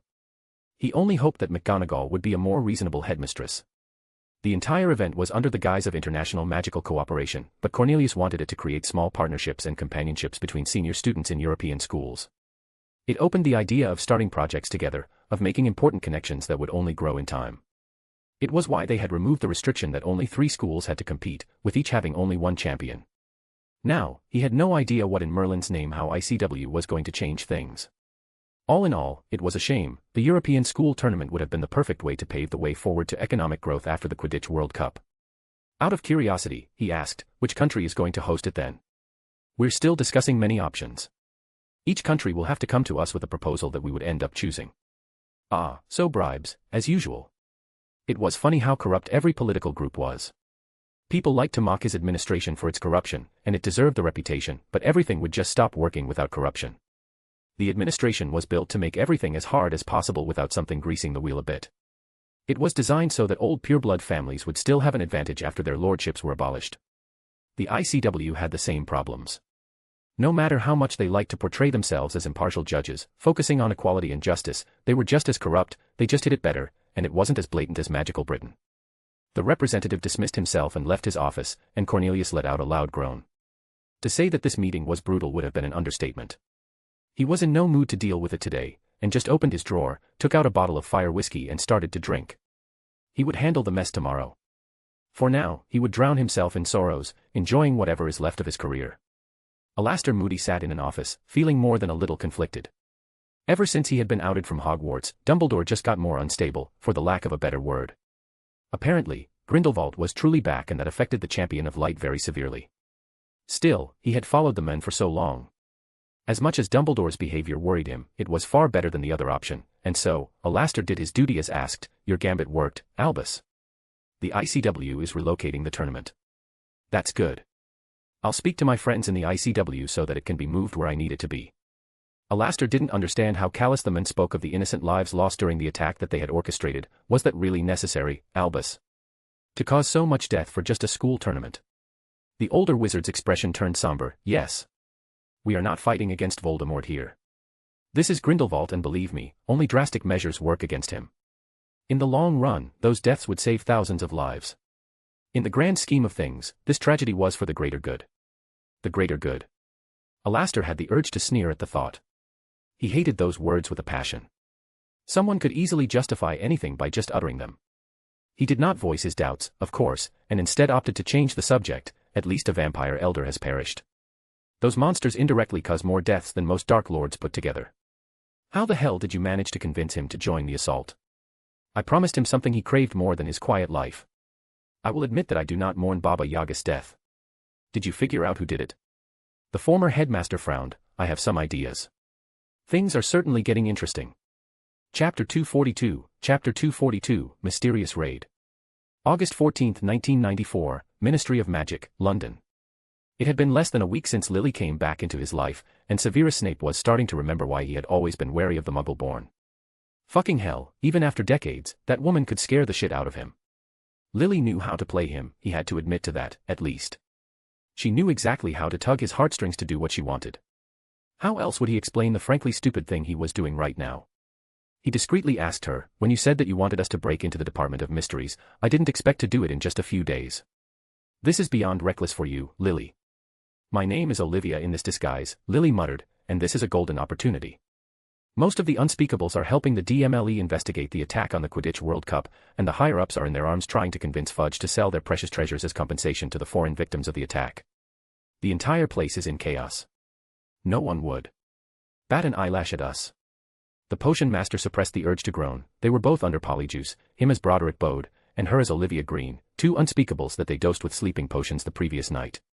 They had just arrived in the ministry, and no one was going to listen to their conversation. You could have had your pet wolves to do it. Lupin would have been glad to.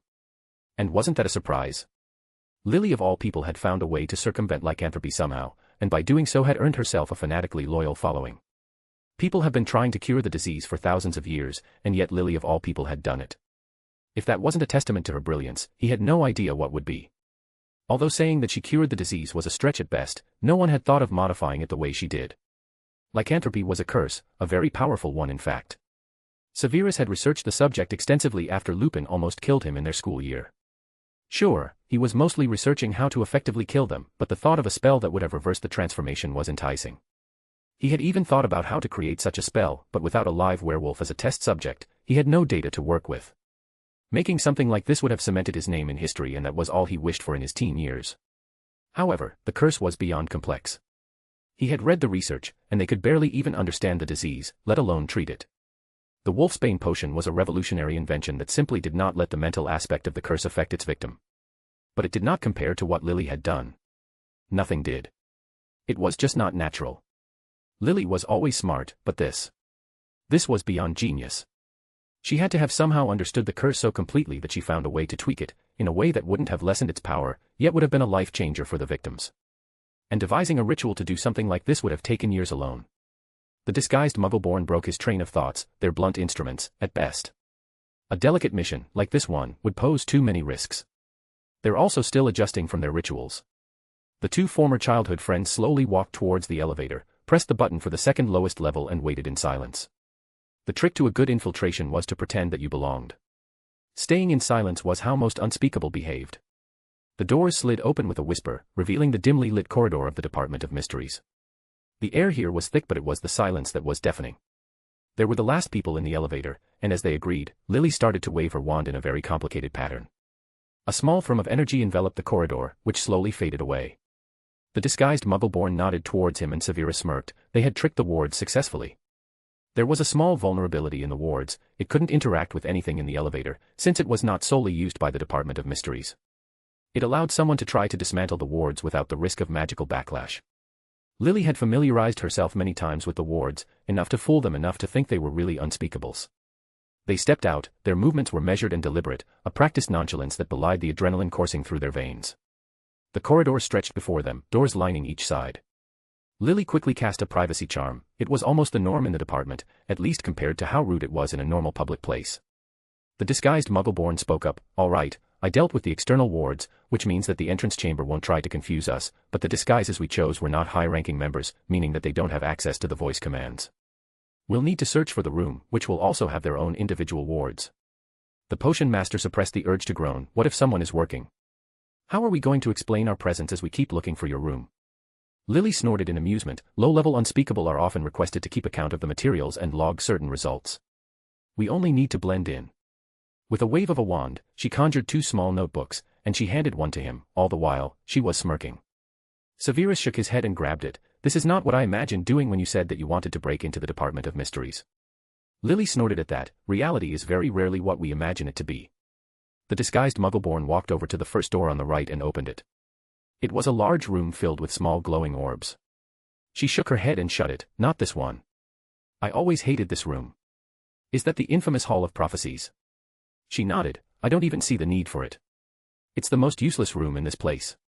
It was supposed to be a study of fate and destiny, but some idiot decided that its entire purpose should be to log and collect prophecies and put them into these orbs. The orbs were meant to only be retrieved by the people involved, and the unspeakable studying them, of course. It was a vain attempt at controlling prophesized people and using their status somehow.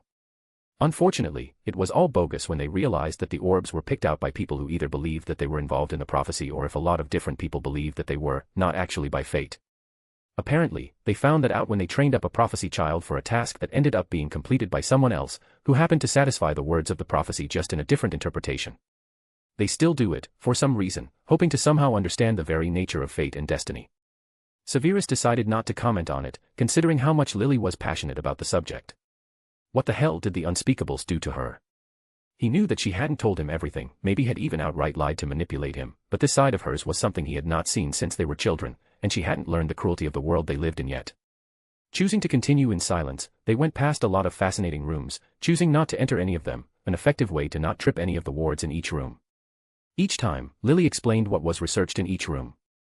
He had to admit that the brain room was very disturbing, especially after Lily explained that they belonged to different species and that the unspeakables wanted to figure out how sapiens came to be. Apparently, they were also looking into ways to enhance intelligence, but Lily didn't elaborate on the matter. The time room was fascinating, but Lily called it a pale imitation of scrying, and that they had no true understanding of time. One of the rooms refused to be opened, and Lily left that alone without saying another word. Severus had learned to not ask her questions whenever she clearly did not want to get there. There weren't any unspeakables in any of the rooms they tried out. Lily was probably right in the fact that they were all busy trying to manage the aftermath of the attack on the Quidditch World Cup. Lily opened another door carelessly, but froze at the sight of it. That's the room. Quickly and efficiently, she bypassed the wards and entered. Severus noticed it and froze when he looked at it. The room was entirely white, both the floor and the ceiling. There was a leather bed of some kind, with straps etched on them. There was also a white desk, a few books, and a couple of notebooks. It looked like a bedroom. Lily responded with a bitter tone, yes. This place was where I stayed every summer after my second year. Cold, isn't it? Severus nodded absent-mindedly. Every time you refused to see me during the summer. I was here, she finished, playing the lab rat. She waved her wand on a part of the wall, which disappeared as if it wasn't there. He stepped inside and noticed that it looked like a small office. There were notes everywhere. The wall reappeared suddenly, but it was almost transparent. They were watching you. Lily did not respond and just held up a small piece of parchment, her expression turning stony. Severus chose not to say anything and decided to look at a chart. He kept paling the more he read, intelligence boosting. Magical fighting. It explained so much. No wonder Lily had started to change, started to grow colder, more manipulative. It was probably how she survived in this hellish place. And the intelligence boosters alone. He turned towards Lily, feeling slightly teary. They did this to you. Yes, and so much more. Do you see why I wanted to escape? Can you blame me for choosing Potter, just for the sake of being under Dumbledore's protection? But why return? You didn't come here for revenge, or else you would have come up with a magical trap of some sort. The disguised Muggleborn grinned viciously. I came here for the names of the people involved. They always wore masks and disguises. And I wanted them to destroy any progress they might have made. They were investigating my son. Arcturus Black's protection was the only thing that stopped them from taking him, and they didn't want him to make a fuss. Lily then froze as she read some of the other files. They made another Project Athena. I didn't think they'd risk it since I didn't exactly fall into line. Who is it? Another Muggleborn called Hermione Granger. Severus froze at the name. He knew that the girl was in the hands of the Department of Mysteries, but that she was comatose from some kind of soul attack from the Dark Lord's diary. He hadn't really cared about it, to be perfectly honest, as callous as it was. She was the girl foolish enough to write in an obviously cursed object. Still, he couldn't help but be curious. The girl is supposed to be comatose. Not according to this chart, at least. How interesting. She waved her wand once more, and with a quick snap, an illusion broke, allowing a small familiar black diary, surrounded by runes, to appear. Lily quickly grabbed the small book, with a mad gleam in her eyes, as well as a few pieces of parchment, before winking at him. We're done here. Severus followed her out and said, what about? She shushed him and his mouth magically closed itself. Not now. We'll talk when we're out. They entered the elevator and returned to the main courtyard of the ministry. With a small nod, she allowed him to speak once more. What the hell, Lily? I just wanted to savor the moment. What moment? As if to answer his question, he felt the ground rumble beneath them, and a loud alarm. They followed the crowd to the exit. What the hell was that? A little gift for my tormentors. There will be no more Project Athena. I thought you wanted us to be discreet. The Muggleborn shrugged. I changed my mind. He stood in silence, processing what had just happened before taking a deep sigh. What now? Now, I have a few names on my list that I need to tick off. And afterwards, when I'm done, I guess it would be time for me to meet my son. Chapter 243, Broken Secrets. August 15, 1994, Ministry of Magic, London.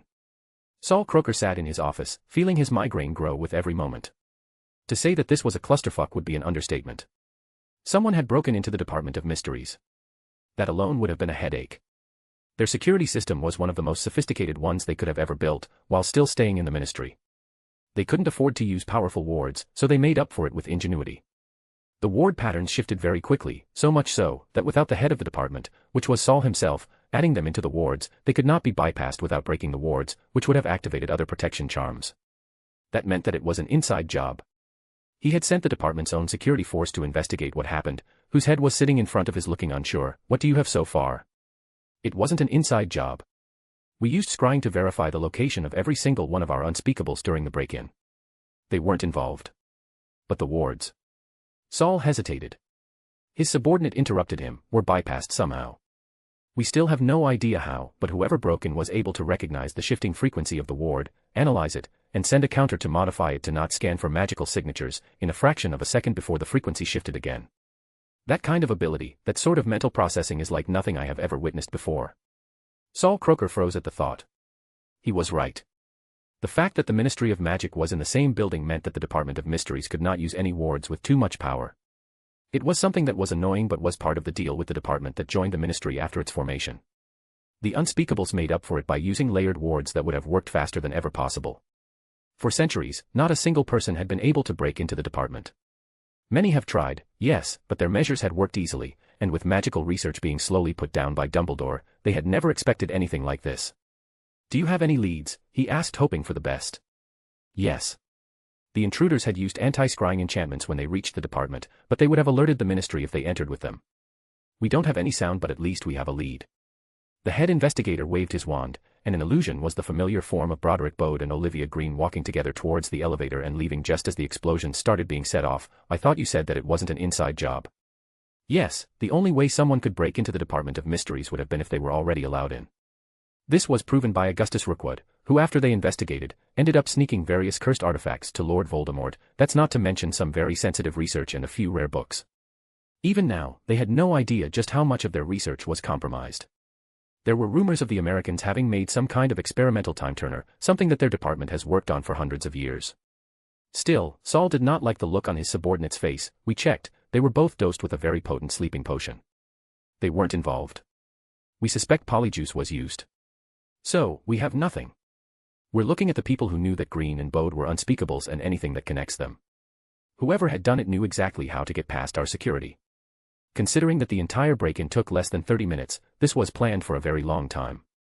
The head of the Department of Mysteries groaned. Let me get this straight, someone from outside our department snuck inside our headquarters under polyjuice, somehow outthought our wards enough to disable them and proceeded to blow up our archives and half our sensitive rooms.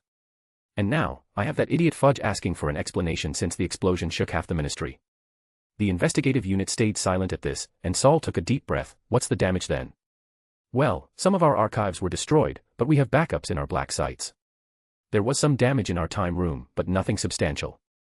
Half of the prophecy orbs were destroyed, but we don't have a lot of people working in that department, so that's not a huge loss. We don't think this was meant to be a critical blow.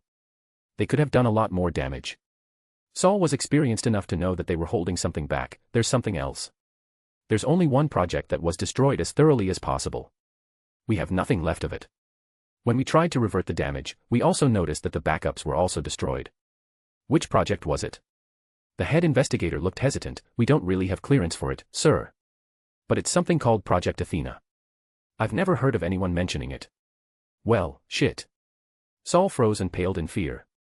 Project Athena was one of the shadows of the Department of Mysteries. He never wanted it to become a reality. It was supposed to be the epitome of the unspeakable. Ever since the Great War, when the world truly saw the devastation a battle between two archmages could bring, everyone wanted to get their hands on one. The unspeakables did not want to risk being pressured and started working on creating one. Unfortunately, making a wizard with certain specifications, like immense intelligence, magical capacity, and control, was very unpredictable. The magic just did not stabilize for some reason, creating monstrosities instead of the epitome of mages. Afterwards, the project was officially scrapped, and their people were reassigned. Except it wasn't. A few rogue members reopened it, firmly believing that it would succeed. They called themselves the Foundation, and they started to experiment on living people to create their perfect weapon. They started getting more success by modifying an already living wizard or witch, even if the results were more pronounced in females. They found a way to make certain simulations on who it would work on the most, and after decades, they found their most promising match, a Muggleborn called Lily Evans. They only planned on taking Muggleborns anyway, out of convenience more than anything. The department was able to hoodwink her parents easily enough, and the girl seemed like a great success. Her intelligence was boosted to a ridiculous degree. She was taught magics that were almost lost to time. She was taught arcane spells, curses, and even blood magic, and she soaked everything like a sponge. She was their weapon. They gave her missions to wipe out threats to the populace, steal certain artifacts, and destroy certain strongholds. She was their countermeasure against Dumbledore's plans and Lord Voldemort's madness. Evans was so successful that they called her the Red Witch. Saul found out about her after she wiped out a pack of mercenaries that were under Voldemort's employ, and he scrapped the project, stopping her from getting any missions. He had discreetly killed off the leader of the Foundation, but he never knew just how deep the rabbit hole went. However, he ended up with a very powerful asset that he just couldn't discard. Instead of subjugating the girl to more horrors, he wanted her to become a public figure, a recognized genius of magical Britain that would have spread the influence of the department politically. She was on her way to become their greatest victory against Dumbledore, the men who had literally crippled their influence after his victory over Grindelwald. However, one day, she just refused to answer any summons and married the Potter scion, putting her firmly under Dumbledore's radar, exactly where they didn't want them to be. After his parents' death, probably at the hands of a former member of the Foundation, Saul still kept tabs on her. Every projection predicted her behavior to end up with her taking revenge on the department since she found out that the Foundation and the Unspeakables were connected somehow. And so, Saul decided to neutralize the threat by arranging for the attack on Godric's Hollow to be far larger than it should have been. He had hired mercenaries to offer their services to the Lestranges, and everything was going according to plan. Until the damn village blew up, of course. He had tried getting people to use time turners to see what happened, but they turned into ash the moment they used them. After years without any sign of the Red Witch, they proclaimed the attack to have been a success. Sure, they kept observing her son, but Dumbledore was oddly interested in the boy, and then the Black Patriarch adopted him, putting him out of reach permanently. Over a decade after the fire of Godric's Hollow, they were offered a girl, who had her soul sucked into a diary, a Muggle-born who they discovered to be just as good as a match to the project as Lily Evans. With the way Dumbledore was acting, they needed a trump card. And it wasn't like they had done anything to the girl. They were literally saving her life, giving her a future. They did not know how to move her soul back to her body. The best they could have given her would have been a way to animate her body, like some kind of phylactery. No matter the result, she would have ended up as nothing more than an abomination, a lab rat in the department. Project Athena was her only way out. They had been able to add memories into the diary, specifically, the spells to animate her body. The soul used the diary as a medium to somehow absorb the instructions as if it were learning. Tom Riddle might have grown to become a madman, but the way he had created the diary was brilliant, to say the least. They experimented on her body, and then after a lot of research, found a way to enhance her cognitive functions so that her body's animation would seem natural. After months of hard work, Hermione Granger's body woke up, and she could interact with the world. He would not disagree and say that they hadn't manipulated her, but he was telling the truth. Becoming the department's asset was probably her best bet forward. Saul could easily see her become the minister in a few years, which would be a boon for the department. And with the diary in their possession, they did not have the risk of rebellion that happened with the Evans girl. Wait a minute, the diary. Did you notice a small black diary in the room that had Project Athena? The investigator looked perplexed. No. The entire room was burned to a cinder. Even the backups were destroyed. We think that they were hit before the attack. It's either that or whoever did it somehow used the magical link with the backups to destroy them. Saul paled and quickly used a scrying spell on the Granger girl. He relaxed when he saw her talking normally with Neville Longbottom. She was still alive, but that meant that the diary wasn't destroyed. And if it wasn't destroyed, then it was taken. Someone had taken the soul of their greatest asset. He practically ran out of his office, towards the ward scheme, the investigators following him. He removed every single bit of access Hermione Granger still had in the department. He quickly sent a Patronus message to every single Unspeakable who worked on the project. Project Athena was definitely the target of the attack. The rest was just a destructive smokescreen. Someone knew about the project intimately, enough to know they kept backups, enough to break into the room and find the hidden office.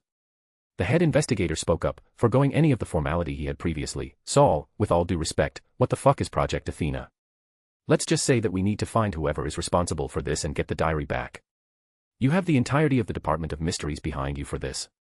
You can use any method you want, just find them. I'll run interference with Fudge and the rest of the ministry. Let's get back to my office so that I can give you a proper briefing on what's at stake. Saul Croker expected many sleepless nights ahead of him. Chapter 244, Blackheart. August 21, 1994, Black Manor. Harry Potter sat with his guardian, eating their breakfast in silence. He had barely seen the alderman ever since the mess in the Quidditch World Cup. Well, calling it a mess would have been an understatement. It was an unmitigated disaster. The entire country was shamed on the international scene, and foreign ministries were up in their arms for their dead citizens. It was obviously a coup to undermine the progress Britain has been doing since Voldemort's downfall, and a way to destroy any hopes of the economy bouncing back anytime soon. Considering that a fucking elder vampire was leading the charge, not that anyone knew that, it was likely that Grindelwald was involved somehow. Harry wasn't really sure since the Dark Lord could have easily killed Harry during the third task of the tournament. It was all just guessing, he had no hard evidence. However, Harry simply couldn't forget about the fight with the elder vampire. That was, without question, one of the hardest opponents he had ever fought against. It wasn't really the shadow magic, which could be dealt with theoretically, and technically, the vampire didn't really use blood magic for much, not that it was surprising since blood magic wasn't a good way to use offensive magic, acting as a way to enhance spells, enforce contracts, or power certain rituals. No, the hardest thing was just how unkillable the monster felt. The vampire regenerated from almost anything and even fiendfire only slowed him down at best. Harry had instinctively used the resurrection stone to alter his blade to kill the damn thing, something that he had no idea how he did, and could not replicate afterwards. He really needed to figure out how to use the stone properly soon. Anyway, speaking of the stone, he had been very lucky that he had altered its appearance after retrieving it. He had mostly done it in case Dumbledore would have recognized it at a glance, covering the stone itself with green glass, and replacing the band completely. Voldemort hadn't recognized his former Horcrux, which would have been very bad. It was already a bad idea that the vampire had mentioned the fact that his soul was broken. That little fact alone practically guaranteed that Voldemort would come for Harry. The man was really paranoid when it came to his immortality, and he wouldn't take any chances. It was probably a calculated move on the vampire's part, a way to get Harry and Voldemort to never become allies, not that he was tempted anyway. It could have been a normal observation on the vampire's part, a way to turn the odds to his favor, but it could have been a premeditated event, meaning that whoever planned this knew intimately just how Voldemort thought. Still, Voldemort's presence was surprising. He had almost forgotten about the men after his first year. He was always Longbottom's problem, not Harry's. Even if Harry had probably done more to kill the men than anyone other than Frank and Alice Longbottom. The fact that Voldemort was able to possess people so easily meant that he was getting stronger. He was going to return soon if no one did anything. Harry still held his trump card in case the heir of Slytherin did anything. He had made sure not to use his portals during the fight with the elder vampire while Voldemort was looking.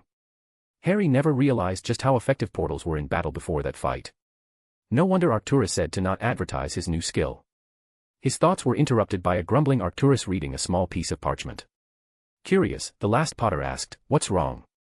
"Nothing really, Fudge is being an idiot again. I can't really blame him for being desperate in this situation." The Black Patriarch shook his head. He's practically asking the Wisengamot for gold that he won't repay, threatening the fact that the ICW would start interfering with our affairs. But everyone with a brain knows that they'll eventually interfere anyway. He's focusing on stopping them entirely, not weakening the only people who would stop their influence financially. Harry nodded. He didn't really like politics, but he could see it. Britain was sinking financially, and without the ICW officially supporting the country and declaring it to be safe, it was unlikely to change anytime soon. Even if they paid off the frankly ludicrous reparation fees that the foreign ministries wanted, they would end up still in trouble in a few years and needing assistance from the ICW. All it would have done was cost the Wisengamot gold for delaying the inevitable. What Fudge should have done was to allow the ICW to influence their nation, while adding in as many limitations as he could negotiate, hoping that years later, he would be able to slowly remove their influence. Fudge wasn't playing the long game and obviously wanted to save his sinking career more than help his country. Arcturus continued, his only play was the Department of Mysteries lending a hand by giving away rare artifacts, but with this place being almost destroyed, he's out of moves. And wasn't that a surprising turn of events? Just after the attack on the Quidditch World Cup, when everyone was dealing with the aftermath, someone snuck inside and blew up half the Department of Mysteries. The Unspeakables had refused to say anything, only that nothing substantial was lost, and no one was hurt. They had backups in case something went wrong anyway, but the rebuilding costs would be substantial, meaning that the department would not have been able to help the ministry anytime soon. As far as Harry could tell, the whole thing felt like a setup to weaken magical Britain as much as possible. The timing wasn't a coincidence. No one thinks it was one, but so far, no one has been able to prove anything. Saul Croker has been unusually secretive about the attack, and my sources in the department said that there was a specific project that was targeted, but they did not have the clearance to even know which one it was. Harry snorted. I still have no idea why we even consider the Department of Mysteries as part of the ministry. There was this minister that tried to shut it down once and they just ignored it. The department itself predates the ministry, and to include it officially, there was an agreement that they would deal with any research or experimentation. They had to do it since the unspeakables had access to some of the rarest resources and artifacts in the world. Do other countries have similar departments? The Black Patriarch smiled with an approving expression on his face. Yes, but they're far less secretive about them. There are sensitive projects, of course, but most of what they work on is accessible to most. To be fair, they mainly work on creating spells and wards, not researching the conceptual nature of the world, like time and death. Harry nodded. It made sense, in a way. The famed resources of the Department of Mysteries had to be hard to acquire and tended to be unique, meaning that foreigners didn't have access to them, limiting their research potential. Fascinating. Speaking of foreign countries, I want you to join the Hogwarts delegation for the European School Tournament next year. That took the winds out of Harry's sails. The mass outrage of the ICW moving the tournament from Hogwarts to be held in another institution for security reasons had been expressed in the Daily Prophet for days at a time. Fudge was under fire for robbing them of this honor, and it didn't look like he would last the elections the following year. Harry hadn't really cared about it altogether. Sure, he was looking forward to speaking with people who used magic differently, especially with the rumors that more than 3 schools were going to be invited, but he wasn't really dejected by the outcome. In fact, he was a bit relieved, especially since the tournament was a modern recreation of the Triwizard Tournament, which was famed for its bloody history. Like every student in Hogwarts, he knew exactly what the Triwizard Tournament was. It was essentially a glorified gladiator match between the 3 major magical schools in the tournament, which happened to be mostly Hogwarts, Beauxbatons, and Demstrung. Sometimes a few schools were swapped in or out depending on the need. It was mostly used as a way to prevent wizarding war between nations, to deal with slights, and maybe even make friendships and alliances. It didn't always work, but it was effective enough. That came at the price of the 3 champions, who had to fight monsters to the death, and complete impossible tasks to honor their institution, as well as the rather high gold prize and sometimes even the promise of becoming a noble. It was actually a rather sought-out position for Muggleborns and commoners back when nobility was put in place. Death was more widespread at the time, and there was honor in dying in a fight to the death. The institutions also often rewarded the families of the dead participants. However, after the Statute of Secrecy was put in place and the abolition of nobility in Britain, fewer people wanted to risk their lives since they couldn't promise lands and titles afterwards. That's not mentioning the 1792 tournament, which became legendary and infamous for its cockatrice rampage. Hundreds of wizards and witches had died, and it had started a monumental conflict on the continent. No one had attempted to resurrect the tournament since then. Until now. It might have been rebranded, filled with pretty words, but it was just a modified version of the tournament that was far less lethal. And Arcturus wanted him to enter it for some reason. He owed the men that much, at the very least, but there was something he needed to understand. Why? If what you said about Grindelwald returning was true, then war is coming. It will be on a continental scale at the very least, and making connections with foreign countries will be very helpful.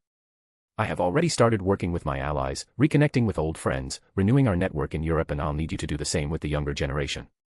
Harry could see the wisdom in that. They needed to grow their own power base. The fight against the Champion of the Dark and the Champion of the Light was inevitable, and that's not to mention Voldemort's inevitable return. They were stuck between 3 giant fronts, and Harry wanted nothing to do with any of them. Unfortunately, they wouldn't leave him, and just staying in Britain would have limited his options. He needed to make more connections to at least have any sort of leverage against those titans. His defeat at Grindelwald's hands reminded him just how outclassed he truly was against the 2 champions. But he was closing the gap. He would not stop until he did. From the look Arcturus gave him, he didn't really have a choice in the matter. He could technically refuse, of course, but it would be like spitting in the fact of his guardian. The man had protected him from Dumbledore's machinations and provided him with materials and knowledge that he would never have had access to on his own. And yet, before this day, he had asked nothing of Harry. Even then, it wasn't really something dangerous. Arcturus asked him to be part of the delegation, not to compete in the tournament. And it wasn't like he wasn't curious about the tournament. He didn't mind the idea of seeing new forms of magic that he would replicate using his arcane hearing. This might be enough for Harry to improve even further. He was stagnating in Hogwarts, he could tell. It wasn't because he didn't work hard, but because there was nothing truly new to discover. 3 years of constant work on his magic made him hard to be surprised by a form of magic. The wonder was starting to wear off, and it was something that he dreaded immensely. And it wasn't like he had to compete. Harry would simply not sign up for any event. The terms of the tournament still weren't announced. The delegation was sent as a cultural exchange, with foreign professors teaching their classes, and should not really have to compete. He would see later. Harry turned towards the expecting look his guardian was giving him and nodded. Fine, I'm in. The relieved smile on Arcturus' face almost made up for how troublesome this was probably going to be. Chapter 245, Of Future Pasts. August 25, 1994, Longbottom Manor. Hermione Granger woke up early in the morning. It was one of her new quirks after she got out of the diary, or maybe it was one of the modifications the Department of Mysteries did to her. Not that it mattered who did it, she just dealt with the consequences. It was during the morning that she felt more like herself than ever, and not the imposter she played all day. Unfortunately, she wasn't the bright but naive Muggle-born anymore. She didn't have her blind faith in authority anymore, nor was she the lonely girl who wished to have friends more than anything. In a way, she was grateful that her parents had forgotten about her, no matter how much that hurt her. It would have been worse to see them slowly realize just how much she had changed. They would never look at her with disgust, thinking that she was an imposter who had stolen their child away. Not that she could reverse it anyway. The memories that the Obliviators had altered were traumatic on so many levels, and that alone had caused enough damage. Somehow undoing it would not only require a mastermind healer to do so, but would still provide a high risk of them just becoming catatonic. Hermione had looked them up. They were alive, grieving, but they had moved on. It was better that way. They would never see their daughter as a slave in everything but name. She supposed she could understand Harry a lot better now. Everything was just clearer, after what the unspeakables did to her. She was more logical and was able to somewhat understand his motivations. Harry's biggest fear was to end up in her fate, and considering how Dumbledore acted, he was hoping to do the same to him, just not as literally. She recognized that the Department of Mysteries was being lenient with her. They never really threatened to use the diary, where her soul resided, to keep her in line, but the unspoken threat was always there. Even her assignment, which was to study Neville Longbottom and help him achieve his destiny, was a way to help her acclimate to her new nature. Apparently, her friend was part of a prophecy, and from basic deduction, it had probably had something to do with him defeating Lord Voldemort. She would help him because he was the only person she had left. And in a way, she was also the only person he had left. Neville was getting better with the sessions with the mind healer, but it was still a long way away.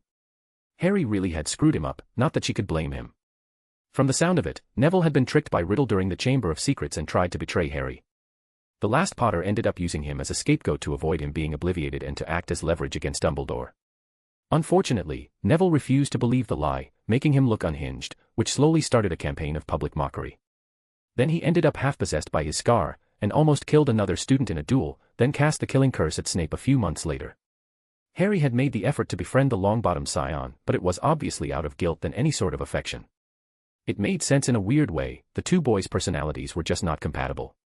Harry was a pragmatic boy who was more interested in learning magic than making friends, and Neville was an optimistic extroverted boy who wanted people to see him for himself, not as the boy who lived. All in all, as expected, their friendship imploded, Harry, having felt like he repaid whatever debt he owed Neville, who, in turn, felt betrayed by the Potter scion. And now, Hermione had to pick up the pieces, while doing her best to pretend to be the girl before the diary. She was lucky that Neville wasn't really observant and that she hadn't met his grandmother before the diary incident. In a way, pretending to be the old Hermione was very exhausting, but it healed a small crack inside her. Still, she sometimes still needed to relax, put away the mask, and just enjoy watching the world around her. It was a ritual that she performed every morning, just sitting there, watching the gardens in the Longbottom Manor. It was at this time that she was truly grateful for not being stuck in the diary anymore, that a fake utopia was far worse than the real world. Inside the diary, Hermione hadn't truly been happy. In her world, she was the best student in her year, she lived in a world where Muggleborns and purebloods were equal. It was just so boring, so pointless. She lived in a perfect world, learned everything that was available, which she equated to be bits of Tom Riddle's knowledge at the time he made the diary, and barely felt any happiness. However, she truly experienced happiness when she planted a few herbs with Neville in his greenhouse. It was odd, to say the least, that monotony and simplicity were just rewarding in a way that Hermione had never experienced before. Speaking of Harry, it had been a surprise to see him during the Quidditch World Cup. She knew that he never particularly liked the sport, in fact, he seemed to dislike it quite a bit. She did miss the green-eyed boy, but it felt more distant than it was before the diary. It was odd that what Hermione often considered to be her greatest regret became nothing more than a mild heartache. The diary really put things into perspective. Still, it was strangely exhilarating to see someone keep up with her after her enhancements. Even with the impressive control over her micro-expressions, Harry could still read her easily enough, quickly realizing her condition and the hold the Department of Mysteries had over her. She would have liked to speak with him further, but she was strictly ordered by the department to avoid the Potter scion. It was probably because of the protection his guardian, Arcturus Black, gave him, but they were strangely wary of him for some reason in Hermione's personal opinion. Not that her opinion meant anything with the leash around her neck. Still, for some reason, the unspeakables hadn't contacted her for a couple of weeks. They were probably busy dealing with the aftermath of the attack on the Quidditch World Cup and the rumored attack in the Department of Mysteries itself. She didn't particularly care. In fact, she relished those rare moments of freedom before she would be given another task from the unspeakables. With a deep sigh, she sipped the cup of tea the house elves had made for her and chose not to overthink things, and simply enjoy her morning. Of course, it wasn't to be, since a strange voice spoke up with a mocking tone. Well, if it isn't the replacement. Hermione stiffened. She hadn't felt the woman sit next to her. It wasn't right. She noticed everything. How? The woman interrupted her. Oh, for all your intelligence, you still lack the proper experience to use your gifts. Who the hell are you? Hermione screeched out. She felt oddly vulnerable. She hated feeling vulnerable with a passion. Still, she controlled herself and decided to take a good look at her intruder. It was a rather attractive woman in her late 20s or 30s with deep red hair and green eyes. She was wearing an odd red robe that matched her hair. But what grabbed her attention was the eyes. Green eyes, glowing and pulsing with power, closely resembling that of her first friend, Lily Potter. It's Evans now, dearie. James tragically died on that fateful day in Godric's Hollows, and I was always rather attached to my last name. But a very nice deduction, nonetheless. She was supposed to be dead, and yet, without a doubt, the redhead was standing looking alive and well in front of Hermione. You faked your death. You abandoned your own son. The redhead grimaced. That was undesirable. Let's just say I was indisposed until now. Why are you here? She was being blunt, but she was having a bit of an issue processing the new information. Still, the former Potter matriarch grinned mischievously. Well, I wanted to meet my replacement. You know, so far, you're pretty disappointing, all things considered. Your replacement? Well, you didn't seriously think you were the first Project Athena, were you? Sure, they learned their lesson and chained you well enough. That diary really did a number on you. The Muggle-born stood silent, processing what the redhead had just revealed. You betrayed the unspeakables. Well, not really. You do understand that once you're an asset to the unspeakables, you will remain an asset until the day you die. I took offense to that. I won, but lost quite a bit of time with my son because of them. You still haven't told Harry, Hermione deduced. He does have a bit of an independent streak. But I am planning for a nice friendly family reunion. For some reason, the Muggle-born didn't believe her. The redhead's expression had turned almost manic at the mention of her son. Now that she'd seen it, it was hard to unsee it. There was a gleam of madness in the woman's eyes, one that was carefully concealed, but it was still there, in the background. The older witch then changed her expression to a nice one. Well, as a nice predecessor, I decided to give you a hand. You see, I sort of don't like the unspeakables, so I paid them another visit. They don't know it was me, of course, but I managed to procure this nice little thing. Hermione's heart leapt in her chest at the sight of the familiar black diary that housed her very soul. Things started to make more sense. Lily Evans had attacked the Department of Mysteries, probably out of revenge, and in the meanwhile, she stole her diary. As far as the unspeakables were concerned, she must have looked like a compromised asset. The person who held her soul could theoretically control her very being completely. Hermione could understand the undertone in Evan's voice, something that she did not like to say the least. She chose to give herself more time to analyze the situation. Why didn't they warn me, then? I just broke into their headquarters. The unspeakable rightfully assumed that I would be able to sneak into this place. The wards weren't all that bad, just not designed to stand against someone like me. That made a lot of sense. The unspeakables will hunt you down. Oh, honey, they don't even know I'm alive. And even if they did, they wouldn't be able to do anything. You'd need an army to stop them. The redhead raised an eyebrow. What makes you think I don't have one? Well, shit. It looked like she had no real choice in the matter. Still, Evans was obviously competent, but unstable. It was a strange contrast with her son, who liked to be in complete control of himself. She also seemed to share his tendency towards bragging. Harry's greatest fault was his desire to show just how smart he was, but it was normally tempered by his desire to be underestimated. When people truly realized his true potential, he often liked to show his intelligence through his observation and deductions. It wasn't really a major fault, but no one was truly perfect. Lily Evans seemed to share this tendency of bragging, mixed with a form of sadism at knowing that there was nothing Hermione could do about it. For now, she would analyze her captor and understand how she ticked. She could be patient enough. She would look for vulnerabilities and exploit them. However, before she could say anything, the redhead grinned maliciously. Oh, and just before you think about telling anyone about me. The older witch cut her hand and let her blood spill on the diary that absorbed it. Suddenly, Hermione felt something mess with her. It was like someone had put in a giant command in the back of her head, something that had made sense. Processing what had happened, Hermione realized that she couldn't speak the truth of Lily Evans' survival to anyone. She gave the redhead a horrified look at the invasion of her very soul. "Oh, don't give me this look, I'm just being careful. You know what, you seem distressed, so I'm going to leave you to your thoughts. I'll be in touch." And just like that, a wave of red petals appeared out of thin air, and by the time they were blown by the wind, the red witch was nowhere to be found. Yes, one thing was for certain. Hermione had a lot to think about. Chapter 246 of Curious Herbs. August 27, 1994, Greengrass Manor, Greenwich. Daphne Greengrass laid in her bed and completely refused to come out for breakfast. Because going out meant acknowledging what was coming. To say she was nervous would have been an understatement. She was nervous for almost a whole week. Why hadn't she fought this more? Why hadn't she put a stop to her parents' obvious schemes to embarrass her? Her younger sister, Merlin curse her, was practically skipping all over the manor, absolutely gleeful at the evening ahead. She wanted to hex her so badly, and it was only her parents' disapproving yet amused looks that stopped her. That and the fact that it was rare to see the younger girl with so much energy. Someone knocked on her door, and Daphne ignored it. She was safe in her bed. Nothing could touch her there. Unfortunately, whoever knocked did not seem to be deterred. "Daphne Greengrass, I don't care what you say, but you will not spend the entire morning in bed." The blonde flinched at the sound of her mother. Out of her two parents, Anastasia Greengrass was, by far, the scarier one. Her father was often calm, his anger turned into cold fire. He could be cruel, even to his own family. However, as long as they did not damage the family name and ruin the Greengrass legacy, he often didn't care at all. He was one of those very traditional wizards who never truly let go of the fact that they weren't nobles anymore. She had learned that when she was very young. Cyrus Greengrass did not care about them, not truly. Daphne, as his heiress, Merlin, that sounded pretentious, had seen his true priorities. He cared for only one thing, and that was for the Greengrass family to improve, to become a synonym of power. He was doing a good job politically, gaining significant influence over the conservative faction of the Wisingamot, and his company was often regarded as one of the major producers of high-quality potion ingredients in the country. He had hoped to make a few international deals during the Quidditch World Cup, but that quickly fell through with the attacks. He had been very angry that day. She was never able to unravel her father. Her mother often told her that he cared, he simply did not know how to express that.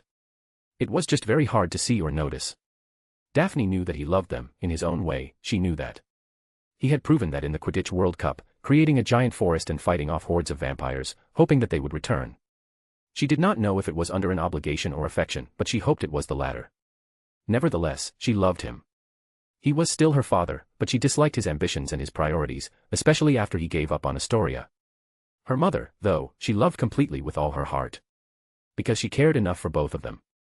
Speaking of her mother, she opened the door to her room and entered it without a care to the world. "Daphne. It's almost noon." Yes, if there was one way to describe Anastasia Greengrass, it would be that she was caring. She had the common Scandinavian look, being ice pale as ice, with beautiful golden wavy hair behind her.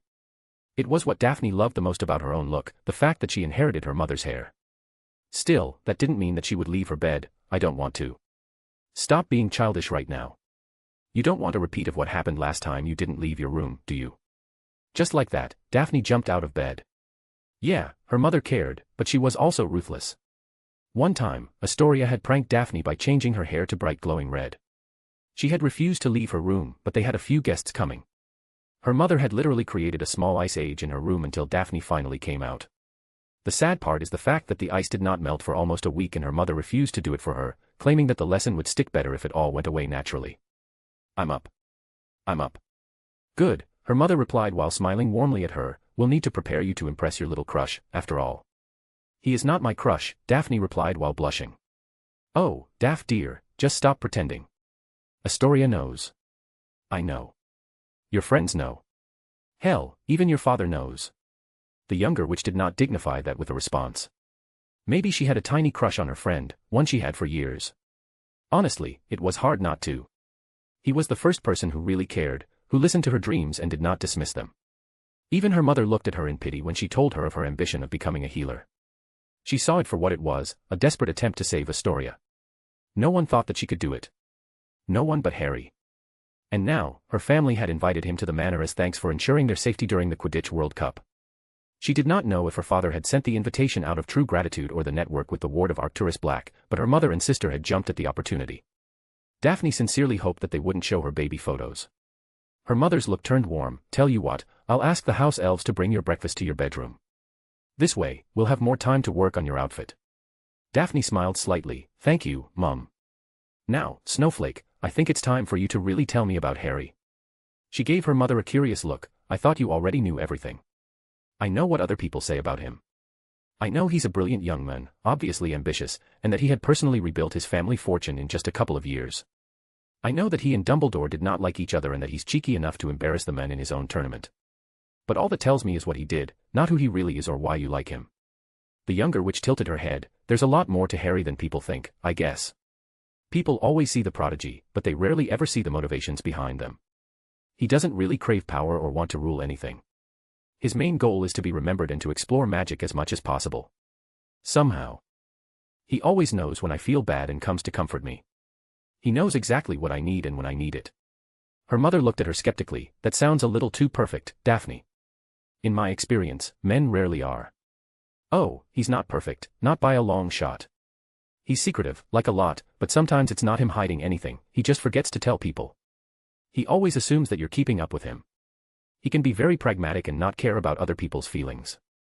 As much as he doesn't like to admit it, he's very prideful, especially when it comes to his intelligence. He likes to lord it over others if they're being antagonistic towards him, humiliate them using their own words, and so on. But he's also very loyal. Did you know that the whole mess with Dumbledore snowballed because of me? How so? The younger witch shrugged. He was a little hands-off with the whole Chamber of Secrets thing. He knew more than he liked but chose to trust Dumbledore to deal with it. Until I was petrified, that is. He dropped all forms of anonymity, just went down to the Chamber of Secrets, killed the beast and defeated whoever was responsible, giving Dumbledore the opportunity and motivation to go after Harry, which led to the guardianship hearing, and then the tournament. Harry sacrificed his own anonymity, something that he treasured immensely, for me. Daphne's mother's eyes were widened after the confession. She had never told her mother this, but for some reason, she wanted to show her just how good Harry really was. The Greengrass matriarch then snickered slightly. Oh, that almost sounds like a romance novel, dear. Tell me, what do you do together, when it's just the two of you? We started learning curse-breaking together. I wanted it mostly to understand Astoria's condition, but I've grown to like it. Sometimes, we duel each other. Sometimes, we just stay near the Black Lake, lay down under the shade of a nearby tree, and just talk. She did not mention that Daphne had progressed so much in her curse-breaking that she sent Astoria a bracelet charm to reduce the progression of any curses on a person. It was her 7th iteration of the 7th charm she tried. She often broke into her sister's room during the night and analyzed the curse. Blood curses were very rare, to say the least. She hadn't found much about them, just a few theoretical works on their progression. One of the papers held a fascinating charm about analyzing blood curses and creating data points to see how they worked. However, while blood curses were finicky and very weird, they were curses in the end. There were a lot of charms to halt the progressions of a curse's effect, and Daphne often tried them out on her sister in the middle of the night and analyzed the effects of the curse. She had found, oddly enough, that the druidic spell that was created to stop people from being forcefully transformed into a tree had slowed down the blood curse marginally, and so did the measures against curses that siphon magic. She was able to combine the effects after some effort, and her 7th iteration seemed to work wonders. She had tried it on her sister, and the curse, while still growing, halted significantly. She had not told anyone about this, not her sister, not her parents, not even Harry. She had simply charmed a bracelet like Harry told her to, infused it with the spell, and gave it to her sister, asking her to never take it off. The effects were not immediate, but Astoria had more energy. Her magical education improved very quickly, and she had even made a few friends. It wasn't anywhere near enough to cure her, but she had bought her sister years, maybe even decades of life. That was enough of a first step in her books, and the evidence of true progress toward her dream was more than motivating enough. Daphne's thoughts were broken by her mother's laughter. Oh, I have a feeling that this young boy is probably as enamored with you as you are with him. The younger witch blushed but did not reply. She hoped that this would be true. Of course, her mother had to ruin it by continuing. Of course, I'll make my full judgment during the evening. After all, I need to be sure he's worthy of you, my dear. Mum, she yelled out in mortification before stealing her expression, he might not even like me. Then he's an idiot and I'll freeze him solid. Daphne snorted, he's definitely not an idiot, and he taught himself ice elemental magic a while back. He's probably as good, or even better at it than you. He even taught me the basics. It's why I did so well in the dueling tournament. Her mother stiffened and Daphne grimaced when she realized why she did. Her mother was under the impression that it was her own inherent gift that made Daphne so skillful at using ice magic. It had contributed, of course, but it came mostly from Harry's tutoring. Learning true elemental magic, the way she did, without a magic crest was almost unheard of. The time required to recreate every possible half-spell, which would be combined into true manipulation, would have taken decades of work at the very least. Harry had done it in years. The older witch had probably thought that it was an odd mutation between her own crest and her husband's that modified itself in their daughter. It did happen if the two crests were dominant and there were no other heirs. Shards of the crest of each parent sort of included itself in the one their child would inherit. It was the only reason why political marriages could be considered in very rare cases. It was often seen as barbaric and cruel for the children, but no one said anything when their offspring held a crest far more powerful than either of their parents. Her mother's response was almost robotic. "I want you to marry that boy." "What?" Daphne screeched. Her mother blushed slightly in embarrassment. "I'm sorry, I don't know what came over me." She did not have any time to say anything further because, that was when her sister yelled out from across the room, "Daphne! Harry's here." What in Merlin's name was this timing? She couldn't help but feel some trepidation about the gleam in her mother's eyes. This evening was doomed to end in nothing but her embarrassment, wasn't it?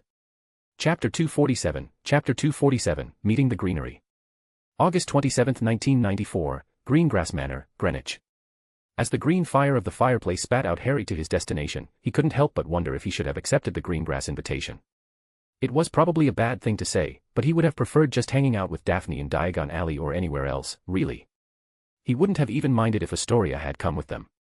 However, the way the invitation was so formally sent to Arcturus by Daphne's father raised all kinds of red flags, to say the least. It felt more like a medieval summons to a feast than a casual invitation to know him better. Truth be told, he didn't know all that much about Daphne's parents. She never really talked to him about them. He knew that her father was involved in importing and exporting goods in and out of the country, as well as providing some of the highest quality potion ingredients thanks to his druidic magic. Her mother apparently used ice magic.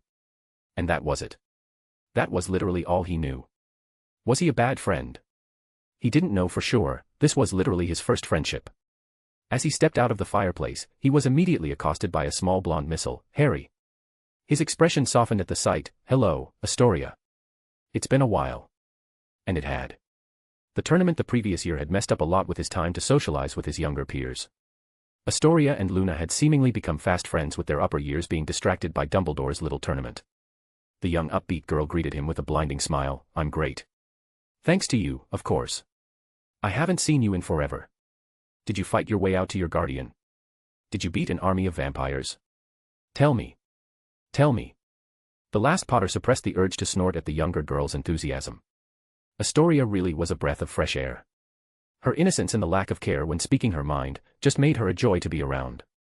She often made their housemates uncomfortable with her blunt honesty. Living on a ticking time clock must have made the need for discretion look small in the grand scheme of things. In a way, she reminded him of old grandmothers that just didn't give a shit what people thought, but younger, which was a bit sad when he thought about it. Seeing no reason to indulge her, he responded, "Not really. I just used some obscuring charms to back to our tent and we took our own portkey out later. Nothing really exciting happened." The young girl pouted. "I thought you'd had an adventure. I wanted to hang out with you and my sister during the World Cup, but my parents refused. It's like they don't want me to have any fun."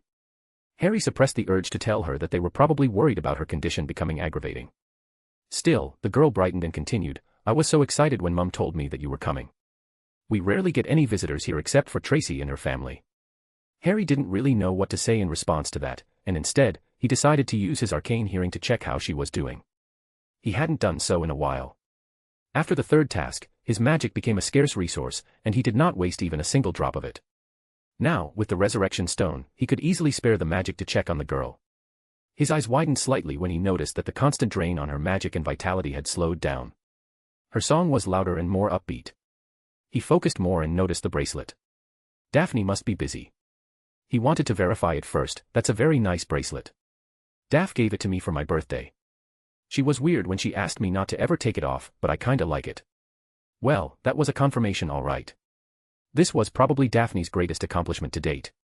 Was he so caught up in his own shit that he didn't notice just how much his friend had progressed in her quest to heal her sister? Well, she hadn't really healed her, just mitigated a few of the symptoms, which bought Astoria at least a few years, maybe even a couple of decades of life. This was huge. From what he could infer, Astoria would have been bedridden in her 20s and probably wouldn't have lived past 30, and that was his being optimistic. And yet, Harry hadn't noticed. What else had he not noticed? Deciding not to entertain this thought further, Harry just gave the younger witch a pained smile. Well, your sister has very good taste. I wouldn't take off this bracelet either. Where's your sister, by the way? I think she's still in her room with Mum. Oh, right, I should have told them when you came. She turned and yelled out, Daphne.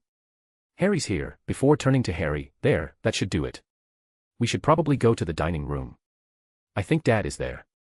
As Astoria guided him deeper into the heart of Greengrass Manor, Harry felt as if he were stepping back through centuries. The walls were adorned with tapestries that felt oddly alive when he checked it out with his arcane hearing. It was faint, it felt like the serene forest scenes, the mythical creatures, were truly there, not mere tapestries. Did the Druids find a way to add a mimicry of magic into their arts? He would look at them later. The floors were laid with stones that could have been plucked from the heart of the earth itself, cool and smooth underfoot, etched with intricate patterns of leaves and vines that were animated to grow and twine with each step he took. Astoria guided him beneath archways where the stones seemed to grow into elaborate forms, mimicking the intertwining branches of mighty oaks and vines. When she opened the door, he couldn't help but be surprised. Where the corridor felt like the embodiment of nature, the dining room felt colder, more regal. It wouldn't have been out of place in the house of the noble, but it just felt wrong in a room with a manor so connected with nature. Inside it, a man with brown hair and familiar blue eyes got up and greeted him. Ah, Harry Potter. It's an honor to have you in our home. Harry couldn't help but feel uncomfortable. In the corner of his eyes, he could see Astoria silently take a seat, her earlier upbeat attitude completely gone. Still, why was it an honor to have Harry in their home? He sincerely hoped it was a figure of speech. It's an honor to be here. You have a lovely home. The men continued, Thank you. It's my pride and joy. The Greengrasses have lived in this place for countless generations. I have to admit that I am shocked that we have never had time to properly meet before today. We were in a bit of a hurry the last time we spoke to each other. The Greengrass patriarch spoke in a formal tone that just felt out of date. Harry tried to turn to Astoria, who didn't meet his eyes before continuing, Well, I'm glad that we all got out safely. Ah, that was quite the incident indeed. So far, the ICW have no idea who spearheaded the attack. Do you have any insights on the matter? The men looked at Harry expectantly. No one knows anything, really. The DMLE and the ICW Special Forces are butting heads and the Unspeakables can't help because of the bombings. They're practically rebuilding the entire Department of Mysteries from scratch since a lot of materials were destroyed. The alderman scowled. I've always thought that the Ministry was too lenient on the Unspeakables. Harry simply shrugged. They can't really do anything about them. The Unspeakables have their own assets and budget. They probably sell a few of their discoveries and reap the benefits that come with them. They're a part of the Ministry in everything but in name, but they're necessary because it's currently the only place they do any kind of research in the country, and they have far too much influence and assets to be replaced easily. The men brightened. What an enlightening point of view. Now tell me, Mr. Potter, what do you think about the latest Wisengamot bill? And so, the men continued to pester Harry with odd questions for the better part of an hour.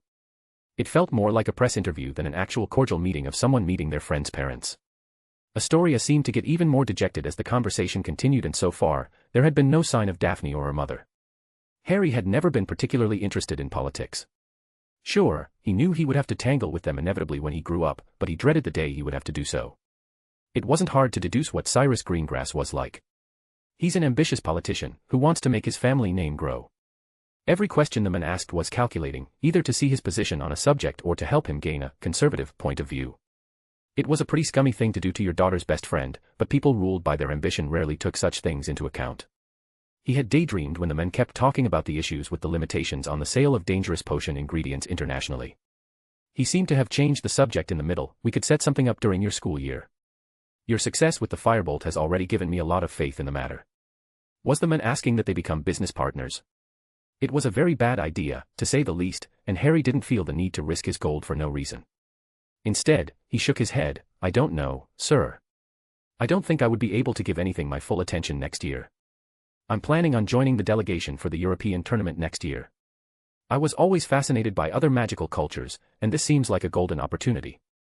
Cyrus Greengrass' expression turned displeased for a fraction of a second, but he seemed to stiffen when a soft voice from the entrance spoke up. Now, Cyrus. This isn't a business meeting. There's no need to speak of such things on the dinner table.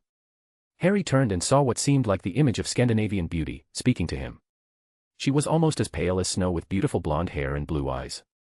They weren't as deep as Daphne, who had obviously inherited her father's eyes. Speaking of his friend, she was wearing a nice blue sundress, and her hair was wavier than usual. Hello, Mrs. Greengrass. Hey, Daph. Good morning, Harry dear. Now what was this about you not staying at Hogwarts during your school year? He shrugged. It still hasn't been announced, but the ICW couldn't decide on a single venue for the European tournament. They decided to hold 7 tasks in total, each one in a different country so that students would learn to socialize with people from all over the continent. And won't you have to compete? Daphne asked him worriedly. Not really. You just have to sign up for a single task by the end of the tournament. You don't even have to be selected, just signing up would be enough, and I have on good authority that there will be a dueling tournament, which will be a lot less dangerous than any other task. I have to admit to being excited to see how other people use magic outside of Britain. It's very rare to see books in the library that aren't British in origin, and I did get curious about it. He then turned towards the Greengrass matriarch. Say, Mrs. Greengrass, you're Scandinavian in origin, right? What can you tell me about how you learned magic where you came from? Daphne told me that you're partial to ice magic. The warm smile the woman gave him as she explained her own brand of magic made Harry hope that the evening wouldn't go badly after the mess with Cyrus Greengrass. In the end, he could only do that, hope. Chapter 248, Change in Management. August 27, 1994, Ministry of Magic, London. Saul Croker entered his office looking like a normally calm man. He activated the privacy protections the moment he closed the door and yelled out in anger. His magic automatically threw every part of his office away telekinetically, His tantrum took a good half an hour to end. After all, he needed to calm down after the joke of a meeting he just experienced. Fucking Knot and his traditionalists. He knew that the man was dangerous, but he was far better than any other candidate for the traditionalist factions. The Knot Patriarch had proposed a bill in the Wisingamot to put an ICW overview committee on the Department of Mysteries to make sure that they didn't dabble with dangerous magics. Which was a joke because the department's whole purpose is to experiment with dangerous magics. Ever since the Wisingamot accepted the ICW's interference in magical Britain's affairs, Saul knew that their nation was in for a hard time. It was the correct decision, without a doubt. Even if the ancient wizarding families helped pay the reparations for the mess that was the Quidditch World Cup, it would have put magical Britain in an untenable position. Their economy was barely surviving through the investments of these families, and stopping this investment would halt the entire economy, which would have inevitably led to the ICW interfering, only with Britain being in a far weaker position. Either way, the outcome was the same. He had hoped the rest of the population, at least the educated ones, to realize that the unspeakables were going to be Britain's last line of defense against the ICW. They would be able to operate secretly, slowly reversing the ICW's decisions until they would inevitably retreat in a generation or so. Saul only needed to put his department back into order, fix the damages from the previous attack, find whoever did this, and start plotting. He had already asked the Infiltration Division to start gathering more information about major ICW representatives. Nothing moved the world more than leverage, after all. Britain would be reborn, anew, but under the influence of the Department of Mysteries, which wouldn't really be a bad thing. They could restart a culture of exploration and experimentation that Albus Dumbledore had made sure to stifle, but that was in the far future. Unfortunately, the Wisingamot, being dumb pieces of shit, decided to actively let the ICW control the Department of Mysteries in everything but name. It was insane, a suicidal move from their culture and their greatest assets, but they did it anyway. What the fuck had Not been thinking, proposing such a bill, one that was being voted in just a couple of weeks? He groaned in exasperation. This job will be the end of me. That's a surprisingly accurate statement, Croker, a familiar voice responded. He turned and looked down, hoping that if he didn't see her, it would have been just his imagination speaking. The voice turned angry and demanded, "Look at me, Saul." The head unspeakable looked up to the corner of his office and saw the living manifestation of his nightmares. "Hello, Lily." "Surprised to see me alive?" the redhead asked mockingly. "Not as much as I should have been. You've always been a tricky one. I was never going to consider you fully dead without seeing your cold dead body myself. Isn't that nice? You definitely tried, didn't you? You made sure to send a small army after my family." He shrugged. "It wasn't just me. Dumbledore also wanted you off the board. The funny thing is that if he knew you were the Red Witch, he would have probably done it himself. But no, he just wanted the Potters and Longbottoms gone to fully control the variables of his precious prophecy. It's funny just how many people wanted you dead at once. It feels almost like destiny, doesn't it?" He wasn't lying about Dumbledore's desire to control the prophecy. The man was completely obsessed with it for some reason. He had almost wiped out 2 old families for it, and he would have killed Augusta Longbottom too, if it wasn't for the fact that she had put on some preventive measures to prevent people from gaining access to her grandson in the event of her death. Saul wasn't sure what those were, but the few seers in the department felt dread at the suggestion. It probably involved her family crest or something similar. The redhead looked undisturbed. "Yes, destiny. Quite the interesting concept, isn't it?" Saul looked back at the events of Godric's Hollows and came to an epiphany. "Oh, you bitch. You killed your own husband, haven't you? You broke a prophecy hoping to use its power somehow. Do you have any idea what the ramifications of something like this are? Yes, she answered without any hesitation, and normally, I would have fought my way out. Unfortunately, I didn't know if I could do so and keep my son safe.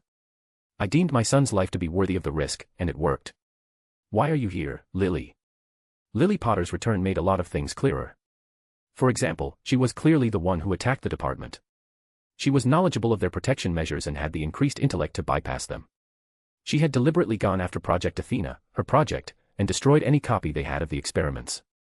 The Red Witch was planning something far more extensive than revenge, and Saul couldn't help but feel dread at the thought. The witch in question giggled. After all this time, you're asking what I want. You owe me answers, Saul. And depending on what you have to say, I'll decide how to proceed.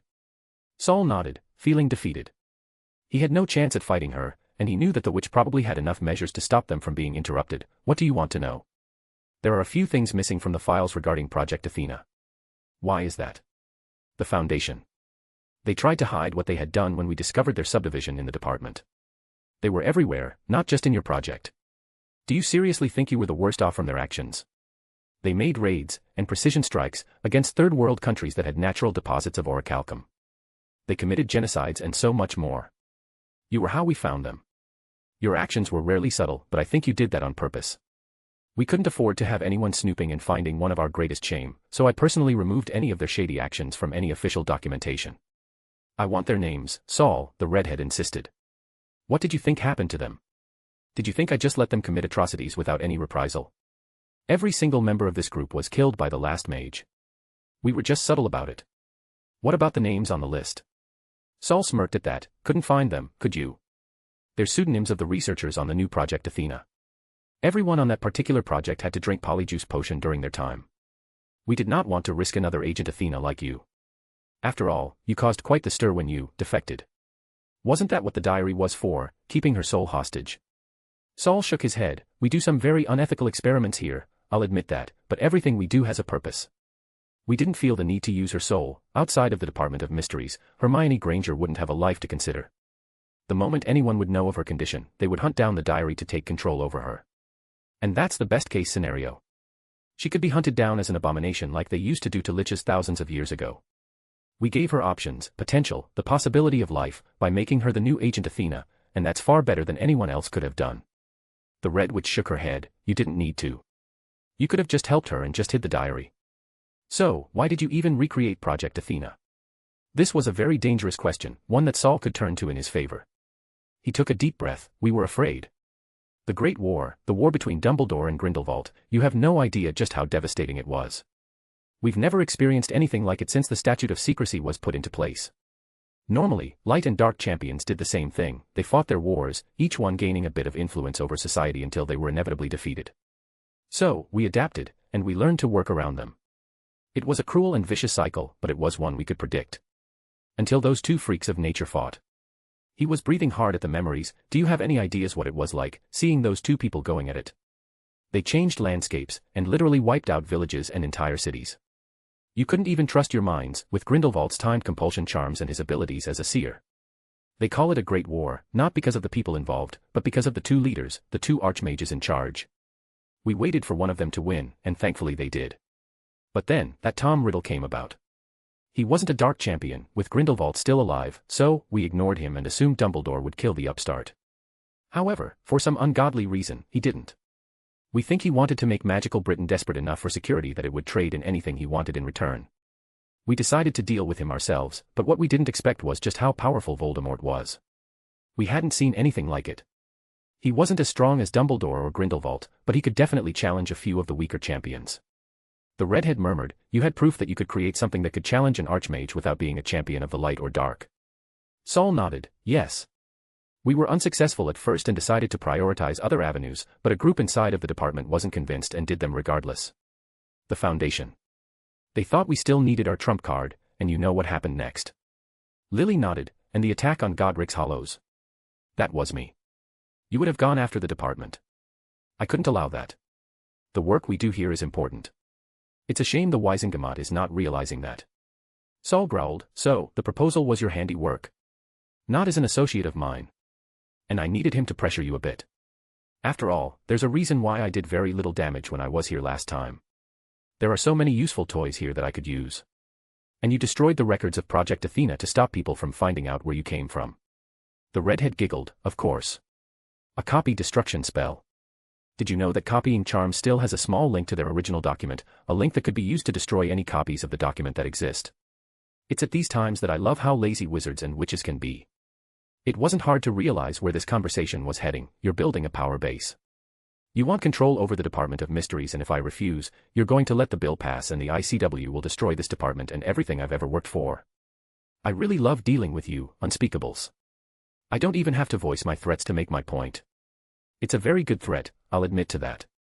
Half the Wisengamot, the Department of Mysteries, and Merlin knows what else, will be compromised, under your command, and no one even knows that you're alive. The department alone will give you enough foreign agents and a discreet task force that could perform almost any operation. That's impressive. I never did understand why Dumbledore and Voldemort had so much trouble conquering this place. I'm almost halfway done, and I've been at it for just a few months. Yeah, good luck with that, Saul responded with a smug smile on his face. He wasn't an idiot. Evans would have checked for any traps inside his office without stepping in. Of course, she never checked him. With a smug smile, he activated the small rune inside his very body that he kept powering during the entire conversation. It was very painful. Far more painful than he ever expected it to be, but just as he was being shredded on a molecular level, every drop of magic inside his circuits combined into a ball. The last thing he saw was Lily Evans' wide eyes, as she realized that she was about to be blown up. It probably wouldn't be enough to stop her, but all that Saul Croker felt as he passed away was satisfaction. Chapter 249, Stormy Vision. September 29, 1994, Hogwarts, Scotland. Harry laid down under the shade of his favorite tree near the Black Lake. The air was crisp, hinting at the approach of autumn, carrying with it the sweet scent of fallen leaves mixed with the earthy musk of the forest beyond. He calmly watched as the rich, golden-brown leaves rustled and danced softly with the occasional breeze. It was oddly hypnotizing in a way. He couldn't help but enjoy the moment, relishing it as much as he could. After all, it wouldn't be long until he would need to leave Hogwarts and spend his years abroad. If there was a way to describe his time in Hogwarts in his year, it would be oddly calm, and maybe even slightly boring. For all of Dumbledore's mistakes, the men really knew how to make the castle interesting. All in all, the changes weren't all that bad, in terms of academia, of course. McGonagall herself stayed as the senior transfiguration professor, probably having found a candidate to be good enough to replace her. Unfortunately, McGonagall decided to only take OWL students and up and left the rest to a small team of junior professors who were barely adequate enough to transfigure matchsticks into needles, let alone challenge Harry in any meaningful way. He had tried asking them a theoretical question regarding the possibility of magical contamination if someone swallowed a conjured object, but the idiots just stammered, pointed Harry to a tome that was unrelated to his question and just continued the lesson. The lessons weren't that bad, but they were nowhere near McGonagall's level, and it showed how the students were learning. Funnily enough, Defense Against the Dark Arts got a competent instructor in the form of Kingsley Shacklebolt. It was part of a collaboration program between Hogwarts and the DMLE, where they would send in a single senior auror every year to teach the subject. In exchange, they would have first pick on the Hogwarts graduates, and they could even form apprenticeships before their graduation. It was a clever way to bypass the curse on the defense position, which was amusing since Harry probably destroyed that curse during his second year when he destroyed the diadem in the Room of Hidden Things. Lockhart's past caught up with him, and Lupin left of his own will. While it might look from the outside that the curse was still in place, it was obviously a coincidence. After decades of incidents, very few people cared enough to apply for the position for more than a year. So, the past two professors leaving after a year might have just been nothing more than a subconscious decision. The curse obviously didn't work like that. Harry had gotten bored during a weekend and made a list of every way the defense professors left the position.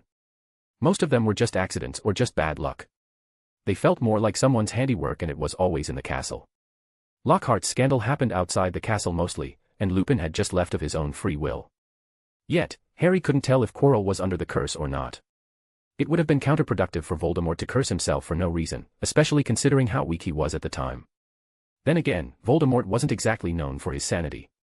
Harry couldn't help but wonder how long it would take the school to realize that they could just hire any defense professor without fearing for their lives. It would have been amusing that, after a few decades or so, someone accidentally becomes the defense professor twice in a row and everyone would realize that the curse would be over. Back to Kingsley Shacklebolt, Harry had to admit that this particular appointment took him off guard. He didn't know if the man was in Dumbledore's pocket or not, but he knew his stuff. The Auror specialized in foreign magics and curses, and he definitely knew his stuff. What was odd in seeing him in Hogwarts was the fact that he was up there as one of the best Aurors in the DMLE. He was one of the more respected ones, just behind Rufus Scrimgeour and Amelia Bones. This whole thing could just be political and have nothing to do with Dumbledore at all.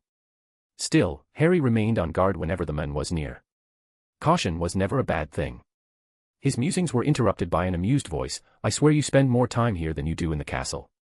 He turned and saw Daphne smiling mischievously at him. "I'm just taking my fill of this place before leaving." "You're so sure you're going to be selected then?" Harry snorted in amusement. "Well, yeah. From the rumors running around, they want about as many students for every year, starting from third year. I hope I get chosen too. It's a shame that Tracy and Blaise aren't signing up." Ah yes, Blaise and Tracy decided to have nothing to do with the European tournament, a wise sentiment if Harry said so himself. Tracy wanted to cement her position in the court of Slytherin, and Blaise just said some stuff about him already having visited most of Europe, but Harry could tell he just wanted to stay near his girlfriend. Harry could see the advantage in Tracy's decision. The truth was that anyone with a brain wanted to enter the European tournament, especially the Slytherins. The connections that could be made during the events could last a lifetime, and no one could take it for granted. This put Tracy in a prime position to rise in the court as there would be a lot of missing members from their house. The blonde continued, "We're almost late for Slughorn's class." That statement made Harry groan. Horace Slughorn replacing Severus Snape as the potion's senior professor and head of Slytherin House was another major change in the faculty. And while the man was miles better at explaining potions than Snape, he was a lot more annoying to deal with. Dealing with Severus Snape was easy. If you ignored him, he would just find some other poor Gryffindor or Hufflepuff to torment. But Slughorn was completely mesmerized by Harry's skill in potions, praising him every time, saying how much he reminded him of Lily Evans, a comparison that made him uncomfortable considering how people talked about her. He walked back to the castle, grumbling at another class where the men would keep praising his possibly psychopathic, possibly not dead, mother. The two Slytherins entered the classroom in the nick of time and sat down next to an impassive Hermione Granger and Neville Longbottom. He didn't want to get involved in Neville's life, but he had to admit that he looked better. He stopped being a wreck into Harry's arcane hearing. It was like he was getting more stable, more controlled. Which was good, it gave fewer opportunities for the Horcrux in his head to possess him. And it was all probably thanks to the Muggle born next to him. It was truly a wonder just how much a single true friend could help someone. It was sad that Harry could have never been this friend to Neville, but he was glad that the boy had found someone. Even if Hermione Granger was starting to disturb him. The Muggle-born had obviously gone through some very thorough training in the Department of Mysteries because her spells were stronger and faster. She was also visibly smarter, even if it was more in a mechanic way. The girl still had no imagination to save her life and liked structured spells and arithmancy instead of true spell casting, but it was still better than almost anyone else her age. Truth be told, she was actually beating out Daphne quite frequently, much to the blonde's discontent. Hermione hadn't gone out of her way to speak with him, firmly taking Neville's side on the matter. Not that Harry really cared enough to go out of his way to do so. The rest of the school's reaction to her was a lot less subdued. People kept pointing fingers at her for a couple of weeks, and her housemates often found her new silent disposition to be quite disturbing when they compared it to how she used to be. He had been so lost in thought that Harry forgot how long they started brewing a forgetfulness potion. He had almost made a few blunders that he corrected using his arcane hearing, and as usual, Slughorn ran to his station with a wide smile on his face. Perfect.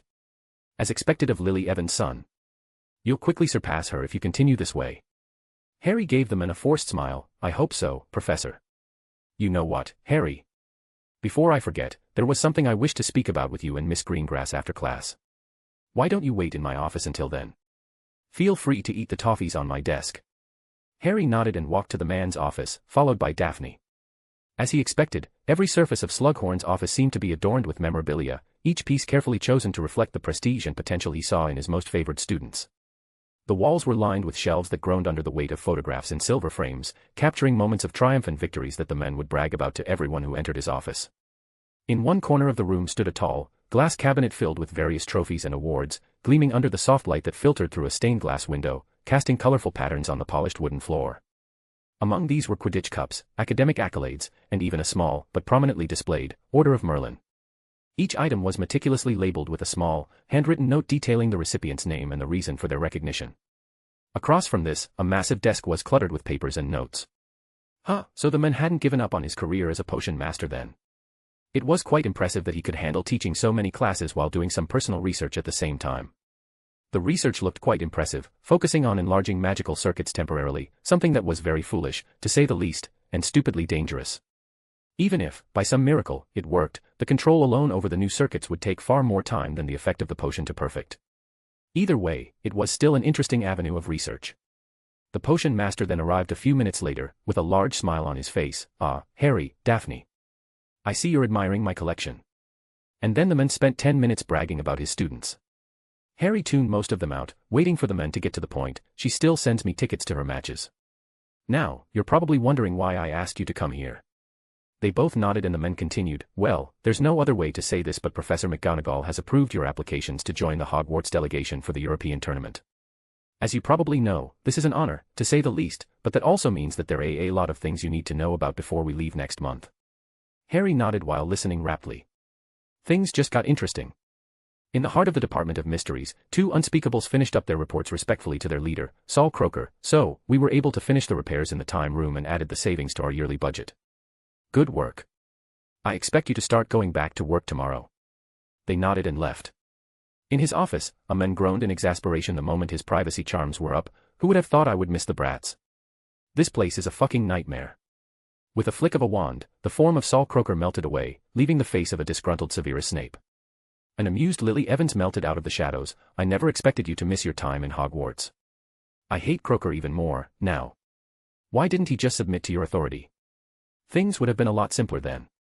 Yeah, and they also would have had access to some of the sensitive files the men had on the department. So far, they have been working with Lily's admittedly knowledgeable experience regarding the department, but getting access to its resources was still eluding them. Damn Croker for blowing himself up. Seriously, who the fuck does that? Come on, Sev, isn't a small part of your Slytherin heart happy with the power you now hold, with the authority you have over one of the most powerful groups in the country? Severus disgruntledly nodded before a small owl of parchment appeared out of nowhere and turned into a small letter for the redhead. Lily smirked slightly at the content and he couldn't help but ask, "Anything good?" "Harry Potter is now officially part of Hogwarts delegation from the tournament." "Ah, the Granger girl must have sent the message. How are you going to proceed?" "I believe it's time for me to meet my son," the redhead answered ominously. Chapter 250, Draco Dormiens. October 31st, 1994, Hogwarts, Scotland. Today was the day. Samhain was upon them. In a normal year, the student body would have looked forward to the Halloween feast. However, while the normal Halloween decorations were still floating around in the castle, no one really paid attention to them. The only thing any student in the castle cared about was the delegation for the European tournament. A terrifying number of people had signed up to be part of the delegation. Harry couldn't really blame them. The opportunities to network and make connections were endless. That wasn't to mention that one of the ICW's rules was the fact that any institution would have to let any incoming delegation have full access to their libraries, something that was only offered to graduates of these academies. To be perfectly frank, a normal student, who would likely be unaware of how political this event was, or the hidden dangers in the forms of Grindelwald and Dumbledore, would have gladly put their name in and perhaps even wished to participate in any of the tasks, in an effort to be noticed in the international scene. Unfortunately, Harry knew a little too much about that. An event on this scale would attract both attention and trouble. It wouldn't even have to be anything major. Every country they would visit had its hidden dangers and its secrets. And while Harry was looking forward to unearthing them, he did dread the potential risks involved. Grindelwald was back, and doing God know what. Dumbledore was in hiding, scheming as he always did, and Voldemort wanted to return to his former power. It was somewhat worrying to remember that the Voldemort who fought alongside Harry in the Quidditch World Cup was diminished, relying on scraps of magic from a person who was rejecting him. Imagining him at the height of his power, with countless rituals to enhance every single aspect of magical casting, no matter how heinous they could be, was terrifying. He might look like the weaker threat compared to monsters like Dumbledore and Voldemort, but Harry had no way to measure just how powerful he became after his rituals. It did look like Dumbledore had trouble dealing with him, even if Harry had no idea if the Light Champion wanted it to look like he was losing to spread his ideals and attract more followers by giving them the illusion that they could save the world. All in all, while people looked excitedly at the event, Harry couldn't help but feel some dread. While he wanted nothing to do with any potential excitement during the tournament, Arcturus has asked him to network and make connections, in preparation for Grindelwald's inevitable return. Since that would be a conflict on a continental, maybe even global scale. Yeah, that wasn't a nice dinner conversation. This time, the feast was a little earlier than usual, probably as a way to include the delegations and make a few announcements. There were a lot of details missing about the tournament. Which was unusual since McGonagall was a stickler for being organized. Harry watched as Daphne watched Astoria sadly as her sister kept babbling about some inane topic. She would miss Astoria, that was for sure. It had been slightly surprising that the blonde signed up as part of the delegation. Don't get him wrong, he was glad that he wouldn't be away from all his friends for a year, but he didn't think that Daphne could spend so much time away from her sister, especially considering how much the idea of saving her was on her mind. It was probably her father. Harry had gotten the measure of the men during his time in Greengrass Manor. His wife knew how to handle him well enough, but it wasn't hard to see his ambitious nature and ruthlessness. He would have easily asked his daughter to join the delegation, hoping that she could make connections that he would use to grow his family business. His wife, though, was the more dangerous one. He recognized the type and the magic. She played the act of the loving wife, but Harry could detect the spikes of magic, ready to drown the world in her coldness and ice. Considering the fact that she was of Scandinavian origin, she had probably experienced in her youth the Great War in all its horrors. That would probably make just about anyone jumpy for attacks. As for Harry and Daphne, they had gotten a lot closer over the years. It was something that he hadn't noticed before the invitation to her home, but he was a lot more comfortable with her than with Blaise and Tracy. They were still his friends and everything, but it was nowhere near as close as his relationship with the blonde. The chatters were interrupted by McGonagall standing up, and everyone looked at her expectantly. "Good evening all of you, and I wish you all a happy Halloween. And as most of you have noticed, this is more than our annual feast, but also to wish our future champions of the European tournament farewell. Now that we are all fed and watered, I believe that I have a few words to say regarding the tournament. The tournament will consist of 7 tasks, each task will take place at a different institution in Europe. Notably, the first task will be in Beauxbatons, the third one in Demstrung, and after quite a bit of negotiation, the 7th and last task to conclude the tournament will take place here, in our beloved Hogwarts." The students cheered at the announcement, and Harry couldn't really blame them. He had no idea how the hell the woman pulled it off.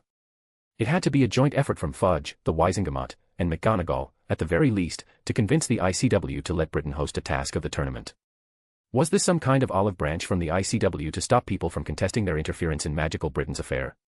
There had to be some kind of political angle, not that Harry knew enough about the situation to guess what it really was. The consequences of this decision, at least for the students, were mostly positive. It gave them the opportunities to meet new people and make connections and friends from all over Europe, especially since 7 schools will be competing in the tournament. It would also be one of the biggest events of the year, which could help restore the country's dire economic situation slightly, especially if the ministry somehow manages to get funding from the ICW. The Transfiguration Mistress waited a good minute for the cheers to go out and continued, "The delegates will have the opportunity to learn from every institution they visit, and I certainly hope that they would do Hogwarts proud." There was an undertone of threat at the idea of them embarrassing the school, and more than a few people gulped. They will also be accompanied by a single staff member to supervise them, which will switch after each task. In the meantime, their classes will be taught by a temporary replacement to make sure that your education is not affected in any way. I will be the first supervisor in the tournament, as headmasters are required to attend the opening ceremony, and I will return after the first task, which will take place in a couple of weeks. Until then, our dear Professor Flitwick will become the acting headmaster, and my Transfiguration classes will be covered by Professor Matilda Sharp. A middle-aged brown-haired woman that Harry hadn't noticed sitting in the corner of the staff table stood up, and people applauded her. Harry couldn't really blame them for the lack of enthusiasm. This was a professor who would only stay for a couple of weeks at most. Perhaps McGonagall was using this time to assess the woman to become her permanent replacement for Transfiguration. The headmistress cleared her throat, and the Great Hall was silenced once more. "And now, it is time for us to support our delegation one last time before they go against Europe's finest young wizards and witches. As for the delegates themselves, please make your way to the Hogwarts Express. Your luggage has already been packed." The Hogwarts Express. How underwhelming. Harry stood up alongside a few others and walked out as the rest of the student body cheered and roared in approval while looking around to see who was selected. There had been no official announcements about who was part of the delegation, just a quick meeting with their head of house, and that was it. Of course, a few people bragged about being selected, and a few people lied. There were so many rumors that no one really knew what was true. Harry noticed that Hermione and Neville were also chosen, and so was Susan Bones in their year. He recognized Cho Chang in the year above, Cedric Diggory in 7th year, and surprisingly the Weasley twins. Harry had not expected McGonagall to choose those two for fear of embarrassing the school.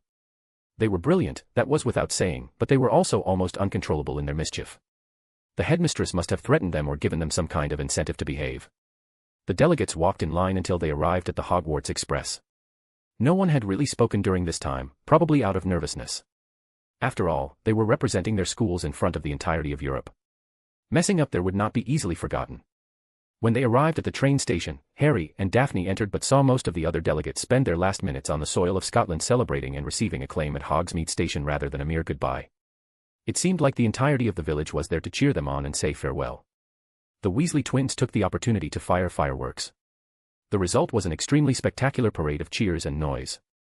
It was a very loud parade, to say the least, and Harry savored the silence as he entered the Hogwarts Express and cast a few silencing charms around. Finally, after what felt like an eternity, the red locomotive started moving southwards. The interior of the Hogwarts Express was definitely different, more luxurious to say the least. All the compartment dividers and many elements of decorations had been removed, and each compartment was almost as large as the Slytherin common room. Armchairs and couches were all around them, and Daphne whistled in appreciation. I wonder why they didn't just keep all compartments that big during our normal trips to school. Suddenly Susan, Neville, and Hermione entered the common room as Harry answered, "The expansion charms will have a risk of fading away because of how complex the rest of the Express is, and a curious student could try to mess with them and kill everyone." Neville snorted but did not answer. Harry turned to Susan with a questioning look, which she answered, "McGonagall said that we're supposed to stay with our year mates." Harry nodded and watched in silence as the train started to move. He couldn't help but feel slightly disappointed at the method of travel. Compared to the dim-strung boat and Beauxbaton's chariot in the stories, a train was a little too mundane for Harry's tastes. As if it had heard his thoughts, Harry heard the magic of Samhain, probably some kind of ritual, be used up in massive amounts. The train started to morph slowly and float into the air. Each carriage contorted, the metal twisting as if alive, joints forming where none had been. The wheels melded together, becoming mighty claws, scraping against the rails with sparks of magic.